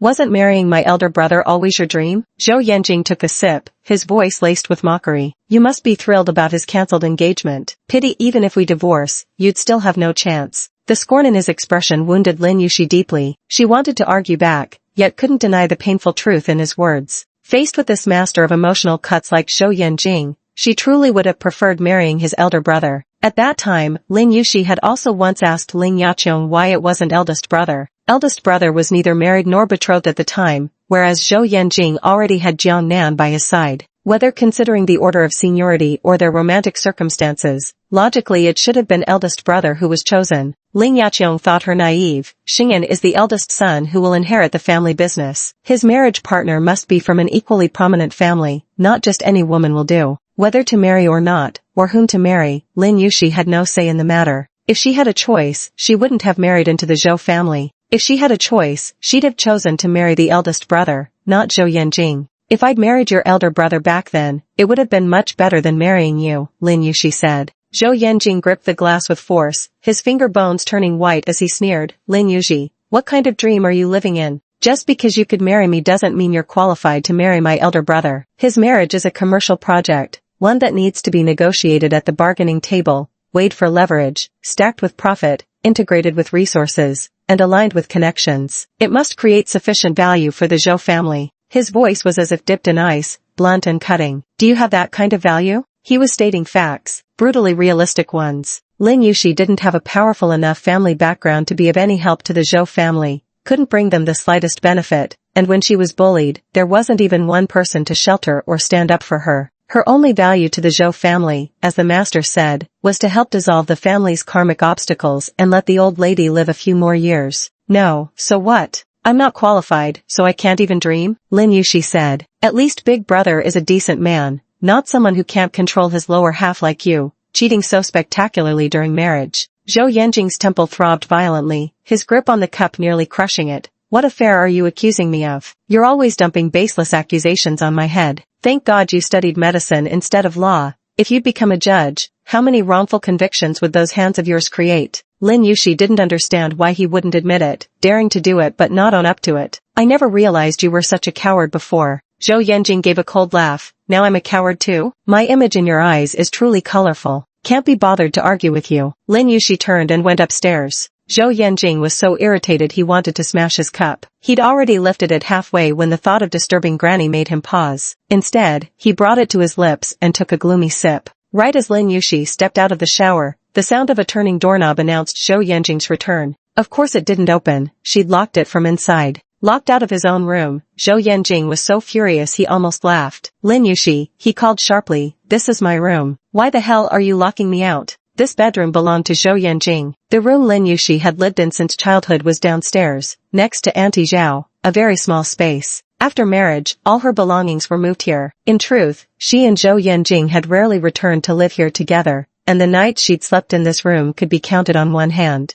But she no longer had a room of her own. That original small space had already been repurposed for other uses. You'll stay in the guest room. I refuse to sleep in a guest room when my own bedroom is right here. Zhou Yanjing kept his voice low, not wanting to wake others and invite unnecessary attention. Open the door. Lin Yushi remained unmoved. Sleep wherever you like. Wandering between double beds elsewhere seems to be your favorite pastime. Fine. You're really something. Zhou Yanjing sounded thoroughly exasperated. Lin Yushi, what sin did I commit in my past life to deserve you as my punishment in this one? The commotion outside the door eventually died down. By the time Lin Yushi finished drying her hair and settled into bed, another knock disrupted the silence. She assumed it was Zhou Yanjing. Are you done yet? Aunt Zhao's voice came from outside the door. Yushi, I brought you some things. Lin Yushi finally went to open the door. Aunt Zhao had brought quite a few items, several sets of clean clothes, some skincare and makeup products she commonly used, as well as small necessities like a phone charger. The second young master asked me to bring these to you. Did Zhou Yanjing go out just now to buy something? Lin Yushi paused before accepting it. Thank you, Aunt Zhao. No need to be so polite with me, Aunt Zhao replied. You should get some rest now. You have work tomorrow morning. Lin Yushi gave an acknowledging hum. After Aunt Zhao left, she locked the door again. She put everything away, lay down on the bed, and closed her eyes peacefully in the soft glow of the floor lamp. After a while, she suddenly opened her eyes, got out of bed, bent down, and squatted on the floor as if searching for treasure, carefully inspecting the circle of floor lights. These floor lights were the same as those in Songyun Bay. She couldn't see any exposed wiring, so were they also pre-installed with hidden lines? When had they been installed? She'd had this problem since childhood, terrified of the dark, prone to nightmares, so she always had to sleep with a light on. Back in the small room downstairs, she could only use a desk lamp. Bright lights were too harsh, while dim ones left shadowy corners untouched. In comparison, this linear-shaped floor light can run along the perimeter of the entire room, illuminating every corner while maintaining a soft glow that doesn't strain the eyes. However, Zhou Yanjing probably doesn't have the habit of sleeping with lights on. Lin Yushi hadn't paid attention before and had no idea when these floor lights were installed. They were already there the first time she slept here after their marriage. She truly didn't understand electrical circuits and couldn't figure it out despite studying it for a long time. First floor. The living room was quiet, with everyone having already turned in. Aunt Zhao, after delivering some items, came out of the kitchen holding a bowl. She carefully pushed open a door, moving lightly on her feet. On the bed, the elderly lady, who had been peacefully sleeping with her eyes closed, suddenly opened them and asked, "Everyone asleep?" "All asleep," Aunt Zhao replied in a hushed voice as she set up a small dining tray on the bed and brought over the fish soup. "I saved a bowl for you. It's been kept warm on the stove." The elderly lady, who had been feeble during dinner, now sat up with surprising vigor and began sipping the fragrant fish soup. "That daughter-in-law of mine, I know exactly what kind of crap she's about to spew the moment she opens her mouth. Good thing I'm quick to react." "You gave us all quite a fright," Auntie Zhao said. "Young Master and Yushi seem to have had another fight just now. What were they fighting about?" "I didn't dare go listen, so I don't know what it was about this time." "Do you know why they're getting divorced in the first place?" "I'm not sure either. Just rumors going around. Something about the second young master still carrying a torch for Miss Jiang and going to America to find her." The old lady looked skeptical. What old flame could he possibly have with that Jiang Nan? It was all because of Yaqiong making a fuss back then. He never showed any real interest when they were together. That Jiang family girl is quite the drama queen too, nowhere near as good as our Xiaoxi. Maybe it's just gossip. Young couples have their own troubles. We can't possibly understand everything. Not a single one of them gives me peace of mind. If I had come back a few days later, wouldn't this family have fallen apart? The old lady sighed. "I've been burning incense and chanting prayers on the mountain every day, hoping for their well-being. How did these two children end up living like this?" Aunt Zhao suggested. "How about asking young Master Song, or young Master Shi? They're close to the second young master. They might know something." The old lady nodded. "That sure boy will do. He's simple-minded. Try to fish for information. He follows Yanjing around like a little tail all day. He must know something." Chapter 56. They broke up long ago. When Lin Yushi came downstairs in the morning, the Yan brothers, Zhou Yanjing and Zhou Shengan, were already seated in the dining room. The dining table was long, with assigned seating whenever elders were present. The brothers sat on opposite sides, leaving Lin Yushi no choice, no matter how much she wanted to avoid Zhou Yanjing, but to take the seat beside him instead of Zhou Shengan. She had just stepped up beside Zhou Yanjing. Zhou Yanjing lifted his gaze, his eyes sweeping over her briefly before he let out a mocking snort. Zhou Shengan glanced at him. "What are you sneering about so early in the morning?" Zhou Yanjing picked up his coffee. Show me how to smile warmly. I'd like to learn. Zhou Xing'an. Of course, Lin Yuxi understood the profound meaning behind his icy smirk. She turned away, saying, I'll go get Grandma. A while later, Zhou Qizhen and Ling Yaqiong took their seats. She helped Grandma to the head seat before returning to her spot beside Zhou Yanjing. Midway through the meal, they noticed Aunt Zhao emerging from a guest bedroom on the first floor. Grandma was puzzled. Did we have guests last night? Aunt Zhao replied nervously, yesterday, the second young master slept here. Everyone at the table paused their movements, and Grandma immediately looked at Zhou Yanjing and Lin Yuxi. Why would you sleep in the guest room when everything was fine? Lin Yuxi didn't even know how to answer with her chopsticks in hand. Zhou Yanjing said nonchalantly, I came back too late and was afraid of disturbing her. With that, he publicly placed a dish on Lin Yuxi's plate, his lips curling into a doting smile as his sickeningly sweet voice cooed, Sweetheart, eat more. Lin Yuxi stared at the ginger in her bowl. Thanks a lot. Perhaps even Zhou Qizhen found his act too nauseating, clearing his throat before saying, let's eat. After breakfast, Lin Yuxi suggested, Grandma, why don't I take you to the hospital for another checkup? Dr. Tian just returned to lynching last week. I'll arrange an appointment to see if he can help. Director Tian at their hospital is the most authoritative expert on gastric cancer in the country. He was the one who performed Grandma's surgery last time. Aunt Zhao looked nervous. We absolutely can't do that. One test and everything would be exposed. The old lady remained calm. Good child, Director Tian knows my condition best. If there were a cure, it would have been done long ago. This old body of mine can't take any more torment. Going to the hospital would just mean more suffering.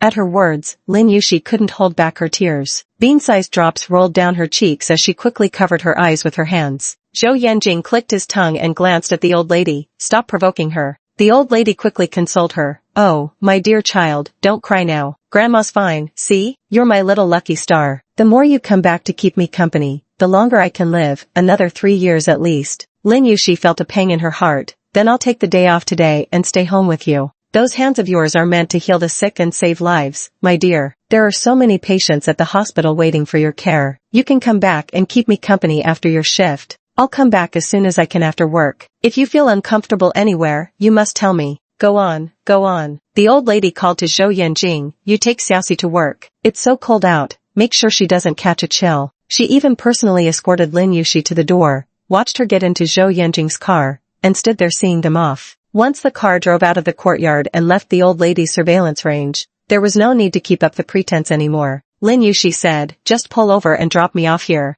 Zhou Yanjing shot her a sidelong glance, lips curling with mocking amusement. What, wanting to ride in my elder brother's car? Zhou Xing'an had come out a step later, his car following right behind them. Lin Yuxi was already too weary to argue with him and simply replied, yes, your brother's car smells better than yours. Zhou Yanjing's black overcoat wasn't as dark as his face at that moment. With a humorless chuckle, he ordered Lao Lu, lock the car doors. You want to sit? Well, I won't let you. Childish. Lin Yuxi turned her head toward the window. During those 10 years growing up in the Zhou family, apart from Grandma, only the eldest brother had treated her with genuine kindness. The Zhou family always had many visitors during the new year, making her birthday seem insignificant and unnoticed by anyone. Only her eldest brother would bring her a cake on New Year's Eve, letting her make a wish and wishing her a happy birthday. Compared to Zhou Yanjing, who enjoyed teasing her, mocking her, and always causing her trouble, she naturally preferred the steady and gentlemanly eldest brother. This fondness had nothing to do with romantic feelings. After all, her elder brother was 7 years her senior. When Lin Yuxi first arrived at the Zhou family, she was still a child, while he was already an adult.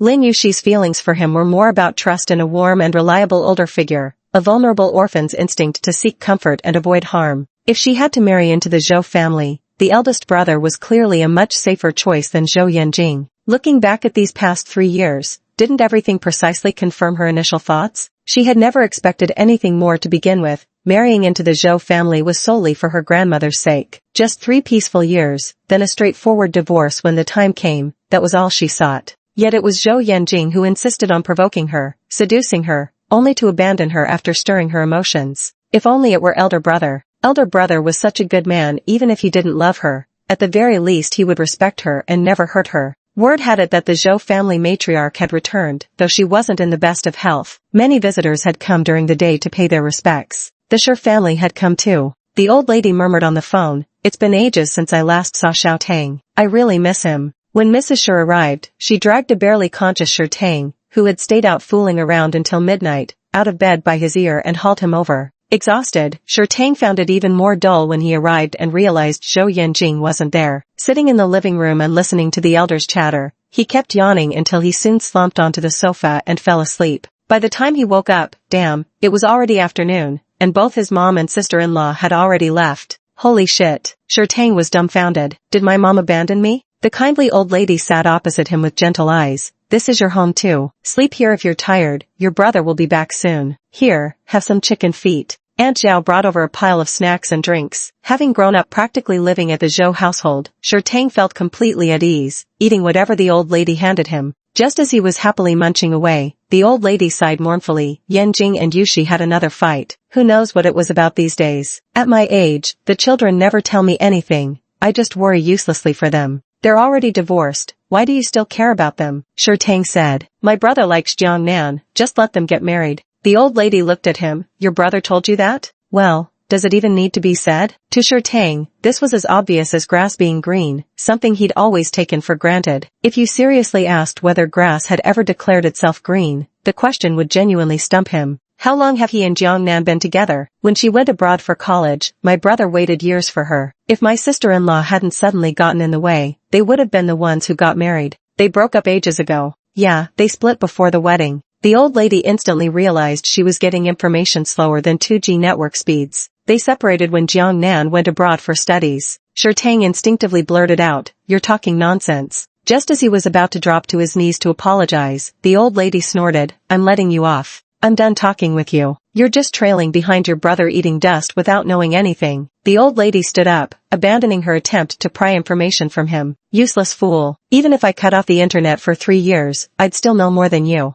Tang. I'm starting to suspect that the supposedly deep bond between him and his brother might actually be as fake as plastic. What? I had no idea they broke up. Weren't they doing great? After my brother got married, didn't he even go to America to see her and stayed there for over 2 years? He just came back recently. He went to New York because Wall Street is there. It's the global financial hub, not because Jiangnan was there. The old lady said sternly, my grandson is so accomplished, his career thriving beyond compare. Why do you only have eyes for Jiangnan? Chapter 57 The Old Lady's Shenanigans. As soon as her evening shift ended, Lin Yushi walked out to find Zhou Yanjing's Bentley parked at the hospital entrance. Old Lu respectfully opened the car door for Lin Yushi. She glanced at Zhou Yanjing inside and said, "What brings you here? Grandma isn't keeping watch over us now, so there's no need to put on such a convincing act." Before she could finish speaking, Zhou Yanjing abruptly turned his phone towards her. On the screen was Grandma's face, staring right back at them. Grandma said cheerfully, "You're off work, shouldn't he pick you up? Hurry back for dinner, I made sweet and sour spare ribs for you today." Under Grandma's live video supervision, Lin Yushi had no choice but to get into Zhou Yanjing's car. Zhou Yanjing was quite busy, having rearranged his schedule to return home early to spend more time with Grandma Zhou, fielding constant phone calls along the way. As they neared home, Lin Yu seized the moment between his calls to ask, "Haven't you drafted the agreement yet?" Without even looking up, Zhou Yanjing replied in a lazy tone, "The lawyer's sick. I'm not some capitalist tyrant who forces people to work while ill." "Forget it, then. I'll draft it myself," Lin Yu said. "It's not that complicated anyway." Zhou Yanjing lifted his gaze to scan her, his tone tinged with unmistakable sarcasm. "Dr. Lin is truly multi-talented. Then what? Counting on you is worse than relying on myself." Lin Yushi wanted to cut the knot quickly. "Tomorrow then. I can drop by your place at noon." "Zhou Yanjing, I have plans tomorrow." "The day after?" "I'm going on a business trip the day after tomorrow." "Then when will you be back?" "My return is indefinite." Lin Yushi frowned. "Then I'll sign and deliver the documents to your company. You can sign and handle the procedures whenever you return. No matter how busy you are, surely you can spare a minute." Zhou Yanjing's expression cooled as well, as if someone had suddenly spoiled his mood. Leaning back in his seat, he tossed his phone aside. Next Monday, then. When they returned home, they entered together, and in front of the old lady, both acted as if nothing had happened. That night, she didn't lock the door again, afraid the old lady might notice, but Zhou Yanjing didn't come back to stay either. After that, Zhou Yanjing indeed went on a business trip. With him away, Lin Yuan felt out of sight, out of mind. The old lady, however, was very dissatisfied. Every night, she would take Lin Yushi's phone and video call Zhou Yanjing, insisting on dragging Lin along into the frame each time. Zhou Yanjing was at a dinner gathering when someone caught a glimpse of the name during his video call and teased him. "Your wife checks in right on time every day, doesn't she?" Zhou Yanjing gave an enigmatic hum. "This is your great-grandmother." As soon as the call connected, the old lady pouted unhappily. It's been days and you still haven't come back. Is your project more important than my old life? Zhou Yanjing replied, why don't you just take my life instead? Among the guests, some familiar faces who had visited the Zhou residence recognized the old lady, and the others quickly joined in with a chorus of greetings. Amidst the endless stream of fawning voices, Zhou Yanjing's gaze lingered on the figure forced into the corner of the screen. Lin Yuxi wasn't fond of socializing, and noticing the crowd around him, she moved aside to give them space. Her face and most of her body had edged out of the frame,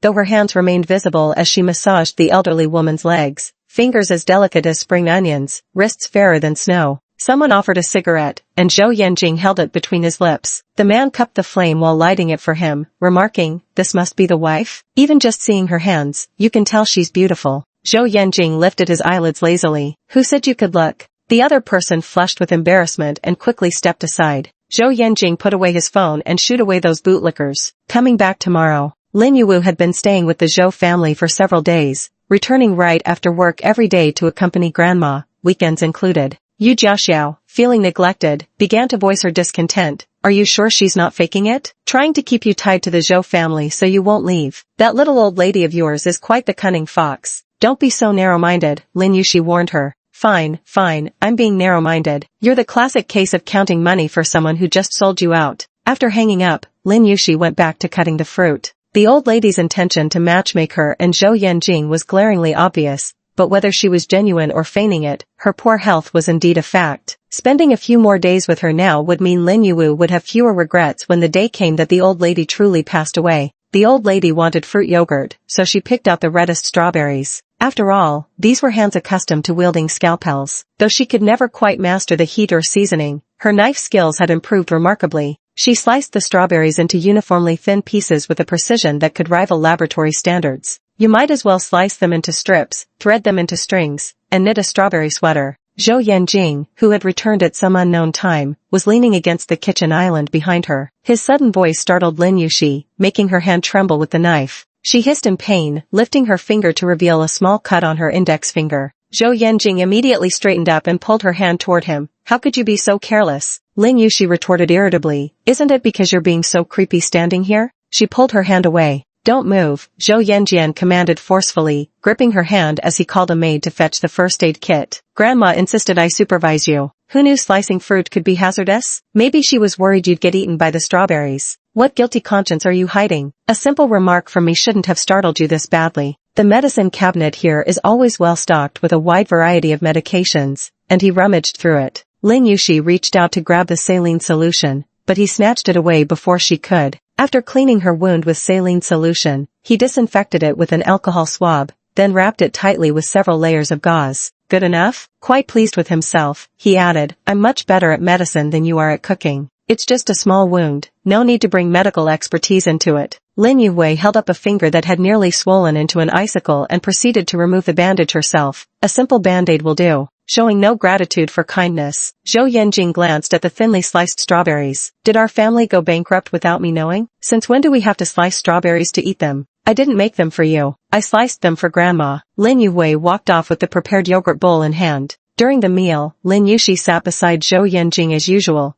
but neither of them glanced at the other. Recently, both Zhou Qizhen and Zhou Shengan had been coming home early whenever they weren't busy. The dining table wasn't exactly lively, everyone ate in silence, but the sharp-eyed old lady could still sense something off between Lin Yuxi and Zhou Yanjing. Why isn't anyone talking? Have you two been arguing again? She glared at Zhou Yanjing. Did you bully Xiaoxi again? Look how biased you are. I just got back. When would I have had the chance to bully her? Zhou Yanjing retorted. Why don't you ask if she's been bullying me instead? You deserve to be bullied. Grandma had barely spoken a few words before panting for breath. Lin Yuxi, afraid she'd get too worked up, quickly said, we didn't argue. Everything's fine. Really? Really, Lin Yuxi said with a look of sincerity. Grandma still seemed a bit doubtful and asked them to prove it, then stand together, hold hands, look into each other's eyes, and maintain eye contact for a minute. No need. Lin Yuxi wasn't about to play a staring contest with Zhou Yanjing. Grandma got up and walked over, holding one hand each, pulling both her and Zhou Yanjing up from their chairs and pushing them together, making them face each other. Lin Yuxi resisted fiercely, unwilling to get close to Zhou Yanjing, her face turning away. Grandma.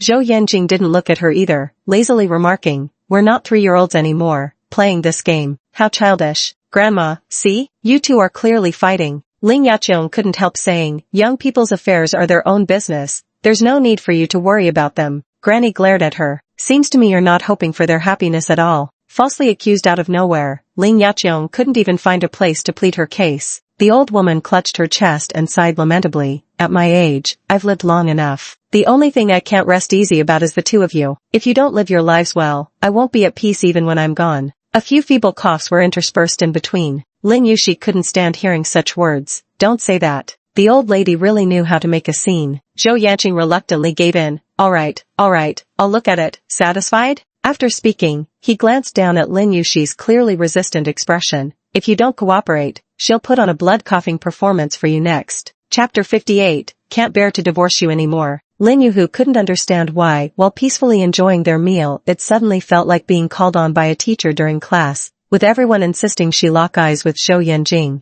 What's with the staring contest? Especially in front of all these elders. It was grandmother who was being unreasonable, and she had no choice but to play along. She bit her lower lip and turned her face away. Still, she refused to look at Zhou Yanjing, fixing her gaze solely on the muted patterns of his tie. Zhou Yanjing glanced down at her. Lin Yushi remained impassive, stubborn as a little donkey, staring at his chest but avoiding his eyes. Beside them, the grandmother asked gloomily, Xiaoxi, why won't you look him in the eye? Lin Yushi sighed inwardly and reluctantly raised her eyes, only to meet Zhou Yanjing's downward gaze. Their eyes locked at close range, without any barrier between them. Zhou Yanjing looked at her quietly, his expression uncharacteristically earnest. Her eyes were exceptionally beautiful, like two glossy black gemstones when she looked at someone, luminous yet serene, exuding a quiet strength that spoke of peaceful times. Her smile makes her eyes sparkle brilliantly, as if all the stars in the universe are hidden within them. Looking directly into someone's eyes is an intensely intimate act, magnetic fields connecting,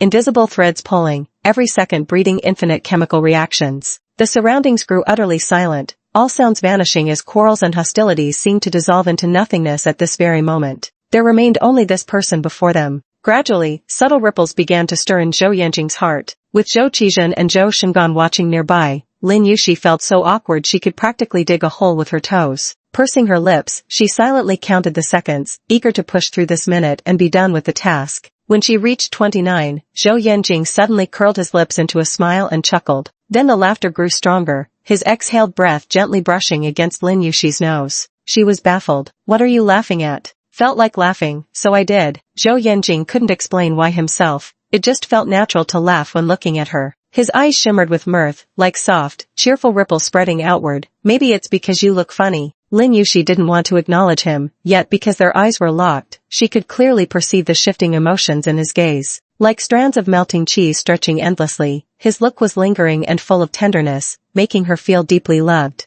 Under such a gaze, her long lashes trembled involuntarily. But she knew all too well, these brown eyes that gazed at her with such affection were equally skilled at deception. She warned herself inwardly not to be fooled again. He could probably gaze at a dog with just as much tenderness. Zhou Qizhen, the dignified chairman of a major corporation, couldn't comprehend why he was sitting there watching his son exchange lingering glances with his daughter-in-law. If word got out, people might think he had some peculiar fetish. He cleared his throat, about to tell them to stop staring and sit down for dinner, when the old lady shot him a glare. Keep it down, don't disturb them. Zhou Qizhen. There was no denying the old lady's tactic had an immediate effect. Zhou Yanjing's anger melted away completely, like softened chocolate, limp and sticky. He hooked an arm around Lin Yue's waist and pulled her into his embrace, fully aware of being trapped in a deadly game, yet wanting nothing more than to cast all worries aside. Just kiss her. Let everything else be damned. The old woman's scheme worked, she smirked, her eyes crinkling with mischief. Zhou Yanjing encircled Lin Yushi's slender waist, his Adam's apple bobbing as his nose brushed past hers,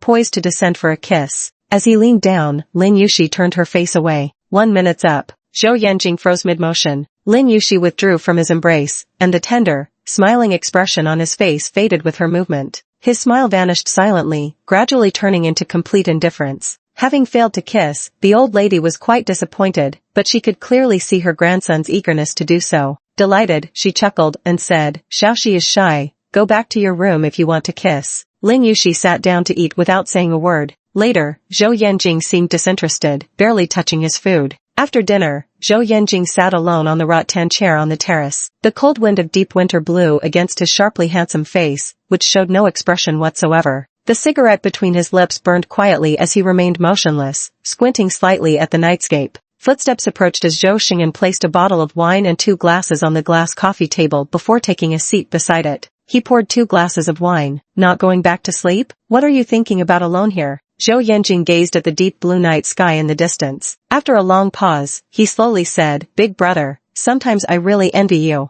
"Envy me for what?" Zhou Xing'an asked. "Since childhood, all the good things have been yours. Mom and Dad's favoritism was yours. Their high expectations were yours. Everything in the Zhou family was yours." Zhou Yanjing said, "The whole world is yours." Zhou Xing'an showed no surprise on his face, as if he had always known. He merely replied, "Yanjing, you don't know how much I envy your freedom." With a self-mocking smile curling his lips, Zhou Yanjing lounged lazily in the wicker chair. "Everything one receives comes with a hidden price tag. You envy my freedom. I don't have to attend the succession courses you did. I wasn't forced to master the skills drilled into you since childhood. Not because I had privilege, big brother. It's because that right was taken from me. So you went to America just to prove to Mom and Dad that you could make something of yourself without the Zhou family?" "Not entirely." Zhou Yanjing took the cigarette from his lips, tapped off the ash, his lowered eyelids shielding his gaze. "I wanted to prove I'm not inferior to you." Zhou Xing'an fell silent for a moment. "Yanjing, you really don't need to prove anything." "Yes." Zhou Yanjing laughed, with a hint of inscrutable melancholy. He took a drag of his cigarette, his tone turning indifferent again. "Proving it wouldn't make any difference anyway." When Lin Yuxi reached for a towel after her shower, she realized the towel rack in the bathroom was empty. The Zhou family servants were all longtime veterans. Such a basic oversight shouldn't have happened. Even if she forgot to replace them today, the spare ones shouldn't have disappeared too. They were definitely here yesterday. She couldn't help but suspect Grandma was behind this again, deliberately leaving her without a towel so she'd have to ask the other person in the room for help. "So we've officially progressed from awkward eye contact to making her run around naked now? That old lady really puts her whole heart into these schemes." But she probably didn't know that Zhou Yanjing actually never slept in this room, so all this fuss was pointless. Yet even with no one in the room, dashing out naked still required courage. Lin Yuxi had no choice but to step out of the bathroom, dripping wet, and cautiously make her way to the wardrobe for a spare towel. She opened the wardrobe door and reached for the towel, just as the bedroom door swung open and Zhou Yanjing strolled in with unhurried steps. His footsteps froze the moment his eyes landed on her. Lin Yuxi's mind exploded in that moment, leaving her dumbstruck. She remained frozen in the motion of reaching for something, her damp black hair cascading like a waterfall over her shoulders. Uncha's droplets still traced paths down her stunned face, along the graceful curve of her swan-like neck and delicate collarbones, meandering across peaks before descending the slope of her pale, lithe waist. Every inch of her was breathtakingly beautiful, from the perfectly rounded curve of her hips to the exquisite proportions of her slender legs,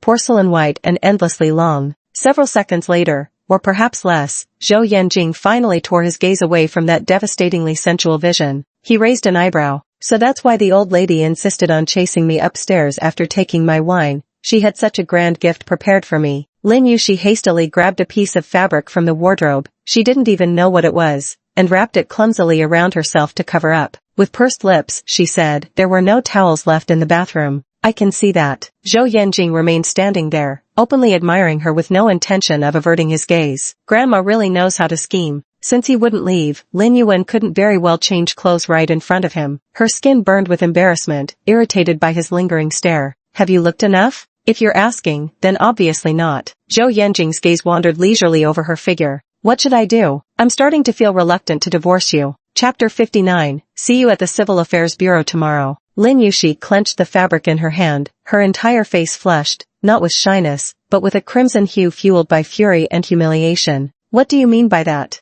What do you mean?" Perhaps it was the alcohol taking effect, making her speak her mind. Her reaction, as if she had suffered some unspeakable humiliation, pricked Zhou Yanjing's nerves like the delicate sting of a needle. Frustration and simmering indignation hammered at the second young master Zhou's pride, like chaotic drumbeats striking without rhythm. Both lucid yet unhinged, he curled his lips into a roguish smirk and said, "What else could it mean?" He stepped forward, closing the distance between himself and Lin Yuxi with deliberate slowness. Each indolent stride carried an undeniable air of aggression. He backed her into a corner, leaving her with no way out. "What are you doing?" She tried to slip past him, only for Zhou Yanjing to yank her back and press her against the cabinet. The scrap of fabric barely covered her, leaving gaps no matter how she tried to adjust. Zhou Yanjing's fingers brushed against her back. At first it was unintentional, but feeling the delicate smoothness beneath his fingertips, soft as tender tofu and slightly damp, he lingered, letting his touch glide over bare skin. The air was filled with her scent, moist and vibrant, invading his nostrils. Zhou Yanjing's breathing grew heavier. God damn it, he didn't want to divorce anymore. With downcast eyes, his gaze was inscrutably deep, though his tone remained utterly frivolous, like a dissipated playboy who'd conquered countless romantic battlefields. Lin Yuxi, why don't you stay with me for a few more years? I have everything my elder brother has. I can do everything he can do. Whatever you want, I can give it to you. Before he could finish speaking, a resounding slap sent his face reeling to the side. The sheer force left Lin Yuxi's entire palm numb. Zhou Yanjing, you absolute scoundrel. Her voice trembled at the end, her whole body shaking with grief and indignation. I just want a little respect, to be treated like a human being, not some plaything you pick up on a whim and discard when you're bored. Zhou Yanjing remained in that tilted head posture, motionless and silent for a long time. That slap seemed to have drained every ounce of strength from Lin Yuxi. What kind of person had she fallen in love with? Even now, she felt like she understood him less and less. It's just pathetic to think she ever loved someone like him. A man like you could have any woman he wants. If one isn't enough, take 2, 3, play however you like. There are plenty more beautiful than me, women who know how to keep second young Master Zhou happy better than I ever could. Let me go, Lin Yuxi said wearily. I'm begging you, just let me go. After a long moment, Zhou Yanjing let out a quiet laugh, like a laugh, yet not quite one, his eyes clouded with unfathomable emotions. He straightened his collar, effortlessly regaining his aristocratic composure, and offered an apology with practiced nonchalance. My apologies. Had too much to drink. Forget I said anything. Lin Yuxi kept watching him, her gaze still guarded. Zhou Yanjing took half a step back, hands slipping into his pockets, his demeanor calm and eyes clear, as if he had sobered up, or perhaps had never been drunk at all. Go ahead, I'll handle the old lady. She's not sick, she's faking it. Just now, she secretly ordered takeout. Lin Yuxi grabbed a random outfit from the wardrobe, changed in the bathroom, then stuffed all her belongings into her bag in one rough sweep. Zhou Yanjing stood where he was, only now facing her, though no one could say when he had turned. He leaned against the door, silently watching her movements, yet seemingly distracted, his gaze unfocused and distant. See you tomorrow at the Civil Affairs Bureau, Lin Yuxi said. Okay, he replied. Lin Yuxi went downstairs to Grandma's room, knocked on the door, and when she twisted the knob open, Auntie Zhao was frantically trying to hide fried chicken in the bedside cabinet. Aunt Zhao's movements froze under Lin Yuxi's gaze, and the air fell into an eerily strange silence. The elderly woman on the bed looked as if she might breathe her last any second. In this lifetime, who knows how many more KFC meals I'll get to eat. Lin Yuxi didn't make a scene or demand to know why she was pretending to be ill. She simply said, if you're really craving it, have a bite or two. But you shouldn't eat too much of this, you know your own body best. Hearing the odd tone in her granddaughter's voice, the grandmother shot a glance at the bag in her hand and panicked. With sudden, last-ditch energy, she sprang upright in bed. Where are you going with that stuff? Are you leaving? Did you already know about my divorce from Zhou Yanjing? Lin Yuxi asked. Grandma couldn't keep up the act anymore. She threw off the quilt and was about to get out of bed. Weren't things fine before? What's all this talk about divorce? Did this little brat bully you again just now? I'll beat him to death. Lin Yuxi stopped the furious old lady who was about to go beat up her grandson. We've never been good together. He never loved me, and I don't love him anymore either. I only married him for your sake. We agreed on 3 years. Now that you're in good health, let's not force it any longer. Who says he doesn't love you? Don't listen to the gossip outside. I know my own grandson.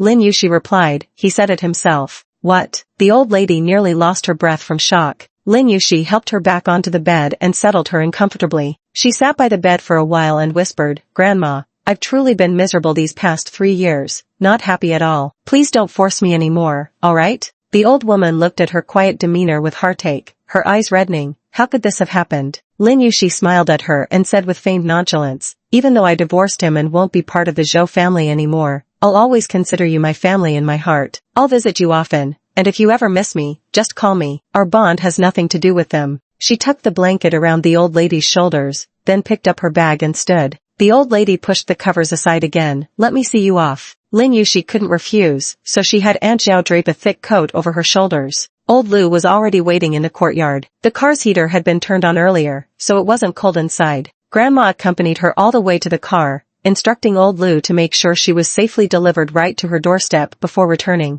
She held on to Lin Yuxi's hand, chattering away with countless reminders until she'd run out of things to say, before reluctantly letting go. Let me know when you get home safe. Lin Yuxi fought to hold back her emotions. I will. I'm leaving now, Grandma. As the car drove out of the courtyard and the old man's watching figure disappeared from the rearview mirror, Lin Yuxi's tears finally couldn't be held back and rolled down her cheeks. She bent over, covering her eyes with her hands, her palms gradually filling with tears that overflowed through her fingers. Until she could no longer suppress the sobs in her throat, the barely restrained cries made old Lu glance back several times. As a driver, he shouldn't interfere with his employer's private affairs, but Lin Yushi was only a few years older than his own daughter. Watching her cry without making a sound, old Lu couldn't help but feel deeply moved. Actually, the second young master cares deeply about you. Lin Yuqing pressed her sleeve against her eyes, gradually calming her emotions. Uncle Lu, you're the only one in the whole world who'd say that. Old Lu sighed silently. He had no idea how the two of them had ended up like this. When they first got married, they were so deeply in love. It was obvious how much they cared for each other. He recalled the last time Lin Yushi got drunk at the bar, when Zhou Yanjing went to pick her up and held her on his lap the entire way home. Lin Yushi was too drunk to be conscious. As he held her, pinching her nose and rubbing her cheeks, he spoke to the woman curled against his chest in deep slumber.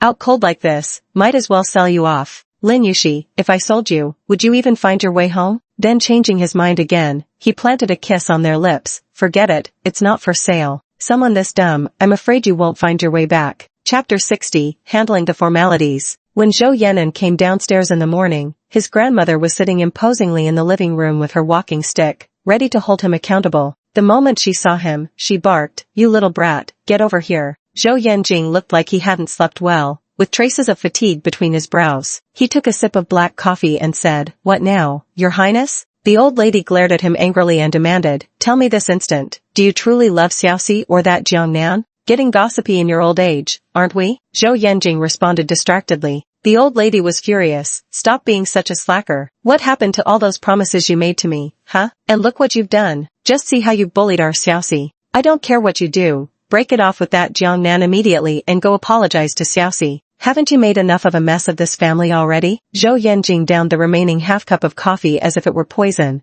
then slipped on his suit jacket and headed for the door. "Stay out of my business from now on." The old lady was so angry she grabbed a teacup from the coffee table and hurled it at him. Zhou Yanjing didn't even flinch. Unfortunately, her throw went wide. The cup sailed past him, splashing a few drops of tea onto his pristine, impeccably tailored suit. Zhou Yanjing clicked his tongue in disapproval. Though normally fastidious about his appearance, today he couldn't be bothered to go upstairs and change. He casually wiped at the stains with the towel a servant handed him before tossing it aside. Going senile yet still attempting precision throws. "Shall I stand closer for your next attempt?" The old lady grew even more furious, springing to her feet in an instant and raising her cane. "I'll beat you to death, you worthless brat. You can insult me, but don't insult yourself." Zhou Yanjing caught the cane midair and gently guided her back onto the sofa. "Worry less, eat well, sleep tight, and focus on living to 120. Leave everything else alone." With that, he leaned down and planted a kiss on her salt and pepper hair. "Be good." Her anger choked in her throat, too furious to speak, yet unable to stay mad at him. The Bentley had been parked by the roadside opposite the Civil Affairs Bureau for nearly half an hour. The moment that slender figure appeared, old Lu glanced back at the man in the rear seat. Zhou Yanjian sat with one leg crossed over the other, gazing through the window at the opposite side without a flicker of movement. Lin Yushi stood at the entrance of the Civil Affairs Bureau wearing a white lapel coat, the wind tousling her long black hair into disarray. She checked her watch several times, the furrow between her brows growing deeper with each glance. Old Lu tentatively asked, "Second young master, are you still going? The mistress seems to be getting a bit impatient." Zhou Yanjing appeared not to hear him, still maintaining his posture, until Lin Yushi seemed to shiver a bit from the cold, exhaling warm breath onto her hands. He finally moved, opening the door and stepping out of the car. It was supposed to be 9 o'clock, but now it's already 5 minutes past. Can't even be punctual for a divorce? Lin Yushi called Zhou Yanjing. The call connected on the second ring, and she said, "Can't you be on time just once?" In the background came the sound of traffic, Zhou Yanjing's voice sounding nonchalant amidst the noise. "What's the rush? What exactly would you lose if we delayed this divorce by 2 minutes? Lin Yushi frowned, afraid he might pull some trick again. "I'll lose 2 minutes. Dr. Lin's time is truly precious," Zhou Yanjing mocked. "What should we do then? Would it work if I stand at the door waiting for you for 2 minutes to pay you back?" What twisted logic. By then, Lin Yushi had already sensed something and turned to look at the sidewalk. The bare and desolate street trees framed Zhou Yanjing's tall figure clad in a black overcoat, blending seamlessly with the bleak midwinter backdrop. He ended the call, crossed the street, and walked toward her. When he reached her, Lin Yushi put away her phone and turned. "Let's go in." Seated in the Civil Affairs office, Lin Yushi finished reviewing the agreement and signed her name in the bottom right corner without half a second's hesitation. Zhou Yanjing watched her the entire time, waiting until she had finished signing before speaking. Aren't you going to look through it more carefully? Aren't you afraid I might have hidden some traps for you? You're usually quite generous. You gave me that house in Songyun Bay, and the compensation is double what we originally agreed upon. Lin Yuan pushed the agreement back toward him. Zhou Yanjing watched her for a moment, then said nothing more, picking up a pen to swiftly sign his name. 3 copies were made, with one kept on file at the Civil Affairs Bureau. The staff member asked some routine questions, most of which were answered by Lin Yuxi. Zhou Yanjing didn't speak much but cooperated nonetheless. After submitting the documents and completing the registration, the staff informed them, there is a 30-day cooling-off period. Within 30 days after it ends, you must come to apply for the divorce certificate. If you don't come within that timeframe, the divorce application will be automatically withdrawn. Leaving the Civil Affairs Bureau, Zhou Yanjing said, let me take you home. No need, Lin Yuxi replied. I've already called a car. She started walking down the steps. Behind her, Zhou Yanjing called out her name. Lin Yuxi. Lin Yuxi turned her head. He stood on the steps, gazing at her with profound and obscured eyes. Lin Yuxi waited a few seconds. If you have nothing to say, I'm leaving. Zhou Yanjing said, I'm going abroad for a few days. When you're free, tell Yang Kong to accompany you for the transfer procedures. Got it. Lin Yuxi walked to the side of the road when Zhou Yanjing called out to stop her again. Lin Yuxi, what now? He drawled, come collect the divorce papers when it's time. Don't try to weasel out of it. You can rest absolutely assured. The car arrived right on time. Lin Yuxi pulled open the door and was about to step inside. Lin Yuxi. She turned her head impatiently. Can you just say whatever you need to say all at once? Zhou Yanjing's approach was silent and unexpected. Caught off guard, she had barely turned her face when his palm cupped her cheek. The unfinished words were silenced by a descending kiss. Lin Yuxi's eyes flew wide open.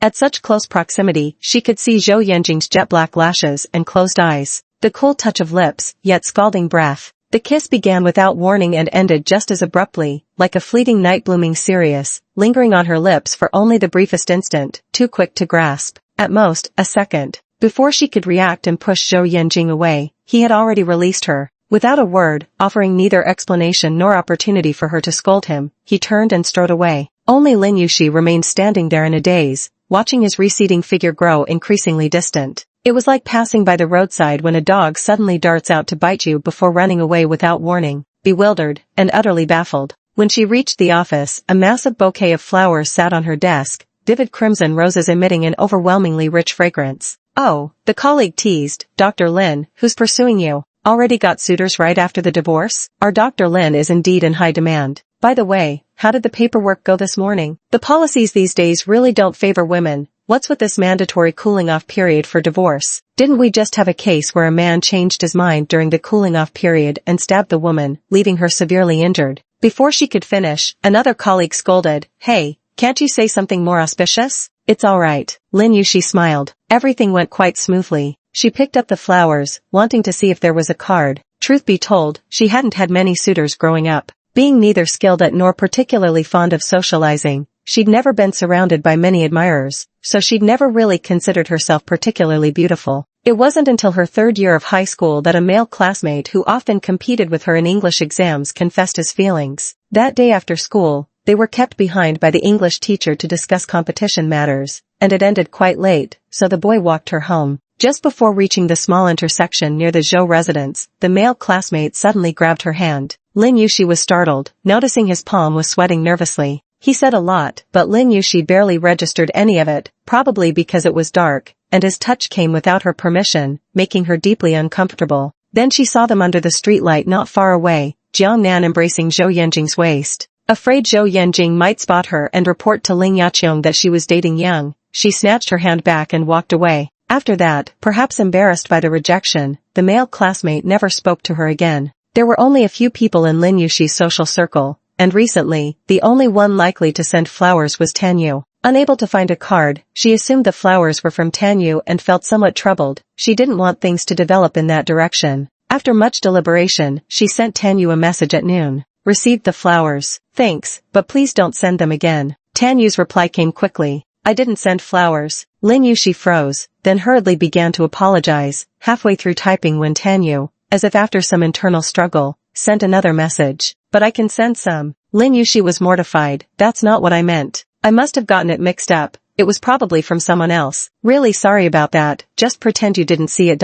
Tan Yu probably didn't understand her confusing behavior either, simply complying with a single-word reply, okay. Lin Yushi couldn't help but shake her head at herself as she retrieved the bouquet from beneath the table, meticulously examining it inside and out for any trace of a card. Strange. She couldn't find any clues and wondered who could have sent the flowers without leaving a name. She couldn't possibly post on social media asking who sent them, could she? Unless she wanted to expand the scope of her social embarrassment. Just then Sister Man returned. Oh my, who sent these gorgeous flowers? Why doesn't anyone send me flowers? Lin Yuyu was worrying about how to handle them. She hadn't any vase, yet throwing them away seemed such a waste. Do you want it? Really? You're giving this to me? Sister Man was overjoyed as she took it, hugging the flowers and taking a deep breath of their scent. I love flowers the most. Chapter 61, Fuck Me. Zhou Yanjing got dumped by his wife. The dean had just returned to his office after an afternoon meeting when Su Qing, who had been waiting at his door, came running up with quick steps. Uncle. The dean didn't seem too pleased to see her. Why are you here again? Didn't I tell you not to come unless it's important? I listened to you and stayed away for days, but today I really have something crucial to tell you. Su Qing shamelessly followed him into the office, and the moment the door closed, she blurted out eagerly, Lin Yushi divorced that Zhou family's second son. It's real this time. They went to the Civil Affairs Bureau this morning to finalize it. The dean wore a pensive expression. They actually divorced? Absolutely true.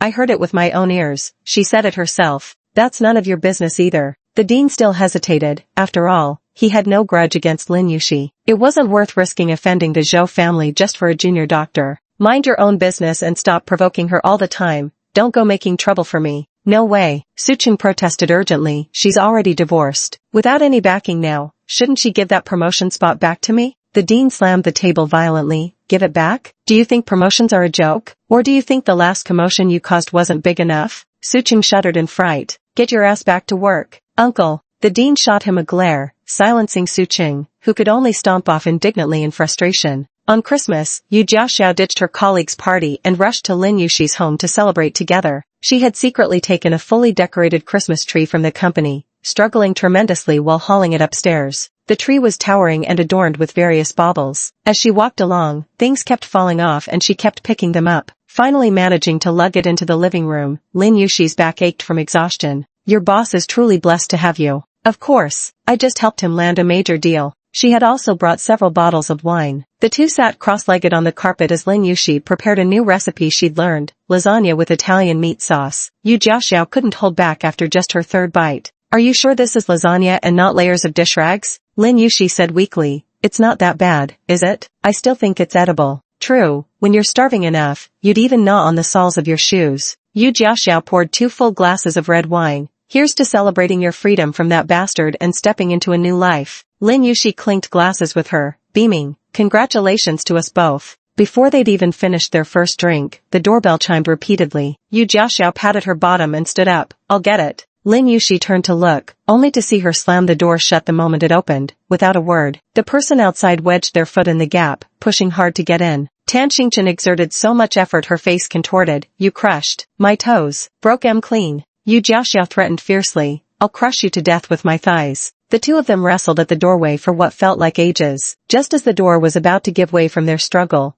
Tan Yu's helpless voice came from outside. Miss you, for my sake please spare her this once. That leg of hers just recovered. Damn it, you actually brought backup. Yu Jiaxiao eventually released her grip on the door. Hearing the commotion, Lin Yushi also emerged from the living room, looking surprised at the sight of the siblings. How did you get here? Deliveries here. Tan Xingchen turned around to take the pile of items from Tan Yu's hands, eagerly claiming credit. Pizza, pasta, fried chicken, crayfish, braised delights, barbecue, and desserts. We've got everything you could want. No wonder they say the way to a person's heart is through their stomach. The look of longing in Yu Jiaxiao's wide-eyed gaze after eating that dish spoke volumes. But she still deliberately made things difficult for Tan Xingchen. I want an ice cream cake. Tan Xingchen gritted his teeth. I'll treat you. Lin Yushi thought of her awkward behavior 2 days ago when she asked Tan Yu for flowers. Are you here to drop Xingchen off? Not specifically for her, Tan Yu replied. My parents went back to our hometown these past few days to pay respects to our ancestors. Xingchen insisted on spending the holiday with you guys. If you don't mind, could you put me up as well? With things put that way, Lin Yushi naturally couldn't bring herself to turn him away during such a festive occasion. Yu Jiaxiao whispered to Tan Xingchen.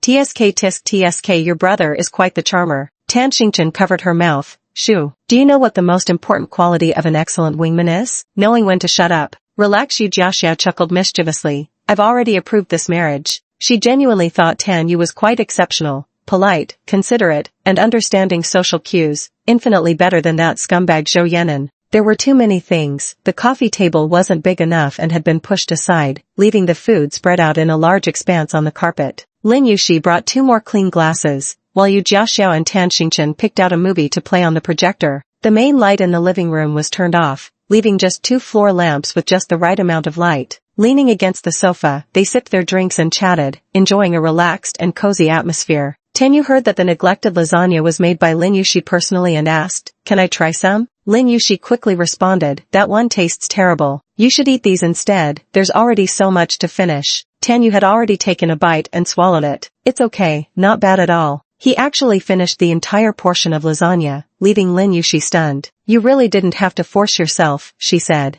"You even eat dish rags?" Yu Jiaxiao clasped her hands in mock admiration. Truly impressive. Meanwhile, on the other side of the city, since when did Tan Xingchen get so chummy with my sister-in-law? Tang had been playing cards with friends and was now lounging on the sofa with his legs casually crossed, scrolling through his social media feed. "Is this my sister-in-law's house? It's actually quite cozy." He scrolled as he commented, "Why did brother you go too?" On the single sofa beside him, the distracted man who had been absent-minded all evening paused, cigarette clamped between his lips, and reached over to take his phone. 5 minutes ago, Tan Xingchen had posted on her social moments. The setting was at Lin Yuxi's home, with an array of food, drinks, and colorful decorations, creating a lively atmosphere. Tan Xingchen and Yu Jiaxiao's faces occupied half the screen, one on the left and the other on the right, with 2 more people sitting behind them. Zhou Yanjing took the cigarette out of his mouth, squinting slightly as he stared at the photo. Lin Yuxi sat on the carpet watching a movie, hugging her knees, her posture relaxed. Tan Yu sat beside her. She was intently watching the movie, while the man next to her, unnoticed, watched her just as intently. The cigarette in Zhou Yanjing's hand was pinched into a V shape. "Are you that desperate for a wife that you try to steal from right under my nose?" "Yu Ji didn't handle this very decently," Tang said. "Even though you and my sister-in-law are already divorced, and who she's with is none of your business. If Yu Ji wants to pursue her, you can't stop him, but still, there's such a thing as friendship. Couldn't he have waited a couple more days?" Before Tang could finish, Zhou Yanjing tossed the phone back at him, nearly hitting him in the mouth. The amber glow of the overhead light cast shadows between Zhou Yanjing's brows, his dark eyes unfathomable. His voice sounded like it had just been pulled from the -18 degrees Celsius freezer compartment of a fridge. "If the alcohol can't shut you up, what will?" Tang looked at him curiously. "You finally divorced my sister-in-law and gained your freedom after all this trouble. Why don't you look happy?" In this circle, there were no secrets at all. As soon as Zhou Yanjing and Lin Yuxi finished their visit to the Civil Affairs Bureau, the news spread like wildfire. Tang had originally planned a grand celebration, but Zhou Yanjing left for Iceland that very day, cutting off all contact. No one could reach him until he returned just yesterday. Taking advantage of Christmas, Tang called a bunch of brothers for drinks and merrymaking to celebrate for his brother. Zhou Yanjing came back from his outing in worse spirits than before. While others were drinking, playing cards, and flirting with starlets, he remained listless the whole time, barely responding when spoken to. Finally, Zhou Yanjing lifted his cold eyes. "You're that eager for me to divorce?" "Damn right." Tang's brain seemed to be filled with nothing but nonsense, leaving no room for emotional intelligence. "Why don't you throw a banquet to celebrate? Divorce reception, it's all the rage these days." "Is that so?" Zhou Yanjing appeared quite intrigued by his suggestion and beckoned him over. "Come here." Tang moved closer. "You want to do it? Then I'll tell my dad and get you a ban at our family's hotel." Before he could finish, Zhou Yanjing kicked him squarely in the rear.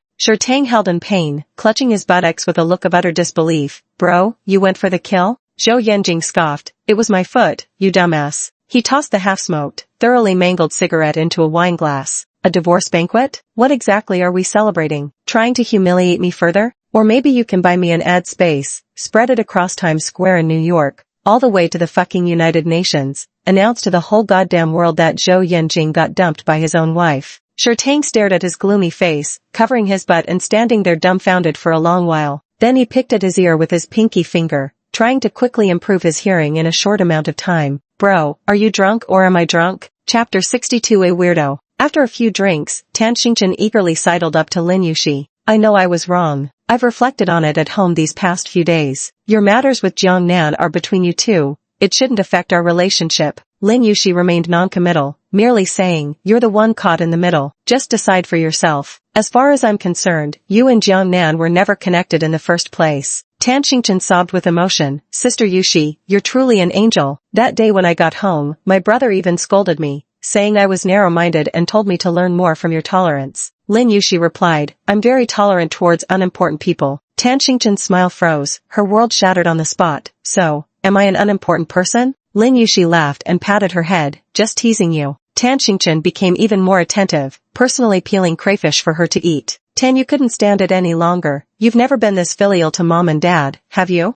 What do you know? Sis Yushi's hands are meant for holding scalpels, not for crude work like peeling crayfish." Her greasy fingers held out the peeled shrimp meat, leaving Lin Yushi caught between eating or refusing it. "You just touched your feet and didn't wash your hands." Tan Xingchen. Yu Jiaxiao leaned over and ate the shrimp. "If you knew you were wrong, why did it take you until today to apologize? Did you need this long to reflect at home?" Tan Xingchen's furious expression immediately softened as she whispered, "Sister Jiangnan had a reconstructive surgery a couple days ago. She was feeling nervous and asked me to accompany her for 2 days. "Oh, so she suddenly remembered she has such a dear little sister like you? Where was she when you were hospitalized?" Trying to keep a foot in both boats. "Careful you don't split yourself in half doing the splits." "Then what do you expect me to do? I can't just cut ties with Sister Jiangnan. We've known each other for so many years, and our bond is really deep." Yu Jiaxiao scoffed, "Only you treat her like treasure. Have you ever considered whether she values you at all? If it weren't for your connection with our crowd, do you think your dear sister would even give you the time of day?" Tan Xingchen bristled with irritation. "Stop being so sarcastic. Sister Jiangnan isn't that kind of person. She just happens to be Sister Yushi's love rival. Setting that aside, she's actually really nice." "She's nice? You know far too little about your dear sister." Yu Jiaxiao directly took Lin Yushi's phone from the couch and unlocked it by entering the password. Tan Xingchen couldn't hide her envy. "You actually know her phone password?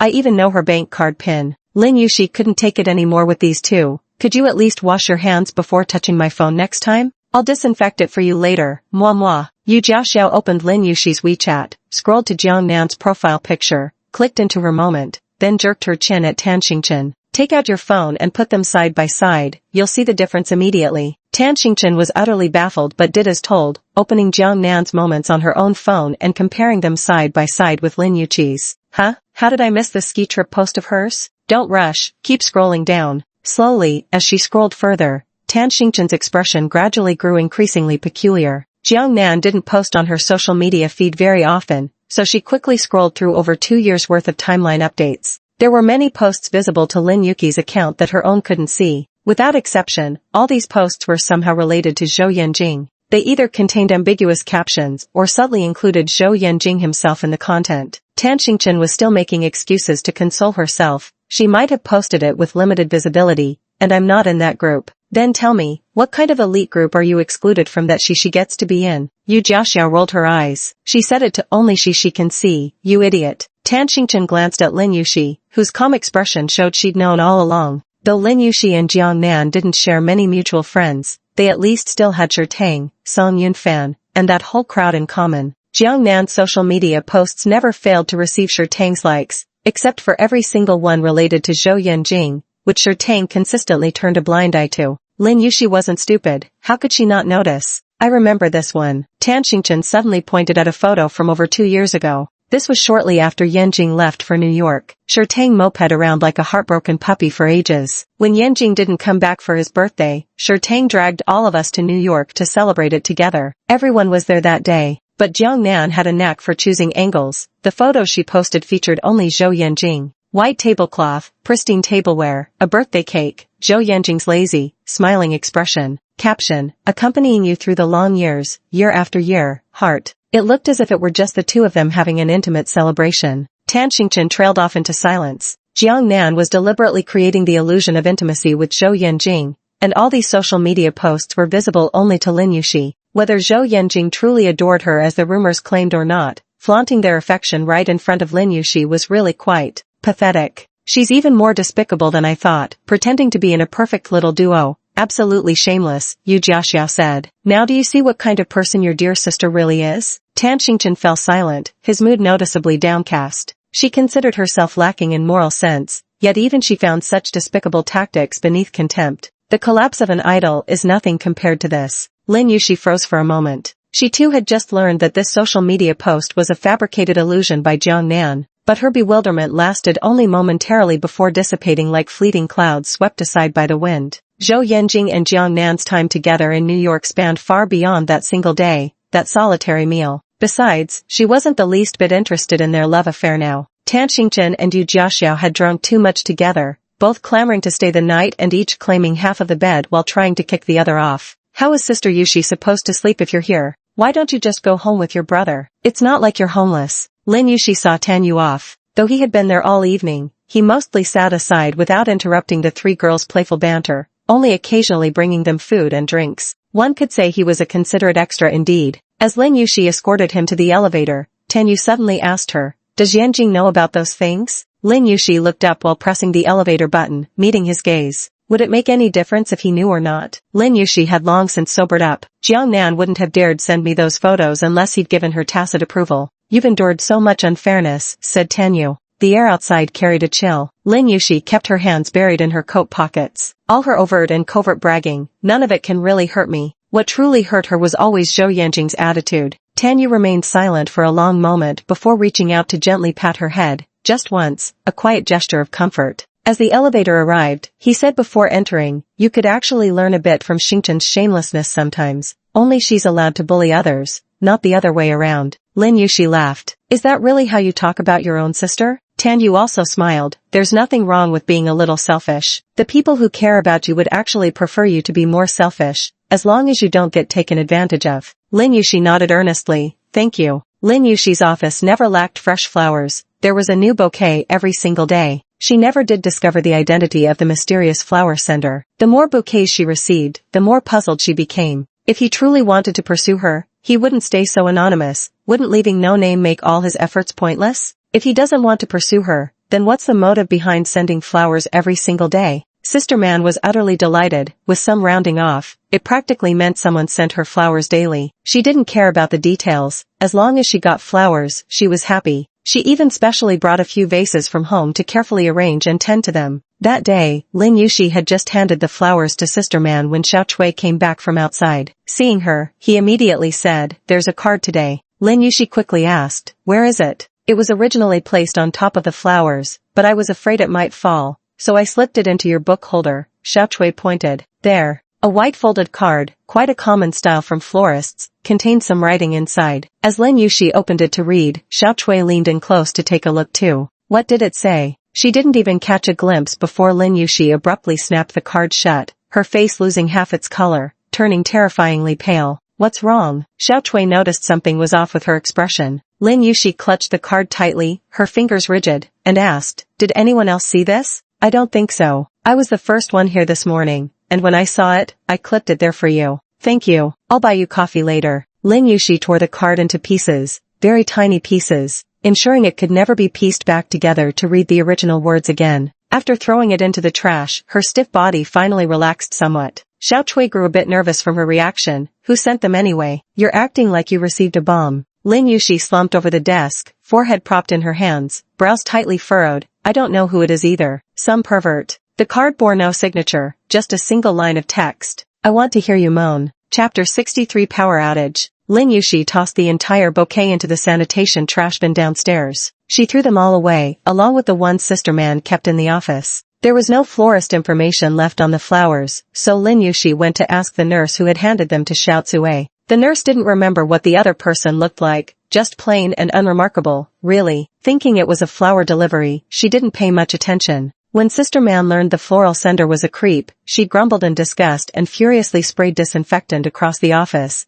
What if he put something messed up on those flowers? Dr. Chen taunted her gleefully. "Who knows, maybe he smeared something filthy on them just for you to sniff all day." Without hesitation, Sister Man turned the disinfectant spray toward him. "Talking that nasty? Here, let me sanitize that mouth of yours." Dr. Chen hastily blocked with a folder and scuttled out in disarray as she chased him away. In short, regarding that mysterious pervert, Lin Yuhui didn't have the slightest clue. "Maybe we should call the police," Xiao Chui said anxiously. "Are you insane? Do you think the department head and the hospital director would let you report it? They'd prefer to smooth things over and avoid causing trouble for the hospital." Xiao Chui was young, but Sister Man was a seasoned woman who, having been steeped in society for so long, understood only too well how rotten the environment they were in truly was. Do you believe that if we report this to the police today, the whole hospital will know by tomorrow that Yushi was harassed by a pervert? Given that she's already under intense scrutiny lately, rumors about her having connections and gossip about her divorce swirling around, adding fuel to the fire now? She's attractive to begin with. Imagine just how vicious the talk will get. They won't sympathize with you or defend you.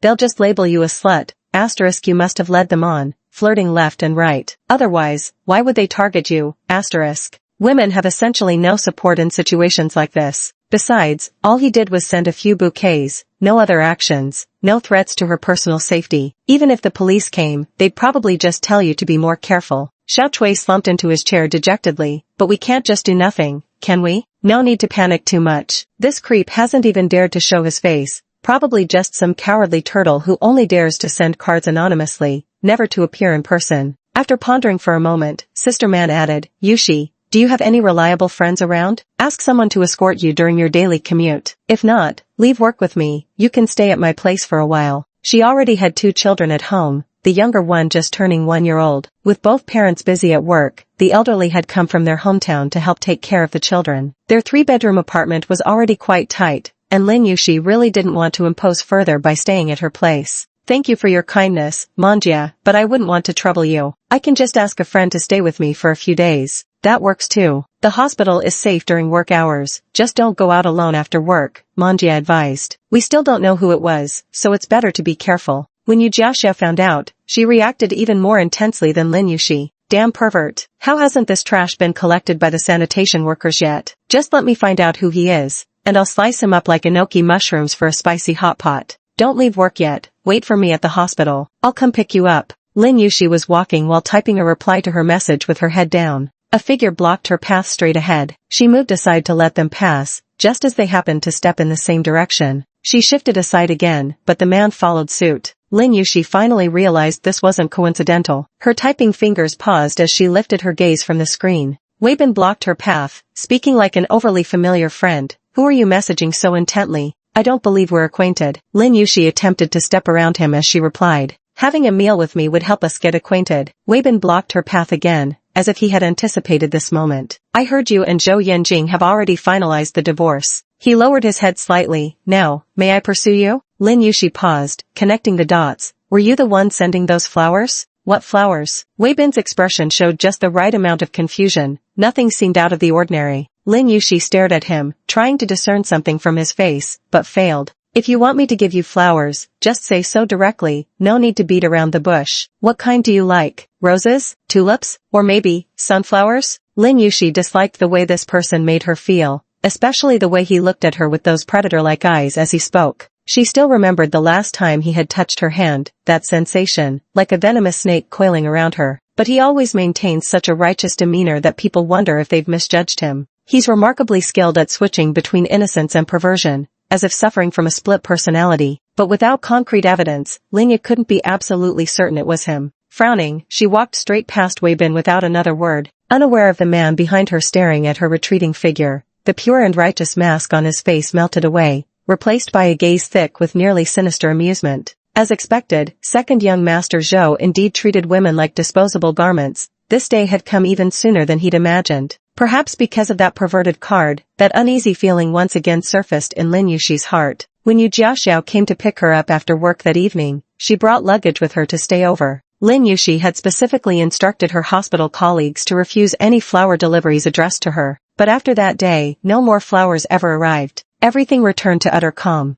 Had she not personally torn up that card with her own hands, Lin Yushi might have doubted whether her overworked mind had conjured up the whole episode. On Thursday evening, she was having dinner at home with Yu Jiaxiao when you received a call from the company. There was an issue with a previous case that required her to make an impromptu business trip to resolve it. The case had been under her supervision all along, no one else could handle it. The situation was urgent, and the boss demanded her immediate departure. After hanging up, Yu Jiaxiao stuffed her clothes haphazardly into a suitcase while cursing Chu Weidong into his next life. Forcing me to rush for a high-speed train in the dead of night while he's off enjoying himself with some beauty. Why doesn't that breeding pig just drop dead from exhaustion? Lin Yushi quietly reminded. Didn't he say on the phone that he was going with you? Yu Jiaxiao. Well, having to crawl out of a beauty's warm bed for a business trip at night suddenly makes me feel much better emotionally. How heartbreaking. Before leaving, she instructed Lin Yushi. I've told Xingchen to come over and keep you company. Don't be afraid, and call me if anything happens. Go quickly. Lin Yushi glanced at her watch. The high-speed train is departing in just half an hour. Shit. Yu Jiaxiao rushed into the elevator dragging her suitcase. Lin Yuhui went back to finish her meal. Just as she was about to wash the dishes, all the lights in the house suddenly went out, plunging everything into darkness. Without even bothering to dry her hands, she hurried back to the dining room. Groping around the table, she found her phone and turned on the flashlight. Only then did the suffocating tension slowly subside in her throat. Was it a power outage? Lin Yushi looked out the window. The lights in other buildings of the complex were still on. She called the property management. The concierge responded matter-of-factly, "It's probably a tripped circuit. With the cold weather recently, power usage is high, and our complex's wiring is a bit outdated. It trips easily. I'll send someone right away to restore your power." The flashlight's beam was too dim. In the darkness beyond its reach, countless unseen things seemed to be crawling toward her. She kept sweeping the light around, each minute of waiting unbearably torturous. Finally, Lin Yushi couldn't stand it anymore and decided to go check the electrical meter room herself. The hallway had lights, which somehow felt safer to her than the pitch-black apartment. She walked to the door with her flashlight, and the moment she opened it, her hair suddenly stood on end. It was as if an ice-cold snake were slithering up her spine. Lin Yushi instinctively slammed the door shut tight. A cold sweat broke out along her back as she stood behind the door, gripping her phone tightly. She couldn't tell whether that creeping chill down her spine came from the cold air rushing in or something else entirely. After a moment, someone knocked. Instead of opening immediately, Lin Yushi gathered her courage and slowly approached the door to peek through the peephole. The person was dressed in an electrician's uniform, but their face was hidden under a cap. "Hello, I'm from the property management. Your home might have unpaid fees. Please open the door and give me the electricity card." Chapter 64. Standing there in the dead of night was terrifying. Lin Yuhu had just moved back not long ago and was encountering this situation for the first time. Chiyu Apartments is an old residential complex that still uses outdated electricity meters requiring card swipes to recharge power, but she had just topped up the electricity fee last week. There was no way it could have run out this quickly. Just then, Tan Xingchen's call came through, and Lin Yushi answered. "My dad got drunk and just spent half the day lecturing me. I'll come find you right away." "Don't come over yet." Lin Yushi, due to childhood psychological trauma, startles easily. She hasn't even figured out the current situation yet, whether she's being overly suspicious or if something truly feels off. After briefly explaining the situation, Tan Xingchen immediately responded, "Then I should definitely come over. What will you do all alone? If my gut feeling is right, it could be dangerous for a girl to come here. I'll be fine staying home as long as I don't open the door." Lin Yushi tried her best to remain calm in this situation. "Maybe I'm overthinking it. I'll call the butler again. In any case, you shouldn't come over for now." After hanging up, Lin Yushi called the property management. The butler said, "We've already sent someone to restore the power. Hasn't it come back on yet? Hold on a moment. I'll call the technician again to hurry them up." Lin Yushi waited in the darkness a while longer. 10 minutes later, the lights in her home flickered back to life. When she peered through the peephole again, there was no one outside. Was that man really the building's electrician? The tension that had kept every cell in Lin Yuki's body on high alert finally eased, and she slumped onto the chair, wondering if she'd overreacted. Tanyu had rushed over after hearing Tan Xingchen's anxious call for help, but found no suspicious figures in the hallway. Noticing the smell of cigarette smoke, he pushed open the emergency exit door and spotted several cigarette butts scattered on the ground. When knocking, Lin Yushi's voice carried a trace of wariness. "Who is it?"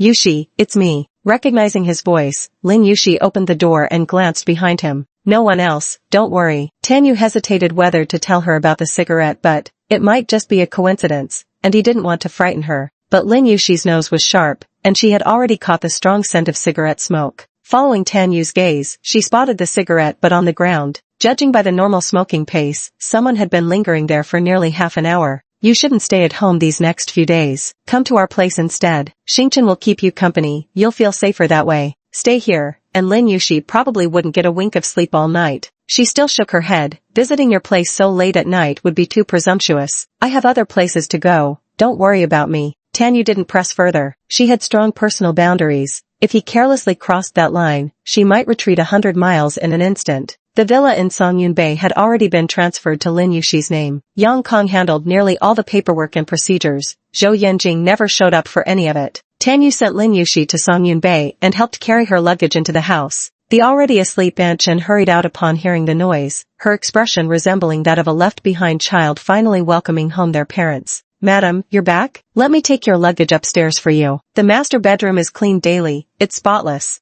Are you hungry? I'll fix you some supper. Would you like chicken wonton soup or fishball noodle soup? Don't bother. Lin Yushi stopped the flustered Mrs. Chen, who was bustling about. I'm not hungry. Mrs. Chen stood there, looking at Tanyu. This gentleman is. I'm Yushi's friend. Tanyu handed the luggage to her, then said to Lin Yushi, it's late, you should go up and rest. Sleep peacefully, this place is very safe. Feel free to contact me anytime if needed, my phone is on 24/7. Lin Yushi apologized, I really troubled you today. I really don't find it troublesome at all. Tanyu looked at her, I'm actually quite happy to be of some help to you. It felt like being thrown a ball of sincere fire. Lin Yushi didn't know how to catch it, fearing it might burn her hands. Ed Chen stood nearby, staring straight at them. Tanyu cleared his throat. Well, I should be going now. After a tiring night, it was almost midnight when Lin Yushi returned to her room, took a shower, and went straight to bed. The quiet room was filled with familiar scents, the soft glow of the floor lamp like a loyal knight standing guard around her.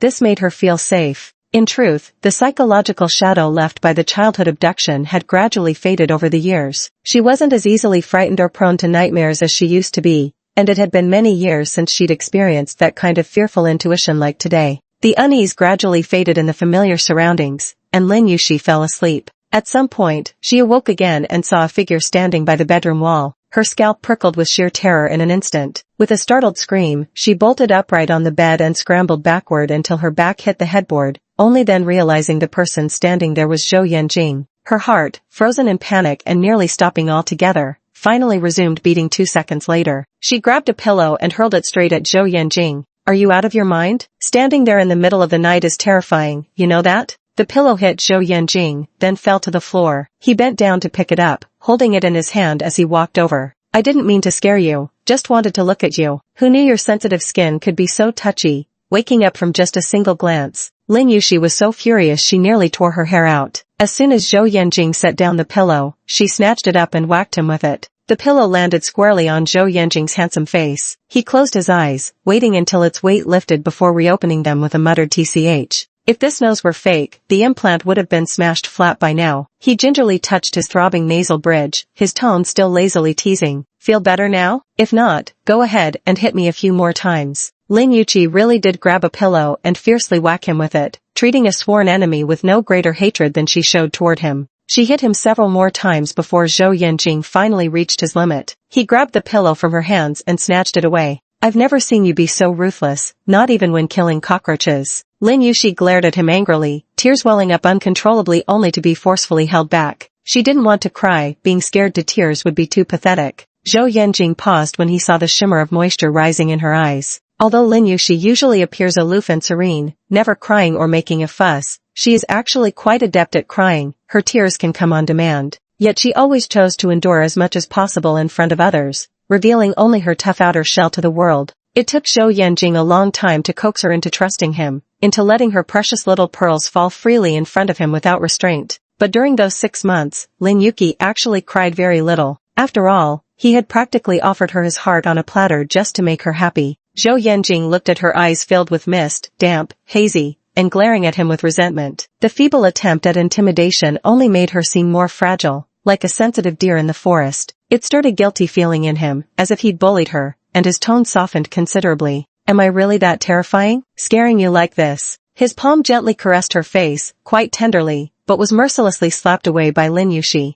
Didn't you move out? She sat back on the bed, inhaling softly, holding back her tears as she calmed the overwhelming emotions from the fright. Zhou Yanjing patted the pillow and put it back in place, slipping his hands into his trouser pockets before asking abruptly, who was that man you brought back last night? None of your business. There was still a faint, delicate nasal tone in her voice that hadn't quite subsided. Tanyu? Zhou Yanjing stood by the bedside, gazing at her in the dim light. How far have you two progressed? None of your damn business. She was already cursing. Lin Yuan steadied her emotions, raised her head, and began picking a fight. This is my home now. How dare you barge in uninvited in the middle of the night? Zhou Yanjing remained unfazed. I left something here. Lin Yushi asked. What is it? He mimicked her tone. My things. Why should I tell you? Lin Yushi got out of bed, threw on her coat, looking ready to deal with this nuisance once and for all. Then take it now, and leave as soon as you're done. Chapter 65. Inviting a wolf into the house. Lin Yushi stared at Zhou Yanjing as he searched for his lost item. It was already past midnight, but Zhou Yanjing didn't seem in any hurry at all,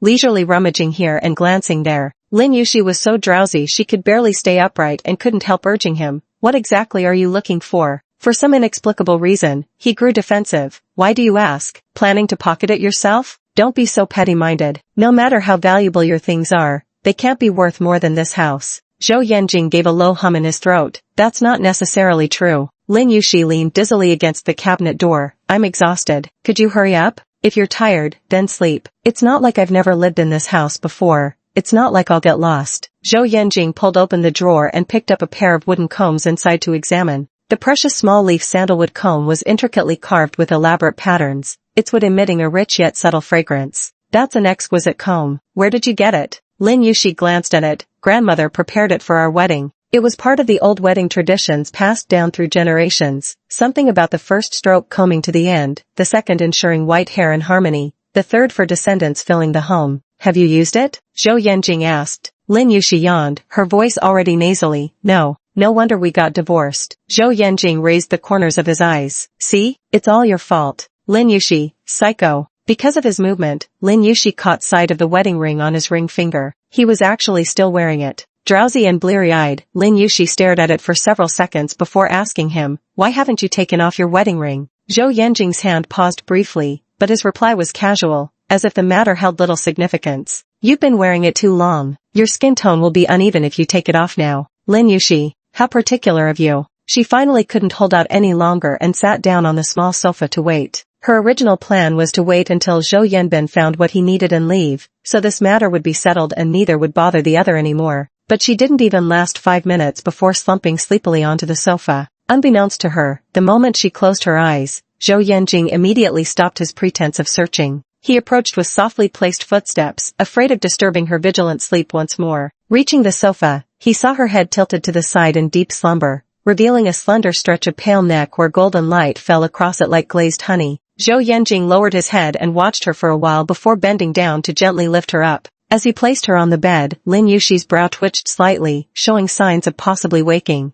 Zhou Yanjing froze in place, maintaining his bent posture as his fingers slid through her hair, tenderly massaging her scalp. Soon, Lin Yushi drifted back to sleep under the soothing strokes, this time falling into a peaceful slumber. Her silky hair cascaded over the pillow as Zhou Yanjing sat by the bedside. Perhaps out of idleness, he picked up that small sandalwood comb and gently ran it through her tresses. "That's pretty handy," he muttered to himself. "Might as well use it." When Lin Yushi woke up again, it was already morning. She found herself lying perfectly fine on the large bed in the bedroom, tucked snugly under the covers. In the middle of the night, Zhou Yanjing had kept her up, leaving her sleep-deprived. Even after washing up, her head still felt groggy as she descended the stairs. Aunt Chen had already prepared breakfast. "I made your favorite congee with sticky rice, red dates, peanuts, lotus seeds, as well as white fungus and goji berries." After eating too much of her own makeshift meals, Lin Yushi's weary spirits lifted a little at the sight of the lavish, flavorful breakfast spread on the table. She sipped her porridge as she heard footsteps descending from the second floor. Turning around, I saw Zhou Yanjing descending the stairs while fastening the buttons on his cuffs. He wore a tailored white shirt and black dress pants. The simple color palette exuded the composed elegance of a nobleman on him, perfectly accentuating his broad shoulders and narrow waist, with legs that were almost excessively long. A custom-made watch was casually draped around his wrist, its platinum dial reflecting an expensive, icy silver glow. Having showered and changed, he looked refreshed and energized, showing no trace of the exhaustion from searching frantically for something just hours before dawn. He took a seat across the dining table as naturally as ever, as if nothing had changed since before. "Why haven't you left yet?" Lin Yushi stared at him. "Take a rest when you're tired." Zhou Yanjing's tone was casual yet matter-of-fact. Aunt Chen served him a bowl of porridge meant to nourish a woman's complexion. He glanced at it without comment, then elegantly picked up the white porcelain spoon to eat. "Don't come here anymore," Lin Yushi said. "Have Aunt Chen pack up whatever you left behind and move it out as soon as possible." Waking up to an eviction notice first thing in the morning really puts a damper on the day. Zhou Yanjing scooped up a spoonful of congee, pausing mid-air. "In such a hurry to chase me away. Are you moving someone new in?" "None of your business." "Who? Tanyu?" Zhou Yanjing curled his lips mockingly. "You two sure work fast. Barely a few days after we finalized the divorce, you're already going everywhere with him. Did you have a happy Christmas together?" Lin Yuan frowned. "I told you, it's none of your concern." She didn't refute him, which was practically an admission. An inexplicable fury flared up, incinerating Zhou Yanjing's appetite completely. He tossed his spoon back into the bowl. no wonder you suddenly moved back. Was the house at Chiyue Mansion too small for your activities? He scoffed mockingly. When did the Tan family become so impoverished that they couldn't even gift you a proper house, forcing you to return living in your marital home with your ex-husband? Lin Yuan pushed her bowl away and abruptly stood up. Zhou Yanjing, take your things and get out. Don't let me see you again. She grabbed her coat and headed out to work. Aunt Chen stood by helplessly. Aren't you going to eat? Should I pack it for you to take on the way? No need, Lin Yuri said coldly. You're his employee, working for him. Having his spy here is useless. You can get out with him. Tanyu had merely given her a ride, yet Zhou Yanjing already knew. It could only be Aunt Chen who tipped him off. I wasn't. Mrs. Chen tried to explain, but Lin Yushi had no intention of listening to her excuses. In her panic, she turned to look at Zhou Yanjing, who sat at the dining table, his handsome face shadowed by a stormy expression. Lin Yushi finished putting on her shoes and had already descended the steps when she turned back, tapping at the digital lock for a long time as she tried to change the front door passcode. But this type of lock followed strict operating procedures. Having not done it for so long, she'd forgotten the steps. Zhou Yanjing watched her fumbling for a while and remarked sarcastically, "What's the matter? Can't figure it out. Need me to teach you?" Lin Yushi stopped what she was doing and straightened up. "I'll fix it when I get back tonight. By then, if your stuff isn't gone, I'm throwing it out." She stormed out of the house just as Tanyu's car pulled up. Tanyu took one look at her expression and asked, "What's wrong?" Lin Yushi adjusted her expression. "It's nothing. Actually, you didn't need to come pick me up. Yesterday might have just been me imagining things and making everyone else nervous along with me." Tanyu's kindness made her feel both warmed and unsettled, unsure how to properly respond. During such times, she was genuinely grateful for his well-intentioned help, and flatly rejecting it felt too much like being ungrateful. She also feared she might misjudge the boundaries, sending him the wrong signals and ultimately hurting his feelings. Tanyu said earnestly, "Yushi, I don't see it that way. The sixth sense is a self-protection mechanism for humans. Although it can't be explained by science, we shouldn't doubt it. It's better if it turns out to be false, and we should be even more grateful if it's real. Looking at it another way, even if there was no one there yesterday, but you felt scared, then that environment was unsafe for you. What we should actually do is provide you with adequate protection to ease your fear, instead of telling you that you're overthinking." Since childhood, Lin Yushi had often been accused of being overly sensitive or thinking too much. Setting that aside, Tanyu is truly a wonderful person. "Thank you. This is just something I did from a friend's perspective, nothing more. Please don't feel any burden," Tanyu said. "Try to put yourself in my shoes. If Xingchen were in the same situation, you'd want to protect her too, right?" Lin Yushi laughed. "You're twisting logic. You and Xingchen aren't the same." Perhaps because he'd been caught red-handed, or perhaps because her bright, beautiful eyes when she smiled were too disarming. Tanyu grew slightly uncomfortable under her gaze. "Just consider it the same. Blame it on the little debt collector in my family. Even if I didn't want to come, Xingchen wouldn't have let me off. She knocked on my door early this morning, insisting I escort you to work because she was worried about you going alone. She even kicked me out without letting me eat breakfast." Lin Yushi felt rather embarrassed. "Well, would you like to come in and have something to eat?" There was food, but the atmosphere was just a bit awkward. Tanyu subtly glanced at a certain window on the second floor of the villa. "I don't have time today. I'll just grab a coffee on the way." "Then let me buy you coffee," Lin Yushi said. "There's a shop near our hospital with really good coffee. That's my regular spot." "Great. When I picked up Xingchen last time, we passed by this place and I thought about trying it someday." Tanyu opened the car door, and Lin Yushi got in. At the turn of the staircase, Zhou Yanjing stood behind the window, watching as Tanyu considerately closed the car door for her and walked around the front to the driver's seat. The car started up and drove out of the courtyard. "I should have noticed it sooner." That look Tanyu gave her at the restaurant. She even blushed in front of him. What was there to blush about? Had Tanyu already confessed to her by then? Zhou Yanjing tugged at his tie, the perfectly tied Windsor not coming undone, his mood fouler than he'd anticipated. When did Tanyu take a liking to her? They'd only met a handful of times. The more he thought about it, the tighter the vice around his chest became. He used to bring Tanyu home before. Was that like inviting a wolf into the house? Chapter 66. What it feels like to be Zhou Yanjing's woman. Yu Jiaxiao had some tricky issues and couldn't return, so Tanyu took it upon himself to drive Lin Yushi to and from work every day. During the day at the hospital and back at the highly secure Songyun Bay at night, Lin Yushi was never alone and never encountered anything as strange as that incident again. Sister Man expressed her disdain. "See? I told you these men are all bark and no bite. They only dare to provoke while hiding behind anonymity, not even brave enough to show their faces." Tanyu sent a message in advance, saying he wouldn't be able to pick her up tonight due to a class reunion. Lin Yushi replied, "No problem, it works out since I'm on duty tonight. Yushijia's on night shift tonight, Xiaochui worried aloud. What if that creep chooses midnight too? Jinx, knock on wood and spit 3 times. With so many people in the hospital, would he dare show up here? Manjia made the comment, but still reminded Lin Yushi, if you need to use the restroom, call someone to go with you, don't go alone. Lin Yushi nodded and opened the drawer to show them, I've got my own gear. Xiaochui's eyes lit up. Send me the link to buy one. That day, a patient arrived at the hospital with a red, swollen, and blistering left eye. After an examination, it was diagnosed as a bacterial infection,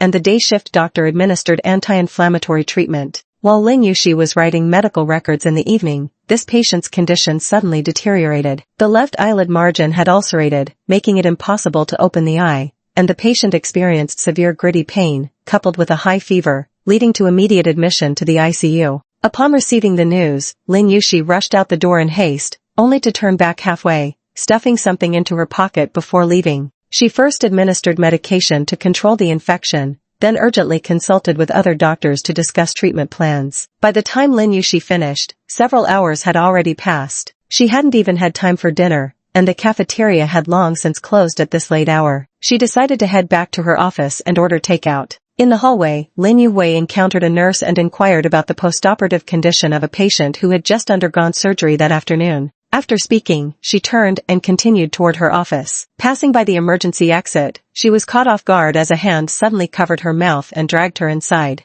The hospital was under surveillance everywhere, and it wasn't even 10 yet. Most patients hadn't gone to sleep, with some family members still lingering in the wards. And the nurse she had just walked past hadn't even gone far. Lin Yushi would never have imagined someone could be so brazen. In that moment of terror creeping up her scalp, she instantly recognized that pungent smell invading her nostrils. As a doctor, she knew only too well what this scent meant. Ether. Ether is clinically used as an inhalation anesthetic, and a sufficient dose can instantly plunge a person into unconsciousness. In the blink of an eye, she reached into her pocket for the bottle of pepper spray and aimed it backward. A scream erupted, and the force dragging her immediately loosened. Lin Yushi, suddenly regaining air, coughed violently. Her vision was already blurring, her limbs felt weak, but driven by instinct, she reached for the hallway door. But she hadn't anticipated the attacker had accomplices. She heard another voice swear, and the hand that had just touched the doorknob was roughly yanked back. The pepper spray was snatched away, and the smell of ether once again blocked her nose and mouth. Lin Yushi desperately tried to hold her breath,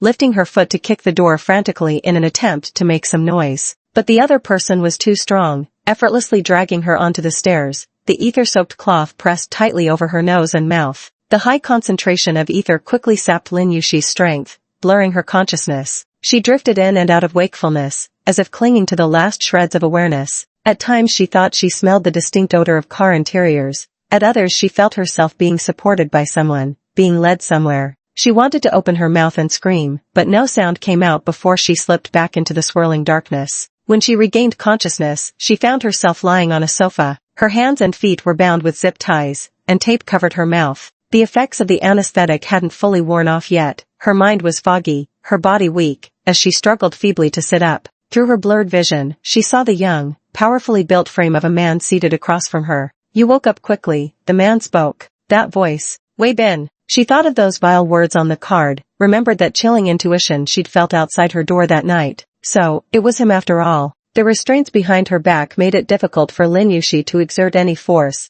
and she struggled to push herself up from the couch with great effort, staggering as she tried to stand. Wei Bin rose and threw her back onto the sofa. Don't waste your strength. You won't make it out that door. At last, he shed that facade of uprightness, revealing a smirk that exuded a sinister discomfort. I was going to be gentle with you, but you're just too damn wary. Lin Yushi tried to speak, but all that came out were muffled whimpers. Want to talk? Wei Bin tore the tape from her mouth. What the hell do you want? Lin Yushi managed to shout, though her voice lacked its full strength. Wei Bin stared fixedly at her face, flushed with anger, and her pink lips, a glint of darkness flashing in his eyes. Did Zhou Yanjing never warn you about glaring at people like that? I don't plan on doing anything, just curious what it feels like to fuck Zhou Yanjing's woman. Pervert. I have nothing to do with him anymore, we're divorced. It's only now that you're divorced I dare touch you. Wei Bin pinched her smooth cheek. Who doesn't know second young Master Zhou? Nobody dares lay a finger on what he hasn't grown tired of playing with. Lin Yushi desperately dodged his hand, her chest heaving with rage. If you have such a competitive drive towards him, why not just go screw him yourself? Wouldn't that be more fulfilling? Wei Bin was momentarily stunned by her words. Seizing the opportunity, Lin Yushi wrenched free from his grasp and tried to bolt for the door, but barely managed a hop before Weibin dragged her back. Stop struggling. You won't escape my grasp today. Don't worry, I'm not without pity for delicate beauties. Cooperate a little, and I'll let you go after I'm done. The strength of a grown man was something Lin Yushi simply couldn't resist, especially with her hands and feet bound. She wrenched her hand free from Weibin's grip and screamed for help. Weibin laughed brazenly. Go ahead, scream. I'd love to hear you. He leaned close to Lin Yushi's ear, his deliberately lowered voice laced with malicious amusement. Let me tell you the truth. Zhou Yanjing is right next door. If you scream a little louder, maybe he'll hear you. Chapter 67. She's calling me. Just beyond the wall, a boisterous party was in full swing, with clinking glasses and raucous toasting. Among all of you, Yanjing is by far the most troublesome one. The class monitor loved organizing events. Since high school graduation, hosting these annual gatherings had become something of a tradition. Zhou Yanjing hadn't attended for several years. Coinciding with their homeroom teacher Mr. Wang's 60th birthday, the class monitor had repeatedly persuaded him to make an appearance this year. Mr. Wang was at it again, dredging up those old school stories. Year after year the same tales without getting tired of them. Having missed Zhou Yanjing these past few years, now that he'd finally appeared, the teacher latched onto him. Back then, when you fought with what's-his-name, that infamous street loafer, you beat him so badly he had to be hospitalized. We barely managed to smooth things over. Leaning back in his chair, Zhou Yanjing flicked his teacup absently, his interest clearly elsewhere. That's right, a male classmate chimed in. I heard the fight was over some girl. There were always different girls coming to see him back then. He dated almost all the prettiest ones in school. Zhou Yanjing had been in a sour mood for days, itching for someone to take it out on when this fool walked right into his line of fire. His lips curled in a smile that was half genuine, half mocking, utterly insincere. And you? Never dated anyone either. Could it be, you just didn't want to? The male student who'd sent several unanswered love letters stiffened. I was focused on my studies. Oh? Zhou Yanjing raised an eyebrow. Which university did you attend then? Never saw you at our top 2 alma mater reunions. Someone interjected to smooth things over. Why bring up such things? Jiang Nan maintained her smile. What did we know back then? Just childish games, nothing to take seriously. Their teacher tried to change the subject. Who would have guessed this troublemaker would become the most successful of them all? Boyu Investment Bank. I hear he's doing extraordinarily well. The male classmate's tone carried a hint of sourness. Well, their family owns a bank. Can we even compare? Jealous? Zhou Yanlan lazily raised an eyebrow. Or should I go home and discuss with my old man about adopting you? The male classmate's face turned red with embarrassment. Hey, why hasn't Tanyu arrived yet? Someone asked. Tanyu? Zhou Yanjing sneered. Tanyu's too busy chasing after his wife. Too irritated to stay seated, he stepped out for a smoke to clear his head. Round the corridor's bend, he spotted 2 male classmates who'd slipped out for a smoke during their bathroom break, chatting at the far end. Are you serious? You're sure you didn't mistake her for someone else? I took photos. One person pulled out their phone. Look, isn't it her? We saw her at Yanjing's wedding. So beautiful. How could I possibly misremember? Can't be. Then who's this guy with her? Who knows? Anyway, they were hugging, pretty intimate looking. As she was speaking, her phone was suddenly snatched away by a hand. The two turned their heads and caught sight of Zhou Yanjing, their faces changing in unison. Why you? How did you come out? Zhou Yanjing's expression was icy cold, his eyelids lowered as he stared at the photo on the screen. The gray antique-style bricks in the background mirrored the corridor behind him precisely, while the man and woman in the photo looked particularly intimate. The man held the woman in his arms, as if she had drunk too much or was simply soft and clingy, nestling completely against him. Her head rested on his shoulder, revealing only half of her face. The photo was slightly blurred from shaky hands, but Zhou Yanjing could confirm it with just one glance. That goddamn woman was Lin Yushi. The man had his back to the camera, his face unseen, but his physique and hair suggested he was young. It didn't look like Tanyu. What, has she learned to play both sides now? Zhou Yanjing's face darkened dangerously as he questioned the phone's owner. Where was this taken? Seeing his murderous expression, the other person didn't dare withhold the truth and pointed at a door. In there. They just went in about 10 minutes ago. Zhou Yanjing threw his phone at him and strode straight toward room 2666. Yanjing? Jiang Nan emerged from the private room and asked in surprise, where are you going? The person who had just taken photos awkwardly explained, his wife. No, his ex-wife is with some man in there. Jiang Nan hurried after him to stop him. Yanjing, you and Yushi are already divorced. Whatever she does is her own business. You have no right to confront her. Zhou Yanjing exuded a chilling aura of menace. Whether she has that freedom is for me to decide. He raised his hand, ready to smash the door down. Jiang Nan said, are you sure the scene beyond that door is what you want to see? Zhou Yanjing's hand froze just 1 centimeter away from the door. His fist clenched tightly as he stood before the door, the atmospheric pressure around him icy and oppressive like a snow-covered statue, its chilling aura unyielding. Yes, they're divorced now. It's her freedom to date any man or as many men as she pleases. What's wrong with coming to the club? Who says she can't visit a club? What did he knock on the door for? To hear her curse him for meddling and then tell him to scram? How ruthlessly she had shouted at him, saying she didn't want to see him, with a look in her eyes that seemed to wish he'd vanish from the world. What did he knock on the door for? To watch her make love with another man, just like she once did in his embrace? The two classmates who had come with him were also desperately trying to persuade him. Today is Teacher Wang's birthday, let's not cause any trouble. Yeah, didn't you guys get divorced already? You're both adults. Yanjing, I know it's hard for you to accept right now, but you'll have to get used to it eventually. Jiangnan patiently reasoned with him. If you barge in now, you'll only embarrass Yushi. You can't subject her to such an awkward situation just because of your momentary possessiveness. Get out. Zhou Yanjing's anger was barely contained. The two classmates fell silent as cicadas in winter and hurried back to the private room. Jiangnan pursed her lips, watching Zhou Yanjing's unprecedented display of composure unraveling before her eyes. Did you hear that? He's right outside.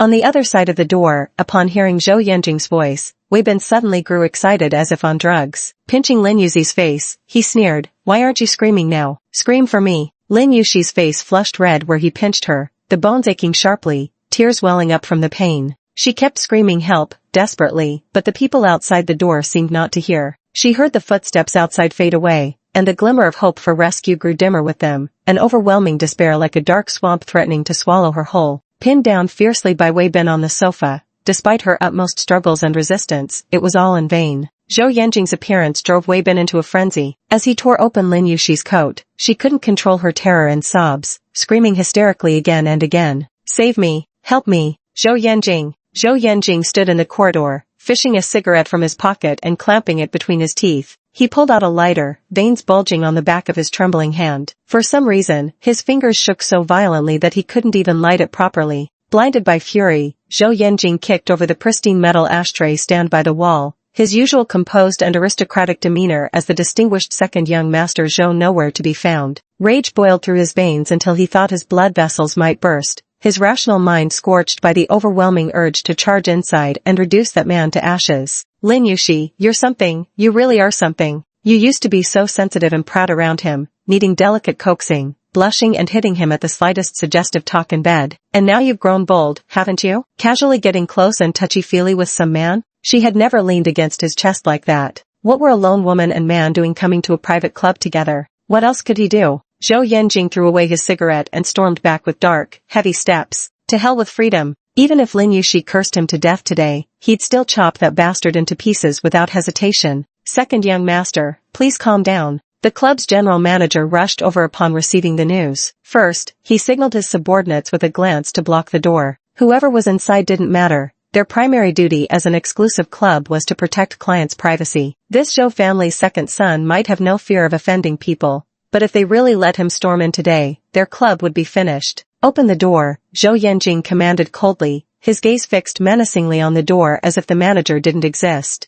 "Oh dear, second young master, why are you so angry? Was there something unsatisfactory about our service? The staff can be a bit clueless. I was planning to attend to you personally, but something came up. As soon as I was free, I rushed over. Xiao Zhang, go to my office and fetch the premium liquor Mr. Su has been saving. Send it to VIP room 2888. Today is the birthday of second young master's revered mentor. Consider this our small token of appreciation." Several attendants bustled around him, scrambling to soothe second young master Zhou's temper. "Are you opening it or not?" Zhou Yanjing suppressed his rage. "If you don't, I'll kick it down myself." "Please, don't do that, second young master. What's the point of this?" The manager looked pleading. "You're a guest, but so are the others. Get out." Zhou Yanjing was on the verge of eruption. "Don't make me repeat myself." The employee blocking the door trembled with fear, unsure whether he should actually leave. The general manager wanted to say something more, but the furious Yanjing suddenly fell silent, as if listening for something. "Do you hear that?" The general manager was taken aback. "Hear what?" "She's calling me," Zhou Yanjing said. "There's no sound."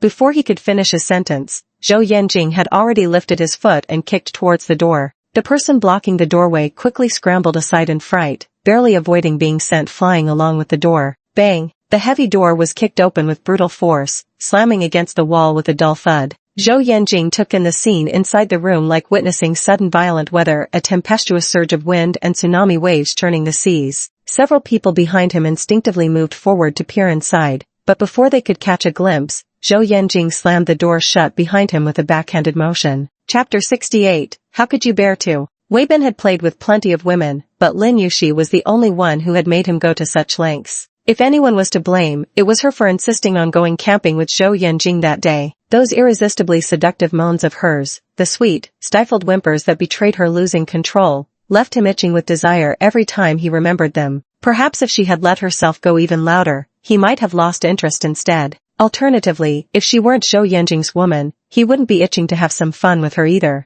Wei Bin dared to act this way because he felt completely secure. Women like Lin Yuxi were the easiest to manipulate, well-protected and thus unacquainted with hardship, highly educated and thus fiercely proud, with respectable and glamorous careers, and therefore deeply concerned with maintaining face. Once the deed was done, would she dare to report it to the police, risking her future and reputation? Would she even have the nerve to seek help from her ex-husband, who had abandoned her for another woman? Once those photos and videos were in his hands, it would be like shackling an iron chain around her neck. Who knows, with a bit more sweet talk, she might even willingly follow him. But he never expected Zhou Yanjing to walk in. Wei Bin had been lusting for so long, only daring to make his move after Zhou Yanjing's divorce, simply because he didn't have the guts to provoke him. When Zhou Yanjing entered, Wei Bin panicked at first, but upon seeing the terrifying look on his face, he felt a wicked satisfaction instead. So even the lofty second son of the Zhou family could lose control over a woman. Zhou Yanjing saw Lin Yuxi's bound hands and feet, her tear-streaked face, and his rage erupted into a murderous fury. The veins in his neck bulged as he strode forward and yanked Wei Bin off of her. "You've got a fucking death wish." His fist smashed into Wei Bin's face, sending him sprawling to the ground. Before he could even get up, a brutal kick to the chest flipped him over again.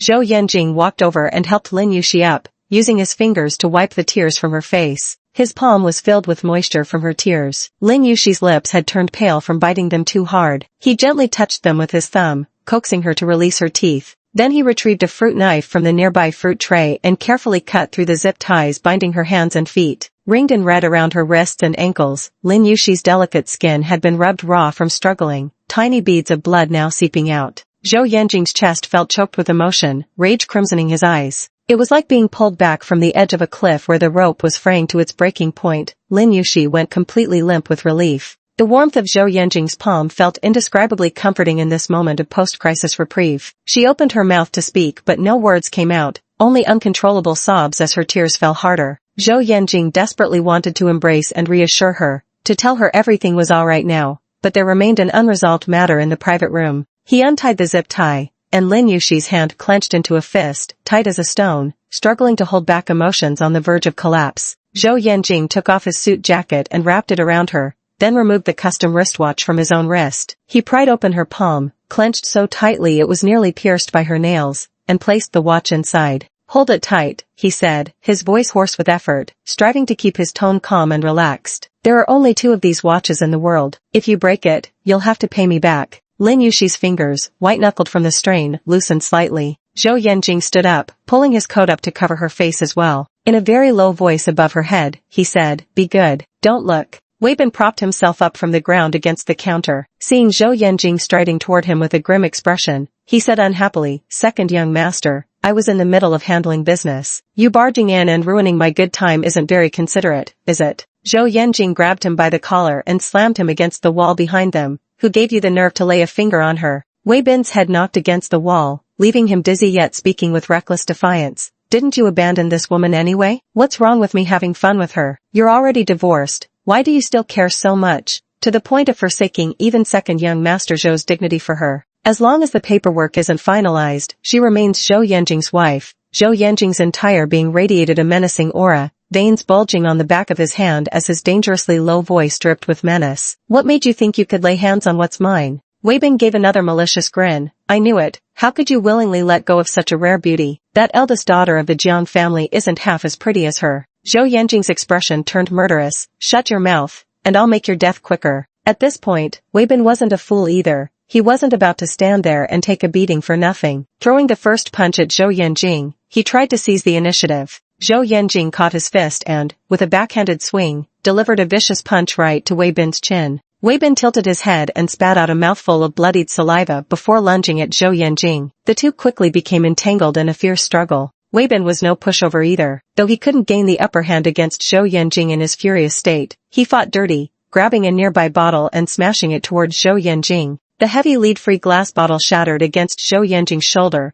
drenching half his back in an instant flood of liquor. He didn't even flinch, seizing the moment to drive his foot into Weibin's stomach. Weibin crashed backward, flipping a round table, his spine slamming against the table edge, pain twisting his face. Before he could rise, Zhou Yanjing was already upon him, grabbing Weibin's right hand, the one that had dared touch Lin Yuxi, and bending it backward with a wrench. Weibin's shrill scream pierced the air as Zhou Yanjing hauled him by the collar, dragging him to the glass coffee table at the center of the private room, then seizing his head. "You should be thankful I walked in today." Before Weibin could grasp the meaning of those words, Zhou Yanjing had already slammed his head onto the coffee table. A dull thud reverberated as the entire tempered glass surface trembled. Weibin's head buzzed violently, a trail of crimson streaming down from his forehead. Only now did he finally realize that Zhou Yanjing had left absolutely no room for mercy in his attack. He genuinely wanted to kill him. His left hand clawed desperately through the air, grasping Zhou Yanjing's arm in an attempt to push him away. The muscles in the man's arm had turned rock hard with fury, utterly immovable. He yanked his head up by the hair and smashed it down again with brutal force. Blood trickled from Weibin's lips as his hand slipped weakly downward.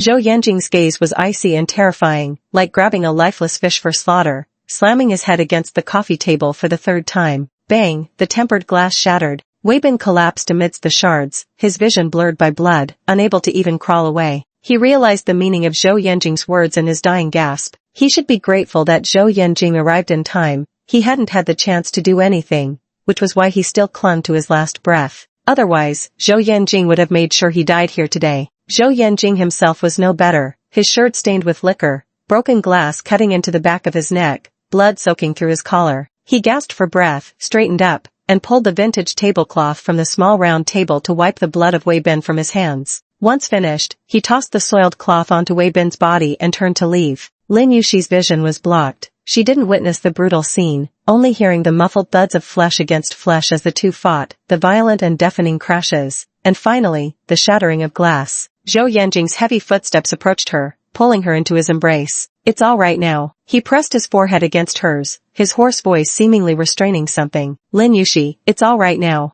Remembering the scene when he had entered, her clothes torn and her desperately crying his name in despair, Zhou Yanjing's heart ached so much he could hardly steady his breath. He was overwhelmingly grateful he hadn't walked away but had instead kicked open that door. He couldn't bear to imagine what would have happened if he hadn't come in, or hadn't heard her call for him, if he had truly left her in there. Zhou Yanjing's breathing carried a barely perceptible tremor. After steadying himself for a moment, he straightened up and said, "I'll take you home." Outside the door, a group of people waited anxiously, hearing the chaotic clattering sounds from inside, wanting to enter but not daring to. Just as they were exchanging uncertain glances, the door opened. Zhou Yanjing stepped out, carrying someone in his arms, the room behind him left in complete disarray. His suit jacket was draped over the woman, enveloping nearly her entire body so thoroughly that nothing could be seen. The woman's face was buried against the side of his neck, half hidden by the clothing, making it impossible to recognize who she was. The general manager had barely glanced when Zhou Yanjing's icy glare swept over, frightening him into quickly averting his gaze. Zhou Yanjing's voice had already regained its steadiness, though it still seeped a chilling coldness. He said to Jiang Nan, "Tell old Zhang and old Qin to delete all the photos thoroughly. If they don't want to cross me, they'd better keep what they saw buried in their stomachs." Jiang Nan wanted to say something, but Zhou Yanjing had already averted his gaze. "Make a list of the damaged items inside. Someone will come to handle the aftermath later." He swept a cold glance at several people in the clubhouse. "If I hear even half a word about today's events outside, I'll hold every one of you accountable." The general manager turned pale and hurriedly said, "Don't worry, I swear on my life, not a word will leak." Zhou Yanjing paid no attention, striding away with the person in his arms. Chapter 69, Lin Yuxi, you could really be the death of me. Watching him carry Lin Yuxi away, Jiang Nan frowned with deep resentment. Why does he still care about Lin Yuxi after their divorce? The general manager immediately sent someone to check, only relaxing when confirming the unconscious man on the floor was still breathing. What the hell is this all about? He swiftly issued stern warnings to several employees who hadn't even figured out what was happening, then stopped Jiang Nan as she was about to leave. "Miss Jiang, I noticed you have your phone with you. To ensure no images were taken of the earlier incident, I'll need to inspect your device." Jiang Nan's already unpleasant expression darkened further. I didn't take any photos. Please don't be upset. I'm just confirming. No hidden intentions. I already said I didn't record anything. How could I possibly have done so? Miss Jiang, who had never been treated this way, said coldly, Yan Jing told you to manage your own people, not to investigate me. The general manager kept a polite smile but didn't back down. As the second young master just implied, that includes you as well. Otherwise, if any news leaks out, I won't be able to explain it to him. Miss Jiang, I know you're not that kind of person. Just cooperate with this quick check, and it'll be over. What gives you the right to check my phone? Do you even realize you're violating privacy laws? The manager looked troubled. Well, we genuinely don't have that authority, so we're just asking for your cooperation. If you're unwilling, that's perfectly fine. I'll simply report this truthfully to the second young master later. Given your relationship with him, I'm certain nothing will be leaked. Jiang Nan could only turn pale with anger as she unlocked her phone's photo album for his inspection. The manager returned her phone with an ingratiating smile. Everything checks out. When she re-entered the private room, several pairs of eyes turned toward her. Where's Yan Jing? He's been gone forever just for a smoke. After old Zhang and old Qin returned, they didn't dare speak out of turn. The rest had no idea that during what should have been a quick smoke break, Zhou Yanjing nearly turned the entire club upside down. Jiang Nan could no longer force a smile. He's left. Left? Everyone looked surprised. Why would he leave without saying a word? His coat's still here. Probably some urgent matter came up. Those investment bankers have this kind of job at zero personal time. Teacher Wang was understanding. Jiang Nan, could you take his clothes to him later? Zhou Yanjing carried Lin Yuxi into the car, startling old Lu. Seeing Lin Yuxi sobbing in his arms while Zhou Yanjing wore an unprecedented coldness in his expression, his hands wiping her tears were surprisingly gentle. Old Lu didn't dare ask anything, starting the car towards Songyun Bay. By the time they arrived home, Lin Yuxi's emotions had stabilized considerably. She gradually emerged from that state of utter despair and stopped crying. Zhou Yanjing carried her out of the car. When he tried opening the door, he found his fingerprint no longer worked, and the password was incorrect. At this point, he didn't even know whether to be angry anymore. He let out a bitter laugh. You actually changed the password and deleted my fingerprint. Lin Yuxi used the back of her hand to wipe her eyes and tried to get down to open the door, but Zhou Yanjing said, "Don't move." He pondered for a few seconds and entered a string of numbers. The door opened. Lin Yuxi, whose sobs hadn't quite subsided yet. Seeing her utterly bewildered expression, Zhou Yanjian's gloomy mood finally lightened a little after stewing in it all the way. I could still guess even if you changed 3 more. After entering, Lin Yuxi wanted to get down, but Zhou Yanjing didn't let her. He carried her all the way upstairs to the bedroom and laid her on the bed. He brought medicine to disinfect and apply ointment to the wound on her wrist. The harsh medicine was actually quite painful, but Lin Yuxi just bit her lip and endured it. After applying the ointment, Zhou Yanjing removed the coat wrapped around her. Seeing her torn top and the exposed patch of snowy white shoulder, the clouds that had just begun to clear in his eyes gathered once more. His entire bloodstream felt so clogged it might stop circulating. The suffocation drove him mad, making him want to drag Wei Bin over and slice him into 1,000 pieces to vent his hatred. He wanted to remove Lin Yuxi's clothes. She instinctively shrank back, attempting to protect herself. Zhou Yanjing's breath hitched as he suppressed the surging fury once more,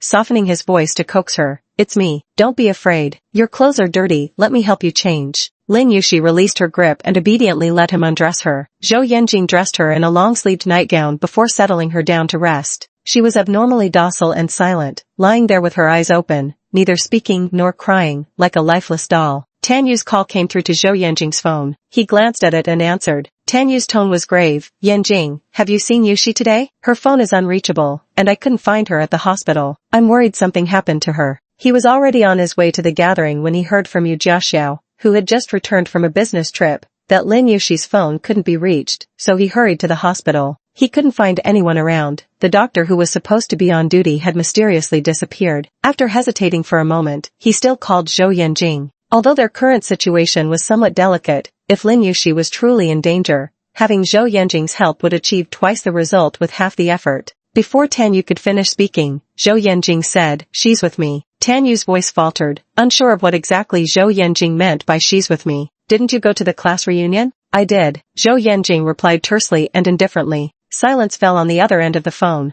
"Do I need to report to you? Who the hell are you to her?" Young Master Zhou was seething with displeasure, but perhaps because Lin Yuxi had cried too pitifully in his arms just now, her tears soaking through his shirt, the shoulder area was still damp. Deep red bloodstains mixed with her tears. Regardless, Tan Yu was concerned about Lin Yuxi's safety, and Zhou Yanjing wasn't unreasonable. She's fine. Ran into some trouble, but it's been resolved. Tan Yu visibly relaxed. It's good that she's okay. Why are you sighing in relief, acting like she's someone to you? Zhou Yanheng hung up the phone. He had originally planned to clean himself up. After all, Dr. Lin had quite the fastidious streak, and she'd be angry if he got into her bed dressed like this. But seeing Lin Yuwei standing there in a daze, he couldn't bring himself to leave. Let her be angry if she wants. Worst case, he'd just get scolded again. It wasn't like she hadn't been berating him frequently lately. Zhou Yanjing lifted the covers and slipped into bed, wrapping his arms around Lin Yuwei's curled-up form beneath the blankets. A bruise from Wei Bin's fingers stood out starkly against the porcelain white of her cheek. Zhou Yanjing gently brushed his fingertip over the bruise and asked, "Does it hurt?" Her rigid body was engulfed in a warm embrace. His voice was so tender that Lin Yushi's emotions, which had only just settled, surged once more like the restless ocean after a tsunami, stirred by the slightest breeze. She sucked in a breath, trying to hold it back. "Let it out," Zhou Yanjing said. "It's better to cry." The moment he spoke, Lin Yushi could no longer hold back, tears gushing forth like a torrent. At first, she stifled her sobs, but gradually the restraint shattered, and she buried her face in his chest, crying uncontrollably. Zhou Yanjing's heart ached fiercely. He kissed her hair, her forehead, the corners of her eyes, each touch tender, each murmur coaxing, pouring all his gentleness into her. "Lin Yushi, you'll really be the death of me." He kissed away the salty tears from the corner of her eyes. "I promise he'll never hurt you again." Chapter 70. Let's not divorce, okay? Lin Yushi's eyes burned with unshed tears. The more tenderly he comforted her, the harder she cried. Zhou Yanjing mistook her tears for fear and tightened his embrace. "I'm here. Believe me, no one will ever harm you again." She didn't know that Lin Yushi was crying because she would miss the warmth of such an embrace. Zhou Yanjing kissed the tip of her nose, then lightly brushed her lips, a tender, comforting kiss, devoid of desire. "Don't be afraid, Cece." Lin Yushi closed her eyes, forcing herself to break free from the tenderness she was nearly drowning in, forcing herself to be resolute. "Can you leave? I'd like to be alone." Zhou Yanjing said, "You'll be scared alone if I leave." "I've come this far on my own all these years," Lin Yushi insisted. "I won't be afraid." "Lin Yushi, do you have to be so stubborn at a time like this? I'm very grateful you saved me today, but Wei Bin targeted me because of you, so we're even now." Lin Yushi composed herself. "All the harm I've suffered came from you. The farther you stay from me, the safer I'll be." Zhou Yanjing's heartfelt tenderness plunged into an ice bucket, froze solid, then shattered into pieces against her cold, unyielding attitude. He released Lin Yushi, got out of bed, and gazed at the woman who kept her eyes closed. His previously gentle voice now sounded like wind-dried cured meat, leaving only coldness and hardness. "Lin Yushi, you truly are an unfeeling stone." He had left, that warm embrace had departed, leaving the entire room feeling several degrees colder. Lin Yushi buried herself beneath the blankets, repeating to herself over and over, "No attachments allowed. You've long grown accustomed to this temperature." She lay quietly alone on the bed for a while, fear, lingering dread, the desolate chill after warmth, until all emotions were processed, leaving her completely calm. She knew her earlier words had been too harsh, but it was the only way to drive him away. No matter what, without Zhou Yanjing today, she wouldn't still be lying here safely. His earlier comfort had been well-intentioned, and her words had been somewhat excessive. She got out of bed and went downstairs. The living room. Zhou Yanjing sat alone on the sofa, having already removed his soiled shirt. The first aid kit lay beside him as he struggled to tend to the wound on his left shoulder with his right hand. Hearing footsteps on the stairs, he shifted his gaze over, then indifferently let it slide away. Lin Yushi shuffled over in her slippers and took the saline solution from his hand. "Turn your head," she said. Zhou Yanjing's gaze was inscrutable as he glanced at her, then turned away, exposing the wound on the back of his neck where the glass had pierced his skin. Lin Yushi rinsed the wound for him, disinfected it with iodine, and applied a sterile dressing. She also took an ice pack to soothe the bruise on his shoulder where the bottle had struck him. Zhou Yanjing hissed, "That's cold." Lin Yushi, "Endure it." So he fell silent, and quiet settled between the two of them. The entire villa was enveloped in hushed air, the deep night flowing in through the glass windows, as if bringing along something else. A vague, wispy sort of melancholy, who could say to whom it belonged? Perhaps it was this marital villa that had witnessed 3 years of marriage. Zhou Yanjing had his back to her, so Lin Yuki couldn't see his expression. After a while, she heard him ask, "Why aren't you wearing the longevity lock I gave you anymore?" Lin Yuki's eyelashes trembled slightly before lowering as she stared at the wounds on his back. "Because it can no longer keep me safe." How could it not keep her safe? They were just divorced. It wasn't like he had died. Zhou Yanjing scoffed lightly, "Because all your dangers come from me, is that it?" "Those words I said were partly to provoke you on purpose," Lin Yushi replied. "You don't need to take them to heart." Why deliberately provoke me? Zhou Yanjing snorted. I was trying to comfort you. Are you really so ungrateful that you won't be satisfied until you've driven me away? Perhaps it was because of the unexpected incident moments ago, having narrowly escaped disaster, experiencing extreme highs and lows, that both of them felt profoundly relieved. So for once, they could speak to each other with rare calmness. Lin Yuxi explained, I don't want to make myself dependent on you. Why can't you depend on me? He pressed relentlessly. What do you think? Lin Yuxi glanced at her watch. Timing when to remove the ice pack temporarily, leaving it on too long could cause frostbite. We're already divorced. Zhou Yanjing turned abruptly and gripped both her hands. His Adam's apple bobbed uncontrollably as he finally surrendered to the impulse that had been churning relentlessly in his chest. Lifting his brown eyes deeply to meet hers, he said, Lin Yuxi, let's not get divorced, please? Lin Yuxi's hand was enveloped by his broad palm while clutching an ice pack in her grip, her skin simultaneously burning beneath his touch, trapped in this exquisite torment of fire and ice. Under Zhou Yanjing's beseeching gaze filled with tenderness, she remained silent for a long while before ultimately shaking her head. No. Zhou Yanjing gazed at her composed and impassive face, the burning intensity in his eyes gradually cooling. In this world, the person I hate the most is the one who kidnapped and murdered my parents years ago. The second person I hate is you, Zhou Yanjing. Lin Yuxi spoke slowly, as if by speaking deliberately she could prevent the accumulated grievances, suppressed over the years and ultimately forced to let go, from resurfacing. These 3 years of marriage with you have been truly painful, even harder than the days I spent alone in the orphanage as a child. Zhou Yanjing loosened his grip on her hand, his voice hoarse with difficulty. Do you hate me this much? Lin Yue said, I've resented you, but I've never hated you. Zhou Yanjing's eyebrows and eyes were deep-set and handsome. When a smile touched the corners of his eyes, he exuded an aristocratic elegance and charm. She gazed at him quietly for a while. I just want to live my life well now, preferably far away from you. Chapter 71, Big Brother, do you like her? Wei Bing came through a blind spot in the surveillance, attracting no one's attention, and the matter ended just as quietly. No one knew Lin Yuxi had been abducted last night. She was severely reprimanded by Director Yuan for leaving her post without permission. Coming out of Director Yuan's office, she saw several workers in the hallway dismantling the old surveillance cameras from ladders. The office buzzed with chatter about the hospital's plan to replace and install a new batch of cameras. Xiao Chui chattered excitedly. They say the new system will achieve 360-degree coverage with 0 blind spots, aspiring to leave footprints for every mosquito that flies into our hospital. Sister Man expressed her shock. How come our tight-fisted dean suddenly grew some generosity? We've told him countless times about those broken cameras that needed replacing. He'd rather die than change them, as if it would cost him his life.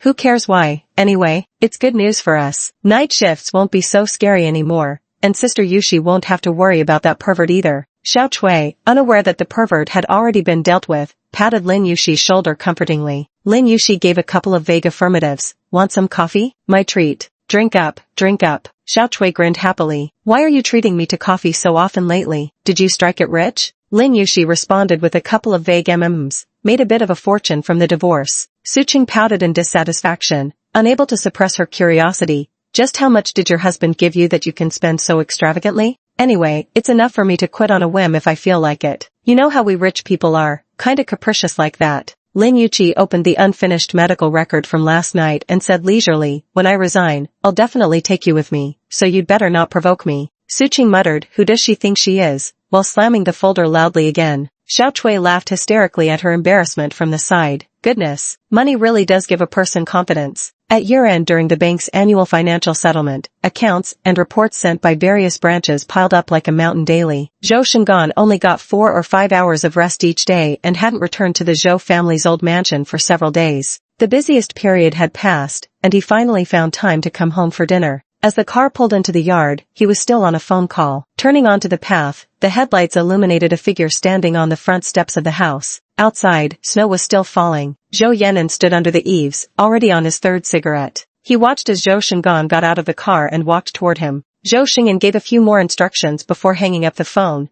What are you standing out here in the freezing cold for? Waiting for you. Pale blue smoke mingled with the white breath exhaled as he spoke, coiling upward. Zhou Yanjing's expression carried a hint of weariness between his brows, the depth of emotion in his eyes unfathomable. Waiting for me? Zhou Xing'an sounded surprised. Studying his expression, he slipped his phone into his pocket and reached out to ask for a cigarette. Something to say to me? Zhou Yanjing tossed the cigarette case to him, and Zhou Shengan took one out and lit it. The two brothers stood side by side in the cold wind, puffing away. Whether it was their handsome, chiseled features or their tall, straight builds, they looked about 70 to 80% alike. But their temperaments were different, one steady and restrained, the other refined and nonchalant. After a long while, Zhou Yanjing finally spoke. Big brother, do you like her? Who are you talking about? Lin Yuxi. Zhou Xing'an paused in his movements, turning to look at him. Are you drunk? What nonsense are you spouting? Don't mind me. Who made her like you? After all, you're my own brother. If you truly fancy her, I'm not above stepping aside. Zhou Yanjian lowered his lashes, flicking ash from his cigarette with a lazy indifference that seemed utterly unconcerned. But was he really unconcerned? Zhou Xing'an's expression was a storm of shock and doubt, too convoluted to decipher. What nonsense are you spouting? How could Shashi possibly like me? I'm serious, Zhou Yanjian replied. This isn't a joke. These past few days, Zhou Xing'an's nerves have been stretched taut like a bowstring, leaving him no time to rest. His brain cells were already overloaded, and just as he managed to return home hoping to catch his breath, his dear younger brother went and crashed his system. He pinched the bridge of his nose, struggling to process the situation before settling on the most plausible conclusion. Did you two argue again? Zhou Yanning almost laughed at himself, except the mirth was too fleeting and too thin, dissipating like smoke in the wind before it could reach his icy, weary eyes. Just how often did he and Lin Yuan fight, for everyone to tack in again onto every question? We really didn't argue this time. He took a drag of his cigarette, watching the snowflakes dancing under the streetlight. Zhou Yanjing never liked winter before. Too cold, miserable weather, troublesome, inconvenient. Yet the best times he shared with Lin Yuxi happened only during that particular winter. Amidst such heavy snowfall, the two of them nestled in their villa in the northern suburbs, undisturbed by others or worldly cares, as if they were each other's entire world. Lin Yuxi was like a piece of ice wrapped in stone. It took careful, patient, and prolonged warmth to melt her. Only after warming the stone would the ice inside begin to thaw, first into faint, insipid water, before slowly condensing into honey so sweet. Zhou Yanjing had tasted that sweetness before. That New Year's Eve, beneath the hospital building, even a scoundrel like him, repeatedly accused of being heartless and indifferent, had once stood waiting for someone in the bitter chill of a snowstorm. Lin Yuxi came running towards him, her face flushed red, whether from the heat or the teasing cheers around them, it was hard to tell. Carrying the warmth from indoors, she threw herself into his arms, docile and compliant as he held her. When she looked up at him, her eyes were so focused, so radiant. Back then, Zhou Yanjing had thought he'd finally thawed the stubborn block of ice. That was until the day he returned to fetch his passport, having planned a belated honeymoon to make it up to her. On the stairs, he overheard Ling Yaqiong speaking with her close friend. The aunt couldn't stop praising Lin Yuxi. You really know how to pick a daughter-in-law. She's beautiful, well-behaved, and gets along so well with Yanjing. Last time I saw them at a restaurant, Yanjing was treating her to dinner, and they looked utterly devoted to each other. Ling Yaqiong dismissed this with a wave. Devotion? Hardly. She was set on marrying Xing'an not long ago. How much sincerity could she possibly have for Yanjing now? The aunt was stunned. Really? I had no idea. Ling Yaqiong sniffed. She'd always favored Xing'an growing up. If Xing'an was coming home, she'd be waiting in the living room early. But when Yanjing returned, not a peep from her. Though really, she should know her place. Xing'an would never marry someone like her. Zhou Yanjing had always believed he was the first choice for that marriage arrangement, until that very moment. Standing in the shadow of the staircase, his chest felt as if it had been compressed into a square block of ice. It was numbing with coldness, while being simultaneously pricked by numerous sharp edges. His mother valued his elder brother more, and thus chose to sacrifice him. The icy treasure he cherished like gold was originally meant to wed his elder brother. They were the two women he loved most in this world, yet neither loved him in return. What was he, then? He was the lighter end of Ling Yaqiong's balance scale. If one must be sacrificed, it could only be him. He was Lin Yuxi's second choice, a reluctant option. Only when his elder brother didn't want her, could he have his turn. Yanjing, why don't you talk to Yuxi again? I don't think the one she likes is me, Zhou Xing'an said. That day when she was drunk, she kept crying and asking why you didn't love her. The memory of Lin Yuxi nestled in his arms, tearfully asking, did you ever love me? Made Zhou Yanjing's chest tighten uncomfortably, and the warmth in his gaze chilled by degrees. She's asking you. The one she's holding is you. She just mistook me for you. Zhou Yanjing curled his lips and retorted, how do you know she misrecognized you rather than speaking her true feelings under the influence of alcohol? Zhou Xing'an was left speechless. I think there are many misunderstandings between you two. There's no misunderstanding. She admitted it herself. Zhou Yanjing started feeling restless again. Why should he be magnanimous enough to let them have their way? What kind of damn fool was he anyway? But remembering how Lin Yuxi had been bullied by Wei Bin made his heart sink. She might not want his protection, but he couldn't rest easy. Big brother, I don't trust her with anyone else. If it's you, at least you can protect her properly. She likes you so much. If she could marry you, it would be like a dream come true for her. Chapter 72. Zhou Xing'an looked at him in silence. This younger brother of his had been willful and unrestrained since childhood, with a rebellious streak to his bones. His family didn't want him to touch the family business, yet he possessed extraordinary talent and independently founded Boyu Investment Bank, creating his own Wall Street legend. Silver-tongued and eloquent, his persuasive charm could easily twist people around his little finger, with countless girls vying for his attention. He mastered every sport he tried, skiing, sailing, appearing invincible in acquiring new skills. Zhou Xing'an had never seen him like this before. I don't trust her with anyone else. If it's you, at least I can rest a little easier. His usually proud younger brother, what state of mind had driven him to admit defeat with such words? Zhou Xing'an felt a storm of complicated emotions. After a long silence, he said, Yan Jing, have you considered this? Even if I were willing, how would we get past mom and dad? If Xiaoxi divorces you and marries me, are you trying to anger them to death? Don't worry about mom and dad, I'll handle them for you. Zhou Yanjing's words carried both arrogance and nonchalance, making even Zhou Xing'an curious. How are you going to handle it? Zhou Yanjing held a cigarette between his lips and smirked recklessly. When the time comes, I'll just tell them I like men and bring home a pretty boy. Do you think they'd prefer a son-in-law with a certain feature or find Lin Yuxi more pleasing? Zhou Xing'an's speechlessness was etched on his face. Don't mess around. Grandma's been hospitalized again these past few days. If you're trying to send her off directly, just say so. He stubbed out his cigarette, gave Zhou Yanjing one last look before turning to enter the door,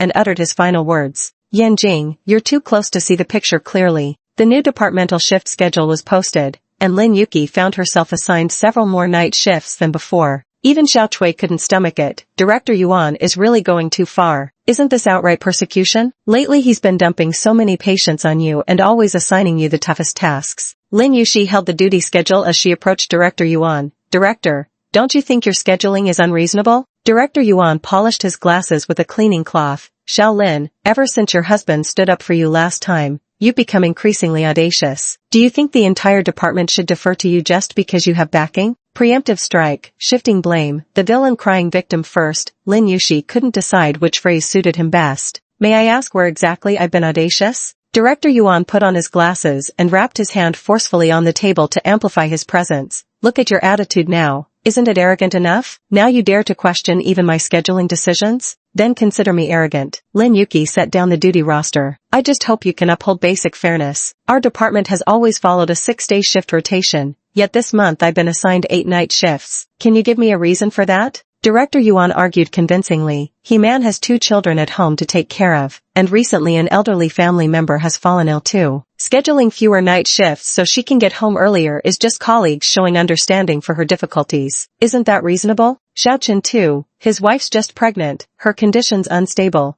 It's exactly the time his family needs him most, and besides, if you're talking about Man Jia, I completely understand. I often cover shifts for her too, Lin Yuxi said, unfazed by his logic, speaking methodically. As for Dr. Chen, I won't even mention him. Even if he's not on duty, he's not going home. You should know that better than I do. And Su Qing, she's a single, unmarried young woman who only has 3 night shifts a month, fewer than even Man Jia. Xiaosu hasn't been feeling well with her heart lately and needs more rest. Just look at you, being so petty and narrow-minded. Director Yuan flew into a rage. Unable to win the argument, he resorted to throwing his weight around. You can't even handle your basic duties, skipping work during your shift. I'm already doing you a favor by not docking your performance pay. Yet here you are, picking quarrels every single day. Our humble ophthalmology department can't accommodate someone as lofty as you. If you want to stay, you'd better toe the line. Otherwise, go find the dean yourself and request a transfer. Lin Yuxi was visibly much calmer than he was. Could you please stick to the topic at hand? Am I not discussing this matter objectively with you? I have a surgery to attend to later. Don't waste my time here. Director Yuan gathered his things and strode out. If you think having connections means you can stride around the department as you please, you're mistaken. If you've got the nerve, go find your man to fight your battles for you. Take my position if you think you can handle it. With a sudden jerk, he yanked the door open, brimming with fury. In the hallway, a man with striking looks and undeniable presence stood before the bulletin board, hands in his pockets, studying the posted duty roster. Several young medical staff craned their necks to peer in their direction, whispering among themselves. We just met last month. Director Yuan couldn't have forgotten such an important figure this soon. He hadn't expected his mouth to be so damn prophetic today. One shout actually summoned someone. Lin Yushi was a bit surprised to see Zhou Yanjing as well, wondering what trouble this guy was here to stir up with nothing better to do. Director Yuan cleared his throat, his previously stern and cold expression suddenly blossoming into warmth as he walked over and respectfully inquired, "Director Zhou, what brings you here today?" "Nothing important, just passing by." Lin Yushi mused silently to himself, "What kind of wide-open highway are you taking that passes right by the ophthalmology office?" Zhou Yanjing seemed quite interested in that duty roster, studying it for a while before lightly tapping his finger on the schedule. Dr. Lin's name appears significantly more frequently than anyone else's here. He gave Director Yuan a slight smile, his handsome face the very picture of sanctimonious hypocrisy. "Because her name sounds nicer?" "Director Yuan, Lin Yushi, what scheme is he up to now?" But at least he wasn't constantly saying my wife or my missus, which made her feel much more relaxed. Director Yuan's facial muscles twitched several times, with none of the commanding authority he had displayed earlier in the office. Putting on an affected act, he exclaimed, "Oh dear, this chart must be wrong. That new intern of mine doesn't know how to use Excel properly. She arranged everything in a complete mess. Didn't I tell her to fix it? Why hasn't she put up the corrected version yet? Where's Xiaozhang? Call her over immediately to replace this chart." With that, he stepped forward and personally tore the chart down. These interns these days, who knows what they even learn in school? They can't even handle the simplest tasks properly. Zhou Yanjing smiled faintly with a trace of irony. "I understand. Medical schools don't teach sailing. They certainly don't cover how to trim one's sails to the wind." Director Yuan, I have another surgery to attend to. Xiaolin, you talk with Mr. Zhou. Director Yuan said, then hurriedly walked away with his hands behind his back. Lin Yushi looked at Zhou Yanjing. "Why are you here again?" Zhou Yanjing slipped his hands back into his trouser pockets, casting her a lazy glance. "Is this hospital owned by your family, that I can't come?" "I can." Lin Yushi turned and walked away. Zhou Yanjing withdrew his hand from his pocket and caught her wrist. Lin Yushi pulled away. "What do you want now?" Her reaction, as if avoiding a venomous snake, soured Zhou Yanjing's mood. He withdrew his hand, his expression turning cold. "Grandma's in the hospital. Aren't you going to visit her?" Lin Yushi's expression immediately tightened with concern. "What happened to Grandma? Don't look so worried." Her blood pressure spiked, but it's stable now. Zhou Yanjing delivered this reassurance before adding salt to the wound. "You're the one who upset her." Chapter 73, You Can Affectionately Call Me, Husband. Lin Yushi entered the hospital room just as the old lady had finished lunch. Auntie Zhao was clearing away the barely touched nutritional meal, her face full of worry. "How can you keep not eating like this? Your body won't be able to hold up. Just have no appetite." The old lady sighed deeply, half lying on the sickbed. Turning to leave, Auntie Zhao spotted Lin Yushi and immediately brightened up as if seeing a savior. She exclaimed joyfully while turning back, "Look who's here." Lin Yushi called out, "Grandma." The old woman's eyes lit up with obvious joy the moment she saw her, even sitting up straight. But immediately, for some reason, her spirits fell. She turned away to lie down, her back facing Lin Yushi, even covering herself with the blanket. A capital letter, "Leave me alone." Aunt Zhao kept nagging, "Yushi, hurry and talk some sense into your grandma. She's barely eaten anything these past few days." Lin Yushi walked over and looked at the lump under the blanket. "What's wrong? Don't want to see me? Then I'll leave." The old lady emerged from the blankets, crestfallen. "How could Grandma not want to see you? I'm just too ashamed to face you." Thinking it was still about her divorce from Zhou Yanjing, Lin Yushi picked up the untouched bowl of chicken noodle soup. "It's not that serious." Auntie Zhao hurriedly reset the small table. "I'll go wash some fruit for you both." She went out and closed the door behind her. Lin Yushi sat on the edge of the bed. The bowl was warm now, no longer scalding. She picked up the soft, sticky noodles with her chopsticks and fed them to the old woman. Though lacking appetite, the elderly lady still opened her mouth to eat. "Aren't you supposed to be at work? Who secretly tipped you off?" She guessed immediately. Was it that little rascal again? "Don't change the subject," Lin Yushi said, observing her pallid complexion, far more weary than when she'd last feigned illness. "Didn't you promise me last time that you'd tell me if anything happened?" "Grandma can't face you with dignity," the old woman repeated dejectedly. "If it weren't for me, you wouldn't have suffered so much injustice." "How can this be your fault?" Lin Yushi said. "It isn't your mistake." The old woman sighed. "It's my fault." Lin Yushi tried feeding her noodles again, but this time she couldn't eat another bite. Setting the bowl aside, the wrinkled old hand grasped hers as the grandmother exhaled several sorrowful sighs. "Back then, I already had one foot in the grave, and I just couldn't stop worrying about you. After you got into university, you hardly ever came back. I knew, you've never considered the Zhou family your real home. The thought of you being alone out there, with no one to depend on, kept unsettling my heart." In her lifetime, she had endured hardships and enjoyed blessings, experienced all there was to experience. But as death approached, there was one thing she simply couldn't let go. As for the others in our family, I don't worry much. But you're the one I can't set my mind at ease about. You're too soft-hearted, and I always feared you'd be bullied out there with no one to stand up for you. Back then, I kept dreaming of you crying alone, crying so hard I'd wake up in the middle of the night and lie there sleepless. If I didn't see you settled properly, I truly wouldn't be able to close my eyes in peace. Right around that time, Hingtai ran into some trouble. I was desperate, afraid time was running out for me. That's how I came up with such a reckless plan. Lin Yushi froze. That master was arranged by you on purpose? I've watched Yanjing grow up since he was a kid. His character is impeccable, and he's always enjoyed teasing you. I thought he might have some affection for you. My original idea was that if you two could make a match, it would be a good outcome. Even if it didn't work out, after 3 years we could properly give you a substantial sum of money, enough to ensure you'd never want for anything in this life. At this point, the old lady's eyes brimmed with guilty tears. I never imagined I'd be pushing you into such a living hell. Lin Yushi stared blankly at the bowl of chicken noodle soup slowly cooling before her, lost in thought for a long while. The old woman spoke with increasing anguish, clutching her hand tightly. It's my fault, all my fault. Was it really her fault? Lin Yushi herself didn't know anymore. Blame her? Grandma's intentions were well meant, stemming from deep affection. Don't blame her? If not for that so-called master and his talk of fate and karma, she wouldn't have needed to marry Zhou Yanjing. She had originally intended to consciously distance herself from the Zhou family, and she and Zhou Yanjing would gradually drift apart. He would continue to be the favored son of heaven, the cynosure of all eyes,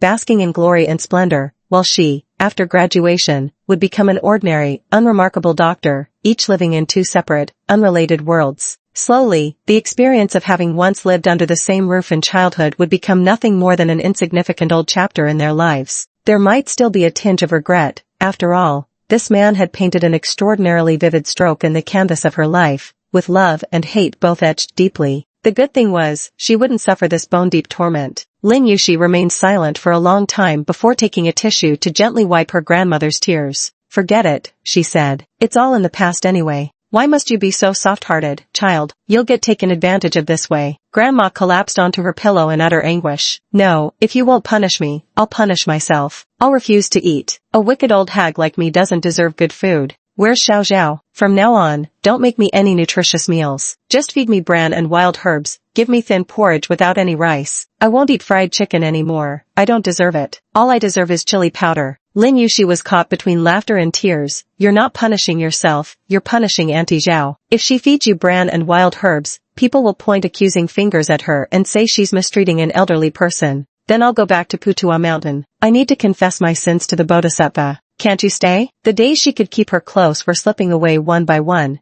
and Lin Yushi felt reluctant. Can't you spend more time with me? When you're here, no one dares to bully me. The old lady's heart softened completely, stretching out her arms to embrace her. All right.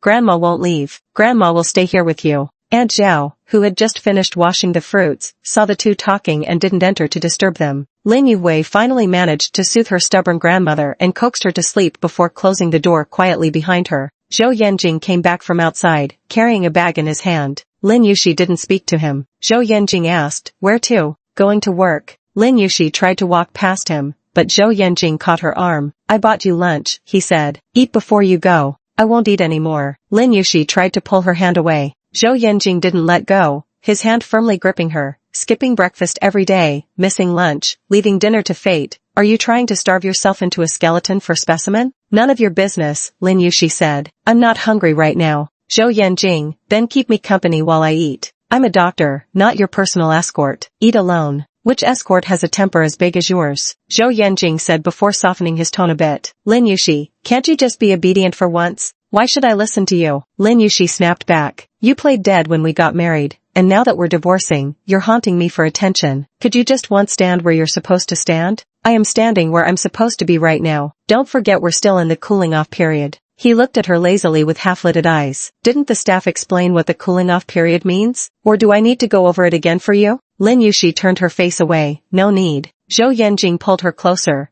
determined to explain, "Which means, right now, I, Zhou Yanjing, am still your lawful husband. You can affectionately call me, husband." Chapter 74, The Cunning Zhou Yanjing. Auntie Zhao, who was holding a plate of fruit, seemed to have overheard something astonishing and quickly shuffled further away. Lin Yushi turned her head away and strode off with a stony face, her arm still clamped in Zhou Yanjing's grip. She tried to pull back, but he stood there utterly unperturbed, watching her struggle like a tethered chick futilely trying to break free. Lin Yushi struggled several times but failed to break free. Passers-by in the hallway cast sidelong glances at them. She raised her eyes and glared at him. Can you stop tugging at me here? I only took you along, but you're the one making things difficult. Zhou Yanjian left no room for negotiation. Eat first. I'll let you go after. Grandma is sleeping, don't go in and disturb her. Then let's go to your hospital cafeteria. Lin Yuwei stared at him. Are you afraid there won't be enough witnesses? Zhou Yanjing fell silent for a few seconds under her resistant gaze before shoving the bag into her hands and releasing his grip.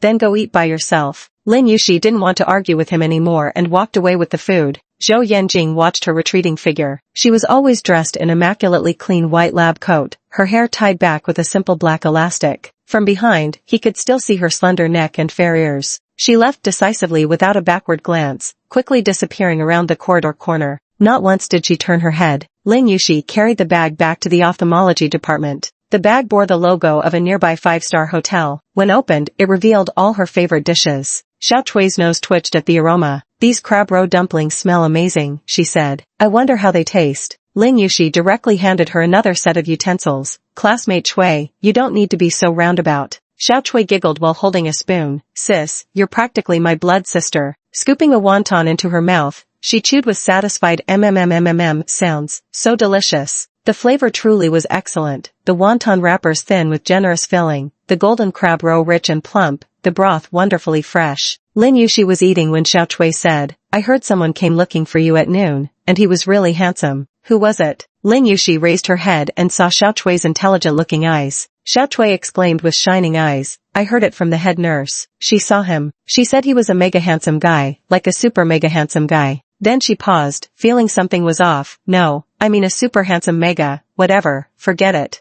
Your brain, Sister Man couldn't help but comment from behind her computer. How on earth did you even get into medical school? Just someone asking for directions, Lin Yushi casually made up. Someone asking for directions held your hand in public? Xiao Chui's voice rose. Tell me the truth, is he pursuing you? Lin Yushi finished eating and closed the food container. You're overthinking it. Even if the god of wealth came chasing after me, he wouldn't. The new work schedule was soon posted. Director Yuan, feeling something was off, didn't dare play any tricks this time. Everyone's shifts were perfectly balanced, showing no favoritism toward anyone. Whether intentional or accidental, New Year's Eve duty happened to fall to Lin Yushi. It made no difference to her. Even if not her, it would have been another colleague. Being alone without family to reunite with anyway, she was actually the more suitable choice. At noon the next day, Lin Yushi had just returned from outpatient clinic when she spotted Auntie Zhao holding a large thermal lunch bag, asking Sister Man about her whereabouts. Is Dr. Lin Yushi here? Sister Man turned and pointed. There she is. Just in time, Dr. Lin is back. The old lady beside Aunt Zhao,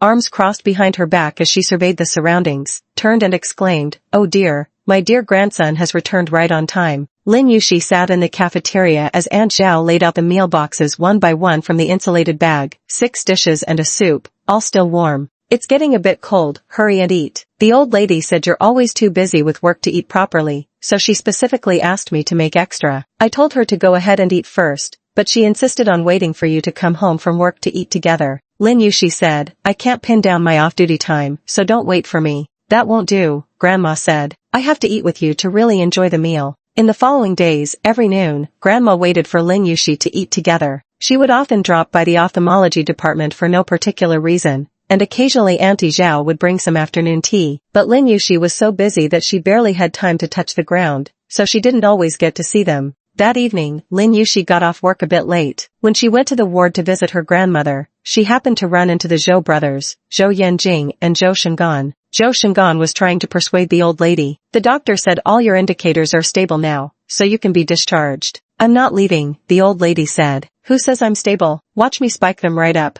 You're being unreasonable, Zhou Yanjing said. If you're fully recovered, why won't you come home? What's the point of clinging to the hospital? I'm perfectly comfortable staying here. Why should I go back? Grandma huffed irritably. Can't you even spare this little bit of hospital expense for me? Zhou Shengan had no choice but to look helpless. Zhou Yanjing scoffed. What, secretly bought shares in the hospital behind our backs? Or have you taken a fancy to that old man next door who keeps flirting with you? The old lady grabbed a grape from the plate beside her and threw it at him. I'll knock you dead, you little brat. Zhou Yanjing raised his hand to catch the grape, popped it into his mouth, and said, Careful, or my grandpa will come find you in your dreams tonight. The old lady lifted the entire plate. Lin Yu, who happened to arrive at the door, and the old lady instantly switched expressions, beaming as she asked, "Want some grapes? They're really sweet." Lin Yuxi walked in and greeted Zhou Xing'an, "Big brother." Zhou Xing'an nodded slightly. Zhou Yanjing let out a sour huff beside them. "Only one person exists in your eyes, does there? Since when did I gain invisibility powers? How come I never knew?" Lin Yuxi completely ignored him as if he were invisible,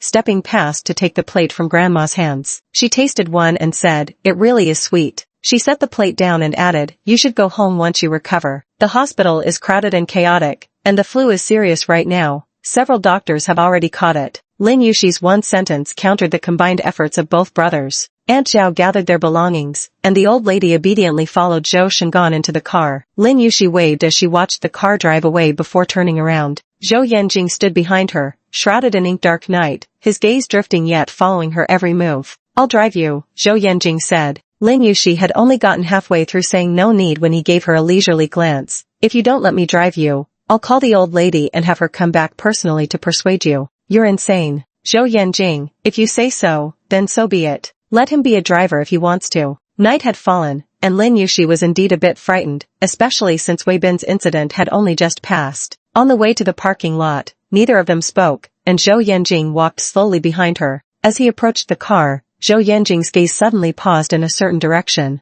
At the same time, Tan Yu, who was waiting by the car, also spotted him. Their gazes met across a row of vehicles as the desolate winter wind rustled through the treetops, whispering through the silent parking lot. Lin Yuxi seemed to sense something and was about to turn her head in that direction. "There's a cat over there," Zhou Yanjing drawled lazily. Lin Yuxi was indeed drawn in, turning her head to follow the sound. "Where?" She stared at the patch of grass, searching, but it was too dark to see anything. "Run away." With a subtle calculation in his demeanor, Zhou Yanjing approached her side as he spoke, slipping an arm around her shoulders and gently steering her toward the car, all while deftly avoiding something unseen. He opened the car door and let Lin Yuxi get in. Chapter 75. If you want to make up, just say so. Once in the car, Lin Yuxi said to old Lu, "I'm going back to Chiyue Mansion." Zhou Yanjing looked over. "Why are you moving back again?" Because the days she spent in Songyun Bay were too beautifully false and too painfully real. She didn't want to recall either part. She had originally moved from Chiyue Mansion because of Wei Bin, just temporarily. Now that Wei Bin was no longer a threat, and she felt completely at ease living in Chiyue Mansion again.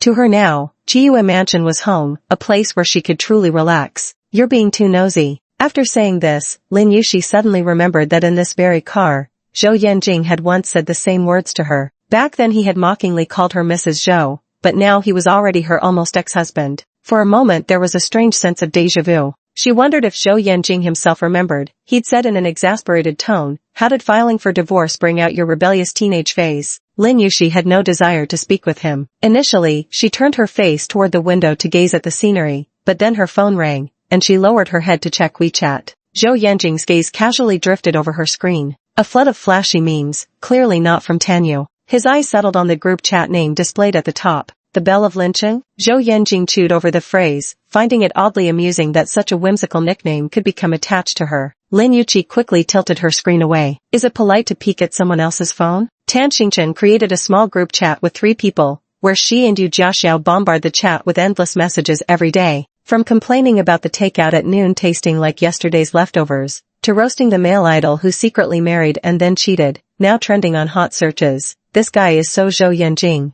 In their lingo, Zhou Yanjing has become an adjective. Every time Lin Yuqi opens WeChat and sees that group name, she can't help but cringe a little first. I wonder what mental state Tan Xingchen was in when he came up with that name. Zhou Yanjing crossed his long legs, unusually not taking endless calls or working on his laptop. Leaning back leisurely in his seat, he smirked. Out of the 3 of you, you're the only one who fits the flower. Which one of them is the younger and which is the Dan? Lin Yuxi, none of your business. Arriving at the Chiyue mansion, Lin Yuxi got out of the car and bent down to speak to old Lu in the driver's seat. Uncle Lu, thank you so much today. Old Lu, flattered, quickly replied, Madam, you're too kind. Ignored, Zhou Yanjing scoffed lightly from behind. You're quite skilled at thanking people. When you perform surgery on your patients, do they thank your scalpel? Not necessarily. Sometimes they thank the surgical scissors, Lin Yuxi replied before reaching to close the car door. Zhou Yanjing cast a lazy glance at her. I'm kindly sending you home, and you won't invite me up for a drink? Lin Yuxi, you're not exactly standing right now either. Zhou Yanjing was momentarily stunned by her retort,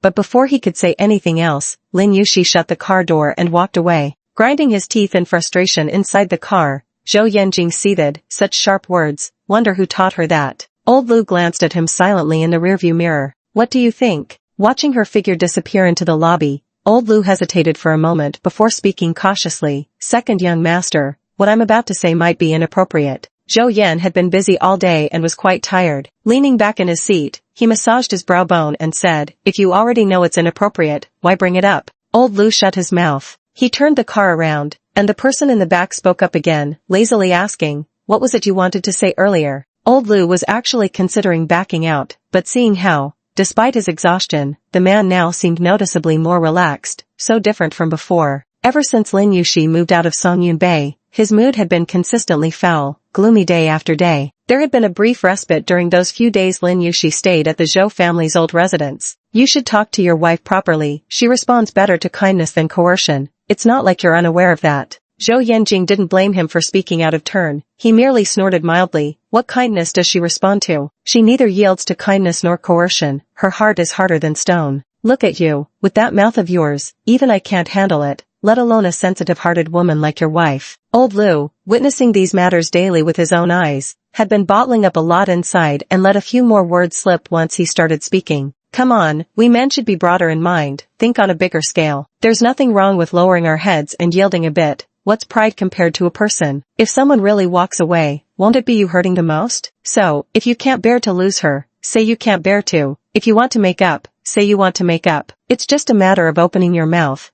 What's so hard about that? Since when did you learn to read my mind? Zhou Yanjing's casual gaze swept over him. Who told you I want to reconcile with her? Old Lu muttered under his breath. If you don't want to reconcile, why do you keep hovering around her every day? Just then, a BMW 7 Series passed them in the adjacent lane. Zhou Yanjing suddenly spoke up, pull over. Old Lu obediently parked by the roadside. Zhou Yanjing stared at the rearview mirror with an inscrutable expression for a long moment. Turn around and go back. When Old Lu turned the car around and drove back to Chiyue residence, that BMW 7 Series was parked beneath Lin Yuxi's apartment building. He didn't recognize the car and turned back to look at Zhou Yanjing in confusion. The latter rolled down the car window and fixed his gaze on a brightly lit, golden-yellow window on one of the upper floors. Perhaps it was the chill wind that made his face cold and expressionless. Lin Yuxi opened the door, and Tanyu handed her the box he had brought. A friend sent several crates of strawberries. Xingchen said they're very sweet, so I brought some for you to try. Inside the box, Gadua's tricolor strawberries, white pearls, snowy whites, and red strawberries, were neatly arranged. You came here so late just to deliver this? Lin Yuxi felt a slight pressure. Next time, don't trouble yourself like this. Tanyu hadn't mentioned waiting for her in the hospital parking lot, but he saw her leave with Zhou Yanjing. He smiled and said, now she thinks of you first whenever she has something good, reminding me several times a day. I happen to have business in this area today, so it was on my way. Whether it was truly on his way or not, coming specifically to deliver strawberries to her, Lin Yuan naturally understood the reason why.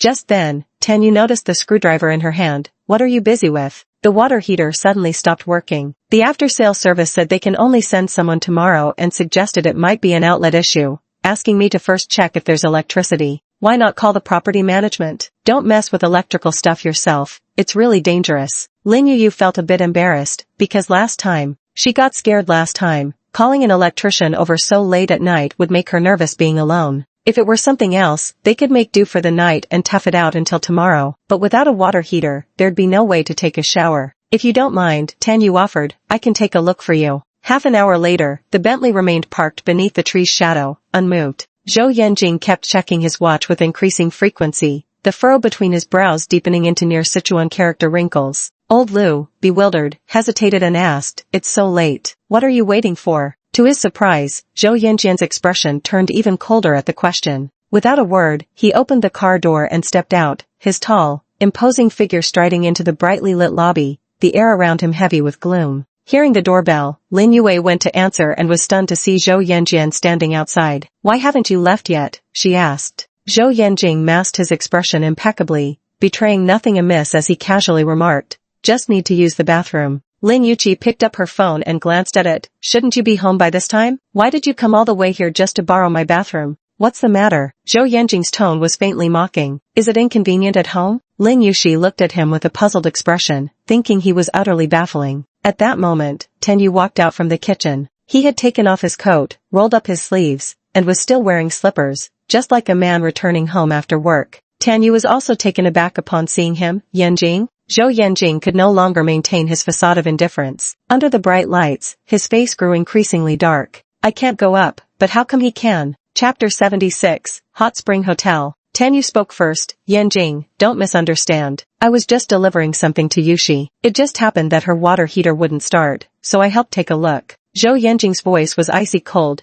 Your family specializes in medical equipment. Since when did you learn to fix water heaters? The principles of electrical appliances are mostly the same. There was nothing wrong with the water heater. It was just a loose socket wire that tripped the circuit breaker. I went ahead and replaced a few other worn-out sockets in her house while I was at it, Tanyu explained to him. This explanation is worse than no explanation at all. When a man goes out of his way to impress a woman at her home, no matter how grand his pretext may sound, the motive is always one and the same. Zhou Yanjing's eyes flickered with a hint of mockery, his gaze carrying deliberate meaning. How remarkably devoted you are as an old classmate. Lin Yushi detected the mockery and rudeness in his tone. Pursing her lips in defiance, she retorted, I was the one who asked him for help. What are you being so sarcastic about? Zhou Yanjing's chest burned with a fire that wouldn't settle. If you needed something, why didn't you call me? I wasn't far away. Lin Yushi gave him an inexplicable look. It's been half an hour. Why haven't you gone far? Zhou Yanjing froze. Good question. He harbored that burning resentment until it left him feeling utterly unsettled and suffocated. Suppressing his voice, he asked Tanyu, are you done fixing it? It's all taken care of, Tanyu replied, picking up his jacket from the back of the chair. Turning to Lin Yushi, he added, I should get going. It's getting late. You should rest early after your shower. Thank you, Lin Yushi said. Be careful on your way back. Listening to their easy, familiar exchange, Zhou Yanjing felt as if his heart wasn't pumping red blood anymore, but thick, dark vinegar. Having a grown man stay this late with just the two of them alone,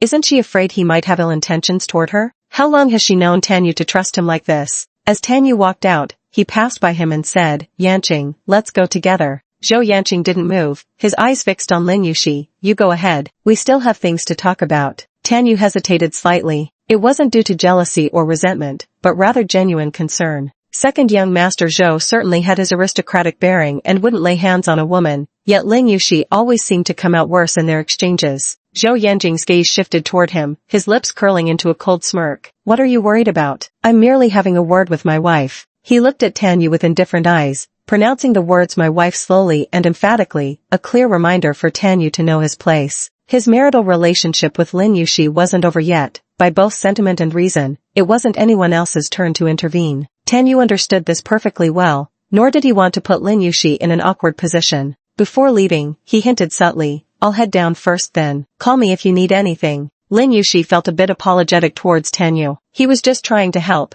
yet ended up bearing the brunt of undeserved anger. I'm sorry about that. You don't have to mind him, he's never been considerate of others' feelings. No worries. I've been classmates with Yanjing for years. I understand him, Tanyu reassured her. He's just worried about you. Worried my ass. Drive carefully, Lin Yushi said. Zhou Yanjing, young and with perfectly intact hearing, gave a cold smirk. Can't even bother to badmouth me behind my back anymore, huh? Straight to my face now. Should I pretend not to hear this, or spare you the embarrassment by pretending I didn't? Lin Yushi showed not a shred of guilt at being caught gossiping. Without hesitation, she turned and shut the door behind her, nearly slamming it into his face. Zhou Yanjing. Tanyu stood nearby, watching him. Two men stood outside the tightly closed door, enveloped in an eerie silence for a long moment. Zhou Yanjing's entire face was as gloomy as if sunlight had been absent since his birth. Tanyu coughed lightly. Maybe, we should just leave together. Lin Yushi had learned to cook a new dish, beef brisket braised in red wine. After some recent culinary training, her cooking skills had noticeably improved,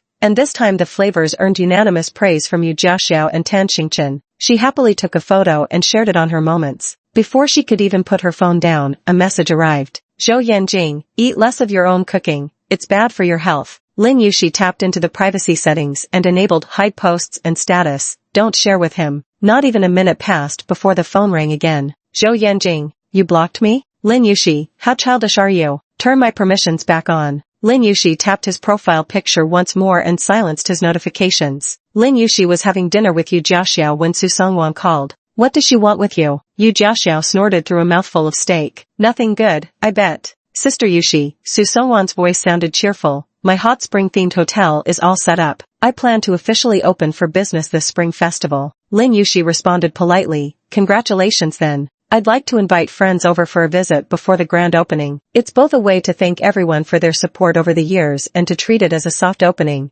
asking for feedback on any areas that might need improvement. As Song Yunfan's girlfriend, and considering this hotel was personally secured for her with Song Yunfan's involvement, a soft opening invitation would undoubtedly extend to Zhou Yanjing, Shi Tang, and their crew. Lin Yuxi really didn't want to run into them. Thank you for your kindness in advance, though I didn't really help you much. Sister Yuxi, don't say that. You've helped me so many times before. Among all of Yunfan's friends, you're the only one who's truly been kind to me. I know the others look down on me in their hearts. Truthfully, in the beginning, Lin Yuxi had also extended some kindness to Su Songwan out of a sense of shared adversity. At that time, Zhou Yanjing had warned her, don't get too close to her. Her ambition could devour 10 of you. After that, Lin Yuxi consciously maintained her distance. Su Songwan had actively reached out to her many times, but Lin Yuxi always politely declined. Occasionally, however, Su Songwan would come to her for help, and out of courtesy, Lin Yuxi had assisted a few times. So this time, you must give me a chance to repay your kindness. Su Songwan spoke with sincere sincerity,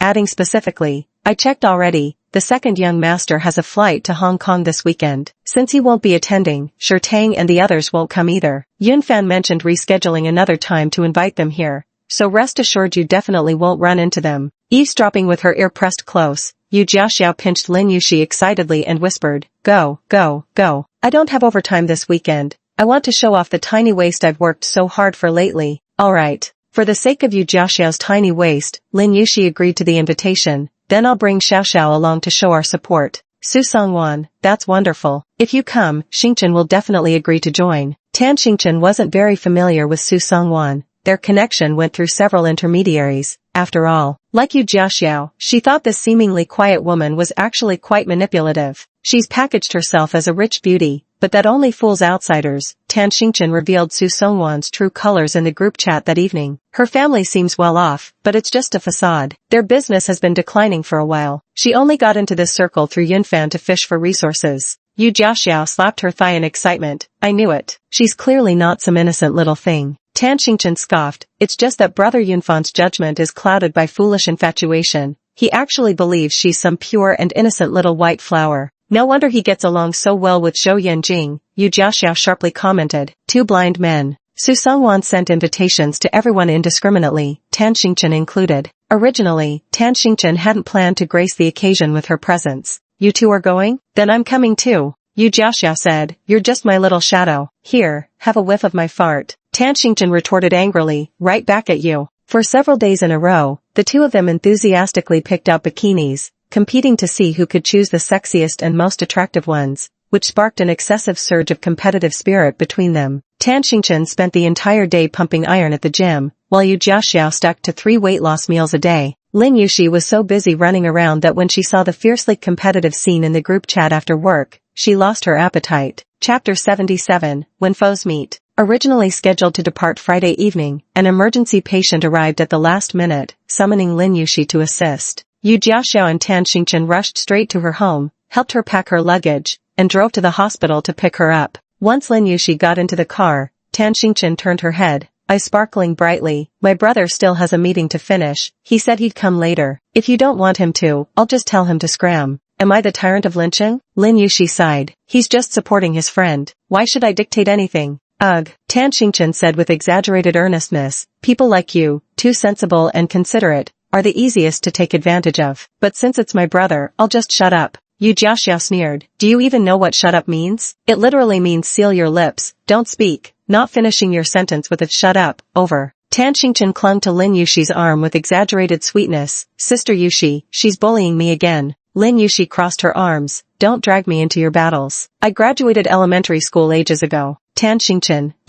Su Songwan's hot spring hotel is located right at the foot of Fuming Mountain. When they arrived at the hotel, Lin Yuxi subconsciously glanced up at Fuming Mountain as she stepped out of the car. It was dusk, with the golden sunset casting over the mountain streams, sharply contrasting against the unmelted snow on the shaded slopes. What are you thinking about? Asked Tan Xingchen. Lin Yuxi withdrew her gaze. Just remember the cooling off period will be over in a few days. Then we can get the divorce certificate. Tan Xingchen clasped her hands together. Congratulations, congratulations. Lin Yuxi, likewise, likewise. The porter rushed to help them with their luggage, pushing the cart through the Japanese-style garden where a layer of snow still lingered along both sides of the path. The three of them walked into the courtyard one after another. Yu Jiaxiao, seeing the fair and clean-cut young man, couldn't resist teasing him. "Oh ho, with looks like yours, is this hotel even legit?" The young man hurriedly clarified, "Our hotel is absolutely legitimate. None of those shady businesses here, you can rest assured." Yu Jiaxiao looked disappointed. "That sounds so boring." Then she exchanged a glance with Tan Xingchen, and the two burst into mischievous giggles together.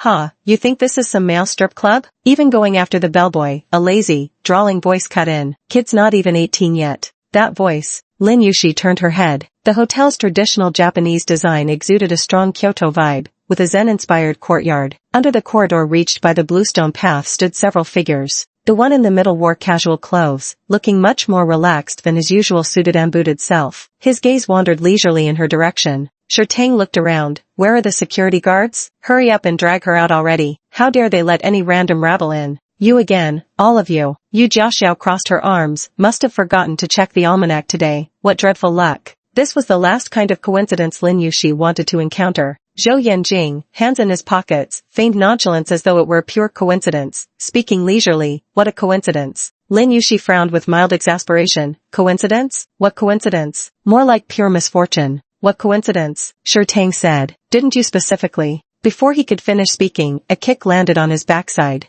Zhou Yanjing shot him a fleeting glance. "Must you talk so much?" Tang shut his mouth. "Aren't you supposed to be in Hong Kong this weekend for something?" Lin Yuan asked. "It was cancelled last minute." Zhou Yanjing glanced at her. "You know my schedule so well. Has Kong been bribed by you?" "As if I care." "Your schedule isn't exactly a secret," Lin Yushi said. "The whole world knows about it." Zhou Yanjing scoffed. "Then how come you didn't know I was coming here?" Lin Yushi. Just then, more people arrived behind them. Su Songwan and Jiang Nan walked in together. Dragging a suitcase, Jiang Nan smiled and addressed the group. "You're all here already? I got held up by something and arrived a bit late." Talk about enemies crossing paths. The spacious, bright courtyard suddenly took on a subtle sense of oppressive narrowness. The silent air seemed fermented in an unknown jar, every particle exuding a peculiar scent. Tan Xingchen also wore a constipated expression, her stance sandwiched between two opposing groups. The flavors of this human Oreo were certainly peculiar. Tang instinctively glanced at his brother, only to find Zhou Yanjing's gaze fixed on Lin Yushi, so he redirected his attention to her. Lin Yushi's expression remained unfazed. She merely glanced over before withdrawing her gaze, showing neither intention to greet Jiang Nan nor any emotional fluctuation because of her presence. "This time I really didn't tell her." Tang immediately declared his innocence to distance himself from any blame. Zhou Yanjing's expression was inscrutable as he simply said, instead of standing there dumbfounded, "Why don't you go help with the luggage?" Given previous mistaken assumptions, Tang now hesitated with numerous reservations, finding his elder brother's thoughts truly difficult to fathom. He glanced at Jiang Nan, then at Lin Yushi, paused for 2 seconds, leaned in and whispered, let me confirm something first, bro, whose luggage am I supposed to grab?" Zhou Yanjing raised his hand and smacked the back of his head. "Go get your brain checked. I'll foot the bill." Tang, relying on his questionable IQ and EQ, pondered for a moment before stepping off the porch stairs and striding into the yard. Even though he deliberately lowered his voice, the yard wasn't that big, and besides, Song Yunfan and the others were standing right next to them. Zhou Yanjing directed Tang to help with the luggage. Who else could it be for? Everyone saw the situation clearly and even felt a hint of sympathy for Lin Yushi, his soon-to-be ex-wife. Lin Yushi knew perfectly well it wouldn't be for her. Her heart was as calm as still water, completely indifferent to Tang's actions. Behind her, Jiang Nan tugged her own suitcase forward, ready to hand it to Tang. "My luggage is a bit heavy." Before she could finish speaking, Tang stopped beside Lin Yuyu, grabbed her suitcase, and walked off. Jiang Nan's smile froze on her face. "Lin Yuyu? ? Everyone was stunned. Tan Xingchen and Yu Jiaxiao huddled their heads together, whispering in secret. "Damn, what's going on? Why is he carrying Yu Shijia's suitcase?" Yu Jiaxiao's brain cells couldn't process it. After pondering for a good while, she concluded, Tang must be an idiot. Lin Yushi was utterly confused, thinking Tang had lost his mind and grabbed the wrong bag. After taking 2 steps, Tang suddenly stopped and turned his head to ask her amidst a series of eerie stares, "Sister-in-law, which one is your room, Lin Yuan?" She was even more bewildered. The others stood frozen like idiots, some glancing at Zhou Yanjing, suspecting Tang had misdirected his flattery. Zhou Yanjing made no correction. Under the gaze of everyone, he tilted his head slightly and shot a glance at the stunned Su Songwan. "Which room?" Su Songwan finally snapped out of it and responded blankly, Oh, right. Sis Yushi's room is the one on the far left, 109. Tang turned left with the suitcase in hand. Lin Yushi, completely bewildered, followed along. Zhou Yanjing's gaze followed her leisurely. As Lin Yushi passed by him, he glanced down at her and said, "Come find me after you've put away your luggage." Tang carried Lin Yushi's suitcase into the room and set it down, his attitude completely different from before, acting as docile as a younger brother. "Sis-in-law, I'll be going now." Seeing this troublemaker suddenly turn obedient, Lin Yushi couldn't bring herself to bluntly ask, "Have you lost your mind? Don't call me sister-in-law anymore. Zhou Yanjing and I are already divorced." Tang, that's hard to say. With his brother being the kind of person he is, if he didn't want this divorce, it wouldn't have happened. "What did you say?" Tang chuckled. "Don't worry about it, you folks keep your distance, I'll keep hollering mine."